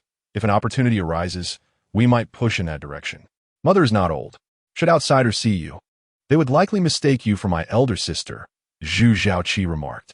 I will consider your suggestions. I have matters to attend to, so I shall take my leave. He stood and bowed respectfully. Go on, Duke Tai Fei nodded. Take care of yourself, and ensure you are well attended to. Zhu Xiaoqi acknowledged her and exited. Duke Tai Fei sat quietly for a moment before calling out, Come in. A woman, who had been stationed outside the door, entered and bowed, asking, What orders do you have, your highness? The Dowager Duchess, delicately toying with her prayer beads, inquired of the woman named Cui Zhu. Has Chi Er left the residence? Zhu replied, "Yes, your grace. After departing from your presence, the prince took some people and left the manor. I witnessed it myself." "Very well," the Dowager Duchess said, ceasing her movements and opening her eyes. "Assist me to the Buddha Hall to pay my respects, and let us also hear Master Ling Yun recite the scriptures." Zhu promptly stepped forward to support her hand. "Yes, your grace. Do you wish for a maid to attend you?" The Dowager Duchess shot her a glance. "Master Ling Yun appreciates tranquility. Do you not understand? Only you need accompany me." "Yes, I am dull-witted," Zhu responded, unperturbed, even managing a slight smile. "Is truly deserving of punishment for not grasping your intentions. Impish, after all these years, you remain unchanged. Even marriage and motherhood have not altered your disposition." The Dowager Duchess chuckled, playfully poking Zhu's forehead. "I do enjoy your company. Those younger maids cannot compare to the comfort and understanding you provide." Kuitsu smiled gratefully. "I am most thankful for your grace's appreciation. Let us proceed, lest the prince return." The Dowager Duchess nodded. "Let's go," she said, rising with Zhu's assistance. As she stood, her collar momentarily gaped before closing again, revealing a fleeting glimpse of a peach-red bodice. In the intervals of processing documents, Chu Hanqing glanced toward where Wei Jio stood. In the past, when he had not been assigned to protect her closely, Wei Jio and the other hidden guards would conceal themselves in places unseen by ordinary eyes, such as rafters, rooftops, and corridor corners. Now, while the other hidden guards remained as before, only Wei Jio had revealed himself in public. Thus, Chu Hanqing allowed him to stand openly, making it easier for her to see him at a glance. Wei Jio's gaze remained fixed upon her, and each time she looked his way, she noticed his eyes deliberately diverting in a flustered manner. "Does your highness have any instructions?" he inquired, lowering his gaze. Chu Hanqing chuckled lightly. "No instructions. What occupies your thoughts?" She even suspected Wei Jio was still pondering the recent events. However, his response surprised her. "Your highness, I was reflecting on last night as happenings." "What transpired last night?" She slightly withdrew her smile. Wei Jio composed himself and took a step closer. "Last night, your highness attended a banquet at the Kangtai Hall. I feigned waiting outside the palace gates, but actually slipped into the vicinity of the Kangtai Hall while the opportunity arose. During the banquet, Princess Minghua emerged once." "Ah, indeed," Chu Hanqing nodded. "She mentioned she was stepping out for some fresh air. What did you discern?" Princess Minghua exhibited no odd behavior. However, later, Prince Qi also exited and deliberately approached her to converse. "Oh," Chu Hanqing straightened her posture. "Can you ascertain that it was a deliberate approach and not a mere chance encounter?" Wei Jio spoke with utmost certainty. "I can affirm that." The prince emerged from the hall and unhesitatingly walked towards Princess Minghua. After their conversation, he returned directly to the main hall. It is clear he sought her out. Chu Hanqing furrowed her brow. "Did you overhear their discussion?" "No, I cannot draw close." Wei Jio shook his head. "This leads to another matter I wish to address. Last night, there was another individual concealed beside Prince Qi, skilled in martial arts. The subordinate intended to draw closer and listen to their conversation, but, sensing someone lurking in the shadows, refrained from approaching so as not to alarm them. That figure only appeared beside Prince Qi after Princess Minghua had departed." "Did you manage to discern their appearance?" Chu Hanqing inquired. Wei Jio shook his head, stating that the lighting in that corner was poor, and he dared not get too close. The individual remained ensconced in the shadows, rendering their features indistinguishable. However, as they departed, the hem of their garment flickered in the light, revealing a waist token, leading the subordinate to surmise that they were likely a eunuch from the palace. Chapter 58. The Truth Behind the Crown Prince's Establishment, a Eunuch? Chu Hanqing's expression darkened. Over the past few years, this court has eradicated numerous of Chu Zhaoqi's spies. For more than a year, the palace has been tranquil, and I believed I had purged his informants. Yet it appears he still has connections within the palace. Your Highness, perhaps we should instruct Commander Yu to reinforce the secret guards around Prince Qi for further investigation. Wei Jio suggested. Why not investigate within the palace? We already have our people inside the palace. Your Highness has exerted considerable effort in cleansing it over the years. Any remaining hidden agents are likely deeply embedded and not easily uncovered. Perhaps it would be more prudent to monitor Prince Qi to discern whom he associates with closely. Chu Hanqing regarded him with a smile, remarking, I had thought you were merely a man of action, but it seems your intellect is also commendable. Wei Jiu blinked in resignation. Does your highness perceive me as a mere muscle-bound brute devoid of thought? Contact Yufeng and have him assign someone to keep watch on Chu Zhaoqi. Chu Hanqing instructed Wei Jiu. For the past 2 years, he has remained concealed within his residence, acting discreetly to avoid leaving any incriminating evidence. Now that he has revealed himself, we must seize this opportunity. I refuse to believe he is as compliant as he appears. Understood. I shall reach out to Commander Yu immediately, Wei Jiu responded, turning to leave. Chu Hanqing called out to him, Wait. Does your highness have further instructions? I have suddenly pondered whether the assassination attempt could have been orchestrated by Chu Zhaoqi. Chu Hanqing mused, taking a few steps. I had previously suspected only the opposing factions within the court, such as Zhao Duanbin and his ilk. Chu Zhaoqi has been exceedingly discreet these past few years, and I inadvertently overlooked him. What if he has clandestine ties to the fan organization? Wei Jiu paused momentarily, reflecting, what advantage would it bring him to place the prince in peril? Surely, he would prefer to plot against his majesty instead. He may harbor resentment due to the late emperor's decision to not appoint him as crown prince, opting instead for his majesty and allowing me to govern alongside him, believing that I interfered with the emperor's choice. This oversight on my part is regrettable, Chu Hanqing replied mildly.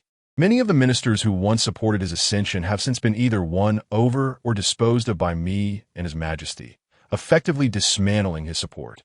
Initially, I believed his discretion signified acceptance of reality, yet upon further reflection, one cannot discount the possibility of his treacherous intentions.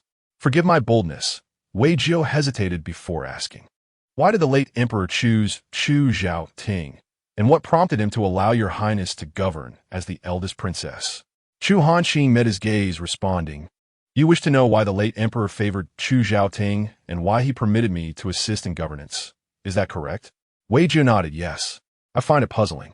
If the late emperor was concerned for his daughter, fearing that Prince Qi's ascension might endanger you, then appointing his majesty as crown prince is indeed comprehensible.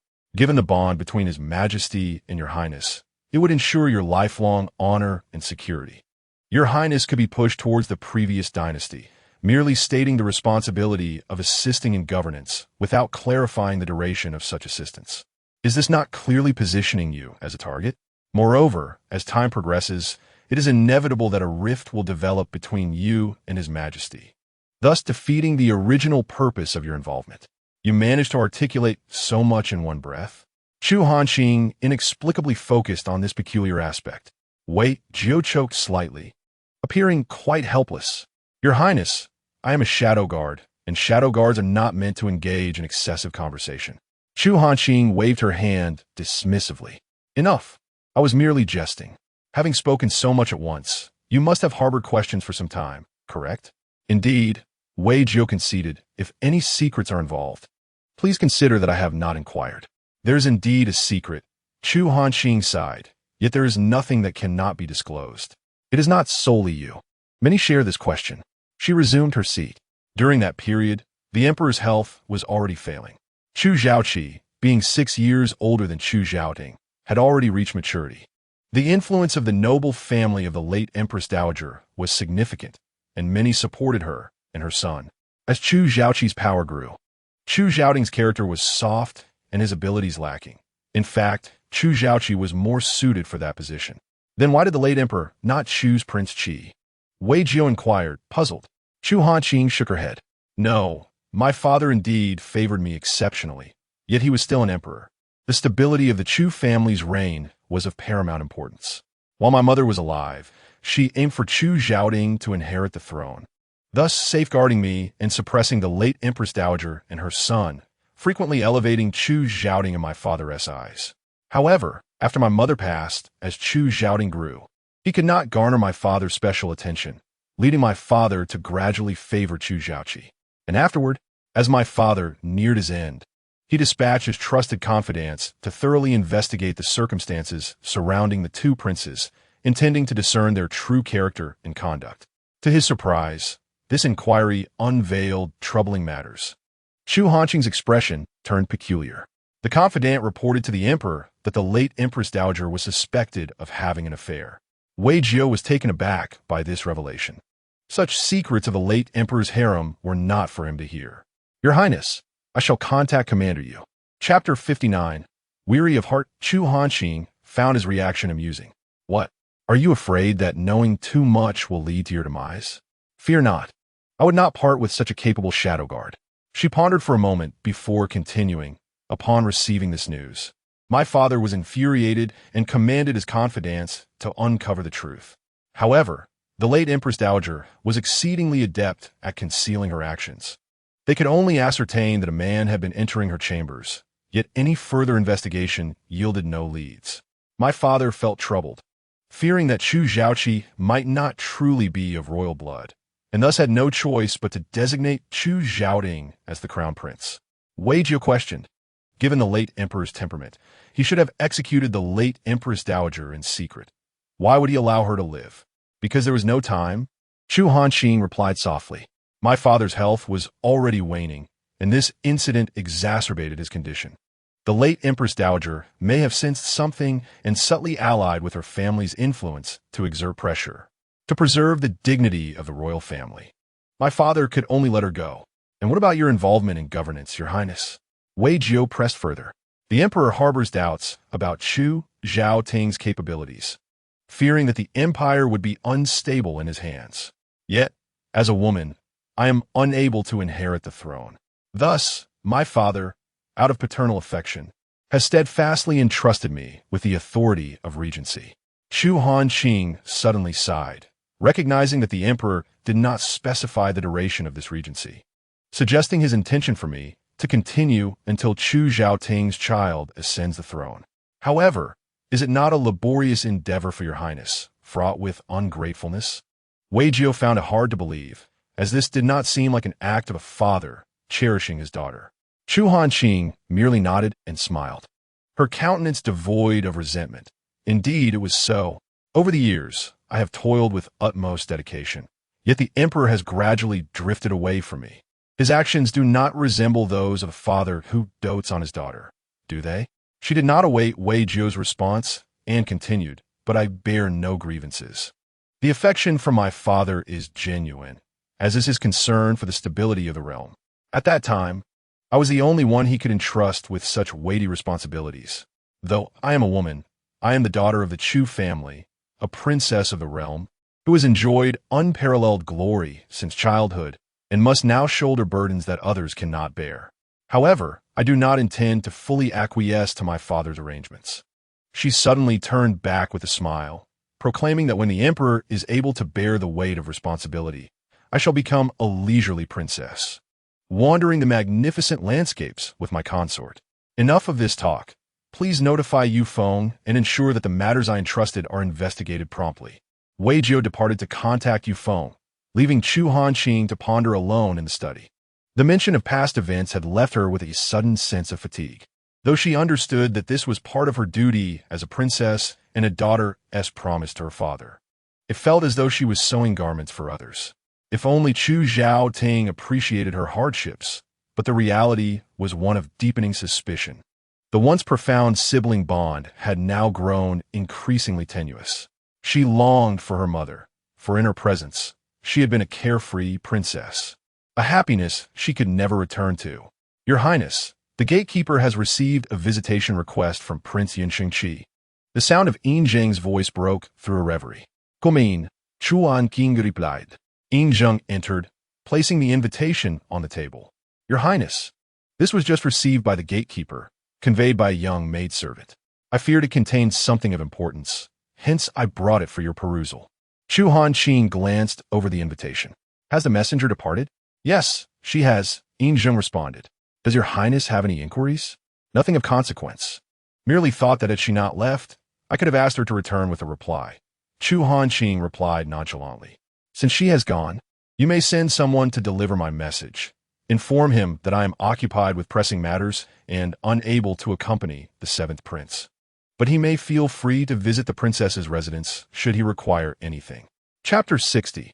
Dining at Fu Lai Lu Yun Jingchun sat at the table, listening as a servant reported the refusal from Chu Hanqing.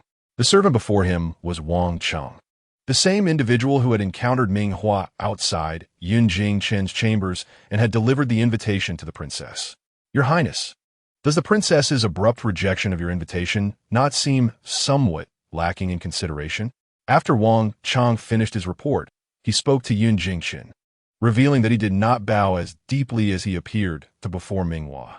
Yun Jingchen's expression was also rather grim, not due to having lost face, but because her rejection was so resolute. She seemingly wished to avoid excessive interaction with them, making it clear that their goodwill was unwelcome. Your Highness, does the esteemed Princess Zhao Wei truly merit such concessions from us? Wang Cheng could not help but harbor doubts. Yun Jingchen nodded, affirming her worthiness. My subordinate merely fears that even if we cultivate a good relationship with her, she may not offer us assistance in the future. After all, she is a member of the Ning Tian clan.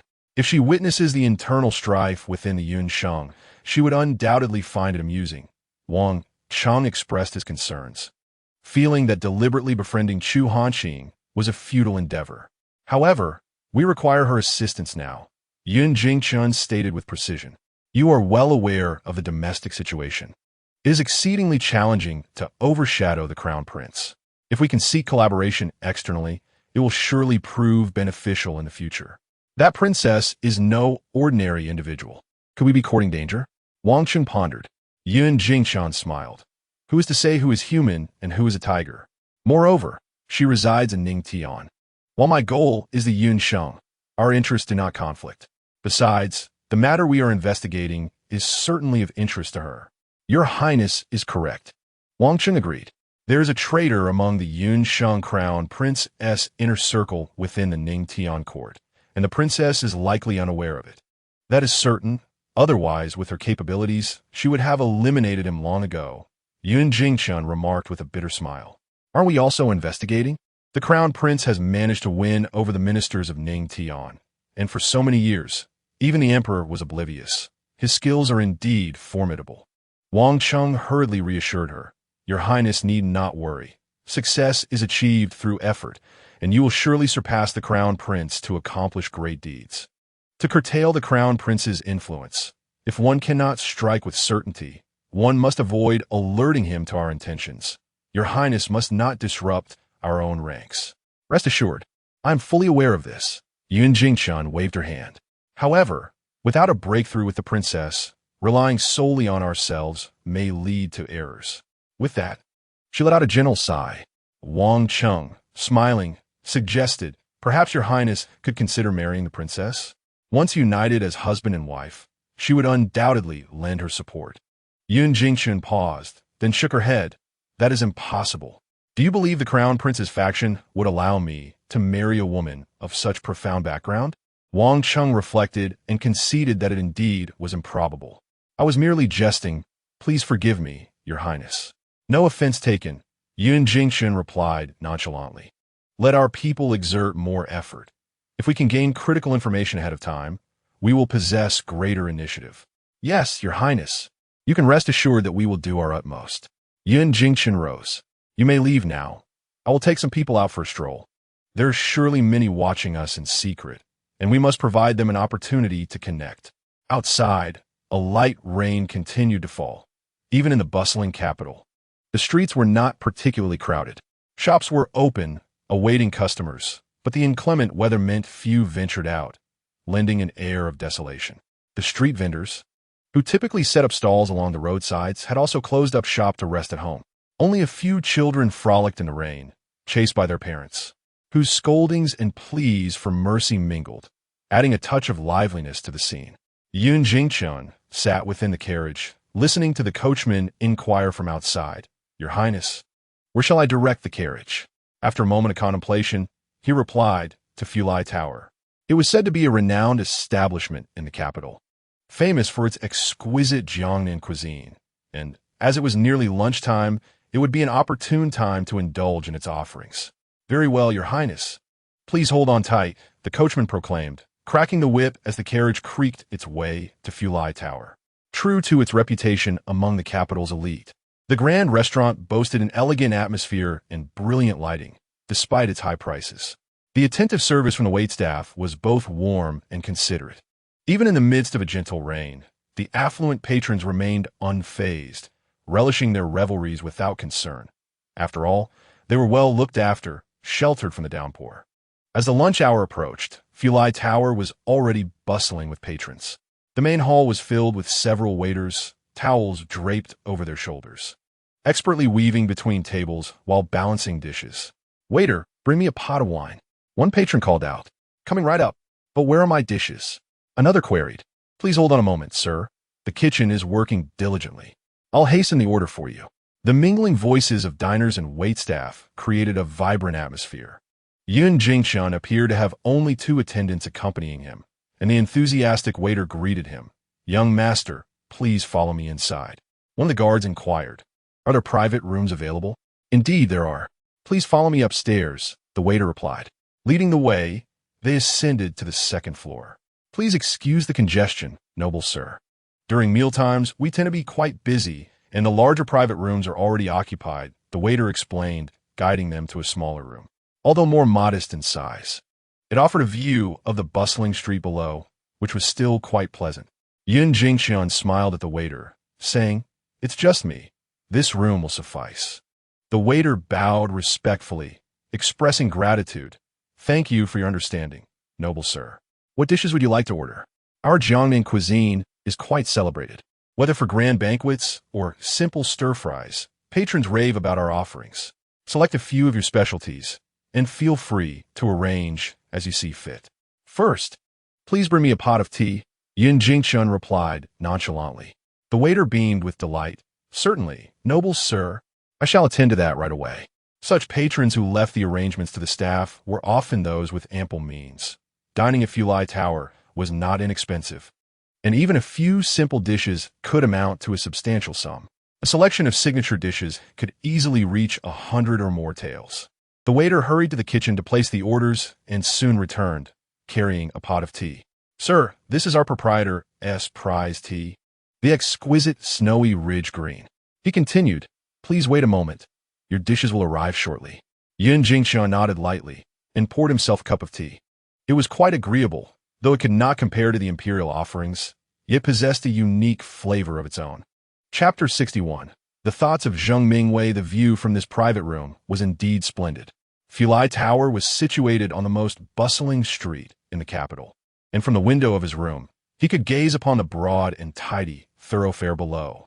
On a typical sunny day, the streets are bustling with crowds, alive with vibrant activity. However, today, under a gentle drizzle, the scene is starkly different, serene and tranquil, yet possessing a unique beauty of its own. Yun Jingshun, although deliberately venturing out to create an opportunity for those who secretly observe and wish to approach him, finds himself genuinely relishing this rare moment of solitude.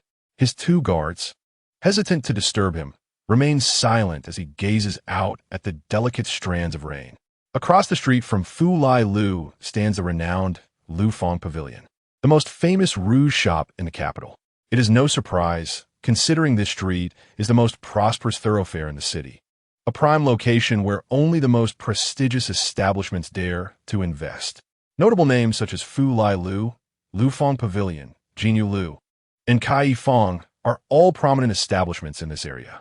Unlike restaurants, where food is a necessity and patrons flock in even inclement weather, the rouge shop tends to be considerably quieter. On a typical day, when the Lu Fong Pavilion is bustling with customers, today it sees only a few young ladies entering and exiting, mostly maids sent to procure cosmetics for their mistresses. Yun Jingshun lifts his teacup, taking a sip while his gaze remains half-focused and half-distracted outside. Suddenly, his attention sharpens as he notices 2 young ladies emerging from the Lu Fong Pavilion. A maid stands at the entrance, holding an umbrella to shield her mistress from the falling rain. The 2 women exchange a few words, and the maid leans out to peer around the corner of the street, seemingly waiting for a carriage. What compels Yun Jingchen's gaze is that he recognizes these two young ladies. They're the Miss Zhang family, who had a confrontation with Minghua at Jinyu Lu. The maid accompanying her had also been present that day. His lack of interest in Miss Zhang is overshadowed by the memory of their encounter, and more significantly, her father is the Minister of Rights, Zheng Yi, a status that warrants his attention. After only a brief moment of observation, he withdraws his gaze. Miss Zheng Mingwei has been out on several occasions over the past few days. The incident at Jinyu Lu has kindled a favorable impression of the courteous and elegant Yun Jingchen in her heart.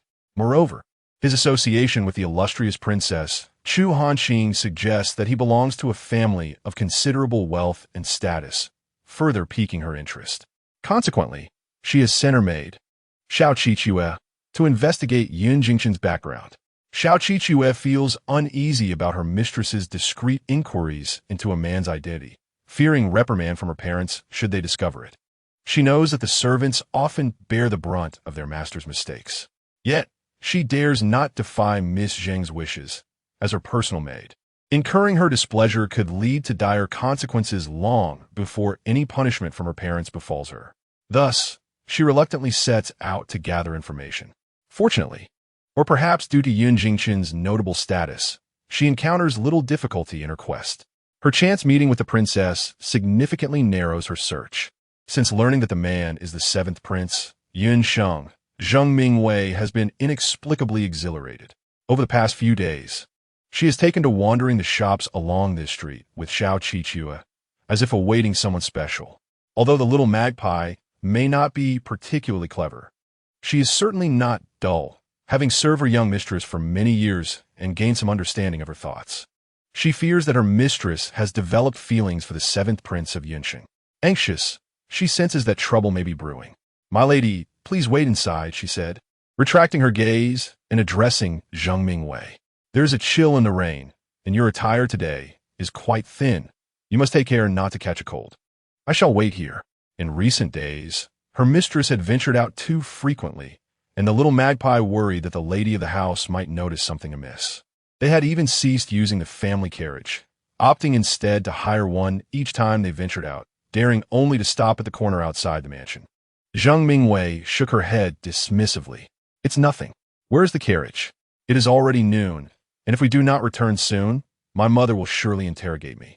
The little magpie observed her mistress's words of indifference were contradicted by her tightly entwined fingers, revealing her underlying anxiety. Before they left, the little magpie had intended to dress her in a heavier gown, but Zheng Mingwei insisted on wearing the lilac snow moon gauze dress, claiming that the enchanting lilac hue captured the sorrow of rain-soaked blooms, making a striking impression in such weather. Indeed, it was beautiful. Zheng Mingwei's delicate disposition was complemented by the alluring elegance of the lilac shade, and the lightness of the snow moon gauze seemed to dance in the misty rain, like a breeze rippling across a tranquil pond, evoking the tender allure of lilac flowers swaying in the rain. Yet it was too flimsy. Even a little magpie felt the chill. "My lady, what is it that you seek?" The little magpie inched closer to shield Zheng Mingwei from the wind, her voice laced with worry. "What if the lady of the house finds out? You have not seen him for days. Why must you continue to venture out?" Zheng Mingwei rubbed her fingers together, her brows furrowing slightly. "Mind your words and do not speak carelessly in public." Startled, the little magpie quickly apologized. "I misspoke. Forgive me. My lady, should it happen again, you shall face consequences," Zheng Mingwei replied coldly, casting a sharp glance at the little magpie before turning her attention to the rain outside. "My father does not value me. My mother is powerless to assist. And as for the lady of the house, she seeks to suppress me. I must carve out my own path, a path that leads to the heights of success." She was determined to surpass Zheng Xiqiu, to make her taste the bitterness of looking up at her. She aspired to hold a position where she could converse with Chu Hanqing with dignity. She wanted those noble-born daughters, high and mighty, to no longer dare to belittle her. Chapter 62. A hero rescues the beauty unbeknownst to them. No empty carriages passed by at that moment. Occasionally, a couple would appear, but either they were privately owned or already occupied. Concerned that Zheng Mingwei might catch a chill from waiting too long, the little magpie suggested, "My lady, Why not wait inside? I will go a bit further to see if there are any free carriages at the intersection, and I will come back to fetch you. Zheng Mingwei acknowledged the cold and nodded. Very well, go check at the intersection. I shall wait inside. The little magpie, holding the umbrella, made her way towards the corner, while Zheng Mingwei re-entered the Lu Fong pavilion. The attentive attendants promptly brought her a small stool, and after expressing her gratitude, she sat down to rest and wait. After what felt like an eternity, nearly a cup of tea's worth of time, Zheng Mingwei grew increasingly anxious, casting glances toward the outside intermittently. Surely during this span, the lady of the house had become aware of her outing. While she harbored no fear of the matron, the absence of her father from court today posed a risk. If she returned home late and was caught in the act, a reprimand would undoubtedly ensue. Should the lady seize the opportunity to embellish the tale, further scolding would be inescapable. Rising from her seat, Zheng Mingwei paced the room, unable to quell her impatience. Finally, unable to resist any longer, she approached the doorway to peer outside. Alas, there was no sign of the little magpie, nor any carriage making its way in her direction. The rain, swept by the wind, fell at an angle, brushing her face, prompting her to retrieve a handkerchief to dab at her skin. Just as she lowered her hand to retreat indoors, a sudden gust of wind swept through, compelling her to press down on her skirts. In the chaos, her handkerchief slipped from her grasp, flitting away into the street. A woman's handkerchief is an intimate possession. Should it fall into the hands of a stranger, it could raise suspicions of impropriety, especially since her handkerchief bore her initials and an embroidered rose. Should a man discover it, she would find herself in a precarious position. In a moment of desperation, Zheng Mingwei rushed out into the downpour to retrieve her handkerchief, neglecting to fetch an umbrella. The fabric, now muddied, was far from presentable, and she hesitated, loath to soil her hands. Yet, with no alternative, she gingerly picked it up between her fingers, resolved to destroy it upon her return home.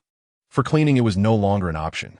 Engrossed in her task, she remained oblivious to a horse barreling towards her from behind. As the sound of hooves reached her ears, and she turned with the handkerchief still in hand, the horse was almost upon her. Zheng Mingwei stood frozen, her eyes wide in shock as the beast thundered toward her. Just as it seemed she would be struck, a shadow darted from an unseen direction, colliding with the horse's front leg. The horse stumbled, collapsing to the ground, rolling twice before coming to a halt mere inches from her. Had it been any closer, the horse might have landed directly atop her. Although this was preferable to a collision, the weight of the animal was still beyond what a fragile woman could bear. Zheng Mingwei stared, dazed, at the fallen horse, blinking as if awakening from a dream, her legs giving way beneath her as she sank to the ground. Onlookers emerged from the shops lining the street, and attendants from the nearby Lu Fong pavilion rushed out, shielding her with umbrellas and helping her to her feet. The crowd gathered, murmuring their astonishment at the girl's narrow escape. How fortunate she is. Had she been struck, it would have been disastrous. Whose horse is this that has run amok? What if someone had been killed? Someone stepped forward to inspect the horse, discovering a chopstick lodged in its front leg. Quick, come see. A chopstick is stuck in the horse's leg. The crowd buzzed with excitement, acknowledging the remarkable skill required to bring the horse to a halt. As the chatter continued, Zheng Mingwei gradually regained her composure, realizing that the chopstick had been the means of her salvation. Chopsticks are only utilized during mealtime. Thus, this implies that a savior is present. Zheng Mingwei hastily glanced towards Fulai Tower, where a multitude had gathered at the entrance of the lobby to witness the commotion. She cast a fleeting glance before directing her gaze upward to the second floor, where the private rooms facing the street were mostly occupied with curious onlookers. Zheng Mingwei quickly spotted Yin Jingshun, who, unlike the others, refrained from pointing and gossiping. He merely nodded at her before returning to his seat. Indeed, it was Yun Jingshun who had saved Zheng Mingwei. Earlier, he had observed her conversing with the little magpie, but had not paid much attention. Once the waiter served the dishes, he settled down to enjoy his meal, savoring the exterior rain scenery. He had noticed the horse before Zheng Mingwei did, and in a moment of urgency, he flung his chopsticks to save her life. Yin Jingshun's guard was not positioned by the window. Therefore, it was only after he had thrown the chopsticks that they became aware of the situation outside.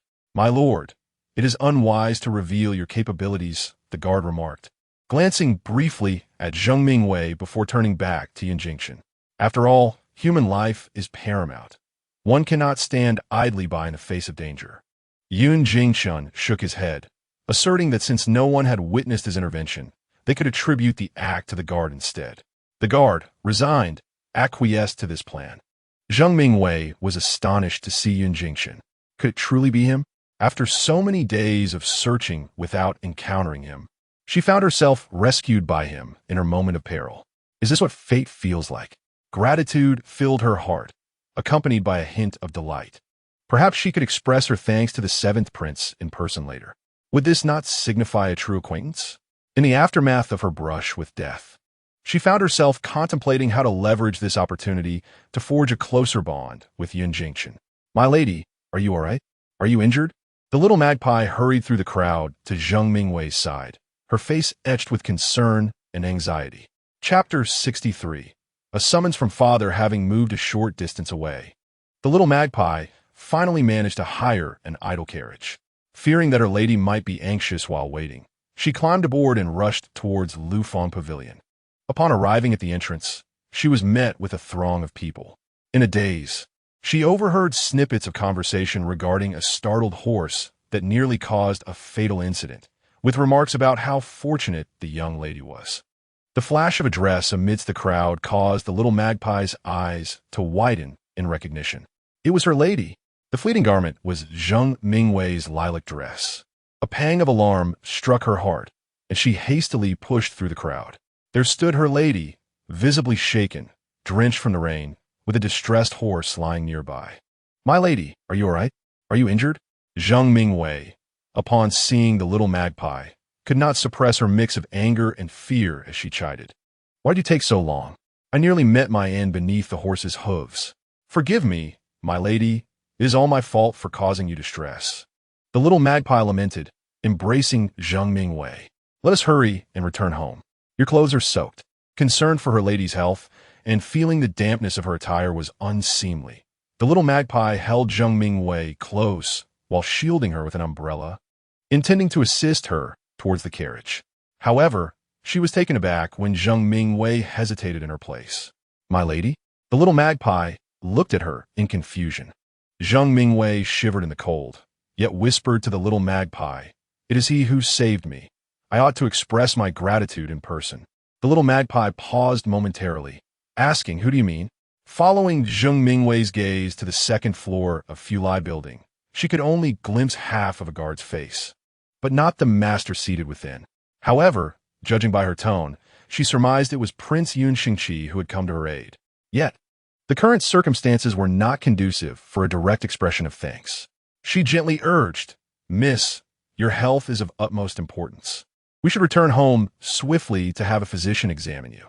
Moreover, your attire is wet. It would be rather impolite to thank him in such a state. What if he forms a poor impression of you?" Zheng Mingwei suddenly halted, glancing down at her own appearance, and quickly hugged her arms tightly. "You are right. I must not let him see me like this. Let's hurry home." The little magpie nodded and promptly assisted her into the carriage. "Do not worry, miss. Once we return home, we can properly prepare a token of gratitude. It will not be too late for you to express your thanks then." With a crack of the whip, the driver set the carriage towards the residence of the Minister of Rites. The guards of Yun Jingchun kept a vigilant watch over the street until Zheng Mingwei and her servant departed in the carriage, at which point the gathered crowd dispersed, and he withdrew his gaze. "My lord, Miss Zheng has left in her carriage," reported the guard. Yun Jingchun nodded. "Investigate the matter regarding that horse. If it was an accident, ensure some compensation is offered." "Understood," replied the guard, heading downstairs to inquire further. Unbeknownst to anyone, a carriage had been stationed at the intersection for quite some time, brushing past the guard unnoticed. The driver inquired from within the carriage, "My lord, shall we depart?" "Let us go," came a male voice from inside, as the window was closed, momentarily revealing the handsome and gentle face of Prince Chi. What an intriguing encounter, he thought, to witness such a heroic rescue. Yun Jingchun, and also Zheng Yi's daughter. One wonders what significance she might hold. Zheng Mingwei and her servant alighted before the estate, where the little magpie settled the fare and cautioned, Do not speak carelessly outside. Should you tarnish my lady's reputation, the consequences will be beyond your capacity to bear.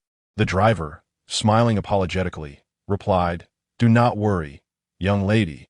I understand the decorum, and I shall keep my lips sealed to avoid causing any trouble for the esteemed ones. The little magpie smiled in gratitude. Upon noticing the second young lady's return, the doorman hurried forward, observing her somewhat disheveled appearance. What has happened, miss? He inquired, though he could not approach closely enough to offer her an umbrella and merely followed alongside. The little magpie wrapped her arm around Zheng Mingwei as they walked toward the side courtyard, reassuringly saying, It is nothing. The lady was accidentally caught in the rain. There is no need for alarm. As long as you are well, that is all that matters, the doorman replied, taking a few steps back, aware that the inner courtyard was not accessible to them. He turned his eyes and rushed to find a familiar maidservant. Upon returning to her own quarters, Zheng Mingwei was immediately accompanied by the little magpie to change her garments, while she instructed a young maid to prepare hot water for the lady's bath.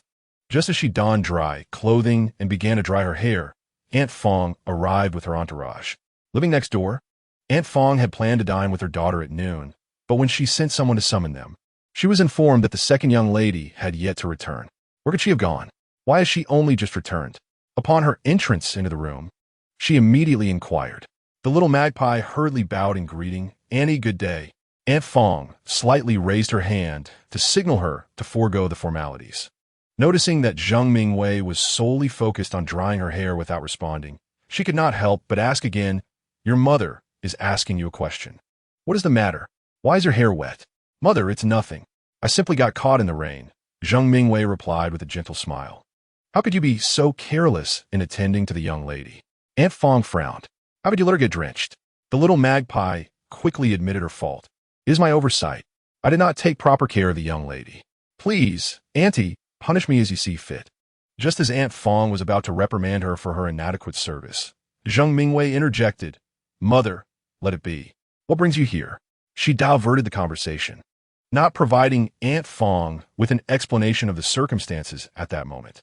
Aunt Fong shot her a glare. Is it not because you have not returned for so long? I was worried something had happened to you. In such weather, you insisted on going out despite my warnings. What kind of respectable young lady runs about outdoors like this? If your father finds out, he will surely scold you.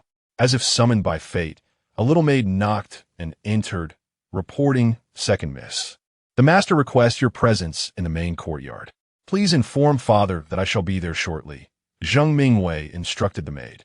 Aunt Fong could not help but glance at Zheng Mingwei. Allow me to accompany you. Your father must be aware of your frequent outings lately, and if he becomes angry and reprimands you, I can offer some counsel. Feeling a sense of unease, Zheng Mingwei agreed to Aunt Fong's suggestion. Then, Mother, I would appreciate your company. Noticing her daughter's anxious expression, Aunt Fong reproached gently. I told you not to go out so often, yet you did not listen. Now you understand the worry? Remember to say something pleasing to your father when we arrive. I understand, Zheng Mingwei nodded. Let's go, Mother. The mother and daughter proceeded to the main courtyard, entering the hall where they found Zheng Yi with a stern and icy demeanor, his gaze fixed intently on Zheng Mingwei. Daughter pays her respects to father, Zheng Mingwei said, unable to meet Zheng Yi's eyes, lowering her head. What is it that father wishes to discuss with me? Zheng Yi remained silent for a long while. Just as Zheng Mingwei felt compelled to glance up, he spoke. It is still raining outside. Where have you been? Why did you not return until afternoon? Zheng Mingwei nervously pinched her fingers. I merely ventured outside to alleviate my boredom within the residence, visiting Lufeng Pavilion to purchase some cosmetics. I was unaware that there was no place within this household for you to find solace, that you would risk the rain to wander aimlessly. Zheng Yi's tone was heavy, clearly indicating his displeasure. Aunt Fong, standing nearby, perceived Zheng Yi's anger and stepped forward, intending to defend Zheng Mingwei. Master, silence. Zheng Yi coldly cast a glance at Aunt Fong. This is not your place to speak. I summon Wei Er here. What purpose do you serve in coming? Is it not possible for her to be unattended in the house? Why did you not accompany her when she went out? Aunt Fong paused, feeling somewhat humiliated. Zheng Yi had never spoken to her in such a manner, and the implication of his words was a reprimand. asserting her lack of authority as a concubine in matters of his daughter's upbringing. Her face flushed. She found herself at a loss for words. Zhang Yi turned to Zheng Mingwei and inquired, I have only just learned today that you have been venturing out daily to seek solace. Which lady of a respectable household acts in such a manner as you do? Pray tell, what is it that compels you to go out each day? Zheng Mingwei was acutely aware that she must not divulge the truth, which was that she merely felt bored within the confines of the estate and sought to wander aimlessly. Father, I too have felt stifled at home recently, which is why I have taken to going out daily. I assure you, I have not engaged in any disgraceful conduct. Not disgraceful? Zheng Yi exclaimed, slamming his hand on the table. It appears that you are intent on tarnishing your reputation entirely. Will you not speak the truth? If you refuse, I shall summon your personal maid to interrogate her. I doubt she would dare to deceive under duress. Father, why must you insist that I confess to something unfounded? Zheng Mingwei knelt, lifting her head defiantly, as though bearing a grave injustice. There is no need to summon Xiao Qiao for punishment. If you must, simply strike me yourself and end my misery, lest you continue to feel that I bring you shame. Zheng Yi stood, trembling with indignation as he pointed a quivering finger at Zheng Mingwei. Do you think I would hesitate to strike you? While it may be permissible for you to leave the house daily, today you return in a disheveled state, your attire in disarray. What remains of your reputation if others see you like this? Tell me, should I not discipline you? Though his words were harsh, deep down, he could not bring himself to truly harm Zheng Mingwei. His frustration stemmed from her disregard for decorum and propriety. Initially, he had been unaware of her outings, but a servant had reported that the second young lady had returned drenched from outside, and he questioned whether something untoward had transpired. Thus, he summoned the servant for clarification, only to discover that she had been leaving the estate for several consecutive days, an undeniable breach of conduct. In his anger, he had sought out the madam, expressing his displeasure rather forcefully and reproaching her for not properly guiding Zheng Mingwei. However, he was taken aback when the madam retorted, "You did not heed my advice before, so I entrusted the matter of educating Wei to you. Why, then, do you now lay blame at my feet?" This left him speechless, and he stormed away, leading to the current inquiry of Zheng Mingwei. Upon realizing that her father was mostly aware of only this aspect of her behavior, Zheng Mingwei felt a measure of relief. She feigned tears, saying, "Father, I recognize my wrongdoing and shall not repeat it. Please do not be angry. If you become unwell from your anger, how can I find peace?" Her tearful demeanor appeared remarkably fragile, and with her hair slightly damp and her complexion pale, Zheng Yi found his fury subsiding. He resumed his seat, contemplating silently for a moment. "It seems you have not learned from your recent misadventures. Henceforth, you are not permitted to leave the estate without the company of your mother or sister." "Father, does this mean you intend to confine me?" She protested inwardly, for she still sought the opportunity to express her gratitude to Prince Yun Xingqi in person. "I acknowledge my error, and I promise to be more cautious in the future." Zheng Mingwei pleaded with her father, hoping he would not imprison her at home. "You know that my mother and sister are not particularly close to me. How will they take me out? Do you still imagine you can wander freely?" Zheng Yi gazed at her with disappointment. "Learn from your sister's example and conduct yourself with the grace befitting a young lady of our standing." He instructed the aunt to keep a close watch on her, warning that if she were to misbehave in the future, he would hold her accountable. After delivering his words, he rose and made his way towards the door, pausing at the threshold to glance back at Zheng Mingwei. "You're no longer a child. I will discuss with your mother about arranging a suitable marriage for you. You should remain peacefully in the residence from now on." Zheng Mingwei's eyes widened in disbelief as she urgently called out to Zheng Yi, "Father, I do not wish to marry." However, Zheng Yi did not turn back as he exited. Chapter 65. "Have you visited a brothel?" "Your Highness, Commander Yu has sent word," Wei Jiu announced, presenting the report in his hand to Chu Hanqing. She set down her pen, reached for the document, and remarked, "Oh, this news has arrived quite swiftly. Only 2 or 3 days have passed. Could it be that they're the lead?" Wei Jiu respectfully handed over the report without replying. The document had reached him through a special channel utilized by the Shadow Guards, and he brought it directly to Chu Hanqing without having opened it. Chu Hanqing sat up straight and meticulously reviewed the information sent by Yu Feng, her expression contemplative. After finishing the report, she leaned back in her chair and tilted her chin slightly, indicating for Wei Jiu to take a look as well. He did not hesitate and quickly grasped the paper, skimming through it at a rapid pace. "What do you think?" Chu Hanqing inquired, her gaze fixed intently on his face. "Your Highness's earlier intuition was indeed correct. It appears that the Qi Wang has connections with the Huaiweb building." Wei Jiu reflected. "We had surprisingly overlooked this." Indeed, Chu Zhaoqi is adept at concealing his intentions. Chu Hanqing mused, twirling a strand of hair around her finger. "In recent years, he has remained reclusive, and we have focused solely on guarding against his collusion with court officials, failing to consider that his subtle hints have diverted our attention elsewhere." Wei Jiu furrowed his brow. "Noting that, Commander, you had only established that the Qi Wang's ties to the Huaiweb building were unusual, yet no concrete evidence had surfaced. The assassination attempt on your Highness is intrinsically linked to the Phantom Organization. What role does the Qi Wang play in this?" His words seemed to be directed at Chu Hanqing, yet they also bore the weight of his own introspection. It was not that the Shadow Guards lacked capability, but rather that Chu Zhaoqi acted with excessive caution, severing ties at the slightest hint of danger. The clues they managed to gather were scant. Furthermore, there were individuals both overt and covert aiding Chu Zhaoqi, complicating the Shadow Guard's operations. Wei Jiu felt increasingly unsettled. It had been long enough since the assassination of the princess, yet their entire unit had failed to identify the perpetrator. It was solely through the princess's intuition that they had suspected the Huaiweb building and the Qi Wang. The sensitivity of the Shadow Guards had been woefully inadequate, which was simply unacceptable.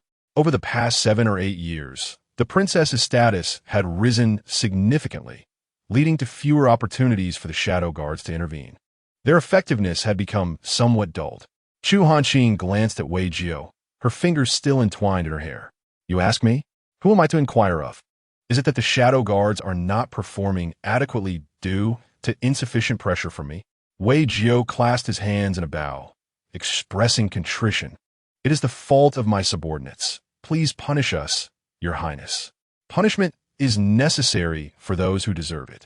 Chu Hanqing gazed out of the window, her tone languid, pondering the worth of those who fail in their endeavors. Wei Jiu offered no defense, nor did Chu Hanqing intend to listen to his words. Rising, she approached Wei Jiu, revealing a coldness unseen for days.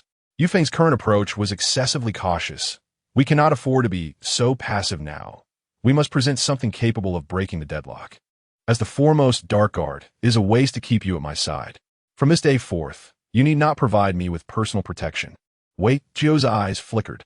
"But what about your Highness's safety? The other Dark Guards are not idle. The last incident was my fault. However, should further issues arise, if I cannot even protect myself, then there would be no need for the Dark Guard battalion." Chu Hanqing raised her hand to silence him, commanding, "I assign you to the team investigating the Qi Wang, Huaiwei Tower, and the Phantom Organization. This serves 2 purposes, to uncover the truth and to sharpen my own blade." "Yes, your subordinate complies," Wei Jiu responded resolutely. Chu Hanqing raised an eyebrow, inquiring, "What do you plan to start?" Wei Jiu pondered for a moment. "The Phantom's traces are elusive, and approaching the Qi Wang is difficult. I have decided to begin with Huaiwei Tower. If there is indeed something amiss, it cannot remain concealed." "Oh, you intend to infiltrate?" Chu Hanqing asked. "Yes, my skills are adequate for stealth.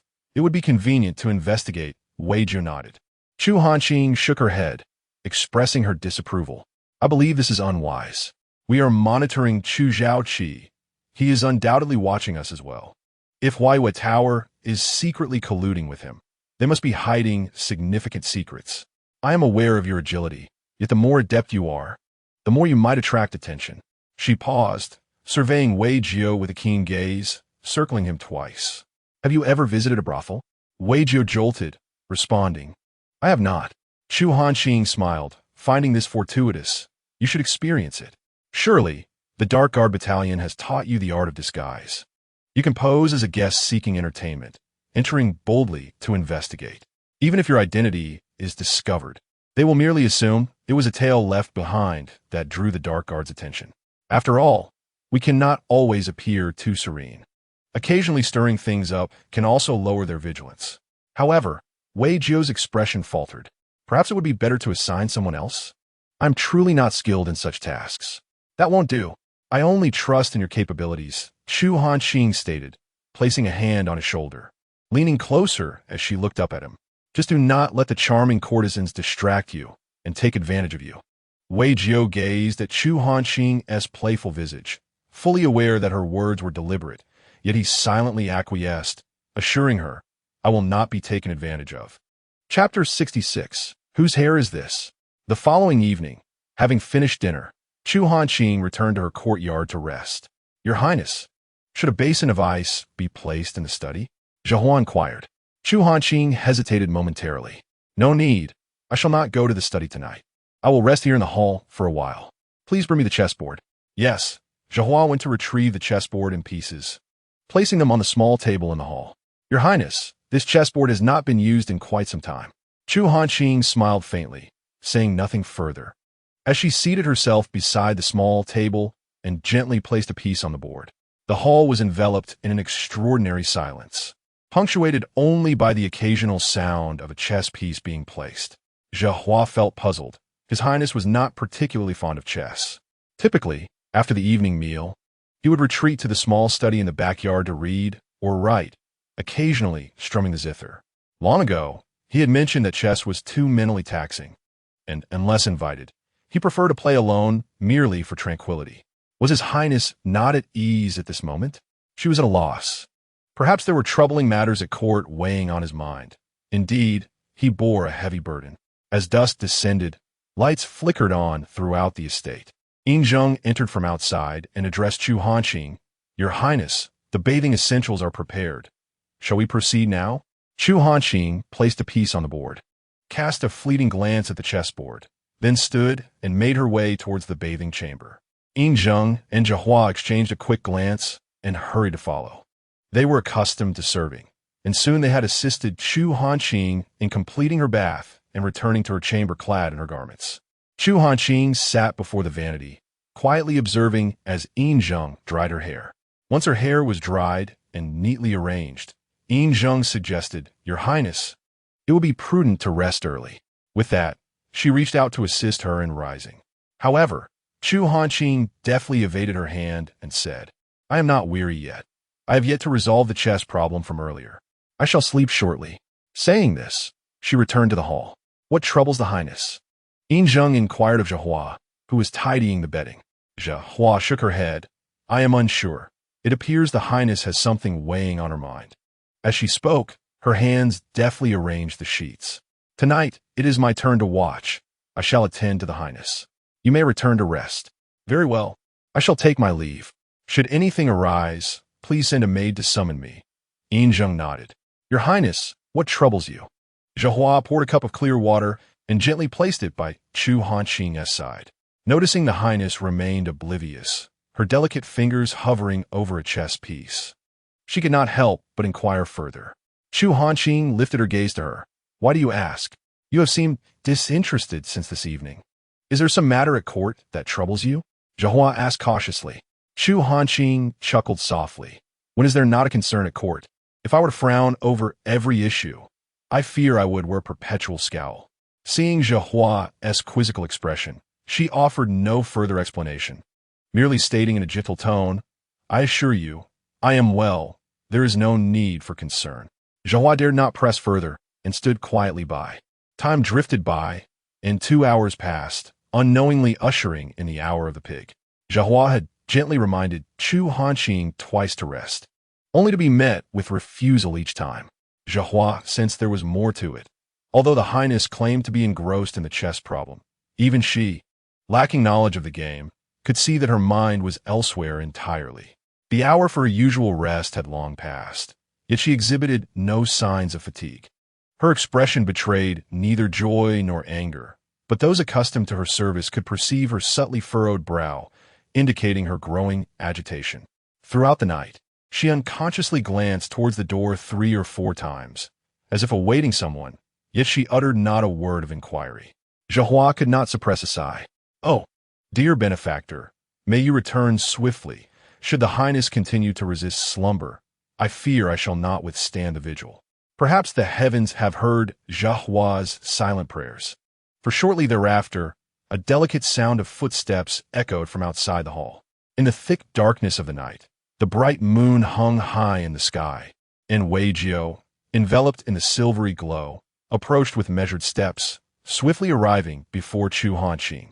"Your Highness, your subordinate has returned," he announced, bowing respectfully, his voice betraying a hint of breathlessness, as if he had hurried back. Zhahua glanced anxiously at Chu Hanqing, wondering if she could finally rest. However, Chu Hanqing's delicate fingers remained poised over the chess pieces, her gaze fixed intently on the board. Even upon hearing Wei Jiao's voice, she appeared blissfully unaware. After a brief, unspoken silence, she forcefully placed a piece onto the board with a decisive thud, as though she were in a silent contest with an unseen opponent. Chu Hanqing turned slightly, propping her chin on one arm while her other hand toyed with the tassels of her loosely tied belt. She remained silent, her penetrating gaze sweeping over Wei Jiao. Wei Jiao felt a wave of unease wash over him under her scrutinizing stare, and he instinctively cast a pleading glance at Zhahua, his eyes silently questioning what might be amiss with the princess. Zhahua quickly bowed her head, feeling insignificant in this moment. "What use am I? Merely a servant burdened by my master's restless spirit and sleepless night. I should not be noticed here." She even discreetly stepped back a couple of paces, sensing that the princess's gaze held an unsettling depth, preferring to maintain a safe distance to avoid being caught in the crossfire. Chu Hanqing, however, remained oblivious to Zhahua's subtle movements. Observing the slight awkwardness on Wei Jiao's face, her mood inexplicably lightened. "You've returned quite early. I thought you might linger there for the night." "Of course not," Wei Jiao quickly denied. "I was delayed and did not mean to keep your Highness waiting. It is my fault. Please forgive me." Chu Hanqing shot him a sidelong glance. "Who was waiting for you?" "I was merely engrossed in a complex game of chess, lost in thought until now. I certainly would not wait for you. I fear you have been entranced by the pleasures of the Flower Moon Pavilion." "Ah." So Wei Jiao had been visiting a brothel. No wonder the princess appeared so displeased. Zhahua instinctively retreated another couple of steps. Witnessing the princess's disdainful glance and hearing her sardonic tone, Wei Jiao could not suppress a laugh. His usual demeanor, as austere as a mountain pine amidst winter snow, momentarily melted away like spring snow, revealing a blossoming smile. Seeing his smile, Chu Hanqing was taken aback, then abruptly stood up, her cheeks flushed with indignation. "What are you laughing at?" "I'm not laughing," Wei Jiao replied, his tone betraying his amusement. "I was merely following your Highness's orders to investigate. Unfortunately, I could not extricate myself until quite late. On my way back, I considered that if your Highness was still awaiting my report, I ought to hasten my return. Yet upon arriving, I realized you had not yet slept, and I felt uneasy, thinking you should take care of your health and rest early." At that moment, Chu Hanqing was no longer adorned in the delicate attire of the day. Her hair fell softly down her back, and she wore a simple, loose dress. With only a loosely tied belt at her waist, she bore no further embellishment. The gentle light cast a unique aura of warmth around her. Wei Jiao gazed at Chu Hanqing with a smile, his eyes seemingly filled with the ethereal glow of the moonlight. Chu Hanqing felt a wave of warmth in her heart, unable to suppress a smile. The flickering candlelight danced momentarily, casting shadows of the two figures on the ground that seemed to draw closer together. "It's getting late. We should return and rest," she said to Wei Jiao. "Report back to me first thing tomorrow." "Yes, thank you, Your Highness. I shall take my leave," Wei Jiao replied, bowing as he prepared to depart. Observing Chu Hanqing's nod, he was about to turn away when Zhahua hastily stepped forward to assist her in returning to her chamber. In that fleeting moment, as they brushed past one another, Chu Hanqing suddenly called out, "Wait!" Wei Jiao and Zhahua both halted, their expressions filled with curiosity as they turned to look at her. Chu Hanqing plucked a long strand of hair from Wei Jiao's shoulder, smoothing it out between her fingers. The length was certainly not his. It bore a faint fragrance, unmistakably feminine. With a teasing smile, she inquired of Wei Jiao, "Whose hair is this?" Chapter 67. The jade, token Wei Jio's heart sank. This was troubling. The expression on the princess's face was unsettling. Though she appeared to be smiling, there was an underlying tension that hinted at her displeasure. His instincts as a shadow guard sensed danger. He was about to offer an explanation when Chu Hanqing waved her hand dismissively, stating, "Forget it. I shall retire for the night." The moment she posed that question, regret washed over her. After all, she had been the one to instruct Wei Jio to investigate the Flower Moon Pavilion, even encouraging him to do so openly. She had anticipated that he would inevitably come into contact with the ladies there, perhaps even physically. Her jealousy now felt petty and unwarranted. Realizing this, she felt a twinge of annoyance at herself for being so easily riled. As a dignified princess, such behavior was beneath her. Yet, she could not quell her emotions. Nor did she wish to. She simply wanted to retreat to her bed and rest. Certainly, she had missed her usual rest time, and her weary mind was foggy. A good night's sleep would remedy that. Wei Jio opened his mouth to speak, but before any words could escape, Chu Hanqing had already turned toward her chamber. Not casting him a single glance, Zhihua shot a sidelong glance at Wei Jio, her face betraying a hint of schadenfreude. "TSK, TSK, TSK," she chuckled softly, hastily quickening her pace to catch up with Chu Hanqing. Wei Jio stood bewildered, blinking in confusion. He slightly moved his arm, as if to intercept the princess, but hesitated and let it drop. He would explain everything when he reported to Her Highness the following day. Although it was not a significant matter, he felt it prudent to clarify the situation with her. It was an instinct inherent to shadow guards. "Is the princess still asleep?" Jinsei quietly asked Zhihua as she emerged from the room. Zhihua nodded. "Yes, Her Highness stayed up too late last night and is currently in a deep slumber." She glanced up at the sun, which had now risen high in the sky. It was quite rare for the princess to remain asleep this late, as she typically rose early. Suddenly recalling something, she turned to Jinsei and asked, "Have you seen Wei Jio this morning?" "No." Jinsei shook her head. "He rarely reveals himself in front of others, does he?" "Why do you ask?" Zhihua quickly dismissed the inquiry with a shake of her head. "Oh, it's nothing. I was just curious, since he usually practices swordplay in the morning. I didn't see him today, so I thought I'd ask." Primarily, she was eager for some entertainment. Zhihua stifled a chuckle, then quickly reprimanded herself. How could a servant entertain such thoughts while observing her master? It was indeed a great disrespect. Jins was quite puzzled. Witnessing Zhihua's contorted expressions and her muttering to herself, as though she had lost her wits. At that moment, Wei Jio was concealed in the shadows. Strictly speaking, he had transcended the role of a mere dark guard, now serving as a personal attendant. Even though Chu Hanqing had instructed him to temporarily set aside his duties as a close bodyguard, he instinctively remained hidden, safeguarding her while gathering his thoughts. The previous day, after disguising himself to visit Huaiyue Tower, he had indeed uncovered several discrepancies and encountered an unexpected individual. The situation was decidedly murky.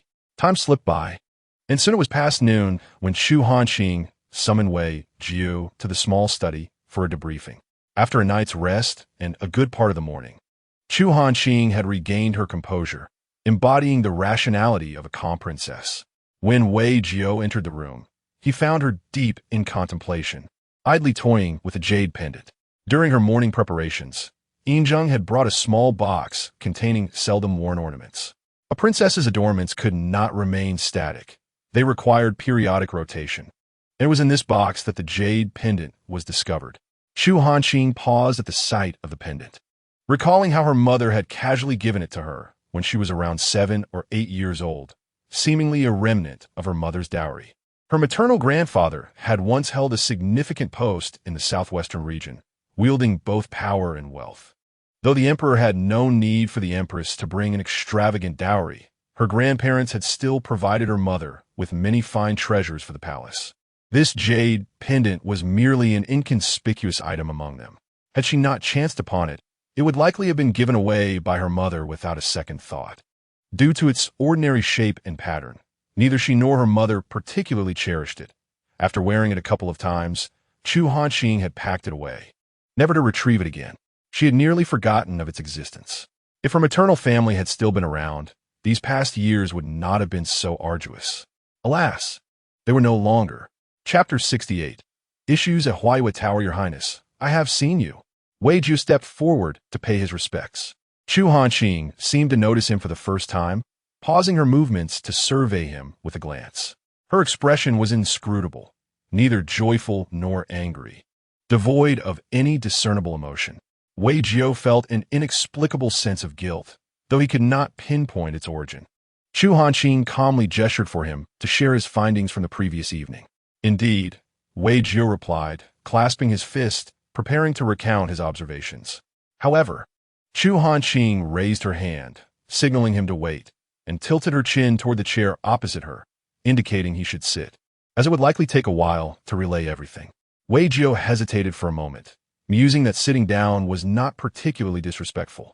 He expressed his gratitude to Chu Hanqing and seated himself with a sense of ease. After disguising myself last night, I entered Huaiyue Tower following your highness's instructions.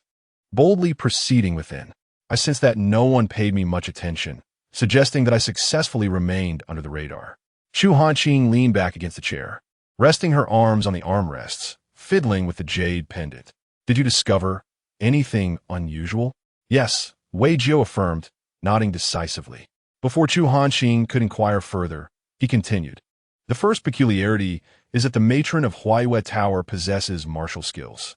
Chu Hanqing's movements paused momentarily. Was this a deliberate concealment? Could one discern the extent of her martial prowess? Wei Jiu nodded, explaining, if one observes closely while she walks, her heels barely touch the ground. Her movements are light and ethereal, characteristic of those adept in lightness techniques.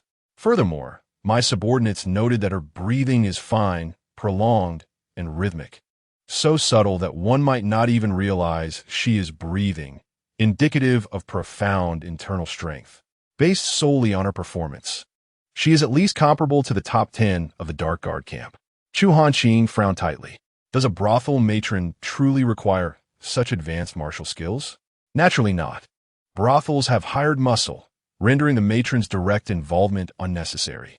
Her deliberate concealment suggests that, even with your skills, it requires considerable attention to detect her abilities.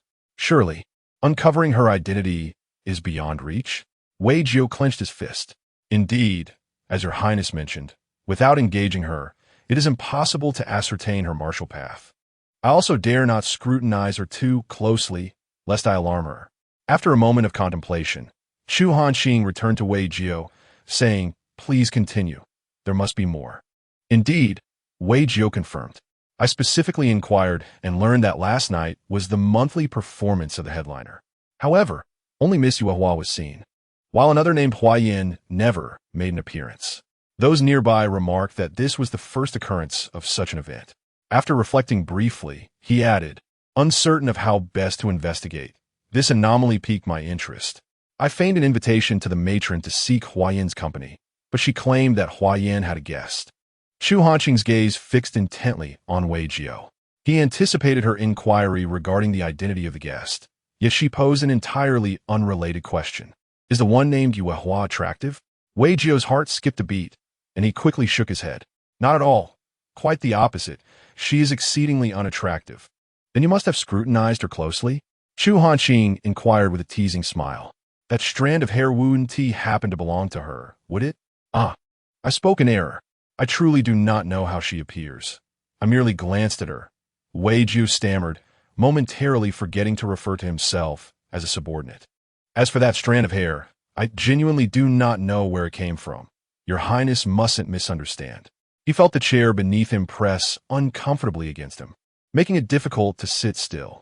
Noticing his discomfort, Chu Hanqing chuckled softly. I was merely jesting. There is no need to take it to heart. Wei Jiu exhaled a sigh of relief, then spoke with resignation. Your Highness, you certainly. What me? Chu Hanqing queried with a smile. Nothing.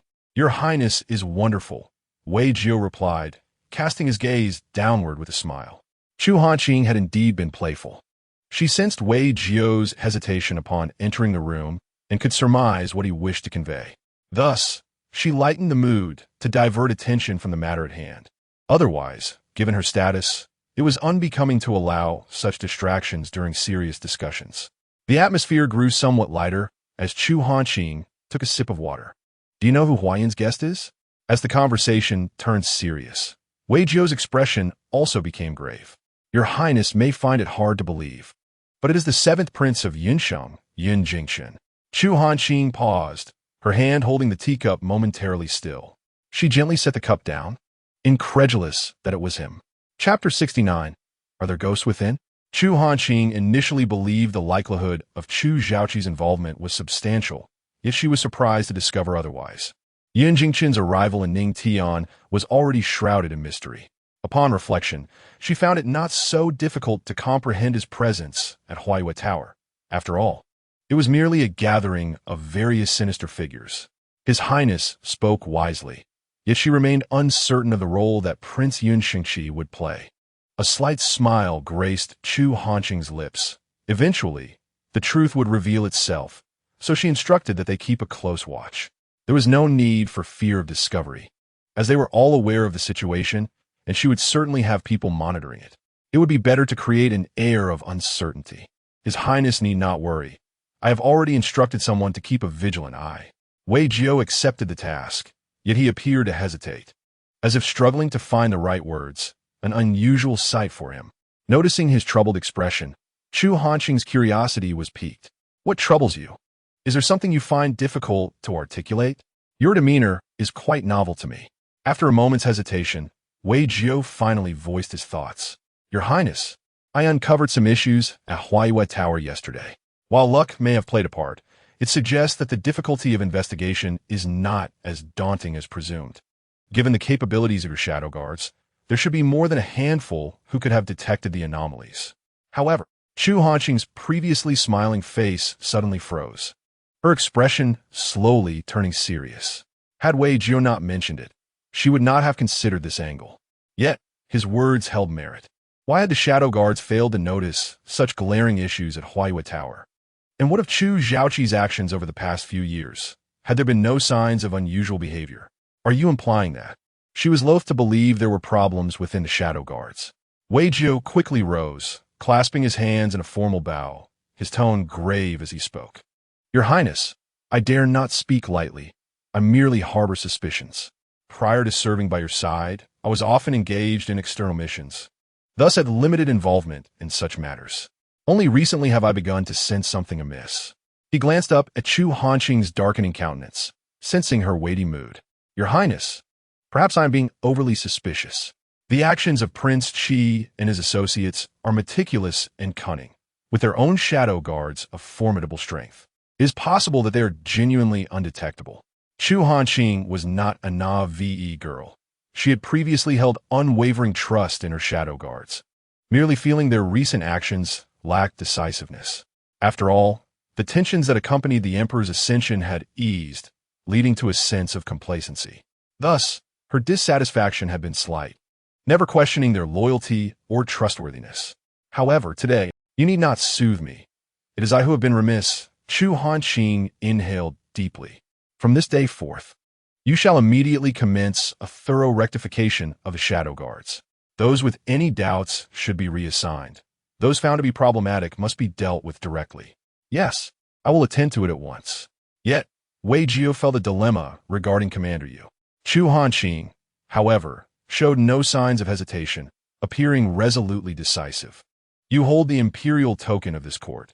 To see the bearer of the token is to behold the sovereign herself. Those who defy the orders will be dealt with as traitors. She slowly rose from her chair, her expression grave and austere, devoid of any warmth or affection. She shed her usual gentle demeanor, revealing once more the calm and iron-willed princess of yore. Perhaps she had grown too comfortable in her ease, allowing herself to lower her guard. You're to thoroughly cleanse the shadow guard. As for Yu Feng, her expression subtly shifted, her brows furrowing as she spoke. He has labored diligently within the shadow guard for many years, and it remains uncertain whether he poses a threat. However, it is clear that he is no longer suited for the position of commander. Yu Feng is indeed a difficult case. Should he prove to be a traitor, immediate action can be taken. Yet, if he has committed no acts of betrayal, Relocating him to another post would be precarious, for he possesses too much knowledge and power. Historically, those who operate in the shadows for their masters have always been a source of unease, regardless of their loyalties. First, ascertain whether Yu Feng is indeed a liability. I shall then consider his future placement. Additionally, it is imperative to cultivate a new cadre of recruits to prevent the existing members from being compromised. Understood. I shall attend to this immediately. Rest assured, Your Highness. After speaking, Wei Jiao turned to leave, but Chu Hanqing called out to him, "Wait. Is there anything else?" "Your Highness?" "Never mind. It is of no consequence. You may go." Chu Hanqing waved dismissively. Even with his own token, Wei Jiao would undoubtedly face resistance in restructuring the Shadow Guard, for he is not the commander. Moreover, the special treatment I have afforded him might incite discontent or gossip among others. To fully seize control of the Shadow Guard is no simple task. I have contemplated issuing a direct command to assist him, yet I shall refrain. He is not a fragile being in need of delicate care. It is imperative that he independently commands the Shadow Guard to wield this sword with confidence. A mighty eagle must soar on its own merit. When he possesses sufficient self-respect and confidence, he will no longer gaze upon me with that furtive, conflicted expression. What a fool he is. Chu Zhaoqi, Yun Jingchen, and the phantom Chu Hanqing strolled slowly in the center of the room, softly murmuring, "Who else is there?" Chapter 70. The opening of the imperial concubine ceremony on the 18th of July, a fortuitous day deemed auspicious for marriage. This day was selected by the officials of the Ministry of Rites for the ceremony to honor Princess Minghua. As a diplomatic princess of the Yunsheng, she was afforded a ceremony and honor far more grand than that of an ordinary concubine. In addition to the customary regulations, an exception was made to host a modest banquet for the ceremony, requiring the families of officials of the fourth rank and above to enter the palace to pay their respects and celebrate. However, if one were to speak of true glory, it was rather scant. From Minghua's arrival in the capital to her enthronement as a concubine transpired in a mere 12 to 13 days. After enduring months of arduous travel across 1,000 miles from Yunsheng to Ningtian, the preparations took only a short span of 12 to 13 days, after which she would find herself ensnared within the palace, a prison for a youthful woman's entire life. Minghua had previously resided in the guest house, and 2 days prior, she was escorted by palace attendants. Instructed by the Ministry of Rites on the ceremonial procedures and the exclusive etiquette of Ningtian to ensure no blunders would bring her shame. After all, becoming the emperor's concubine would reflect not only on her, but also on the dignity of Ningtian. The 18th of July dawned with splendid weather, the sun shining brightly in a cloudless sky. Early in the morning, a royal decree arrived, heralded by a eunuch who extolled the virtues of the noble family, praising the likes of Wen Gong and Mao Zhu, concluding with a resounding "This is an imperial edict." From that moment on, Ningtian was graced with the title of Consort Qing. Once the eunuch departed, the courtyard of Baoqing Palace was filled with people kneeling in reverence. The servants offered their congratulations to the newly appointed Consort Qing, presenting pearls and red beans as tokens of celebration. All the palace maids and eunuchs who would serve Minghua prostrated themselves before her, expressing their well wishes. "Rise," Minghua commanded. "Today, I take my place in Baoqing Palace. Serve me diligently, and I shall reward you." With a graceful wave of her arm, she signaled for everyone to stand, her demeanor reflecting a palpable sense of contentment. Although she had previously harbored reservations about her rank as a consort, upon reflection, she realized that she would soon be the mistress of the entire palace. Moreover, with no high-ranking concubines in the harem, she could consider herself among the most esteemed. As long as there was no empress, the harem would bend to her will. Furthermore, if she were to bear a son early, the illustrious life she had envisioned seemed within reach. Minghua's spirits soared, and she found herself smiling at those around her. With a wave of her hand, she dismissed everyone to attend to their duties, then gazed up at the sky, her heart lightening further.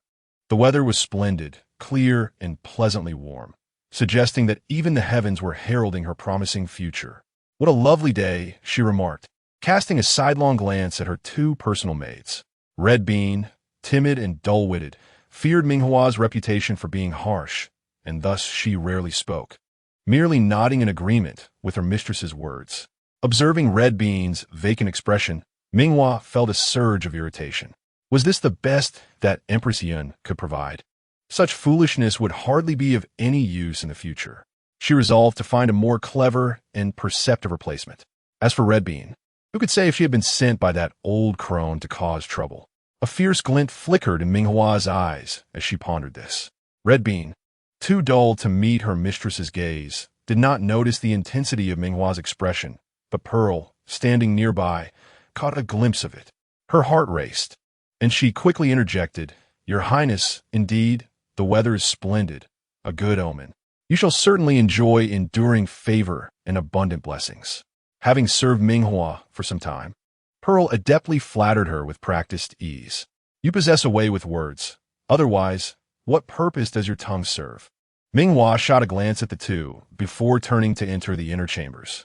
Seeing her mood brighten, Pearl felt a wave of relief and hurried to follow. Red Bean, shrinking back, trailed behind, with Pearl offering no further words of encouragement. Survival in this environment was challenging enough without concern for others' fates.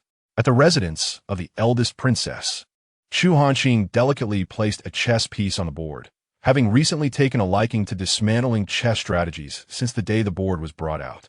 "Your Highness, shall I accompany you to this afternoon's banquet?" Yingzheng inquired after serving tea. "Today, I will take Jinsei and Jihua with me. You may remain at home," she replied. Yingzheng acquiesced. "Yes, I understand. Your entourage typically consists of 4 personal maids. With Lu absent, it is only fitting that you replace her, given your status. Do you think we should select someone to bring forth?"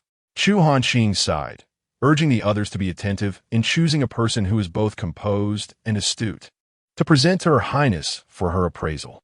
"The maidservants will certainly take note."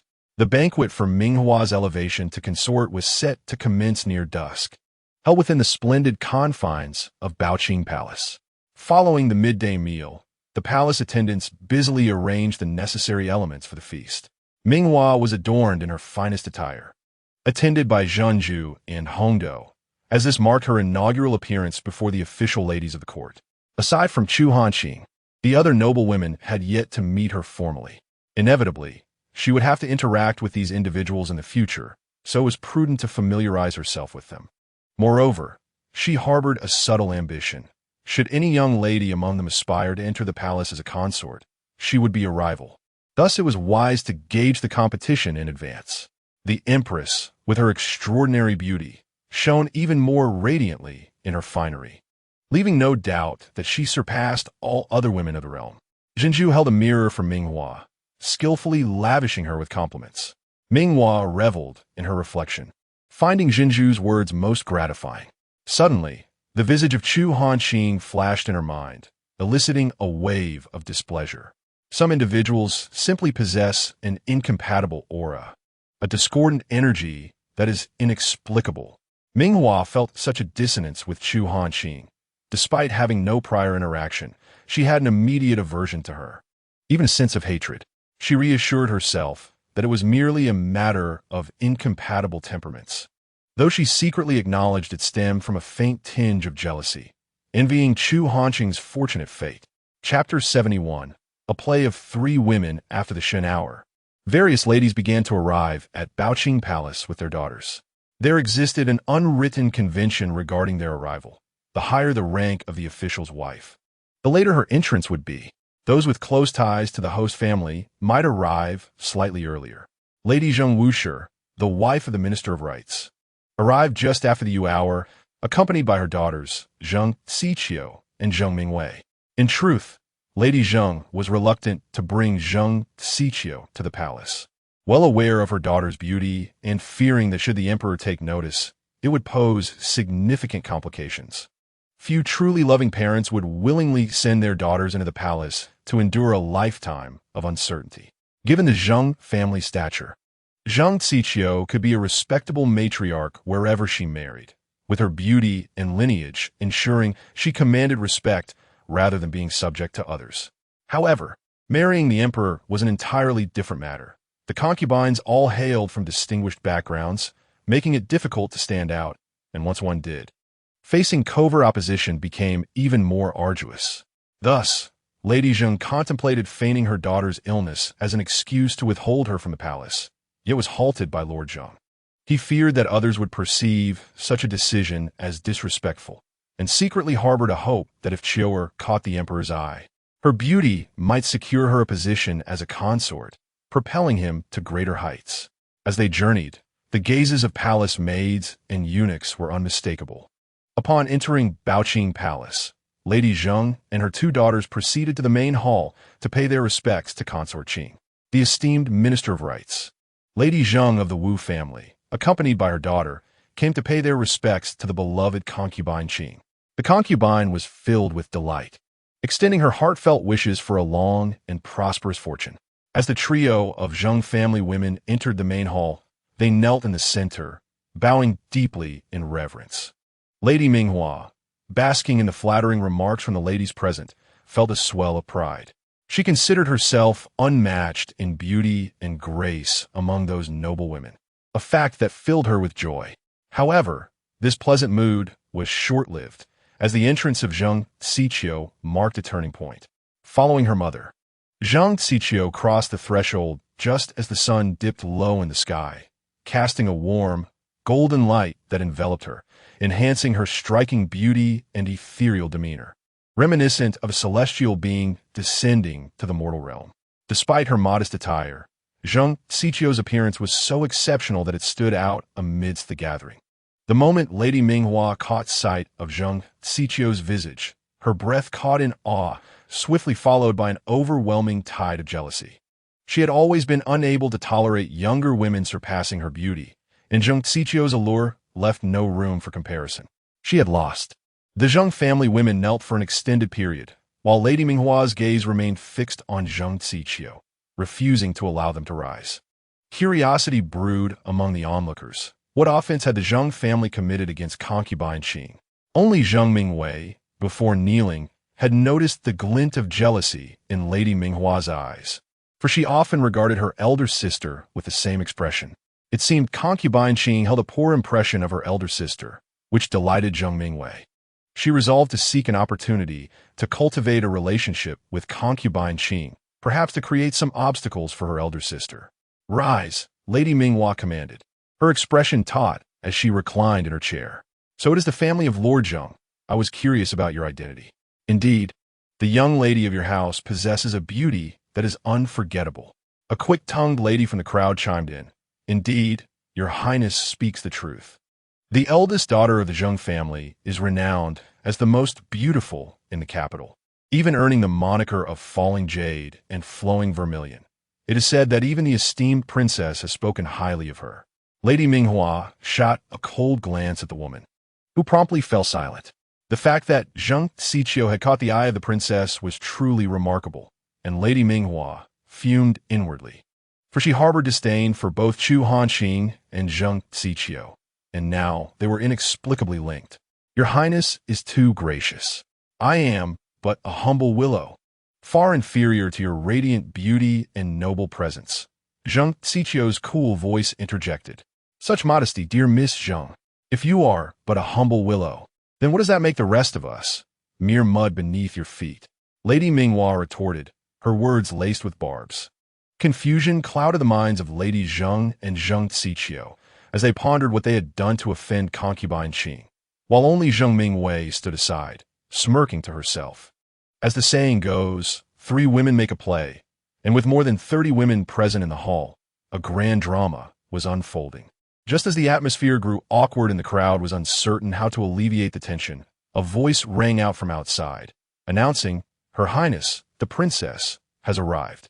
Everyone hurriedly stood to pay their respects, and Lady Zheng and Zheng Xiqiu exhaled a sigh of relief. Chu Hanqing entered the hall with a calm demeanor, prompting everyone to hastily pay their respects, except for Minghua, who remained seated. Witnessing this scene, Chu Hanqing could not help but chuckle. Why does the Empress not pay her respects to Her Royal Highness the Princess? Zhihua stepped forward from behind Chu Hanqing and inquired after bowing to Minghua. Minghua shot Zhihua a glare. "I'm a first-rank consort, granted by His Majesty, and the Princess is also of the same rank. As a consort, I stand as a sovereign, while she is a subject. Should it not be her duty to bow to me? The onlookers exchanged glances, lowering their heads in silence. Surely, this empress must be foolish. Has she truly comprehended the existing protocols of the Ning Tian royal family? Chu Hanqing merely smiled, unfazed by the situation, having long recognized Ming Hua's peculiar mindset. Zhihua, kindly explain the matter to the empress. Yes, Zhihua replied with a respectful bow, then turned to Ming Hua to clarify. This servant has been commanded by Her Highness to elucidate the circumstances. Please listen carefully. According to convention, while the princess holds a first-rank title, your earlier assertions hold true for an ordinary princess. However, our esteemed princess is the emperor's personally bestowed guardian princess, additionally elevated by the current emperor to the position of guardian grand princess, a rank beyond the ordinary. Even within the court, not even His Majesty is required to kneel. Thus it is only proper that you first pay your respects to our princess. As Chu Hanqing spoke, she gracefully took her seat in the elevated position and addressed Ming Hua. I trust the empress has grasped the matter. Should you remain unclear, perhaps the Ministry of Rites could send someone to better educate you, lest anyone accuse the consorts of Ning Tian of ignorance regarding decorum. Let it be known, even if you were an empress, our exchange would merely be one of mutual respect. Ming Hua seethed internally. She had thought that by becoming a consort, she would hold equal standing with the princess, using the distinction of sovereign and subject to overshadow Chu Hanqing. Instead, she found herself publicly humiliated. Chu Hanqing awaited her bow with a smile, clenching her fists in frustration. Ming Hua stepped forward and bowed, stating, "This humble servant pays her respects to Her Royal Highness the Princess. There is no need for excessive courtesy, Empress." Chapter 72. Yun Jingchen arrives. Ming Hua, feeling indignant, rose and silently resumed her seat. The other ladies present did not dare to speak, aware that they could not afford to offend either of these formidable women. Thus, a heavy and awkward silence enveloped the room. "Madame Zheng, it has been quite some time." Chu Hanqing warmly addressed Zheng Wushi. Zheng Wushi promptly stepped forward to pay her respects. "Your Highness, given your busy affairs, I would not presume to disturb you." Chu Hanqing smiled. "I have learned that your esteemed father's birthday is approaching. Lord Wu, a loyal and devoted servant to the nation, though no longer in the court, remains in the hearts of both His Majesty and myself. I shall send someone to extend birthday wishes to Lord Wu in a few days." Zheng Wushi bowed deeply. "This humble servant expresses heartfelt gratitude on behalf of my father. He shall surely be overjoyed by your kindness." After exchanging a few polite remarks, their conversation dwindled. However, due to Chu Hanqing's unique status, their dialogue inevitably sparked speculation among the other ladies. Did this signify that Her Royal Highness the Princess held a particular regard for the Minister of Rites? Could it be that Minister Zheng he had secretly allied with the princess? Those in positions of authority often harbor many thoughts, and their female relatives are no less preoccupied. These ladies are intent on returning home to share the events of the day with their husbands. In truth, Chu Hanqing harbored no particular intentions. She merely noticed the awkward stance of the Zheng mother and daughter at the front, and spoke up to provide them an opportunity to withdraw. As for Zheng Mingwei, she had already retreated to the back when Chu Hanqing began to speak, her head bowed in contemplation. "Your Highness, the Long Princess, and her ladyship, the concubine." A young eunuch entered from outside, bowing deeply before the two women. "The banquet is fully prepared. Please, may I escort you?" Minghua lifted her eyelids slightly, acknowledging. "I am aware." She gestured to Chu Hanqing. "Your Highness, please proceed." With Chu Hanqing and Minghua leading the way, the other ladies followed to the banquet hall.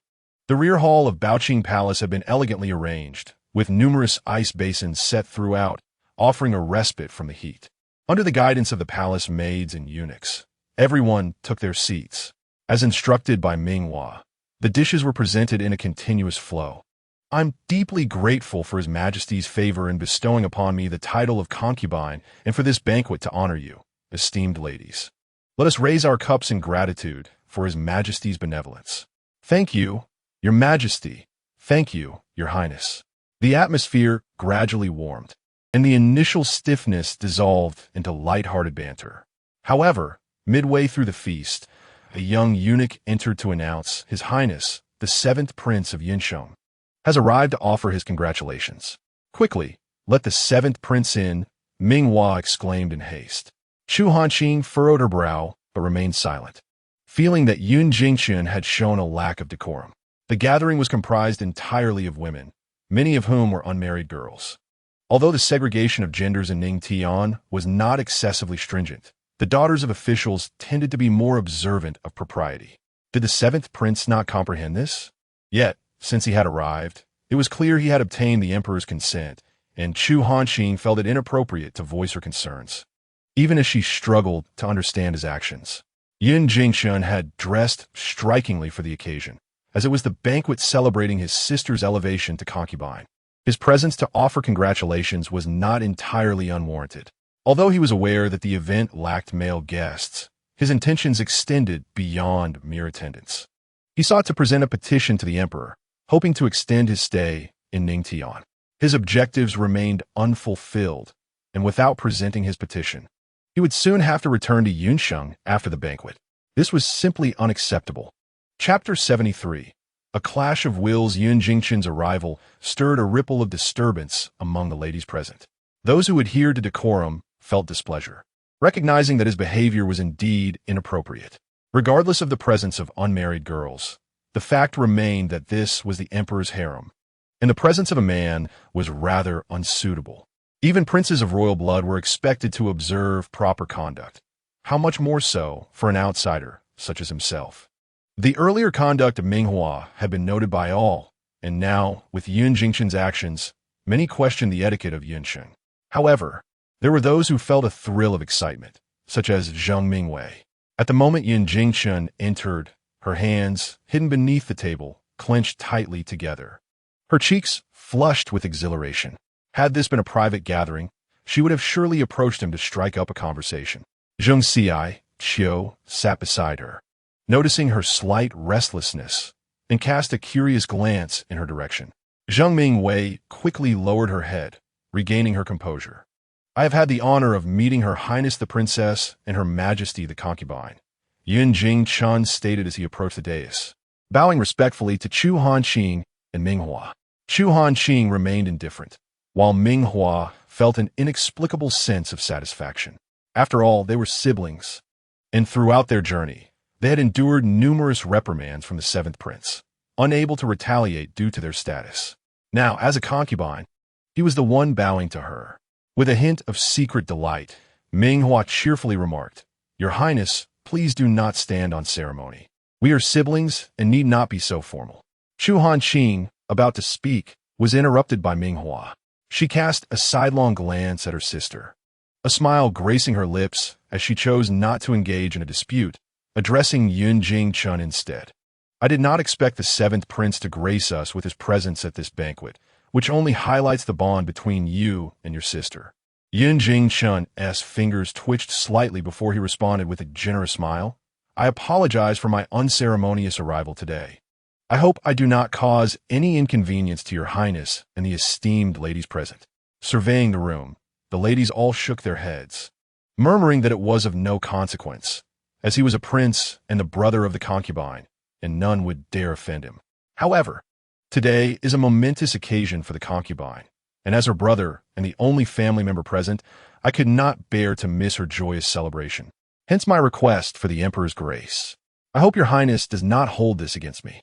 After this, he earnestly bowed to Chu Hanqing in apology, his demeanor appearing genuinely sincere. His words seemingly paved the way for a narrative of deep sibling affection, leaving no room for reproach from those who listened. Chu Hanqing's smile widened. Your Highness, such words are unnecessary.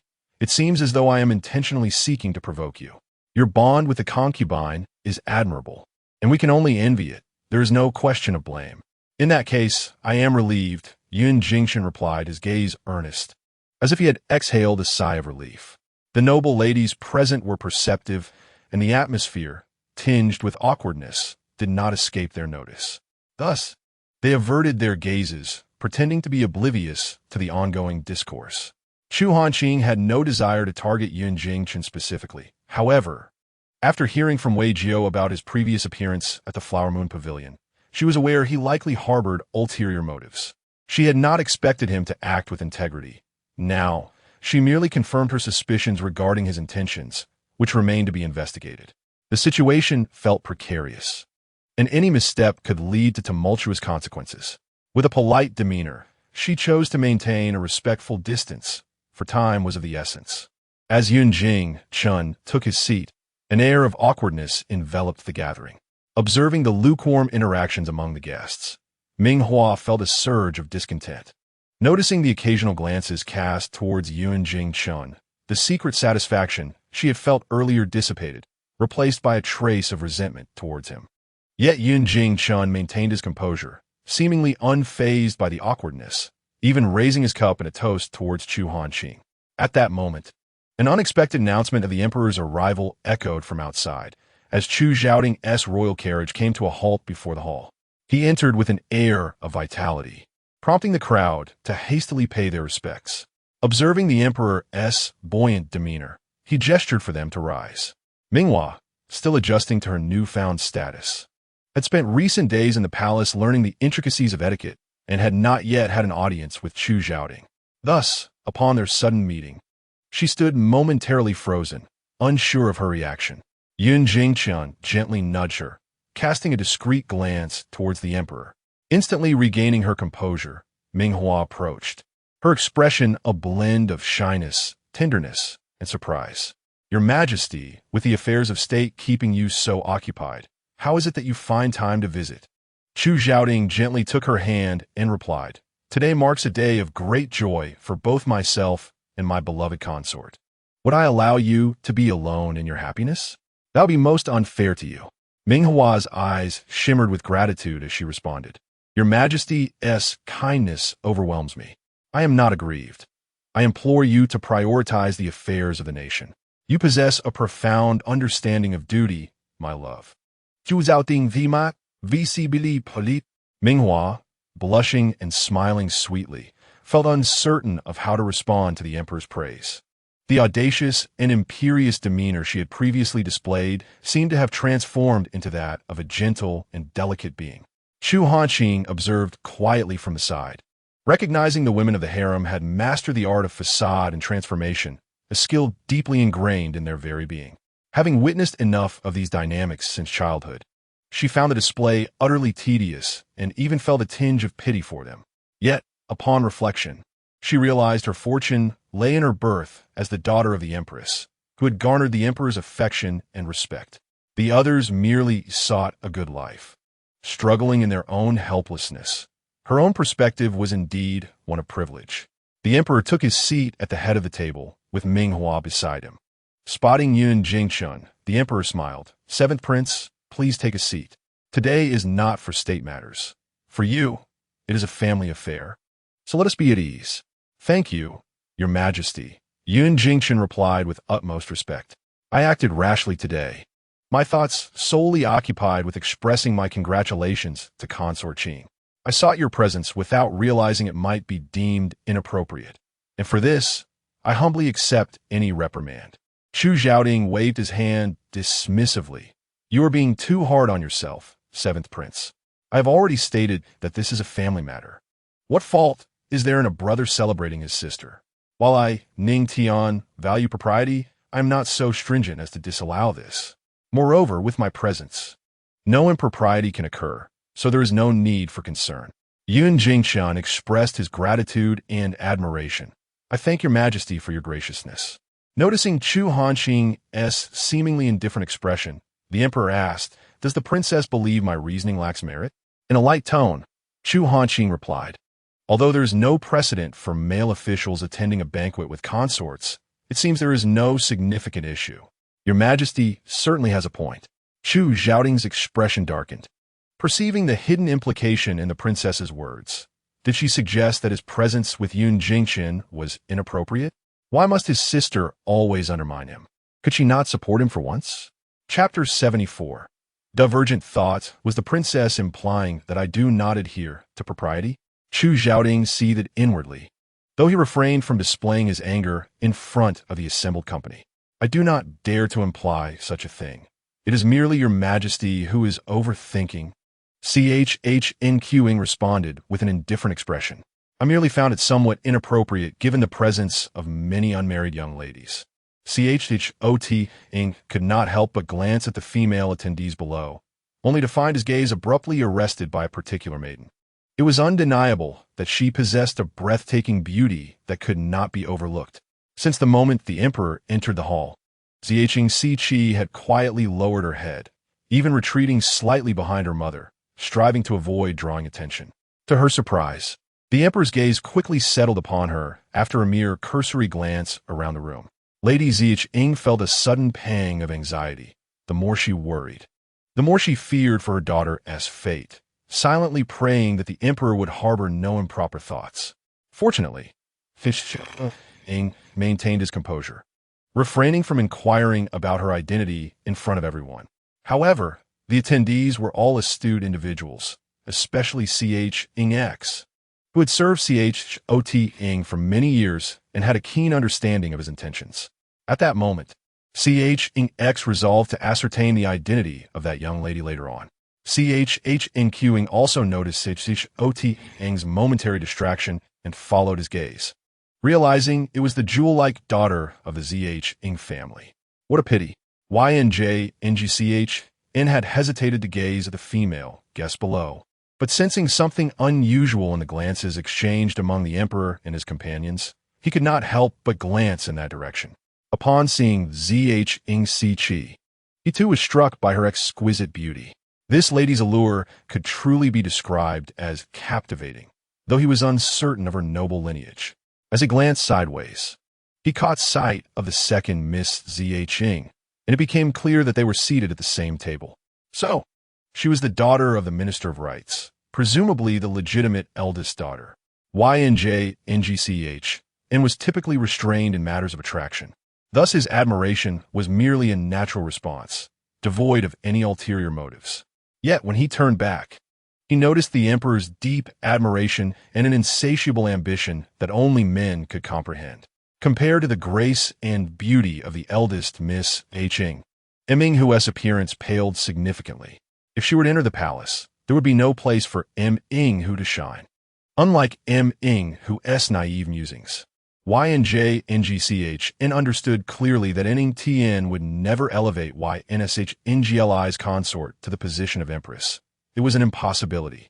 Furthermore, as the Minister of Rights, the H-Ing-D-R-N held a position of great power, and his legitimate daughter was more than qualified to assume the role of empress, especially with such extraordinary beauty. Should he devise a plan to assist Minghu? Minghu had certainly noticed this dynamic as well, and her resentment was palpable. She lamented that they were not in the imperial palace of YNSH-Ing. Otherwise, she would have surely sought a way to mar that beautiful face. Your Majesty, she tugged at Ch-Ot-Ing's sleeve, asking sweetly, "What are you gazing at?" Ch-Ot-Ing returned to his senses, responding, "Nothing of significance. My beloved consort, why not pour me a cup of wine?" Once believing that Minghu possessed a radiant beauty, he now found her somewhat lacking. Fortunately, her gentle disposition pleased him. In that fleeting moment, he momentarily forgot the retort he had intended for Sage H-Ing. Within a brief span of time, the thoughts of the attendees varied greatly. After exchanging several rounds of toasts and well wishes, mostly among women, only sweet fruit wine was served, mildly fragrant and non-intoxicating to avoid any loss of composure. Yun Jingchen seized the opportunity to address Chu Zhaoting, saying, "Your Majesty, my journey to Ning-Tian serves two purposes. One is to escort the esteemed concubine Qing to her wedding, and the other is my personal ambition." At this point, he paused, and Chu Zhaoting, indeed intrigued, prompted him further, "Oh, pray tell, seventh prince, what is this personal ambition of yours?" Beside them, Chu Hanqing set down her cup, her gaze now fixed on Yun Jingchen, eager to learn of his intentions. "Your Majesty, I humbly confess that during my 20-plus years in Yunsheng, my experiences have been limited. Since my youth, I have long admired the grandeur of Ning-Tian, but being in Yunsheng has prevented me from witnessing it firsthand. This wedding assignment was specifically entrusted to me by my father, allowing me the opportunity to behold the splendor of your reign and to meet you, a wise sovereign, in person. Yun Jingqian's flattery pleased Chu Zhaoding. Although he understood that Yun Sheng was not necessarily inferior to Ning Tian, the words were sweet to the ears. However, due to travel constraints, once the festivities for the princess concluded, he would need to return to Yun Sheng. Yun Jingqian expressed regret, stating that the sights and experiences he had encountered thus far had greatly broadened his horizons, yet there remained so much he had yet to witness. Thus, he earnestly requested the emperor's permission to extend his stay, fearing that this trip might be his only chance to visit Ning Tian in his lifetime. Chu Zhaoding hesitated.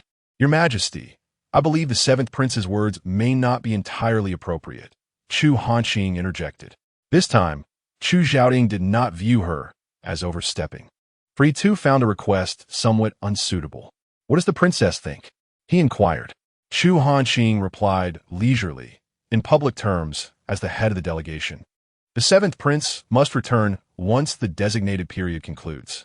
If he insists on staying, it would be difficult for him to explain to the Emperor of Yin. I could arrange for the leader of the delegation's guards to return home and send a letter to my father. I am certain he would understand. Yun Jingqian interjected. Even so, the seventh prince's status is significant. Remaining in Ning Tian could lead to unforeseen complications. Chu Hanqing replied with a smile, covering her mouth. Forgive my words, but if anything were to happen, it would be challenging for us to explain to the Emperor of Yun, possibly straining the friendship between our two nations. Would that not be unfortunate? Given Yun Jingqian's sensitive position, Chu Hanqing genuinely feared for his safety, concerned it might lead to unnecessary troubles in the future. You worry too much, Yun Jingqian reassured, waving his hand. I hold great respect for your Majesty's governance. Under your rule, the realm is peaceful and prosperous, and with Ning Tian's capable guardians, what misfortune could befall me? Very well, setting aside official matters. Chu Hanqing raised an eyebrow. On a personal note, the seventh prince has traveled a great distance and has no acquaintances in Ning Tian. Although the concubine Xing is his sister, she is now one of your consorts, making future encounters inconvenient, with no kin or friends. If it is merely to witness the sights, I believe he's already done so in recent days. However, if the intention is to learn the ways of a strong nation, it would take at least 10 or 8 years to grasp fully.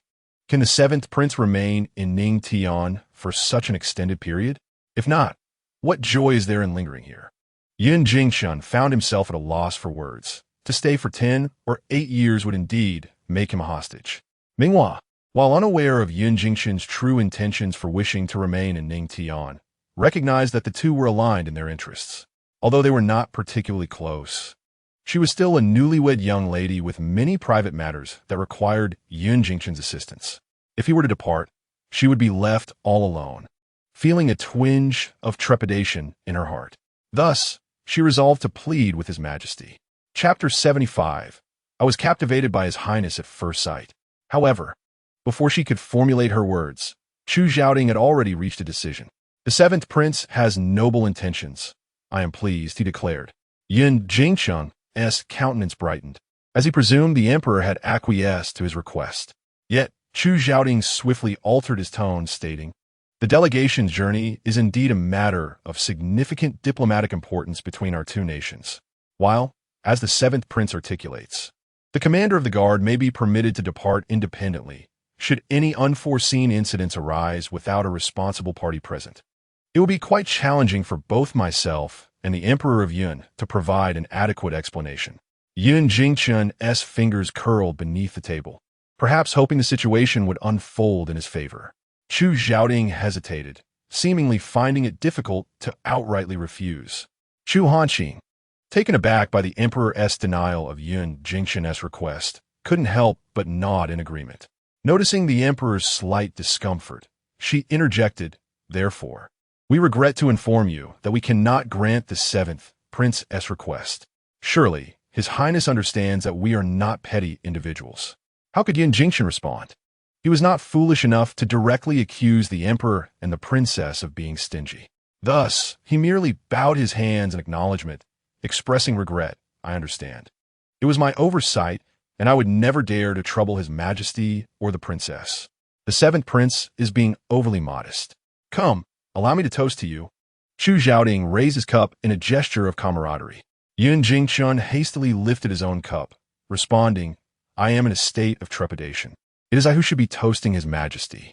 With the matter seemingly settled, Minghua found herself at a loss to voice any further thoughts, ultimately resigning herself to the situation. Whether the seventh prince remained or departed was of little consequence. Her foremost priority was to win the emperor's favor. The harem was a battlefield for women, and the seventh prince could offer little assistance. What was intended to be a gathering for the ladies quickly transformed, with all present merely serving as backdrop, each shrinking back to avoid drawing attention. The Fengfei banquet soon concluded, with Chu Zhaoding and Minghua returning to the main palace chambers. Today, it was certain that Minghua would be summoned. The other ladies gradually dispersed from the palace. In an unexpected turn, Yun Jingchun invited Chu Hanqing to accompany him. Princess, if I may be so bold, would you do me the honor of walking with me for a while?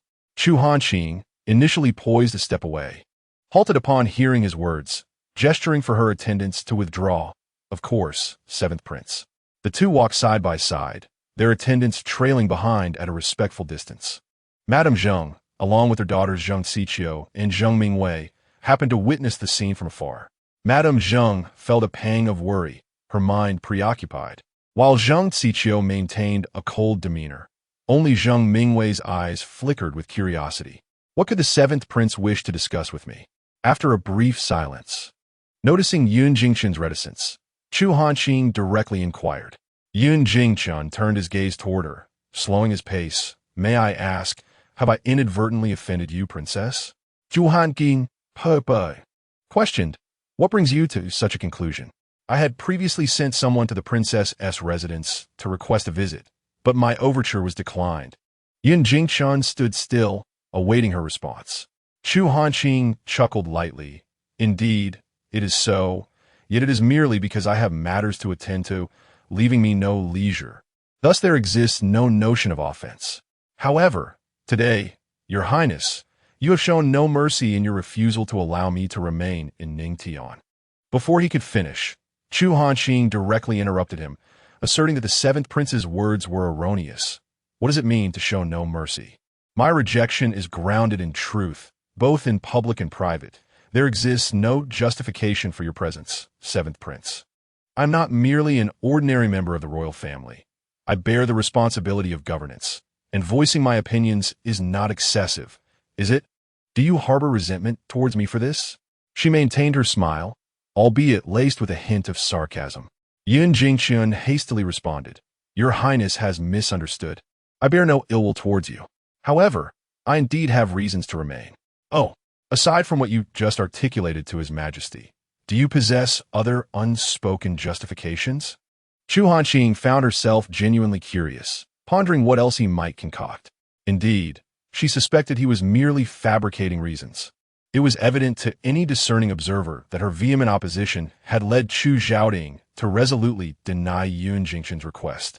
Thus he now sought to place the blame upon her. Yun Jingchun surveyed the surroundings, glancing at the servants trailing behind them, hesitated momentarily, as if grappling with something. Chu Hanqing pondered briefly and instructed the individuals behind her to stand back. Zhahua and the others respectfully retreated a few paces, prompting Chu Hanqing to address Yun Jingchun, saying, You may now speak freely, seventh prince. Yun Jingchun appeared to exhale a sigh of relief, smiling shyly at her before adopting a serious demeanor, uttering unexpectedly candid words. I wish to remain for selfish reasons, not for any other purpose, but simply to behold Your Highness a few more times. Chu Hanqing's smile faded abruptly, her expression growing cold as Yun Jingchun continued unabated. I have become infatuated with you at first sight, fully aware of my humble status unworthy of Your Highness, and dare not aspire for more. Fearing that this departure may render our paths unlikely to cross again in this lifetime, I wish to linger a while longer. I had no intention of revealing my feelings, yet your rejection today has left me anxious and reluctant to part. Thus my words may have been offensive. I hope for your understanding. Observing the faint blush on Yun Jingchun's face, his confession stirred no sympathy within Chu Hanqing. Instead, it ignited a flame of anger within her. She had not anticipated such audacity. Was the seventh prince truly intoxicated to the point of confusion? I perceive a lack of clarity in your thoughts. Chu Hanqing's tone turned frigid. Yun Jingchun appeared momentarily taken aback, his demeanor anxious as he stammered, "Your Highness, my words are sincere. They come from the depths of my heart, not." Chu Hanqing raised her hand to silence him, stating, "I once believed the seventh prince to be an intelligent individual. Even if harboring desires, I did not expect you to act foolishly. Regardless of our differing positions, I at least considered you to be a person of substance. It seems I have overestimated you." Yun Jingchun hastily sought to explain, but Chu Hanqing denied him the opportunity to speak, continuing coldly. "You presume that by declaring your affections to me, feigning deep emotion, I would be moved or shy enough to keep you here, and then assist you in your endeavors?" Chu Hanqing paused momentarily, her gaze fixed intently on Yun Jingchun. "What kind of transaction have you orchestrated? Have you seduced me to divert my attention from state affairs? Or perhaps to sow discord between me and His Majesty? Or is it your intention to forge a union with me, leading me back to Yunsheng in a bid to strip me of my power?" The questions flowed from her lips, her frustration mounting with each utterance. The underhanded tactics of open and covert conflict were her domain, yet she found herself outmatched. Did he truly believe he could manipulate her emotions regarding matters of love? Assuming she would lose her composure merely because she was a woman? Who did he think he was looking down upon? Chapter 76. Bringing the princess home, Yun Jingchun was taken aback by Chu Hanqing's intense reaction. He had anticipated that, as a woman, the princess might be swayed by his declaration, despite her usual steadfastness in her administrative duties. He thought even a flicker of emotion could create an opening for him to exploit. Yet, to his astonishment, she responded with palpable anger, resulting in her turning her back on him entirely. Caught off guard by her inquiries, Yun Jingchun felt a surge of embarrassment and uncertainty.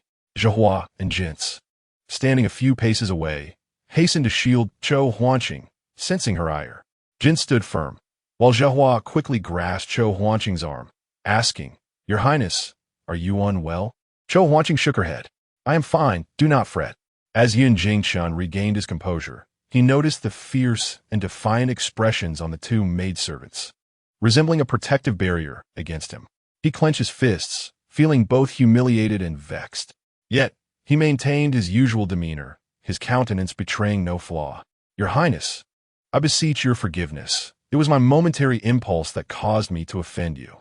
However, I cannot accept your accusations of collusion with others for ulterior motives. My feelings for you are as clear as the sun and moon, and should I speak falsely, I am willing to face divine retribution." His tone was resolute, and his expression earnest enough to soften the maidservant's demeanor somewhat. The world reveres oaths and harbors a respect for divine judgment. His declaration prompted a fleeting consideration of his sincerity. Yet, this impulsive confession, especially within the confines of the royal palace and in front of an audience, was profoundly disrespectful towards her highness. Chu Hanqing regarded him coolly, scoffing, "Prince of the Seventh, tread carefully with your words. Heaven watches closely. Be wary of uttering oaths that may invite divine scrutiny, for should a passing deity overhear, it could lead to dire consequences for you." Yun Jingchun faltered, his hands clenched tightly behind his back. "I shall take my leave first. Prince of the Seventh, do as you will," she declared, disinterested in further entanglements with him. Zhehua signaled to the waiting eunuch, who promptly approached. Chu Hanqing ascended her palanquin, and the group swiftly exited the palace, leaving Yun Jingchun without a single word from them. His expression turned anxious as he reached out, seemingly wanting to say something, but no one acknowledged him, and he could only watch as Chu Hanqing and her entourage receded into the distance.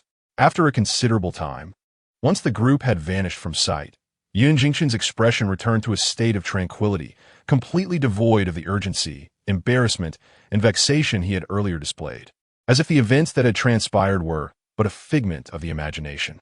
His gaze, however, remained profound and inscrutable. After lingering a moment longer, he took a step towards the palace exit. Meanwhile, Chu Hanqing boarded a palanquin. The night breeze gently swayed, and the lanterns held by the palace attendants flickered unsteadily. She gazed into the shifting darkness, gradually feeling more at ease. Upon reaching the palace gates, the guards of the princess's residence and the carriage awaited her arrival. As Chu Hanqing descended from the palanquin and approached the carriage, her eyes immediately fell upon Wei Jiao, who stood patiently beside it.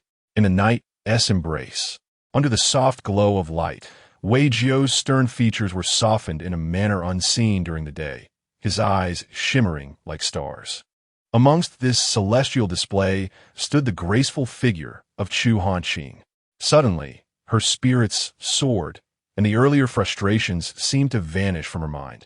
She couldn't help but smile, her eyes reflecting warmth. As she reached the carriage, Chu Hanqing asked Wei Jiao with a smile, "What brings you here?" She was aware that he had been preoccupied with matters concerning the secret guards and had spent little time at the residence, often eluding her sight. Recently, others had taken on the duty of personal protection, and he had not been arranged to accompany her today. "Your Highness, I have come to escort you home," Wei Jiao replied respectfully, his demeanor serious, yet his tone carried an imperceptible gentleness, and his gaze could not conceal the tenderness within. Chu Hanqing's brows arched in delight. "You are quite thoughtful." Zhihua, standing close to Jin Shi, discreetly tugged at her sleeve, subtly gesturing towards the princess and Wei Jiao, and then exchanged a knowing wink with Jin Shi. "Look, the moment the princess sees Wei Jiao, she smiles." Jin Shi maintained a tight-lipped seriousness, embodying both dignity and decorum. Yet beneath her sleeve, she discreetly nudged Zhihua in agreement. Given the multitude of people outside the palace, Wei Jiao stepped aside, saying, "Your Highness, please get in the carriage." Chu Hanqing nodded and playfully inquired, "Are you driving the carriage?" "Indeed, I am personally driving for your Highness," he affirmed. With a gentle lift of her skirt, Chu Hanqing stepped onto the seat of the carriage, followed closely by Zhihua and Jin Shi.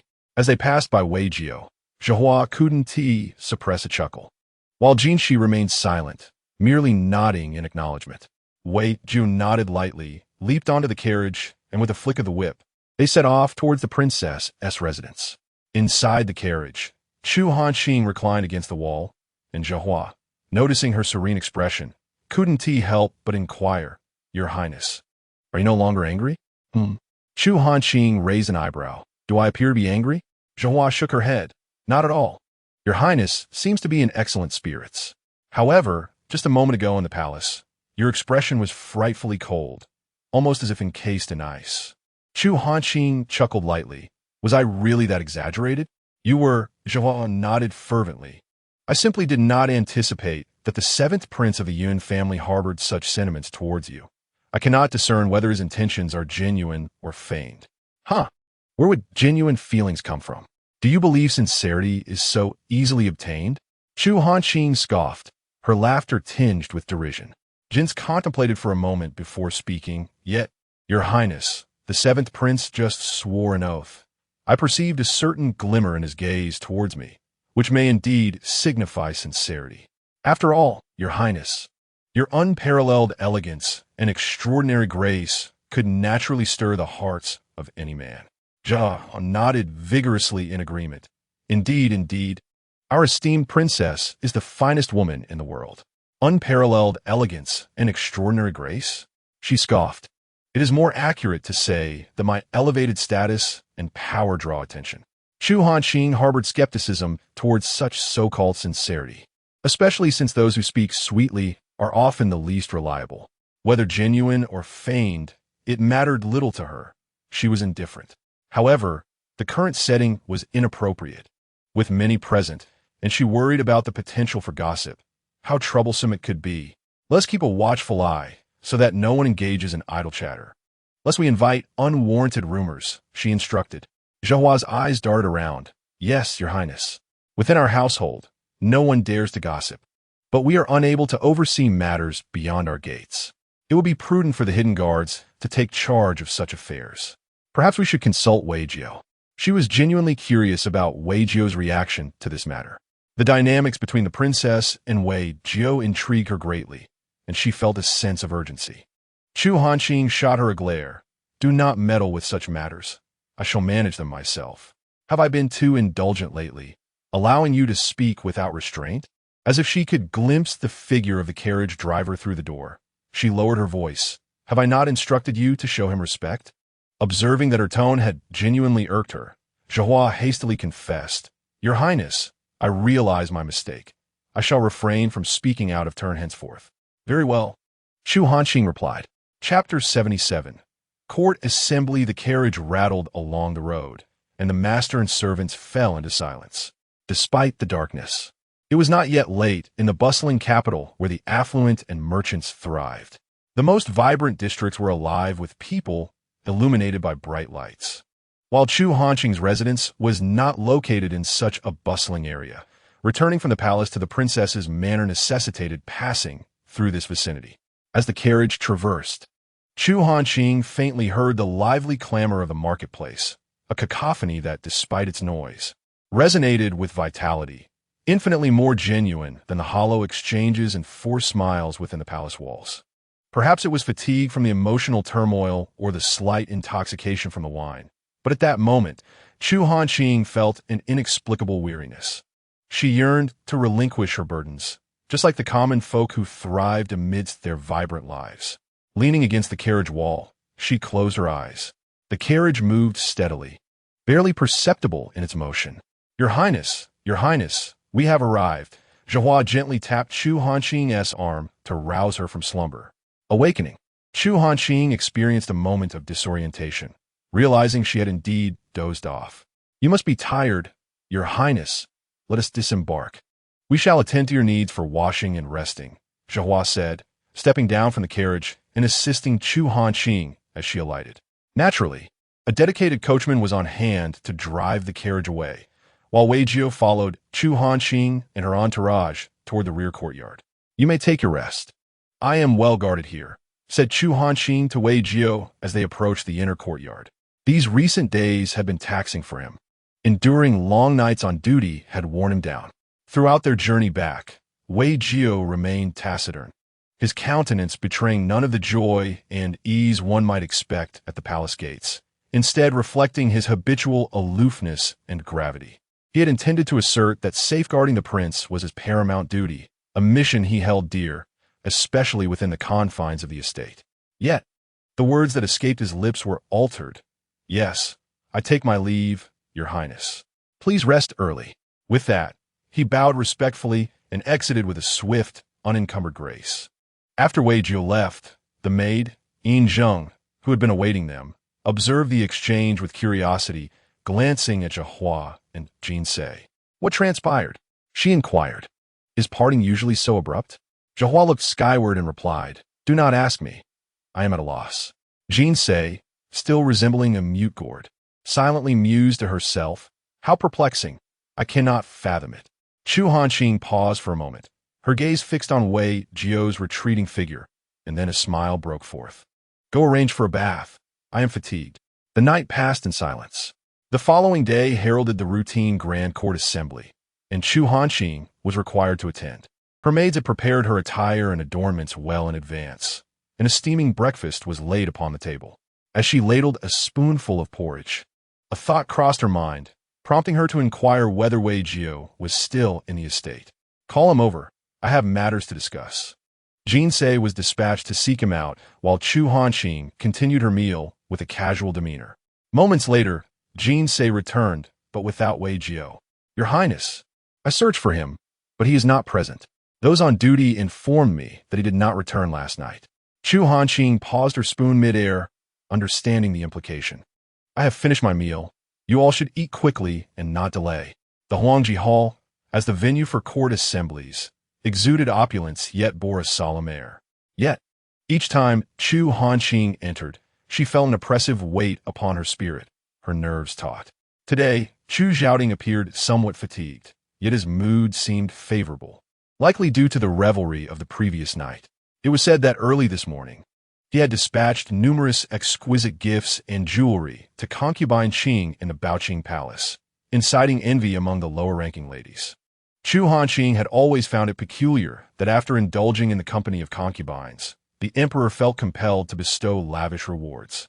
Why not grant such honors on birthdays or festive occasions? Instead, It occurred at particularly inappropriate times. One might call it favor, but to put it bluntly, it bore an uncanny resemblance to the transactions of a brothel. Yet, this practice had become a barometer of the concubine's favor. With Chu Hanqing in good spirits, the ministers presented a greater number of reports today. These astute officials knew that with the emperor in a favorable mood, matters that would typically invite reprimand stood a lesser chance of incurring his ire. Even if reprimanded, it was unlikely to escalate to punishment. Numerous issues were raised, none of which were overly significant, and Chu Hanqing chose to remain silent, believing that Chu Hanqing was more than capable of managing these affairs without her input. Chu Hanqing listened attentively to each matter presented, making immediate decisions where possible and deferring those requiring further contemplation until after the morning assembly. Chu Hanqing observed his handling of affairs, feeling a sense of satisfaction. Although not entirely flawless, there were no significant errors, indicating some progress from previous performances. Throughout his upbringing, Chu Hanqing had not been the brightest among the princes and princesses. Chu Hanqing surpassed him in intelligence, while Zhu Zhaoqi led in astuteness. Though Zhu Zhaoqing appeared somewhat mediocre, he possessed a gentle disposition, sufficient to be a ruler who maintained stability, if not a renowned sovereign. Unfortunately, after ascending to the throne, he had absorbed negative traits such as credulity and a penchant for ostentation, neglecting the proper governance techniques. Perhaps his gentle nature, when taken too far, resulted in a lack of resolve. Chu Hanqing had once felt frustrated by his shortcomings, but recently, she had observed tangible improvements. If he could sustain this progress, in 2 or 3 years, he might bear the weight of the empire himself, provided he was free from the influence of unscrupulous officials. At that moment, Chu Hanqing's ambition to restore order in the court surged. She yearned to retire to her fief and live in peace, unburdened by the complexities of governance. As the reports on state affairs continued to unfold, Zhu Zhaoqing gradually exhibited less patience than at the outset, his expression growing more austere, his brow furrowing. Most officials had presented their matters, and those with less urgency decided to ponder their issues further to avoid incurring the emperor's ire. As the court fell silent, and Zhu Zhaoqing prepared to conclude the assembly, the Minister of Rights stepped forward. "Your Majesty, I have a report." Zhu Zhaoqing settled back into his seat, beckoning him to continue. "I report to Your Majesty that the envoy from the Yunshan Kingdom has submitted a document today, requesting to depart in 3 days. What is Your Majesty's intention?" "Oh, they submitted the document early today?" Zhu Zhaoqing noted the envoy's promptness. "Just last night, the 7th prince had been rebuffed, and now they sought to leave." The Minister of Rights confirmed, "Indeed, all customary exchanges have been completed. If Your Majesty consents, I shall immediately arrange for their return." Chapter 78. An unexpected turn. Zhu Zhaoqing held no objections. Facilitating their departure was advantageous, given they were foreigners. "I grant my approval. You may proceed with the arrangements." "Yes." The minister hesitated, as if he wished to express something further, but was unsure how to articulate it. Perched above, Zhu Zhaoqing perceived his uncertainty. "Do you have more to say, my minister?" "Your Majesty, I wonder if it would be prudent to arrange for an escort." After all, the events of their arrival were rather tumultuous. Recalling that day's occurrences, Zhu Zhaoqing found them less than pleasant. Nevertheless, arranging for an escort would demonstrate the court's decorum and grace, preventing any potential complications. At that moment, Chu Hanqing, standing at the forefront of the assembly, interjected, "Your Majesty, allow me to take on this task. Since I received them upon their arrival, it is only fitting that I see them off as well, ensuring a proper conclusion to their visit."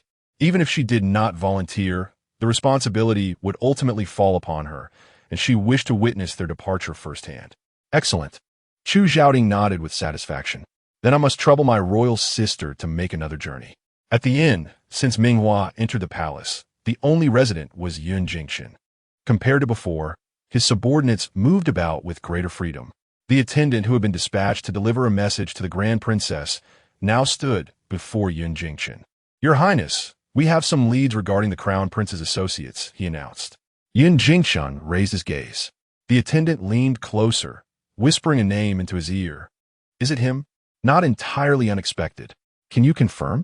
The attendant hesitated to assert too firmly, expressing a cautious 7 out of 10 certainty. He is quite vigilant. We have yet to uncover any substantial evidence, either overtly or covertly. If it weren't for the Crown Prince's people appearing in his vicinity and my prior acquaintance with him, I would hesitate to affirm it. Yun Jingqian chuckled. Of course, he must be cautious. Such accusations of treason are grave indeed. It is unfortunate that just as we glean some insights, we must take our leave.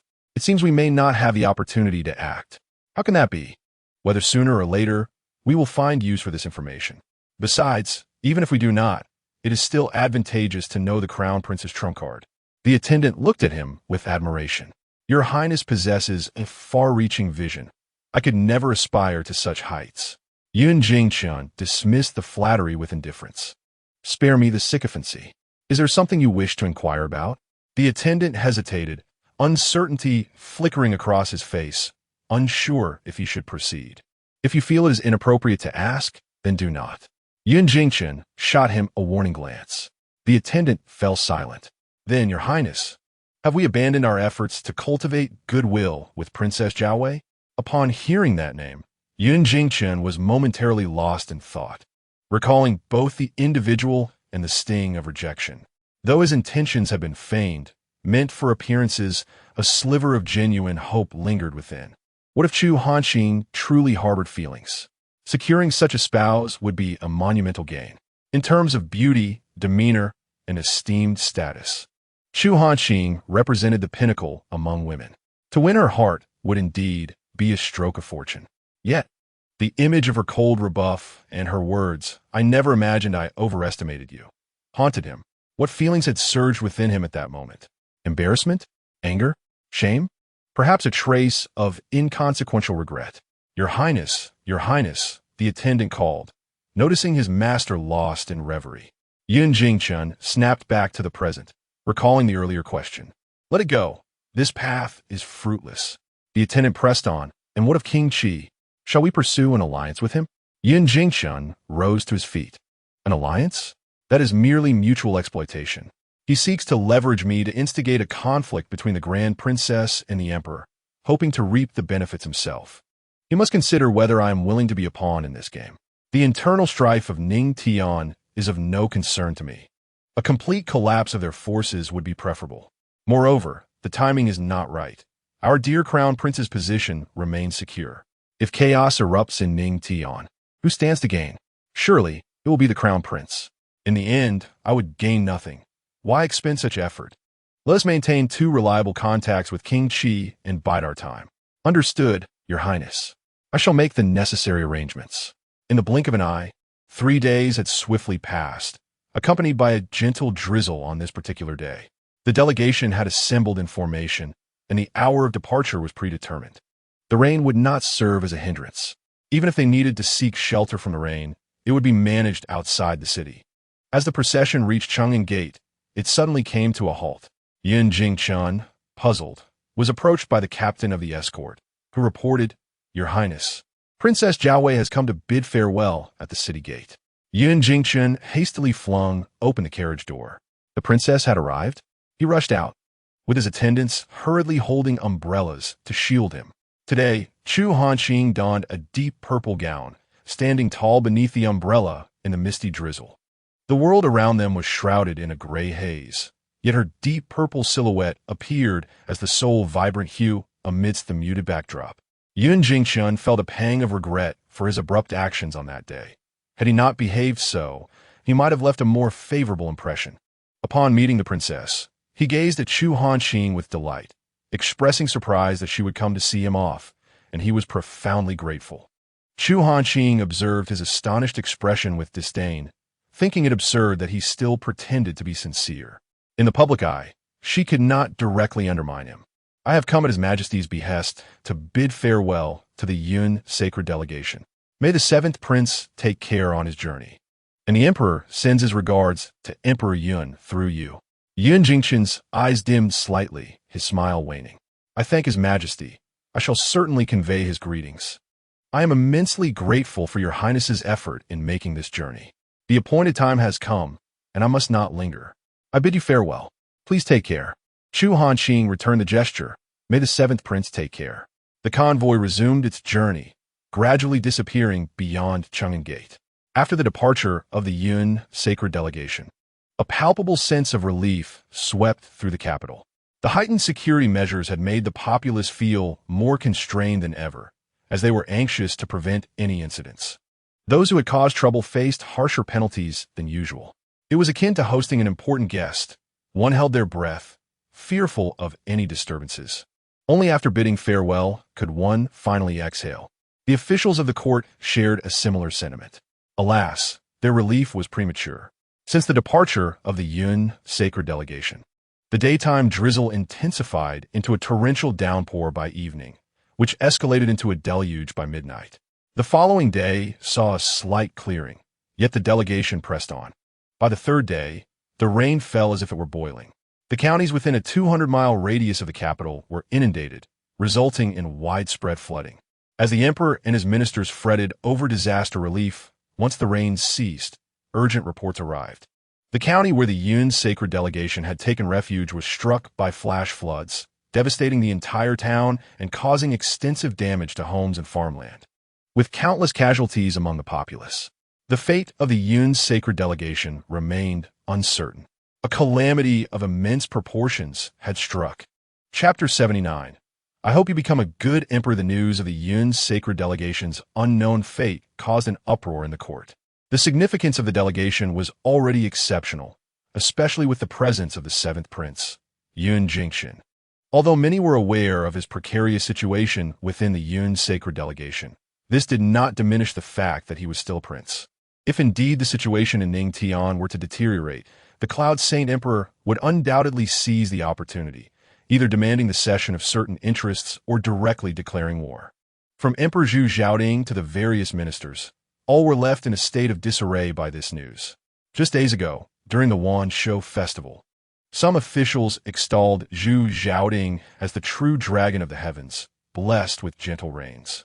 Yet now, the gentle rain has transformed into a torrential downpour, unleashing devastating floods, affecting countless commoners in the counties. To make matters worse, the Cloud Saint Envoy's affairs have compounded the crisis. The ministers who once sang praises have now retreated into silence, unwilling to show their faces. Imperial edicts were dispatched, and waves of officials were sent out with the utmost urgency to locate Yun Jingxin and ensure his safety. With so many counties affected by the calamity, the need for relief supplies was overwhelming. Although Ningtian is considered prosperous among the three kingdoms, its treasury is not inexhaustible.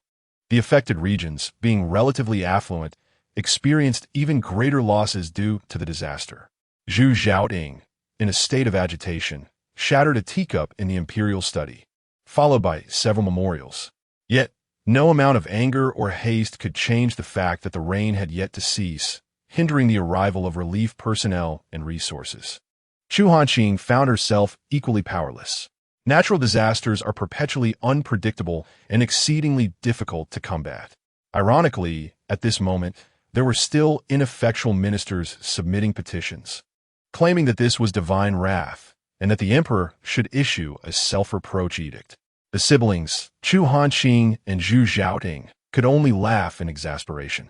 With no one else present in the imperial study, Chu Hanqing spoke candidly, "Your Majesty, retaining such officials who disregard the welfare of the people and lack discernment is merely a waste of the court's resources.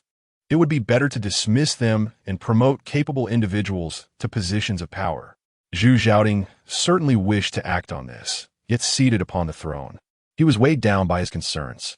"I, too, desire such action, but as my elder sister knows, our ancestors' principle is that officials should not be punished for their words.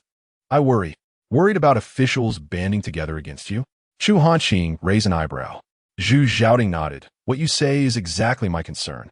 If that is the case, what shall we do? We can approach this from another angle." Chu Hanqing had already formulated a plan, identifying those ineffectual officials, greedy and overly ambitious, to be directly impeached and removed.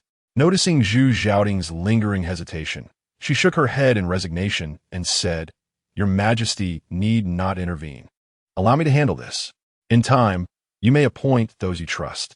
"Your Highness," Zhu Zhaoding expressed surprise at her assertiveness.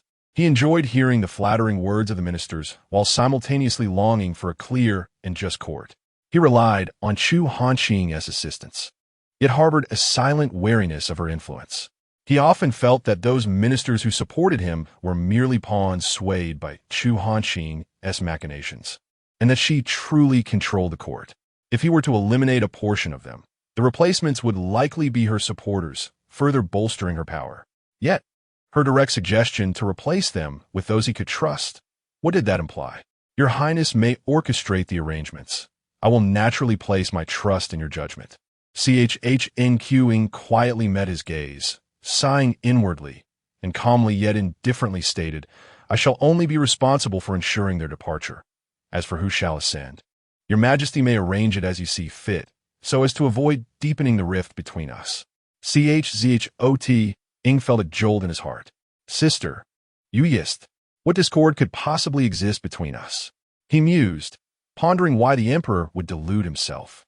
Hanqing, for the first time, articulated her thoughts so plainly. The notion of discord mattered little to her.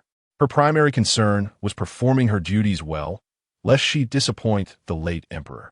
It was rare to seize such opportunities within the court, and if her efforts could lead to a clearer administration for the emperor to command, she would consider her responsibilities fulfilled. Having expressed this, Hanqing offered a slight bow to Hanqing, suggesting, Your Majesty, perhaps you should first contemplate how to arrange disaster relief after the rain. The challenges are considerable. I shall take my leave. With that, she turned towards the door. As she reached the threshold, she paused slightly, glancing back to say, I hope you may become a worthy emperor.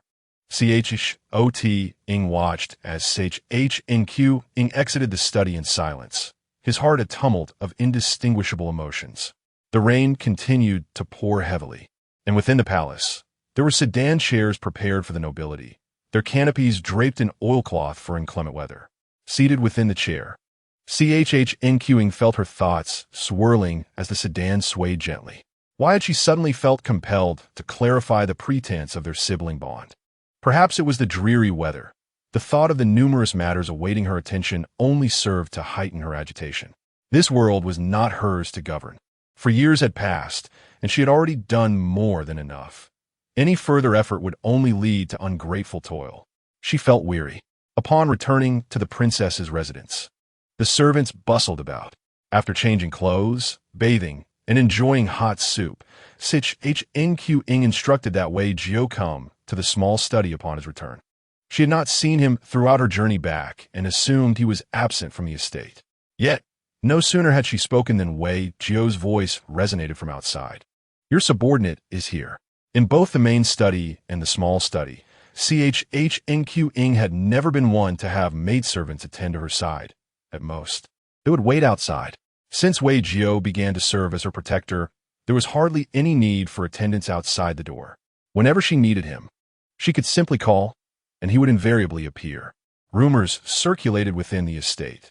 The preferential treatment Wei Jiao received was evident, and Hanqing showed no intention of concealing it.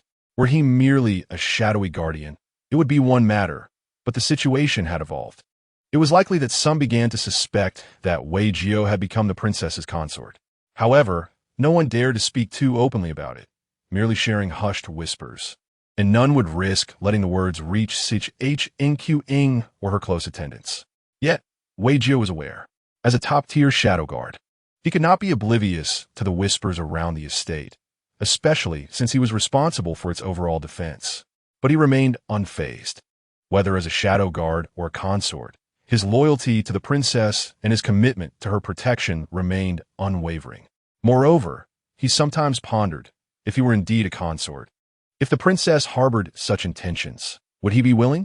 Wei Jiao gazed at the graceful figure of Chu Hanqing walking ahead of him, a heavy sigh escaping his lips. He was willing, wasn't he? Even if it meant embracing the princess for just a fleeting moment, even if it granted them a brief interlude of belonging to one another.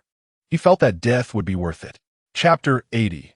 The bright moon in embrace outside the corridor of the small study.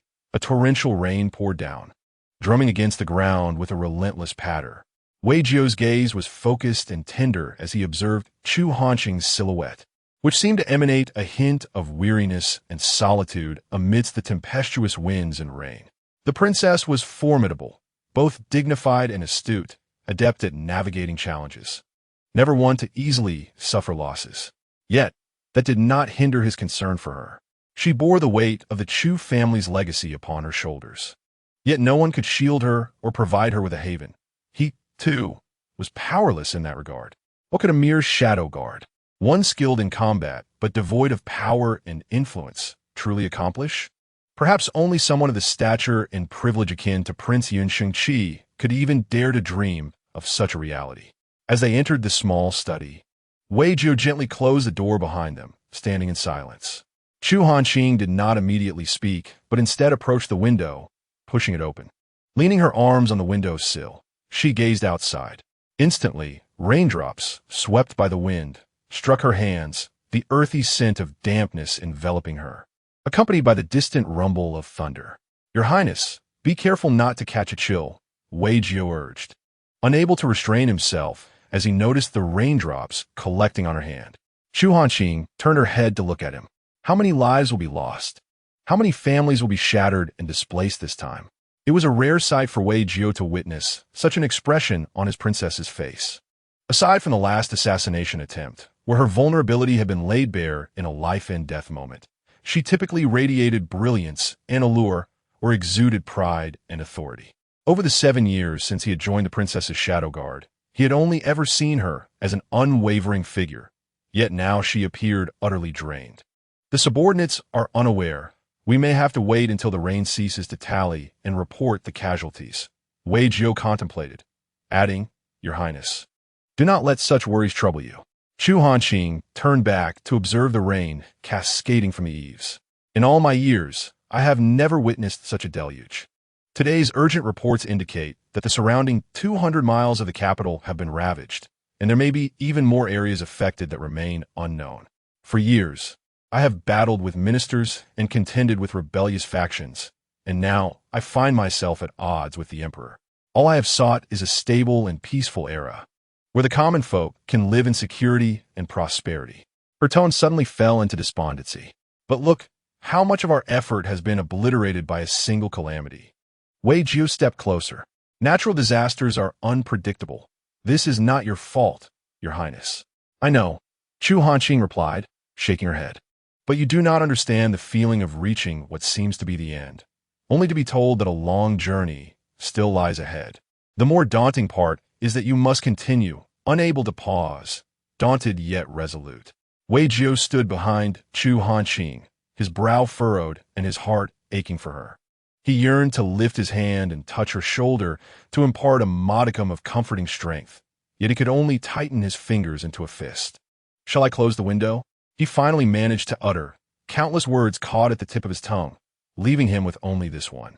With a sudden light laugh, Chu Hanqing turned around, remarking, "You truly lack the ability to offer comfort. Is this the appropriate moment to mention the window?" Wei Jiu pressed his lips together, acknowledging his own folly, observing his flustered demeanor, seemingly regretful of his own clumsy speech. Chu Hanqing felt her mood lighten just a fraction. With such a clumsy tongue, incapable of uttering sweet words or providing solace, how do you intend to pursue the lady of your affections? Wei Jiu, quick to respond this time, stated, "I shall pursue no woman." His heart belonged to the bright moon hanging in the sky, forever out of reach. Besides the moon, none other caught his eye. Although he claimed he would not pursue any woman, his gaze bored deeply into the person before him, as if searching her very soul. "Not pursue any woman? What of me?" Chu Hanqing asked, tilting her head slightly. Wei Jiu's heart raced violently, his fingers unconsciously clenching into fists. What did the princess mean? Was it as he feared?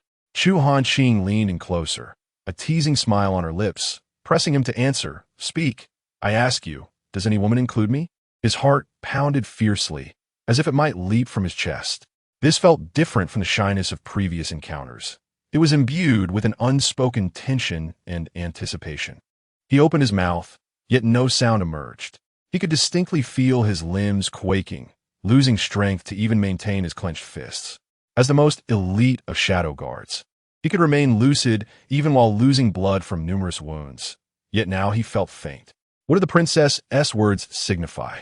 After considerable effort, he finally managed to produce a sound, dry and raspy, and he fixed his gaze on Chu Hanqing, silently hoping she would utter the answer he yearned to hear, while simultaneously cautioning himself against such fantasies. This was impossible. The bright moon would forever remain high above, never descending into the mire. Chu Hanqing detected the dryness in his voice and noticed his subtle tremors, and a pang of sympathy suddenly welled within her. Previously, she had found amusement in teasing him, and with many responsibilities at hand, she felt it inappropriate to clarify matters, allowing Wei Jio's feelings to burgeon unchecked. Yet, she overlooked the disparity in their statuses. She was the illustrious and exalted princess, accustomed to having her desires fulfilled. Her affection for Wei Jiu led her to assume they were destined to be together, never worrying or fretting over it. Conversely, Wei Jiu saw himself as an orphan, devoid of family, wealth, or status, a shadow guard without even a proper name. His feelings for the princess made him feel unworthy, leading to a sense of inferiority and the shame of a toad, aspiring to eat swan meat. It was her fault for neglecting his feelings. Chu Hanqing stepped closer, nearly pressing against him. This time, Wei Jiu did not retreat. He simply gazed intently at her. "Princess." She extended her hand, gently grasping his loosely clenched fist. His hand, slightly larger, felt warm and damp with sweat, unable to encircle his entire palm. She instead held his fingers tightly. "It is precisely as you think. I harbor affection for you. What are your feelings?"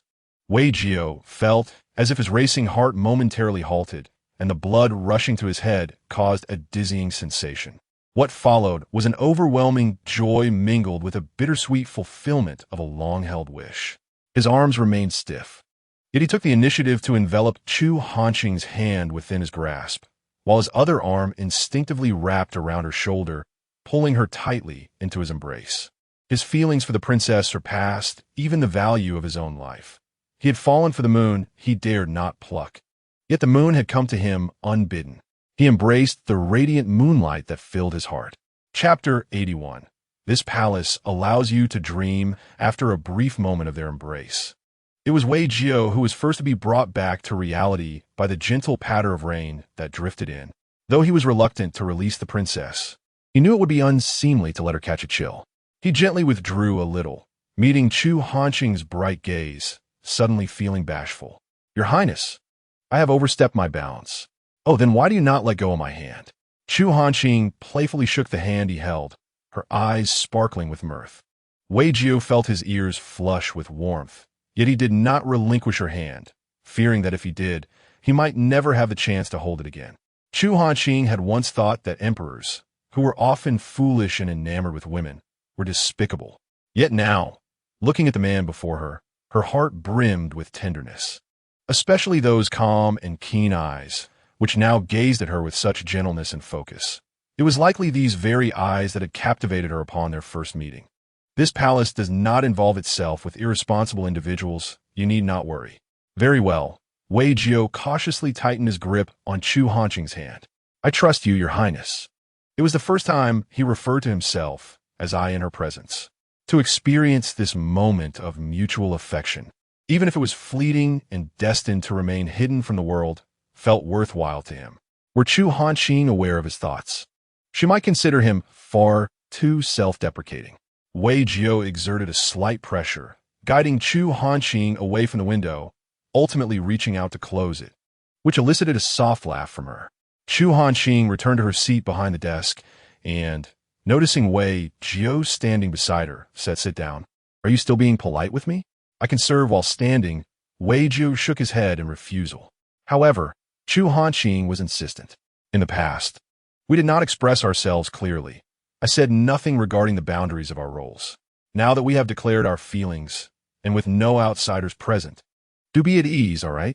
Wei Jiu pondered for a moment before pulling a chair to sit beside her desk. As their sweet heartbeats began to settle, Chu Hanqing's previous feelings of despondency were also subdued. Reflecting on the matter she had discussed with the emperor, she turned to Wei Jiu and broached a serious topic. "How are matters with the Dark Guard progressing?" When it came to serious affairs, Wei Jiao assumed his composed and capable demeanor once more. I have already rearranged a portion of the personnel, but there are a number of die-hard loyalists under Commander Yu who are resistant to my arrangements, which complicates matters. Chu Hanqing raised an eyebrow, a knowing smile playing on her lips. Oh, it seems that within my dark guard, the true loyalists are not to me, their mistress, but rather to the commander. What does Yufeng say? Does he have any objections to my directives? Wei Jiao shook his head, noting that the commander was quite cooperative, even urging the shadow guards to comply with His Highness's every arrangement. However, he felt that the more Yufeng spoke, the more his resistance intensified. Of course, one cannot suspect Commander Yu of any wrongdoing simply for this. After all, after investing 7 or 8 years of effort, the sudden prospect of being replaced would unsettle anyone, and it is only natural to harbor resentment in such circumstances. Chu Hanqing, of course, could not imagine that Yufeng would patiently await his replacement. While his loyalty might be unquestionable, harboring grievances was entirely normal. She was merely concerned that Yufeng's loyalty might falter each time she contemplated this possibility. Realizing the safety of these years rested in the hands of others, she felt a chill run down her spine. Do you believe that we have yet to uncover anything about Yufeng? Wei Jiao shook his head. Chu Hanqing nodded, relieved that nothing was amiss. Find an opportune moment for him to meet with me. I have matters to discuss with him. Additionally, send out a trusted group to investigate these individuals thoroughly. I want them expelled from the court. As she spoke, she handed a piece of paper with names inscribed on it to Wei Jiao. Wei Jiao accepted it, memorizing the names diligently before producing a fire starter from his pocket to incinerate it. Rest assured, Your Highness, he said, as he ground the ashes into the ground. Chu Hanqing wiped her fingers with a handkerchief, her gaze fixed on his profile. Have you never been curious about the tasks I have assigned to you? No. Wei Jiao replied without hesitation. The shadow guards are merely tools in the hands of their master. A blade only needs to be sharp, not to ponder. If I were to command you to sacrifice yourself, would you comply? Yes, Wei Jiao answered resolutely. What if it involved fabricating charges to eliminate rivals? Yes. What if I sought to usurp the throne and rule supreme? Yes. And if I ordered you to frame the innocent and commit atrocities? Yes. Wei Jiao suddenly smiled gently. But Your Highness would not. Chu Hanqing leaned back against her chair.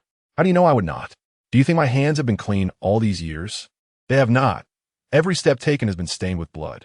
Wei Jiao understood this well, for he had been the executor of many unspeakable deeds. It was precisely for this reason he recognized that those involved were not innocent. His Highness had never been one to indulge in indiscriminate slaughter. He did not respond to Chu Hanqing's statement, but instead posed a question of his own. And what of you, Your Highness? Do you truly wish to rule? Chu Hanqing pondered deeply before shaking her head. To claim she had never entertained such thoughts would be a falsehood. Her mother had not borne a son. To secure their lives, she had reluctantly allied with concubine Jean and Chu Zhaoding. From a young age, she had been favored more than other princes and princesses, achieving more than they ever could. Watching her mother toil and fret, she had felt a sense of injustice. Why could a prince ascend to the throne while a princess could not, especially when she considered herself superior? However, after witnessing the intrigues of the royal court, feeling ensnared, she found it all rather uninteresting. Being emperor offered no freedom. It seemed quite tedious in reality. That position, that palace, appeared resplendent, yet was rife with sin and darkness. Home no longer feels like home, and kin no longer resembles kin. Too many lives have already been interred there. She shall not force herself into that space any longer. The higher one ascends, the greater the solitude, and she yearns to forego it. Moreover, at that moment, Chu Hanqing suddenly turned away Jiao and mused. If I were to truly become empress, perhaps I would require a harem of 3,000. What do you think? Wei Jiao lowered his gaze, suggesting, perhaps it is best not to pursue the title of empress. He cleared his throat, seemingly a tad embarrassed. In truth, he could discern that Her Highness had no genuine desire to ascend to the throne. Otherwise, her actions over the years would have been markedly different. Thus, when she inquired, he replied in accordance with his own wishes. Chu Hanqing leaned closer, stating, I do not require a harem of 3,000. One consort will suffice. Wei Jiu could not help but reach out, gently brushing his fingers against Chu Hanqing's brow, confessing, "I merely wish to remain by your side. As for the title of consort, I dare not aspire to it. I permit you to entertain that thought," she replied. Chapter 82. A new personal made the following day. The rain continued to fall, albeit with diminished intensity. Many roads leading from the capital to the disaster-stricken areas had been washed away, and bridges had collapsed. The court's intention to dispatch a considerable number of troops for disaster relief was thwarted by impassable routes, necessitating the immediate repair of vital thoroughfares. Repairing bridges and roads typically requires the mobilization of laborers. However, given the proximity of the disaster to the capital, finding willing hands on short notice proved difficult, leaving them no choice but to deploy some of the station military for training. With the roads impassable, communication faltered. Inaccurate information regarding the severity of the disaster was elusive. Yet, from what was known, the situation was already alarming. News from Yun Jingchen and others remained non-existent. Chu Zhaoting, Chu Hanqing, and the entire court were consumed with anxiety. Last night, Chu Hanqing experienced restless slumber to the point of not sleeping at all. One moment, she lamented over state affairs, and the next, she recalled the sweetness of the day. This internal struggle persisted until dawn. Upon rising, the dark circles under her eyes startled several maids, who rushed to prepare boiled eggs and layered makeup to conceal her weariness. After a fatigued breakfast, Chu Hanqing intended to retreat to her study for some quiet reflection when Yin Zheng approached with news. "Your Highness, there remains a vacancy for a personal maid by your side. During this time, several maids have been meticulously selected from those in the household. If you are not preoccupied, might you choose one to fill the role?" Chu Hanqing rubbed her temples and replied, "Very well, summon them so I may assess." After all, this individual would be responsible for her personal care, and it was essential that they be agreeable to her. Yin Zheng promptly sent for the shortlisted maids, who arrived swiftly. Although they served within the same princess's household, a strict hierarchy existed. Following the passing of Wen Lu, the vacancy for a first-ranking maid was keenly contested. The personal maid of a master always commands respect, especially when their master is no ordinary person. As the saying goes, a minister's door is graced by a first-rank official, and in the case of a princess of such esteemed status, her personal maid would be afforded deference even in the presence of noble ladies. During this period, competition among the maidservants was fierce and fraught with undercurrents. For ambition resides in every heart. The rivalry was particularly intense among the second-tier maidservants. From their perspective, a vacancy in the first tier would naturally lead to an elevation of one from the second tier. Yin Zheng entered with 3 maidservants, announcing, "Your Highness, these are the 3. The maidservants hurriedly approached, kneeling and bowing their heads in reverence to Chu Hanqing, saying, "We humbly greet your Highness." "Rise," Chu Hanqing replied calmly, casting a glance at Yin Zheng. Understanding the cue, Yin Zheng instructed the 3 kneeling maidservants to introduce themselves and state their current duties. "You first," she said, casually pointing to the one on the left. After expressing their gratitude and standing, the maidservant indicated by Yin Zheng stepped forward, lowering her head to Chu Hanqing.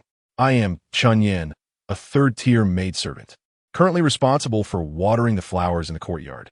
Third-tier maidservants seldom had the opportunity to meet their mistress, so her response was tinged with nervousness. "So you are in charge of the courtyard's flora. It seems you have managed well," Chu Hanqing remarked. "Lift your head so I may see you." Chun Yan raised her head, her gaze cast downward in adherence to protocol, fearful of meeting Chu Hanqing's eyes. Chu Hanqing nodded, slightly lifting her chin as a signal. Yin Zheng, understanding, said, "All right, next." The second maidservant stepped forward, her voice clear and melodious, exuding less tension than Chun Yan. "I am Xiaolu, a second-tier maidservant, currently overseeing the tea service in your Highness's courtyard." Chu Hanqing had a slight recollection of the second-tier maidservants in her courtyard, though she could not recall their names. Over time, they had crossed paths to some extent. The final maidservant approached, her honest and simple demeanor accentuated by her round face. "I am Tuango, a third-tier maidservant, presently tasked with preparing pastries for your Highness in the main kitchen." "Tuango, you say?" That is an amusing name, Chu Hanqing replied with a smile. Who bestowed it upon you? Tuango, composed and steady in her response, explained, it was given by the head of the kitchen. I was called Dejia in my childhood, and the name was changed upon my entry into the household. Chu Hanqing chuckled softly, but said nothing further, gesturing for them to be taken away. Once they departed, only Chu Hanqing and her 3 personal attendants remained. Chu Hanqing inquired, have you each chosen one? Zhehua nodded eagerly. Your Highness is most discerning. We each picked one and wagered on who you would select, with the other 2 obliged to give her silver tail. Chu Hanqing laughed. So you have turned me into a subject of your wagers. Should you not be punished for this? The 3 were unconcerned, aware that Chu Hanqing was not genuinely upset. Yinzheng bowed in apology, playfully requesting leniency. Your Highness, we merely wish to see who understands your preferences best. Please indulge our little desire for favor. That Tuango, while not striking in appearance, seems steady and gracious. Yet, I wonder how well she knows the rules. Zhehua pressed. Are you inclined toward this Tuango? Chu Hanqing nodded. If she has a reasonable grasp of the rules, let her come in and serve for a trial. Zhehua pouted, astonished that Yinzhen had triumphed. Oh, so it was Yinzhen who selected Tuangao? Chu Hanqing cast a glance at Yinzhen. Yinzhen bowed to Chu Hanqing, expressing her gratitude, and had also earned an additional 2 taels of silver. Rest assured, Your Highness, the rules regarding Tuangao will be thoroughly imparted to her by the servants, ensuring she becomes well acquainted with them swiftly.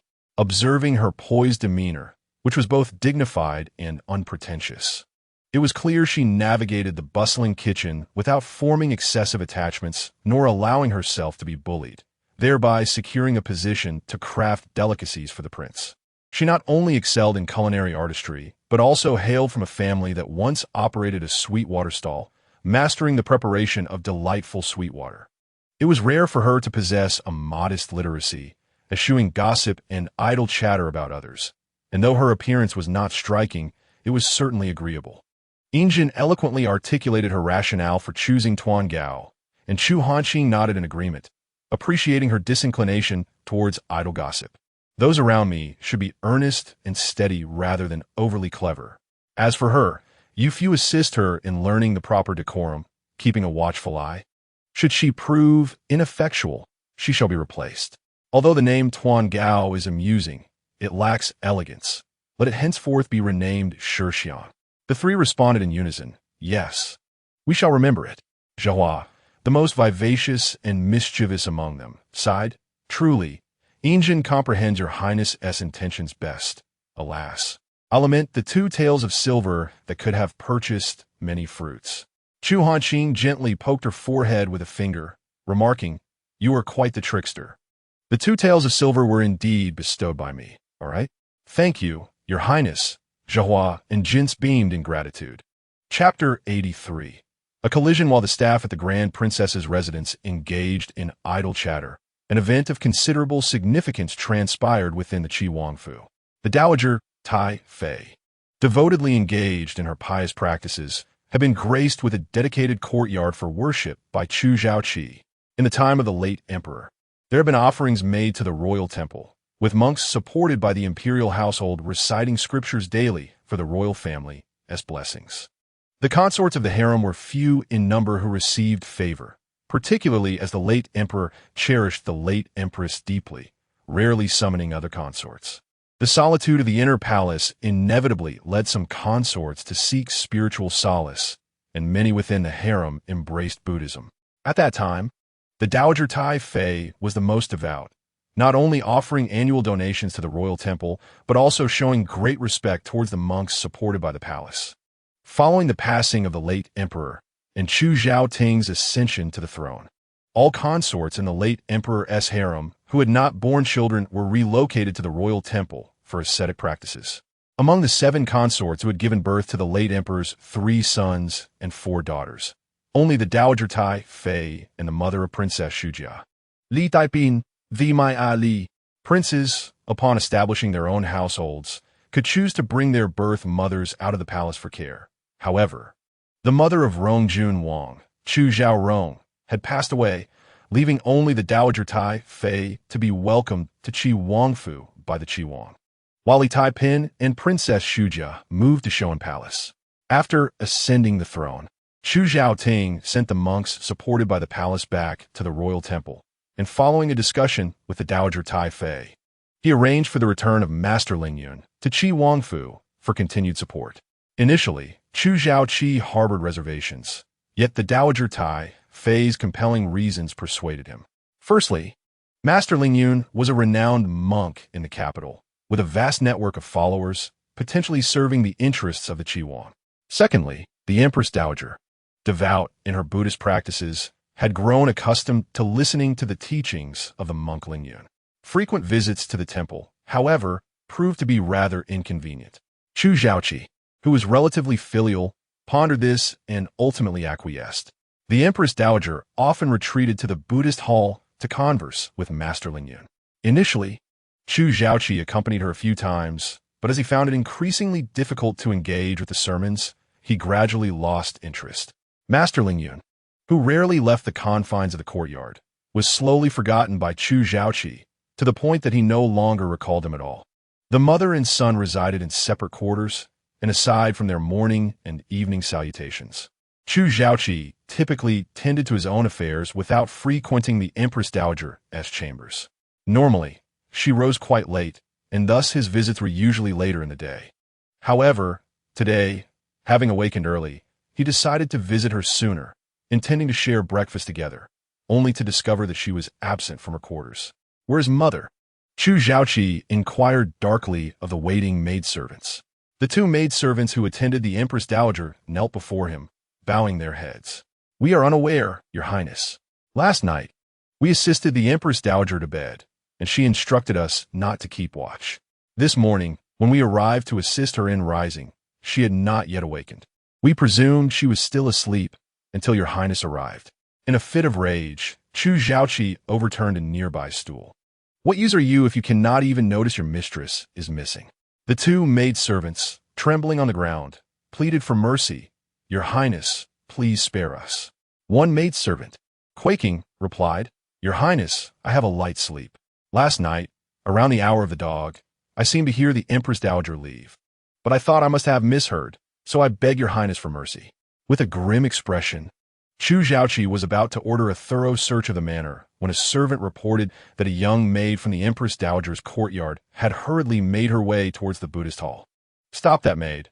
We must go and see. Chu Zhaoqi clenched his fists and gritted his teeth. You can follow alone. He sensed an ominous foreboding, fearing that too many voices would complicate matters. Instantly, someone was dispatched to intercept the maid, while Chu Zhaoqi hastened towards the small Buddhist hall. The hall was situated in the northwest corner of the prince's residence, a secluded and tranquil place. The Empress Dowager had often instructed not to disturb Master Lingyun's meditative practices. Thus, the guards patrolling the area were infrequent, with only a small novice monk usually present to attend to him. Upon arriving at the courtyard's edge, Chu Zhaoqi saw the novice monk standing quietly outside. Rather than greeting him, the monk's first instinct was to turn and flee into the hall. Stop him, Chu Zhaoqi ordered softly. His bodyguards swiftly moved to intercept the novice, and Chu Zhaoqi stepped into the courtyard. At the entrance, a woman dressed modestly was seated on a small stool, guarding the door. Upon seeing the prince, she hurried to rise. Before she could speak, one of Chu Zhaoqi's guards had already seized her by the neck. As he approached, Chu Zhaoqi recognized her face. It was Su, a former maidservant of his mother, who had married, yet remained in the Empress Dowager's favor, always attending to her. His heart sank. It appeared his mother was indeed here. Speak, is the Empress Dowager inside? Suizhu was utterly flustered, not expecting the prince's sudden appearance, and knew trouble was brewing. In recent days, the esteemed Dowager Empress has not found an opportunity to visit.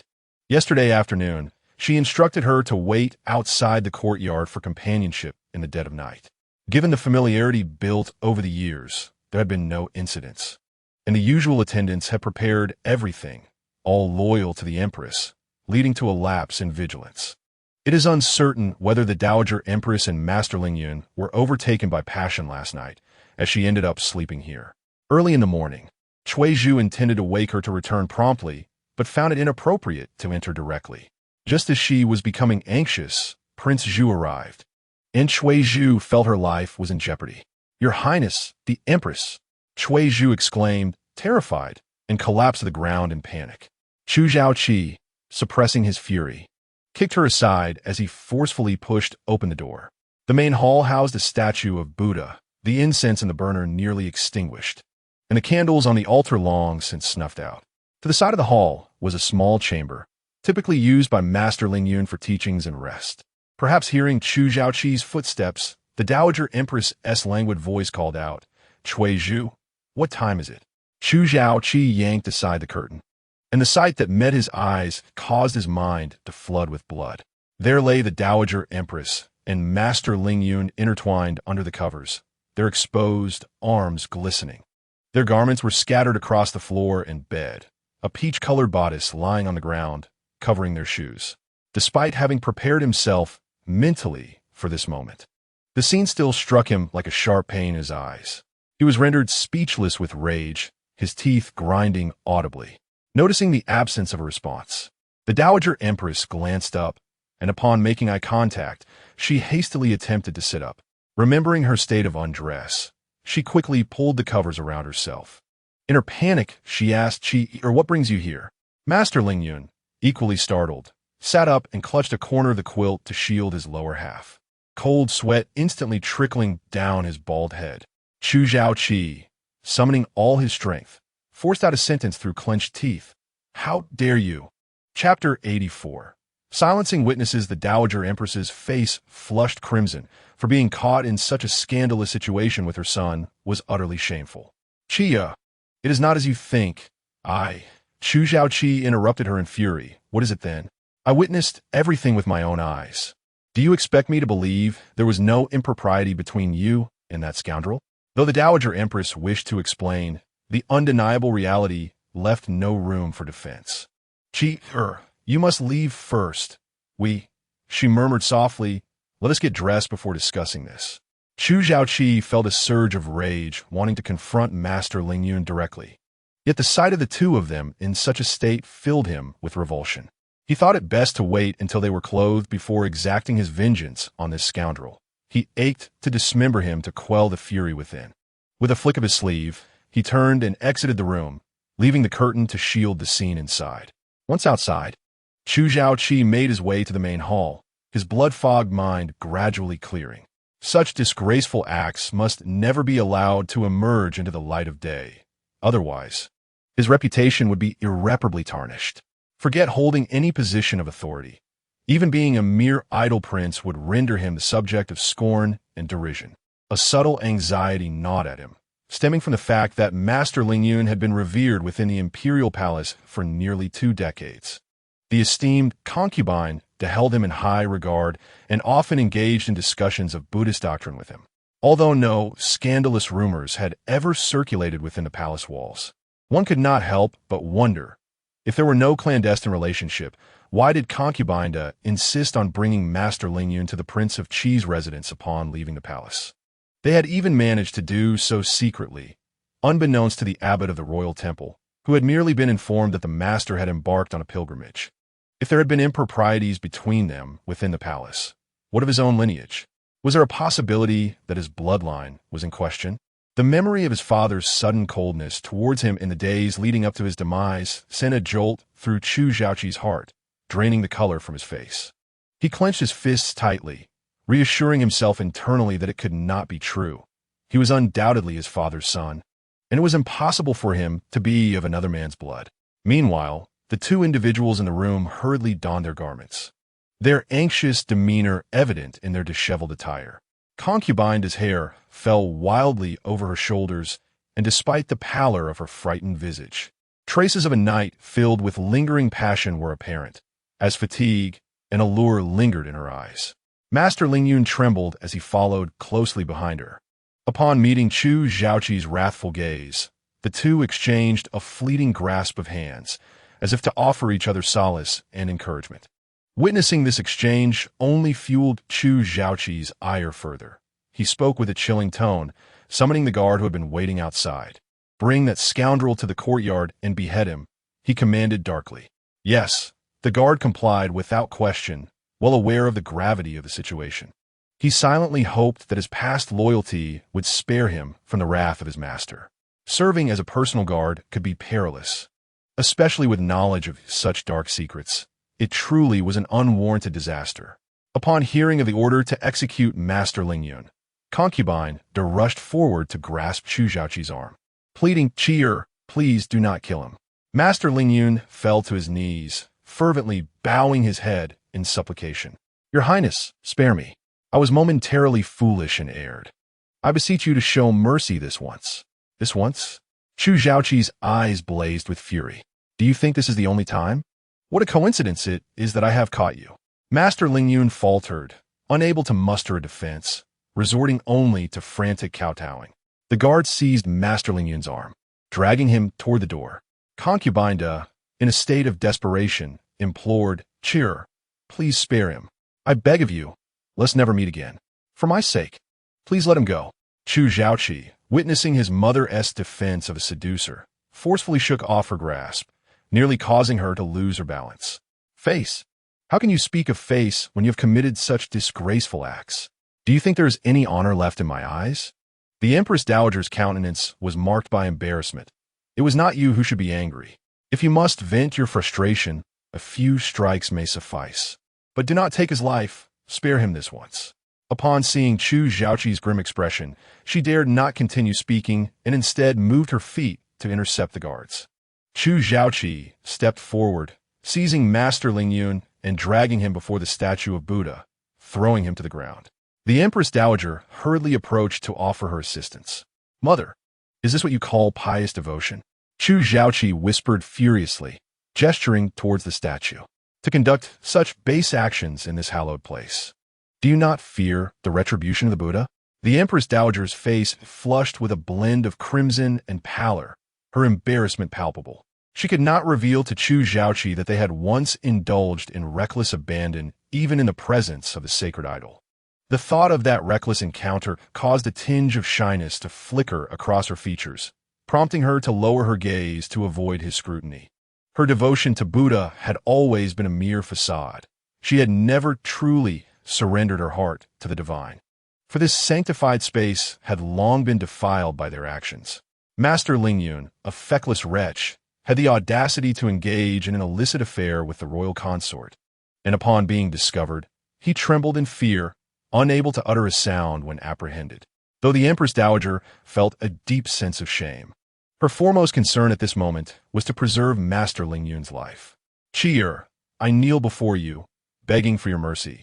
Spare his life," she implored, preparing to bow down to Chu Zhaoqi.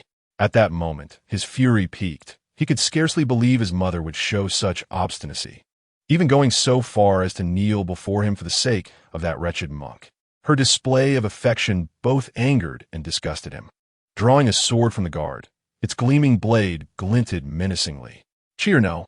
The Empress Dowager cried out in alarm as he mercilessly slashed Master Lingyun's throat. Blood splattered onto the altar's drapery, and the monk collapsed, his lifeblood quickly soaking the ground beneath him.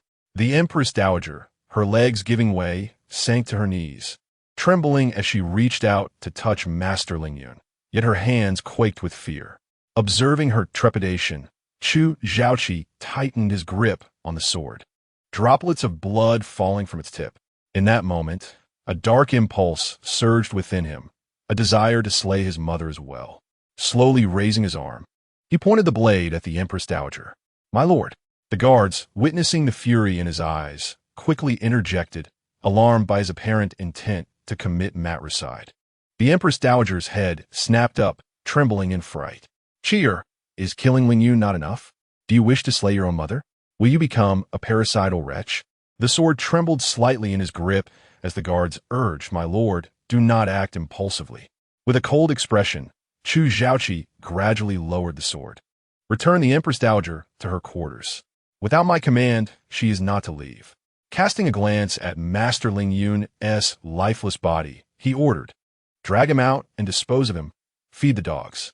The Empress Dowager opened her mouth to speak, but Chu Zhaoqi turned away, casting her not a single glance as he flung the sword to the ground and stormed out. Chapter 85. Who is my biological father? In a single day, The King Chi's residence underwent a thorough cleansing.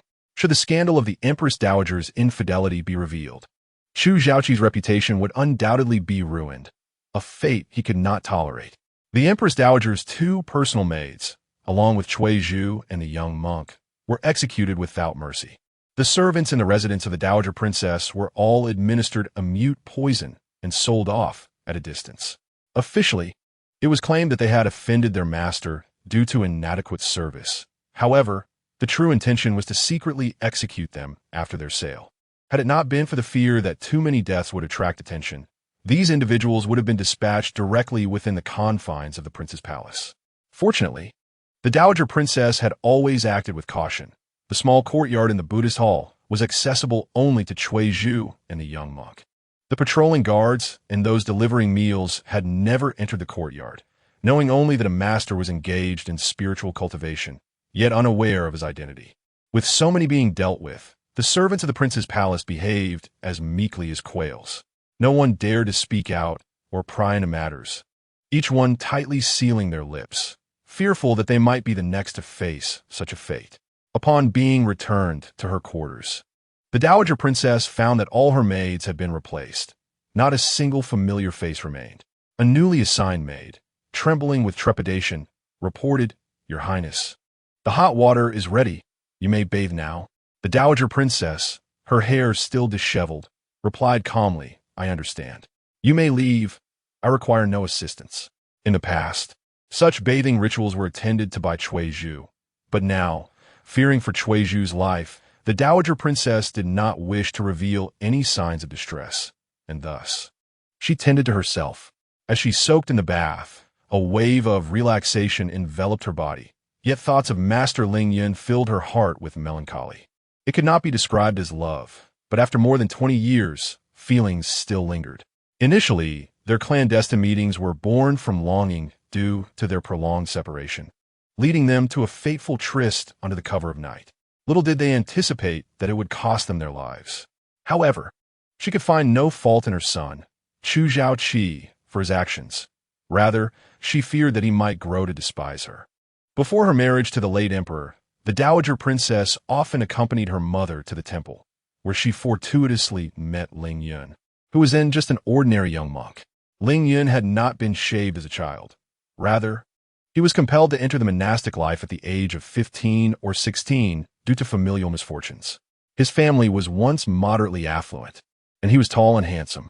Before renouncing the world, he had tasted both male and female affections. The Buddhist sanctum was a place of purity, distant from the allure of women.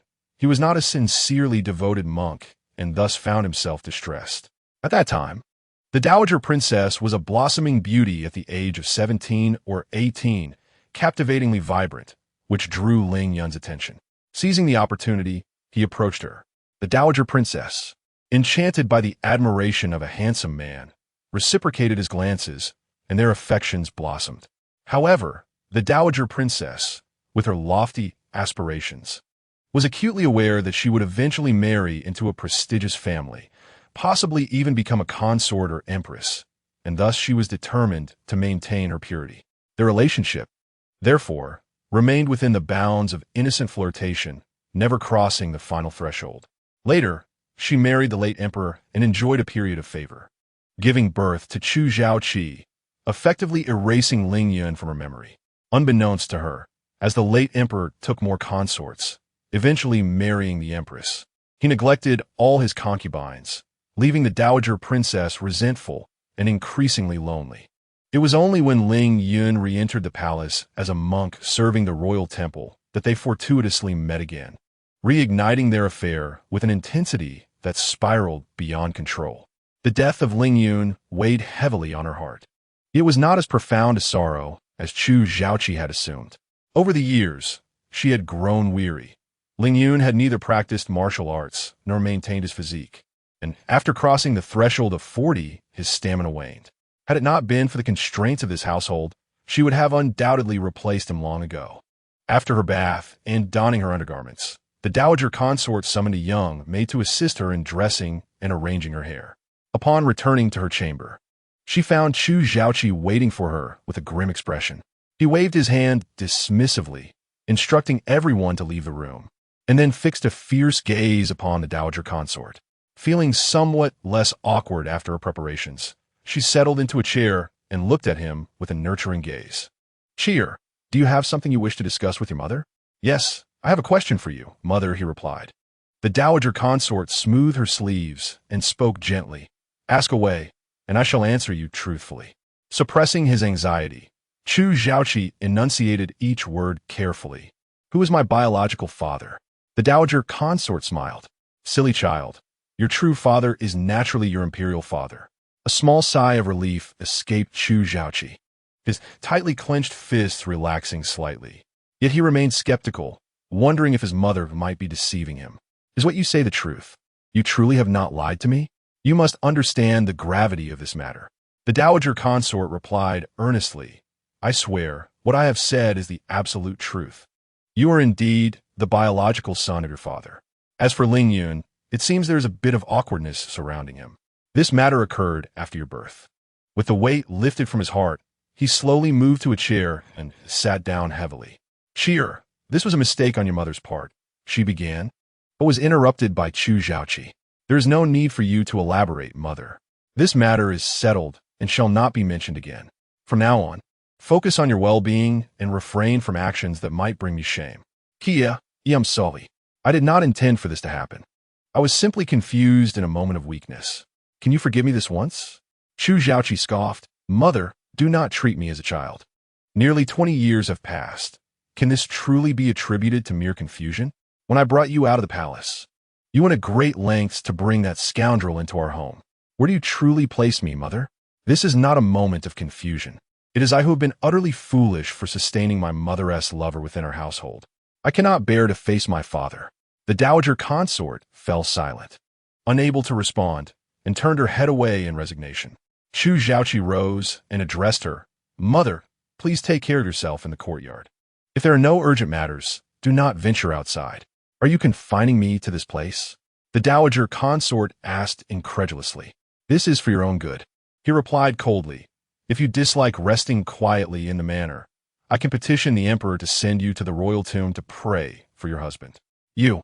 The dowager consort trembled as she pointed a finger at her son. "Mother, please rest well. I have many responsibilities and may have little time to visit you. Take care of yourself." With that, Chu Zhaoqi departed, leaving the dowager consort to ponder her emotions alone. De Tai Fei, her legs weak, sank into the chair. Chapter 86, A Desire to Hold Hands. The Qi Wangfu had caught the attention of Chu Hanqing, with the number of lurking spies more than doubled. That very night, the movements of the Qi Wangfu were promptly delivered to Chu Hanqing. The news was brought by Wei Jiao, who, upon receiving the information, decided to report it to His Highness immediately, for the prince had shown keen interest in Qi Wang. The activities of the Qi Wangfu were of significant importance, and it was certainly not due to any desire to meet His Highness. The two had spent the entire day apart, each preoccupied with their own affairs. While engaged, they felt no particular sentiment. However, when they finally met, an inexplicable shyness enveloped them both. Chu Hanqing had initially believed her experiences to be distinct from those of ordinary women, assuming that she would be generous in matters of the heart, devoid of the typical anxieties that beset lesser women. Yet, to her surprise, she found herself equally susceptible to such conventions, often thinking of the other after their feelings had been mutually acknowledged. This sweet yet bashful emotion was quite novel to her. Wei Jiao reported to Chu Hanqing about the Qi Wangfu sale of a large number of servants, to which she inquired, who were the sold servants meant to serve. While uncertain, he speculated that they were likely intended to serve the Tai Fei.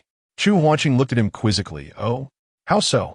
"This batch consists entirely of maids and matrons, with no male servants among them," Wei Jiao elaborated. "Although there are female servants in the inner court serving Qi Wang, the outer court predominantly employs male servants. If this matter pertains to Qi Wang, it is improbable that not a single male servant would be involved. Only the Tai Fei's attendants are all women. Thus, any affairs concerning her would not implicate the male servants of the outer court." After a moment of contemplation, Chu Hanqing conceded, "Your reasoning is sound. The simultaneous disposal of so many individuals indicates a serious matter at hand. Indeed, Wei Jiu affirmed. We discreetly approached and discovered that all these individuals had been administered mute poison, suggesting the presence of unspeakable affairs. Chu Huanqing's curiosity piqued concerning the Tai Fei. Yet, one fears the repercussions of loose tongues, leading to such a large-scale disposal. A vague suspicion stirred within her, quickly dismissed as improbable. After all, the Tai Fei was presently at the Qi Wangfu, under her son's watchful. Surely, such a scenario was unlikely. Is there a chance to extract information from the mouths of those involved? She queried. Wait, Jiu shook his head. That is not feasible. The personnel at Qi Wangfu are exceedingly cautious. The individuals we are pursuing are specifically those who trade in death contracts. They are tight-lipped and well-connected. The servants sold from their hands are dispatched to mines and coal pits as laborers, and many perish along the way, with the authorities rarely conducting thorough investigations. It seems the Qi Wangfu's intent is to feign sales, silencing them en route. I have already arranged for some to see if they can intercept one or two, though the prospects appear dim. Even if we manage to capture them, it is uncertain whether we can extract any useful information. Chu Huanqing acknowledged Wei Jiu's assertions, recognizing Qi Wang's penchant for meticulousness. It is likely that the number of individuals to be silenced is too great to eliminate all at once. Otherwise, with Chu Zhaoqi's temperament, he would never allow any potential threats to remain. Have someone investigate thoroughly to uncover any secrets. I sense that there is something deeply concealed here that may prove advantageous against Chu Zhaoqi. Yes, I will ensure arrangements are made. Has there been any news from the Yinsheng envoy? Have any leads been found? The news concerning Yun Jingchen and his companions has become the paramount concern for the court and military alike. The mere thought of an unfortunate event, such as Yun Jingchen meeting his demise within the borders of Ningtian, could precipitate a significant upheaval in the relations between the two nations. As of yet, no news has arrived. Wei Jiu has not received a response from the covert operatives dispatched by the Dark Guard. Given the current circumstances, it appears they have not vanished within the town, but rather encountered calamity in the wilderness, rendering the search exceedingly challenging. Chu Hanqing let out a deep sigh, a hint of worry shadowing his expression, fervently wishing for Yun Jingchen's safety. Wei Jiu's gaze flickered momentarily as he lowered his eyelids and softly inquired, Are you very concerned, Your Highness? Chu Hanqing replied without hesitation, Indeed, I am deeply concerned. Wei Jiu felt a pang of bitterness within, coupled with a tinge of self-disdain. He had previously thought that merely receiving a modicum of affection from the prince would suffice. Yet now, with the prince having earnestly acknowledged his hopes, he found himself wanting to be the sole focus of the prince's heart and mind. Human desires, it seems, are boundless. Lost in thought, Chu Hanqing had not been observing Wei Jiu's face. His casual responses were instinctive. However, after a couple of inquiries, Wei Jiu fell silent, prompting Chu Hanqing to glance up in curiosity. What he beheld was a tall man standing upright. Yet at that moment, with his eyes cast down and lips pressed together, he appeared quite forlorn. Chu Hanqing felt as if Wei Jiu were akin to a damp, dejected dog, yearning for his master's affection. Come here, Chu Hanqing's voice, imbued with warmth, beckoned. Wei Jiu approached slowly, lowering his gaze to meet Chu Hanqing's face, the delicate fragrance emanating from her drawing him in uncontrollably. In that moment, as one stood and the other sat, the prince appeared diminutive in Wei Jiu's eyes. Being so close, Chu Hanqing was compelled to lift her chin to look up at him, an angle that seemed to invite a kiss. As if possessed, he began to lean down, but upon realizing his actions, he abruptly retreated a considerable distance. Wei Jiu cursed himself mentally. What on earth was he thinking? Chu Hanqing, puzzled, asked, What is wrong? Why are you suddenly stepping back? I won't bite. With one hand behind his back, Wei Jiu found himself unable to resist fidgeting with his belt. It was not the prince who posed a threat. Perhaps he himself was the one at fault. How shameless. It's nothing. What matters does your highness wish to discuss? Chu Hanqing did not press further, commanding, Extend your hand. Without hesitation, Wei Jiu complied, offering his hand to Chu Hanqing. Her eyes sparkling with mirth, she asked, Do you know what I wish to do? I do not, he replied. Chu Hanqing placed her hand into Wei Jiu's palm, saying, I wish to hold your hand. Would you allow me this simple pleasure? Wei Jiao's eyes brightened instantly, and he swiftly enveloped her delicate hand within his own, replying eagerly, "I would, very much so." Observing the sudden transformation from his previous despondency to joy, Chu Hanqing couldn't help but chuckle. "What troubled you just now? I wish to hear the truth." Wei Jiao had not intended to reveal his feelings, fearing that the prince might perceive him as a petty man. However, His Highness desires to hear the truth, and he cannot resort to lies or deceit. I believe His Highness is quite concerned about Prince Yun Shengqi, so I beg for your forgiveness. It turns out it was for this reason that Chu Hanqing suddenly laughed, realizing that her seemingly innocent dark guard was, in fact, quite the jealous soul. This is not a matter of state. Between us, there should be no talk of forgiveness. Chu Hanqing lifted her head and earnestly gazed into Wei Jiao's eyes. I merely expressed my concern, yet I did not specify that my worry was for Yun Jingxin himself. I am merely anxious about the consequences should he encounter misfortune, as it would be difficult to explain to the kingdom of Yun Sheng. Do not overthink it. Wei Jiao felt both delighted and embarrassed. He knelt before Chu Hanqing on one knee, taking her small hand and placing it over his heart. "Do you think I am too petty, Your Highness? For a grown man to be so sulky and jealous is indeed quite unbecoming." Chu Hanqing smiled gently, her other hand delicately brushing against his brow. "Not all. The Buddha teaches that love brings forth worries and fears.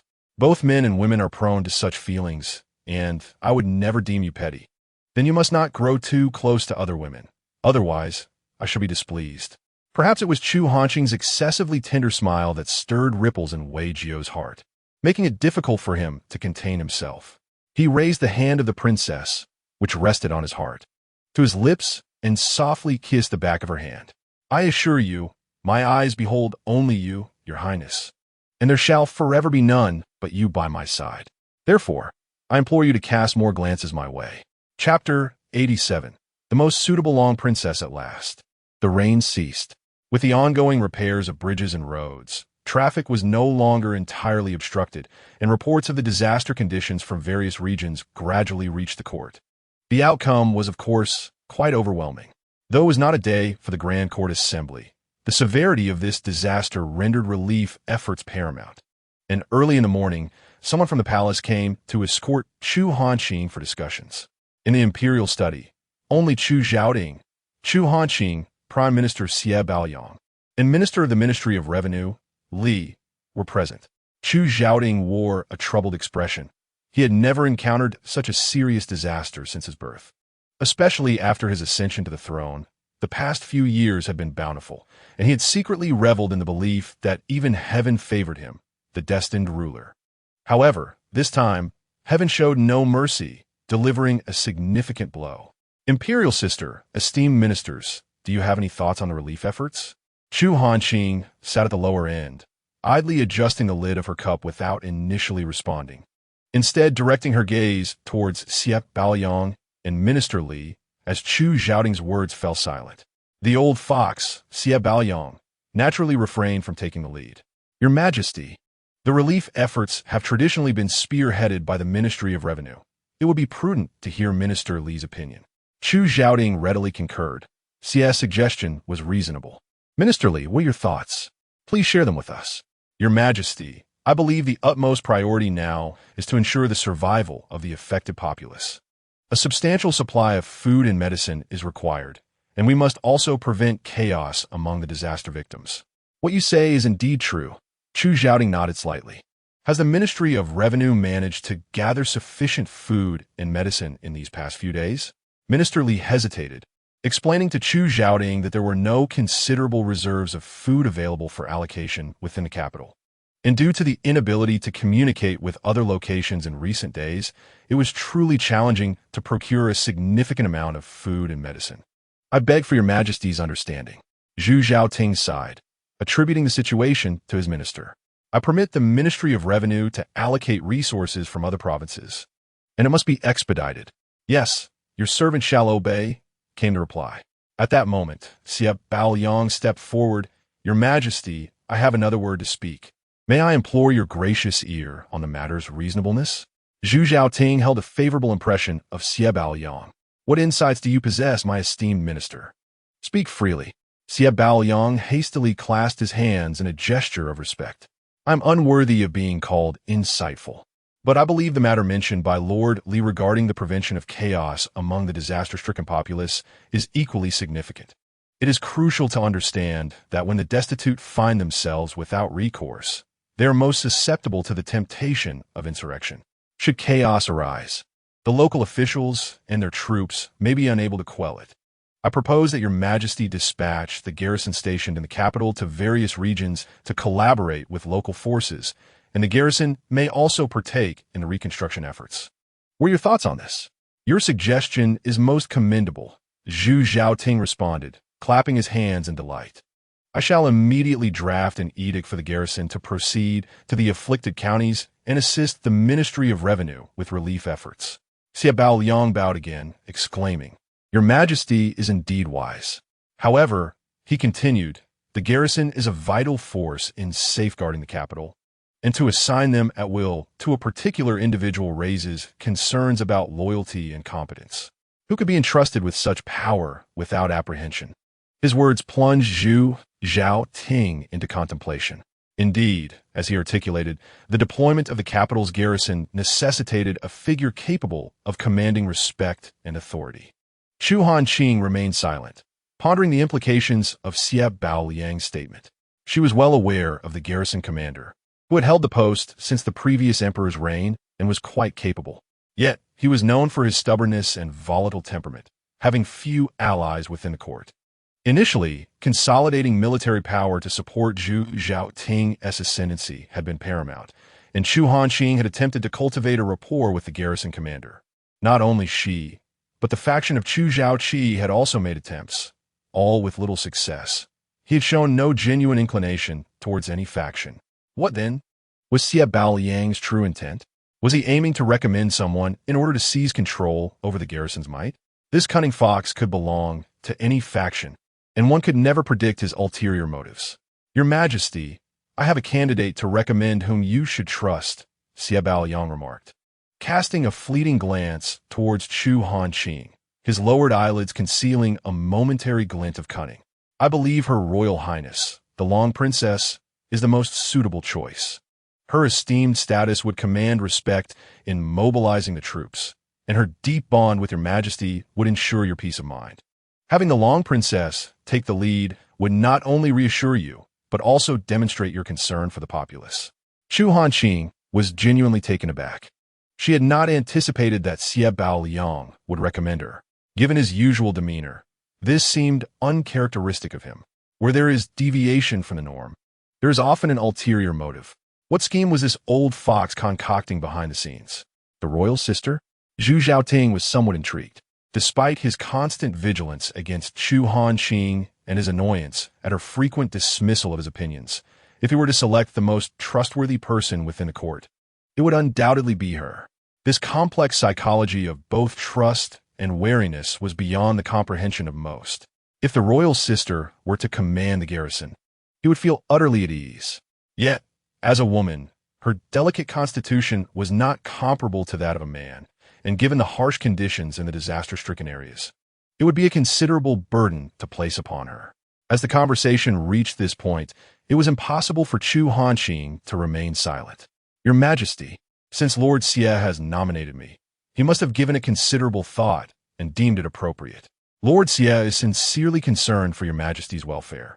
As a princess of the imperial family, who enjoys the support of the people, I cannot shirk my responsibilities and stand idly by while the populace suffers. Moreover, I am not as delicate as you may think, so there is no need for Your Majesty to worry. Chu Zhaoting felt a weight lifted off his shoulders. Since his elder sister agreed, it was settled. I shall issue an edict immediately, appointing the princess as a special envoy to oversee the relief efforts in the disaster-stricken areas. And the capital's garrison will be entirely at her disposal. Your Majesty, it seems Lord Xie has more to say, Chu Zhaoting remarked, intrigued. Is there something else, my dear minister?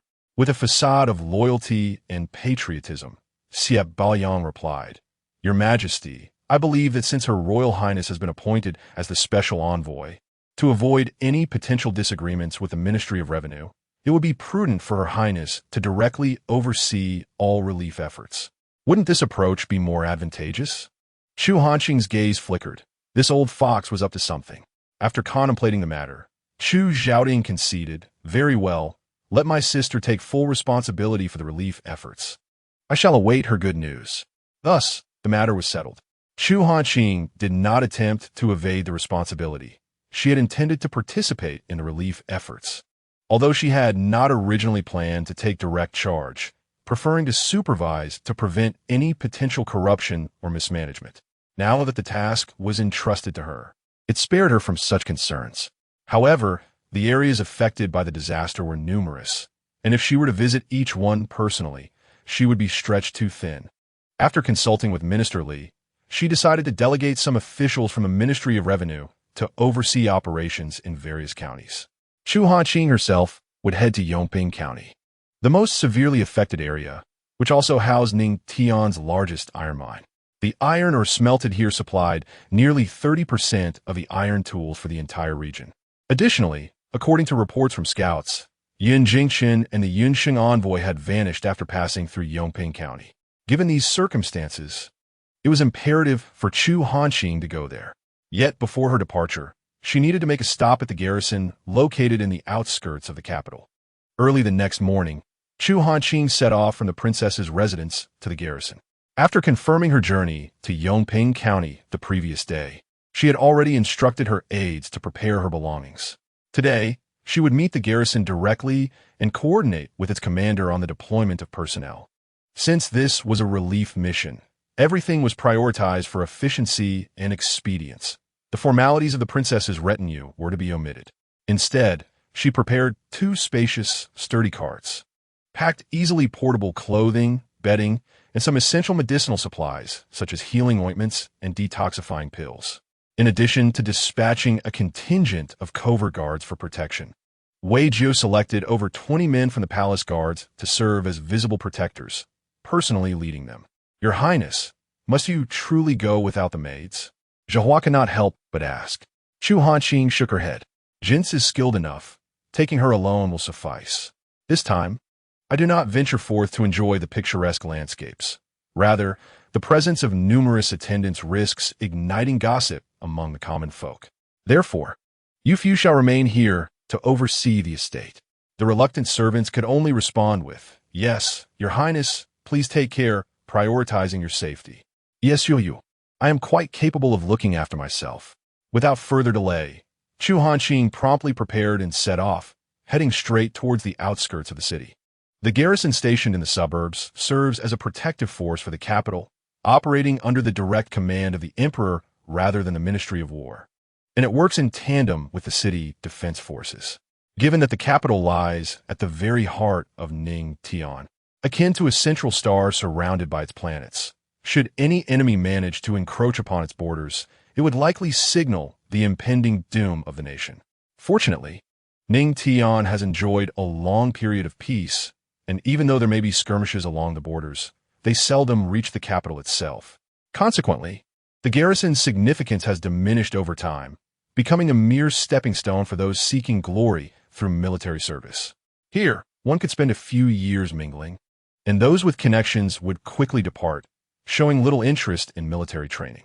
It was not until the arrival of the current commander that the garrison underwent a transformation, evolving into a truly formidable military force. The group soon reached the outskirts of the city. Although the court had previously ordered repairs to the roads ravaged by erosion, they still remained uneven and pockmarked, making the journey by carriage considerably more jarring than usual. Despite the driver's careful navigation, some ruts were unavoidable, and Chu Hanqing was jolted several times. Jin Se, ever attentive, took a cushion and carefully placed it against Chu Hanqing's back, expressing concern for her comfort. After all, this was a matter of great importance concerning the welfare of the people, and Jin Se understood that the princess could not indulge in the luxuries of silk and brocade. Hence she refrained from complaints and focused on alleviating the princess's discomfort. Chu Hanqing, however, was mentally prepared for the journey's challenges. She was not venturing out for leisurely pursuits or to bask in luxury. Such minor hardships were easily surmountable for her. "I am quite all right," she reassured, reflecting on the assassination attempt that had nearly cost her life. This minor discomfort was trivial in comparison. Time passed neither quickly nor slowly, and within 2 hours, the group arrived at the suburban camp. The camp was somewhat closer than the rural estate she had visited previously, albeit situated in a different direction near the forested area for training purposes. The poor condition of the roads had delayed their arrival. Chu Hanqing's carriage came to a halt at the sentry post outside the camp, where the guards immediately stepped forward to obstruct their passage, demanding, "Who goes there?" How audacious! The subordinate leader of the palace guards swiftly interjected, positioning himself before the carriage. "Is this the carriage of the Grand Princess, which you dare to impede? Stand down at once." The guards, regaining their composure, apologized. "We are sorry, but the commander has instructed that anyone approaching the camp must have their identity verified. It is protocol." The palace guard was about to protest when Chu Hanqing spoke from within the carriage. "Do not make it difficult for them. Strict adherence to protocol is commendable. Please present my identification to Commander Zhao." The palace guard returned to Chu Hanqing's carriage, respectfully accepting the nameplate handed over by Jin Se, and passed it to the guard. The soldier hesitated, uncertain of the authenticity of Chu Hanqing's identity, yet the display surrounding her suggested it was indeed genuine.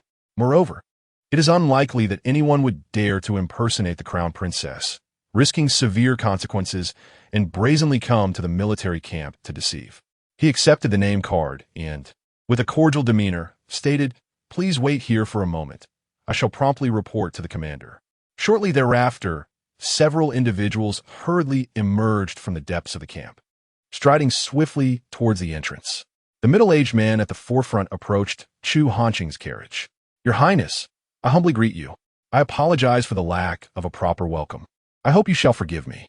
Though he uttered words of apology, his expression bore no hint of anxiety or servility, and the lowered gaze concealed a flicker of impatience.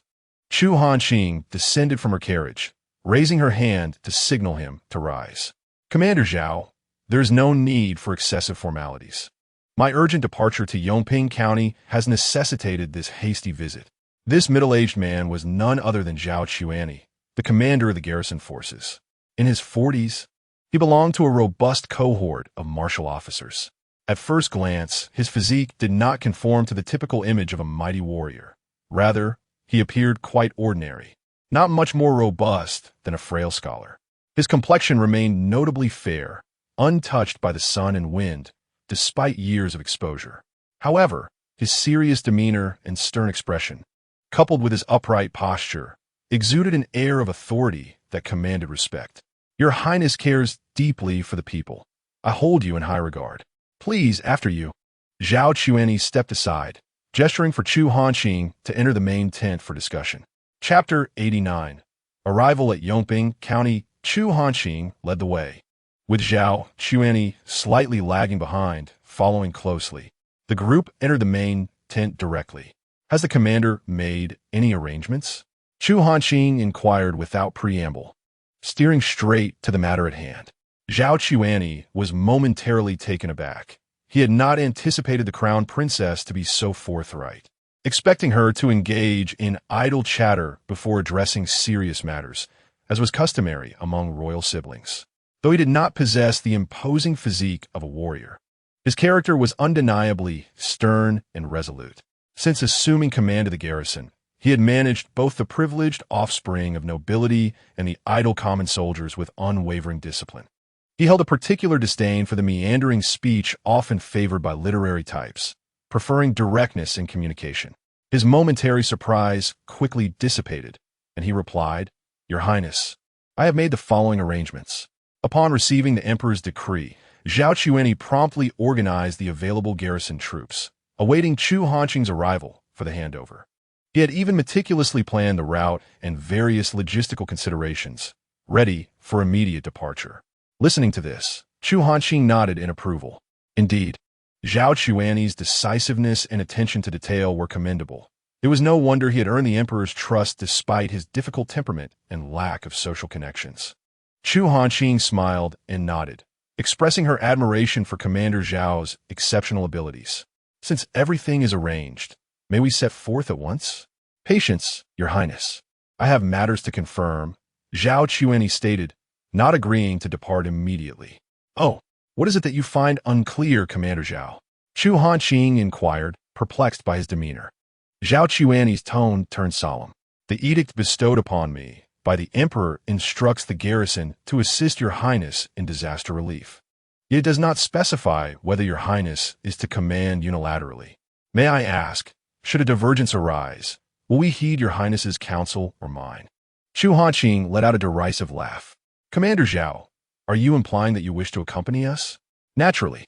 It is my duty to serve the Emperor and alleviate the suffering of the populace. I have no choice but to comply," Zhao Chuani replied, matter-of-factly. In truth, Chu Zhaoding had not explicitly commanded him to join the effort, but neither had he forbidden it. He merely instructed Zhao to fully cooperate with Chu Hanqing's directives. However, Zhao Chuani was keen to participate. He genuinely wished to aid the people, and he also sought an opportunity to earn merit. Without battle, military accolades are unattainable, and a commander would find no prospects for promotion. Encountering such an occasion, it was only natural for him to seize the opportunity. Yet, he ought not to have posed that question, as he wagered that Chu Hanqing, being young and a woman, might not endure the company of rough soldiers. According to the usual practices of those in power, had he asked so, even for the sake of winning her favor, she might have readily acquiesced to his complete command. Alas, he miscalculated. Chu Hanqing's actions were far from conventional. "Commander Zhao, one cannot be without a leader in the military. The garrison is not fully mobilized. If you accompany me to Yongping County, who shall oversee the camp in the outskirts of the capital?" Chu Hanqing cast a sidelong glance at Zhao Chuani. "The garrison bears the responsibility of safeguarding the capital. I trust you have not forgotten this?" Moreover, she deliberately paused before continuing. "Did the Emperor not specify that I am to be wholly responsible? Surely, Commander Zhao understands the implications of full authority, does he not?" Zhao Chuani's expression faltered slightly. "I certainly understand, Your Highness." "Then what was the intent behind your earlier inquiry, since you were aware of the Emperor's arrangements?" Feigning ignorance could be construed as a slight against him, or an unauthorized transmission of his decree. Chu Hanqing asserted with increasing gravity, directly accusing Zhao Chuani of serious misjudgment. To show contempt for the Emperor and to falsely convey his orders is a grave offense punishable by death. Zhao Chuani could not concede to such an accusation. Yet his actions were indeed suspect. "I acknowledge my error. It was my failure to fully comprehend the Emperor's intent. I beseech your Highness for forgiveness." Chu Hanqing preferred not to dwell on the matter. Commander Zhao was certainly aware of his own transgressions. "Rest assured, the contributions that are rightfully yours shall not be overlooked. There is no need for you to accompany us." With his intentions laid bare, Zhao Chuani's serious demeanor gave way to embarrassment. "Your Highness, I have caused you to laugh at my expense."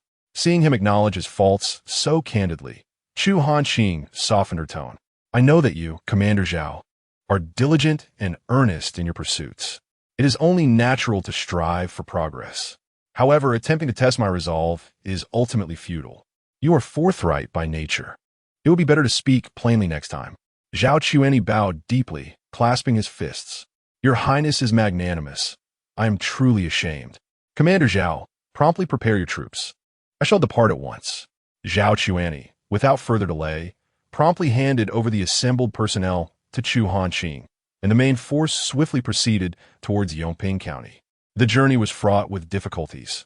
The pace of the large contingent was far from rapid, and the condition of the roads exceeded Chu Hanqing's expectations. Closer to the capital, the court had dispatched individuals to make rudimentary repairs, yet further afield, bridges lay broken and roads were devastated. On several occasions, the carriages were rendered immobile, necessitating Chu Hanqing to dismount so that the soldiers could lift the vehicles over obstacles. The sights along the way made Chu Hanqing realize that the reports submitted to the court were far less vivid than witnessing the devastation firsthand, deepening her sense of despair. After enduring 3 arduous days, the party finally arrived in Yongping County. Chapter 90. The tragedy. Yongping County, situated in the vicinity of the capital, is flanked by towering mountains. Due to the presence of iron mines within these mountains, the region had historically been prosperous, although Chu Hanqing had never visited. She could envision the idyllic scenes of contented citizens from the previous reports. However, the scene before her weighed heavily on her heart. As they entered the county town, the first sight that greeted them was the wreckage of homes, collapsed and askew upon the fractured roads. The thick layers of mud, deposited by the floodwaters, covered the ruins. Puddles of stagnant water mingled with the mud, and the wheels of the carriages became caked with mire after traveling scarcely 2 paces. The ground was too treacherous for pedestrians. A single step would result in sinking deep into the muck, making it nearly impossible to extricate oneself. If the destruction of homes were the only issue, it would be bearable. Yet beside the ruins, the disheartened populace lay sprawled or seated, their faces blank and their eyes devoid of life, coated in the murky sludge. Some were injured, wrapped in the mud, rendering their wounds invisible, with only the sight of blood seeping through the filth. Tragically, many lay lifeless on the ground, with only the faint sounds of sobbing from nearby relatives piercing the silence. The calamity struck with such swiftness and unpredictability that the people appeared devoid of the strength to weep aloud, left only with a hollow sense of confusion and helplessness. A few younger individuals still possessed a modicum of strength, laboriously scooping through the debris and muck. Chu Hanqing gazed intently, realizing that beneath the rubble lay individuals, with only a portion of an arm or leg exposed. All were stunned by the horrific scene before them, which far exceeded their worst fears. Throughout the journey, Wei Jiu had remained mounted, closely following Chu Hanqing's carriage. At this moment, he gently urged his horse forward, addressing her, "Your Highness, the mud is too deep. The carriage cannot proceed." Chu Hanqing nodded solemnly in response. Wei Jiu dismounted and approached the carriage, saying, "Your Highness, the ground is too treacherous. You should ride over." "No need." Chu Hanqing waved her hand, declining his suggestion. "I wish to walk." Jin Se, standing nearby, advised, "Your Highness, it would be wiser to ride. Dirtying your shoes and clothes is trivial, but injuring your foot would be unfortunate." Chu Hanqing remained silent, resolutely leaping down from the carriage. Wei Jiu, startled by her sudden action, instinctively reached out to grasp her arm, aiding her descent before stepping back. Jin Se hurriedly followed suit, supporting her. The soldiers who followed exchanged glances, and those still mounted quickly dismounted. Did they not see that Her Highness, the Crown Princess, intended to walk directly past? Who among them had the audacity to ride alongside her? Chu Hanqing trudged along the path, her steps uneven, no matter how much Wei Jiu and Jin Se worried. She paid them no mind, focused solely on her progress. One foot would sink into the mud, while the other required considerable effort to extract before she could continue her advance. At times, her embroidered shoes slipped off, ensnared in the mire. But before Jin Se could assist her, Chu Hanqing would bend down to retrieve them and put them back on. She herself was uncertain of what she was persevering for. Merely observing the sorrowful, numb faces by the roadside made it impossible for her to ride by with ease. When the Crown Princess's royal carriage arrived, local officials were expected to come forth to greet her, not merely a matter of decorum, but also to arrange accommodations for the entourage, to say nothing of other matters. They were utterly unaware of the location of the Yongping County Government Office. Upon questioning several townsfolk, they either stared blankly in silence or recoiled in fear. Wei Jiu made a few gestures, and several members of the guard stepped forth, swiftly heading in different directions to scout. It turned out they were covert operatives disguised as ordinary guards, who blended in with the entourage without raising suspicion. These shadow guards were all skilled fighters, adept at scaling walls and climbing trees, and within moments they returned, pointing Chu Hanqing and her companions toward the county office. As they moved in that direction, the lifeless gazes of the townspeople followed the group until they vanished from view. The Yongping County office was as dilapidated as anticipated. The flood had shown it no mercy, and the materials used in its construction were merely sturdier than those of the common folk's homes, allowing a small portion of its remnants to endure. Upon reaching the entrance, Chu Hanqing's skirts and shoes had become a sight to behold, her hands smeared with mud from retrieving her shoes, which inadvertently left smudges on her face. At over 20 years of age, it was the first time she presented herself in such a disheveled state. Wei Jiu longed to assist her, but in the public eye, he could not act out of line, so he chose to ignore it. He signaled for a guard to approach and notify the county officials, while he remained vigilant by Chu Hanqing's side. In this unfamiliar place, her safety was paramount. He could not afford to let her be endangered a second time. Thus, the group stood at the county office's entrance. While Jin Se used a handkerchief to gently wipe Chu Hanqing's hands, unable to suppress her grievances against the emperor. Her Highness had never endured such hardship. Had it not been for the emperor's request to assist in disaster relief and aid the people, a princess would never be tasked with such burdens. Not to mention the younger Princess Shujia, or the elder Princess Shuha and Princess Shuru. Each required only luxurious comfort and prosperity. Even the Prince of Qi and the Duke of Rong enjoyed leisurely lives. Only their own princess toiled daily, consumed with worry over such trivial matters. Surely, among the multitude of officials in the court, at least one could shoulder the responsibilities? It was all the emperor's fault for being ineffectual. Though such thoughts were irreverent, she couldn't help but feel indignant. Disrespect stems from the emperor's ineptitude, which has caused His Highness to endure such tribulations. Jin Se, increasingly infuriated, inadvertently tightened his grip. Gentler. Please, Chu Hanqing implored, exasperated. Do you consider this palace's hand a table or a stool? Jin Se hastily softened his hold. Your Highness, I beg your pardon. Chu Hanqing dismissed the matter. It is of no consequence. Merely a light wipe will suffice. I shall wash it shortly. At that moment, a throng of disheveled individuals burst forth from the county office, their appearances akin to that of dirt-ridden vagabonds. The leader donned the county magistrate's attire.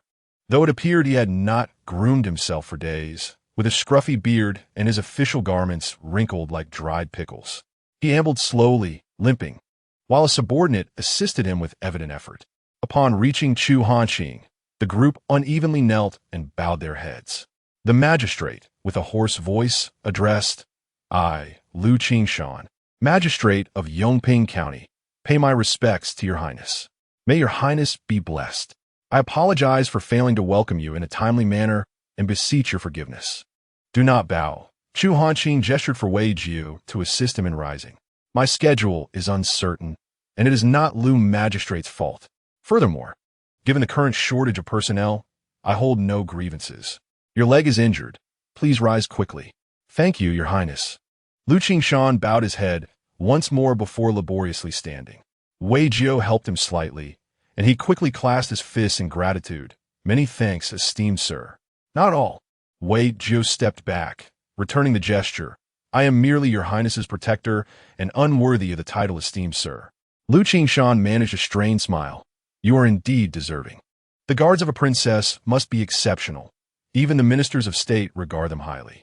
It is prudent to avoid offending those who serve noble patrons, for one can never tell who might twist events to their own disadvantage. Your Highness, Lu Qingshan continued. The finest accommodation in Yongping County is the back courtyard of the magistrate's office, where 2 rooms remain in relatively good condition. I can only request your Highness to bear with us. I have already instructed repairs to commence swiftly. He felt exceedingly awkward, fearing Chu Hanqing would blame him for inadequate hospitality. Chu Hanqing's expression revealed no dissatisfaction. She merely nodded, I appreciate your efforts. Chapter 91.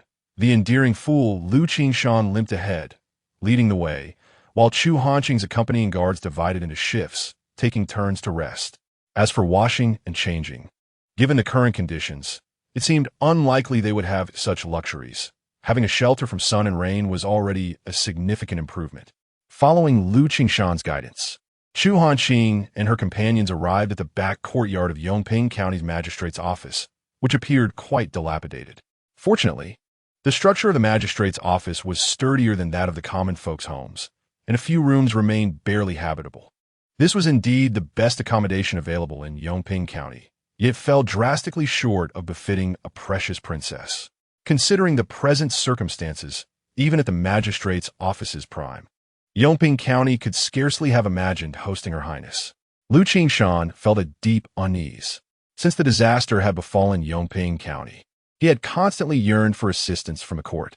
The mere few officers at the magistrate's office were utterly inadequate against the severe calamity afflicting the entire county.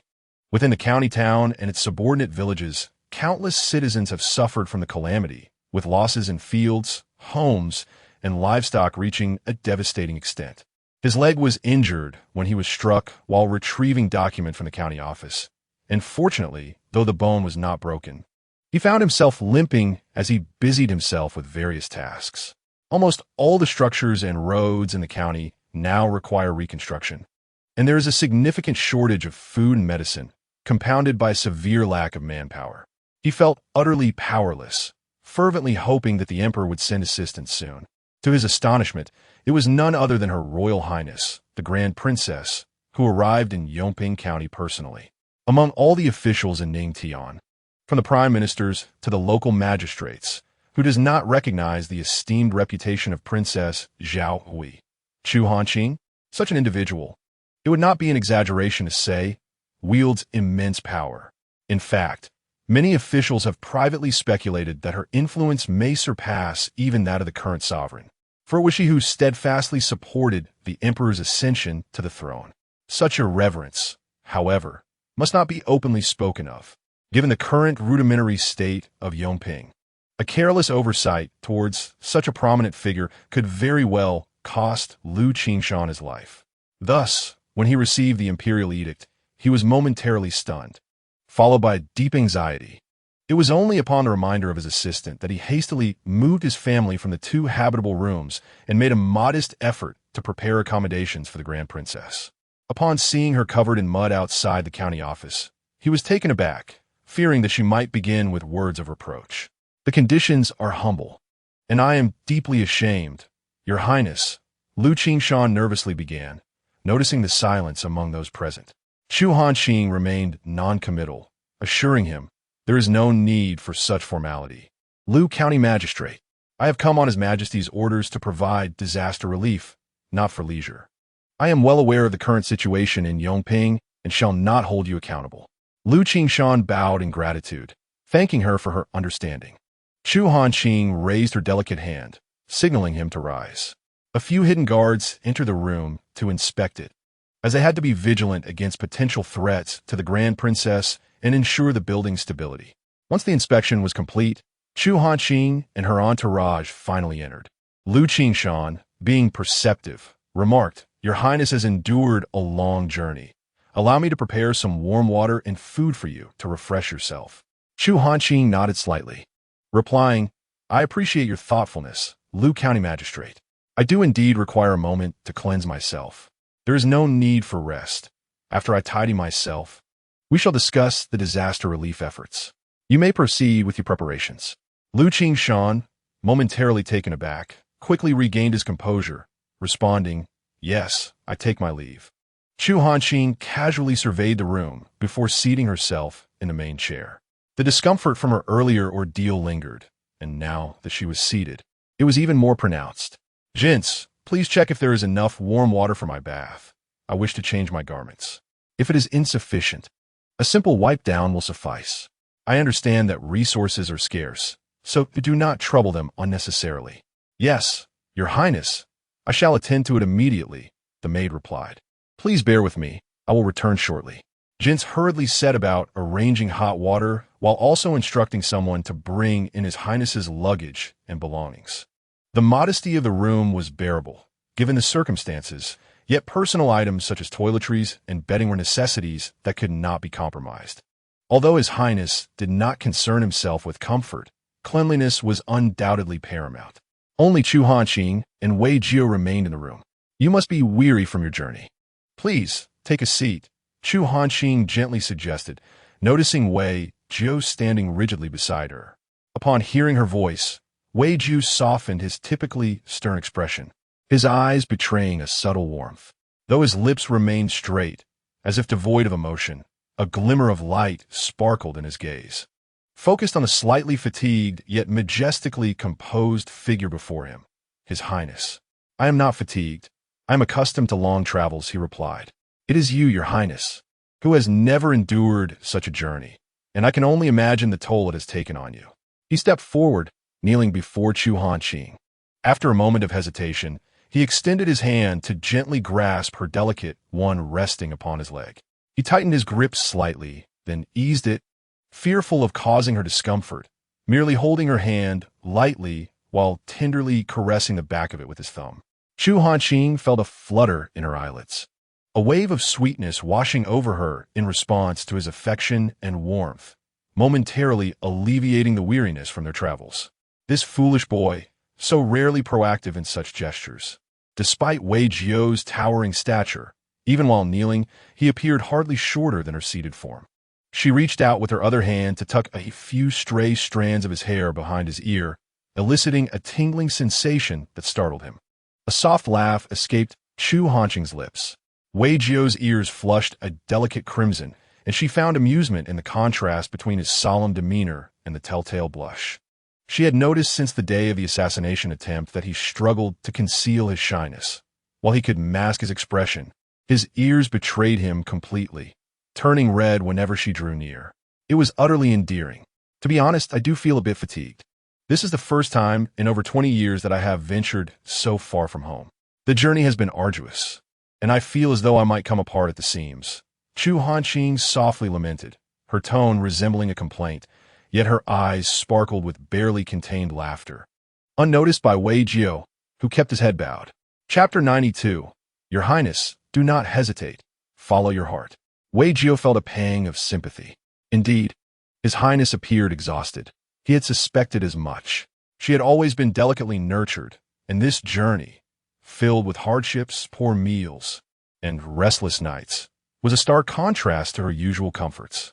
Although she never voiced her grievances, always eager to reach Yongping County, even claiming moments ago before the magistrate that she was fine. How could she be? His Highness was suffering, and it pained him to see her so. Wei Jiao's grip tightened slightly as he held Chu Hanqing's hand, lifting his gaze to meet her face, his eyes brimming with empathy. My subordinates are inept, causing you distress. Your Highness, unable to restrain herself, Chu Hanqing thought, this foolish man takes my words far too seriously. Seeing his pained and guilty expression left her at a loss for words. You silly fool, I was merely jesting with you. It is not so arduous. I am no longer a child, nor am I suffering from hunger or cold. It was merely a bumpy journey, a trivial matter. With a mischievous tug at Wei Jiao's hair, she inadvertently revealed a youthful playfulness. How can you be so easily deceived? Thankfully, you are already mine, otherwise, being so gullible would lead you to be ensnared by others. Wei Jiao thought to himself, as a top-ranking shadow guard, he was not so easily fooled. Yet, when it came to the person before him, he would believe anything she said and willingly do anything for her. However, he refrained from contradicting Chu Hanqing, instead allowing a slight smile to grace his lips. Indeed, I hope your Highness will take care of me to prevent me from being deceived, for I am yours. What has gotten into this fool today? It seems he has suddenly gained insight. For the first time, Chu Hanqing felt a flush rise to her cheeks. Oh, she cleared her throat awkwardly. I will take care of you, rest assured. Wei Jiao's smile deepened. Yet, Chu Hanqing's amusement gradually faded as she pondered aloud. Earlier, I noticed that Magistrate Liu appeared quite fearful, likely worried about my displeasure regarding his negligence. Perhaps everyone assumes that, given my status, I should be living in luxury at all times. Do you think I might come across as too delicate? Witnessing the plight of the common people in Yongping today had profoundly shocked her. Having been educated from a young age and later engaged in governance, she had been aware of the people's suffering. Yet, no amount of poetry or reports could convey the stark reality as powerfully as witnessing it firsthand. In the face of natural disasters and human calamities, the lives of the populace were so dire. Their lamentations echoed, and life was a struggle. Previously mere words on a page now weighed heavily in reality. Today, she realized that those in high positions could never truly comprehend the hardships of the common folk. It was imperative for Chu Zhaoding to witness the lives of the people firsthand. The Chu family had not done enough. Initially, Wei Jiao did not grasp the meaning behind Chu Hanqing's words. When she inquired, he instinctively thought to respond that she could indeed be more delicate. However, before he could speak, he reflected on the sights and sounds of recent days and considered her temperament, ultimately grasping her intent. Yet, being a man of few words and lacking experience in comforting women, He sensed her mood had dipped, but was unsure how to console or encourage her. After much deliberation, he finally managed to voice, "Your Highness, you are a good person." Chu Hanqing was left utterly speechless. While she did not expect him to impart profound wisdom or be particularly skilled in offering comfort, what did it mean to be called a good person? As Chu Hanqing stared blankly at herself, Wei Jiao grew somewhat anxious. The subordinate did not intend to convey such confusion. His frustration made him want to strike himself in the face for uttering such nonsensical words, which were utterly foolish. What he meant was to encourage her not to hesitate, to follow her heart. "Follow my heart." Chu Hanqing blinked and suddenly smiled, understanding the essence of Wei Jiao's words. He likely comprehended her uncertainty as well. Indeed, the circumstances of one's birth and the family into which one is born are beyond choice. She was fortunate to have been born into royalty, enjoying privileges and honors that others could only dream of. It is precisely due to this fortunate status that she ought to leverage it to accomplish greater good. Hesitation and self-deprecation are futile. She, Chu Hanqing, is inherently noble, and that is an undeniable truth. She should relish what is rightfully hers and fulfill her destined role. Following her heart, as long as her conscience is clear, is all that matters. You are right. I am a good person, and you are a good person too. I wish to walk alongside you forever. Wei Jiao remained silent. Yes, indeed, your Highness is always right. As long as you are happy. Just as the two exchanged tender smiles, Jinsei hurriedly stepped inside. Your Highness, the hot water is ready for your bath. Upon suddenly noticing the two seated and one crouched, their hands intertwined and gazes locked in intimacy, Jinsei silently retracted the latter part of her statement. Both were taken aback, quickly withdrawing their hands. Wei Jiao hastily stood and stepped aside, while Chu Hanqing cleared her throat. Did you just say the hot water is ready? Jinsei, tiptoeing and bowing her head, cautiously approached Chu Hanqing. Yes, your Highness, you may bathe now. I saw nothing. It was my ignorance of the rules. Please punish me. With that, she knelt on the ground. Her hasty entrance and lack of consideration for her mistress's response was indeed her fault. She had not anticipated such a situation. Although her few close maidservants were somewhat aware of the budding connection between their mistress and Wei Jiao, they had not realized that the veil had been lifted. Your Highness, please allow us a moment to adjust. Fortunately, their mistress was not one to be harsh towards her servants. She would likely not face punishment for such an incident. Over the years, Chu Hanqing had come to understand the nature of her close maidservants well. Jinsei, although somewhat clumsy with words and lacking in cunning, had a mind that easily wandered. Seeing her kneeling obediently with her head bowed, one could only wonder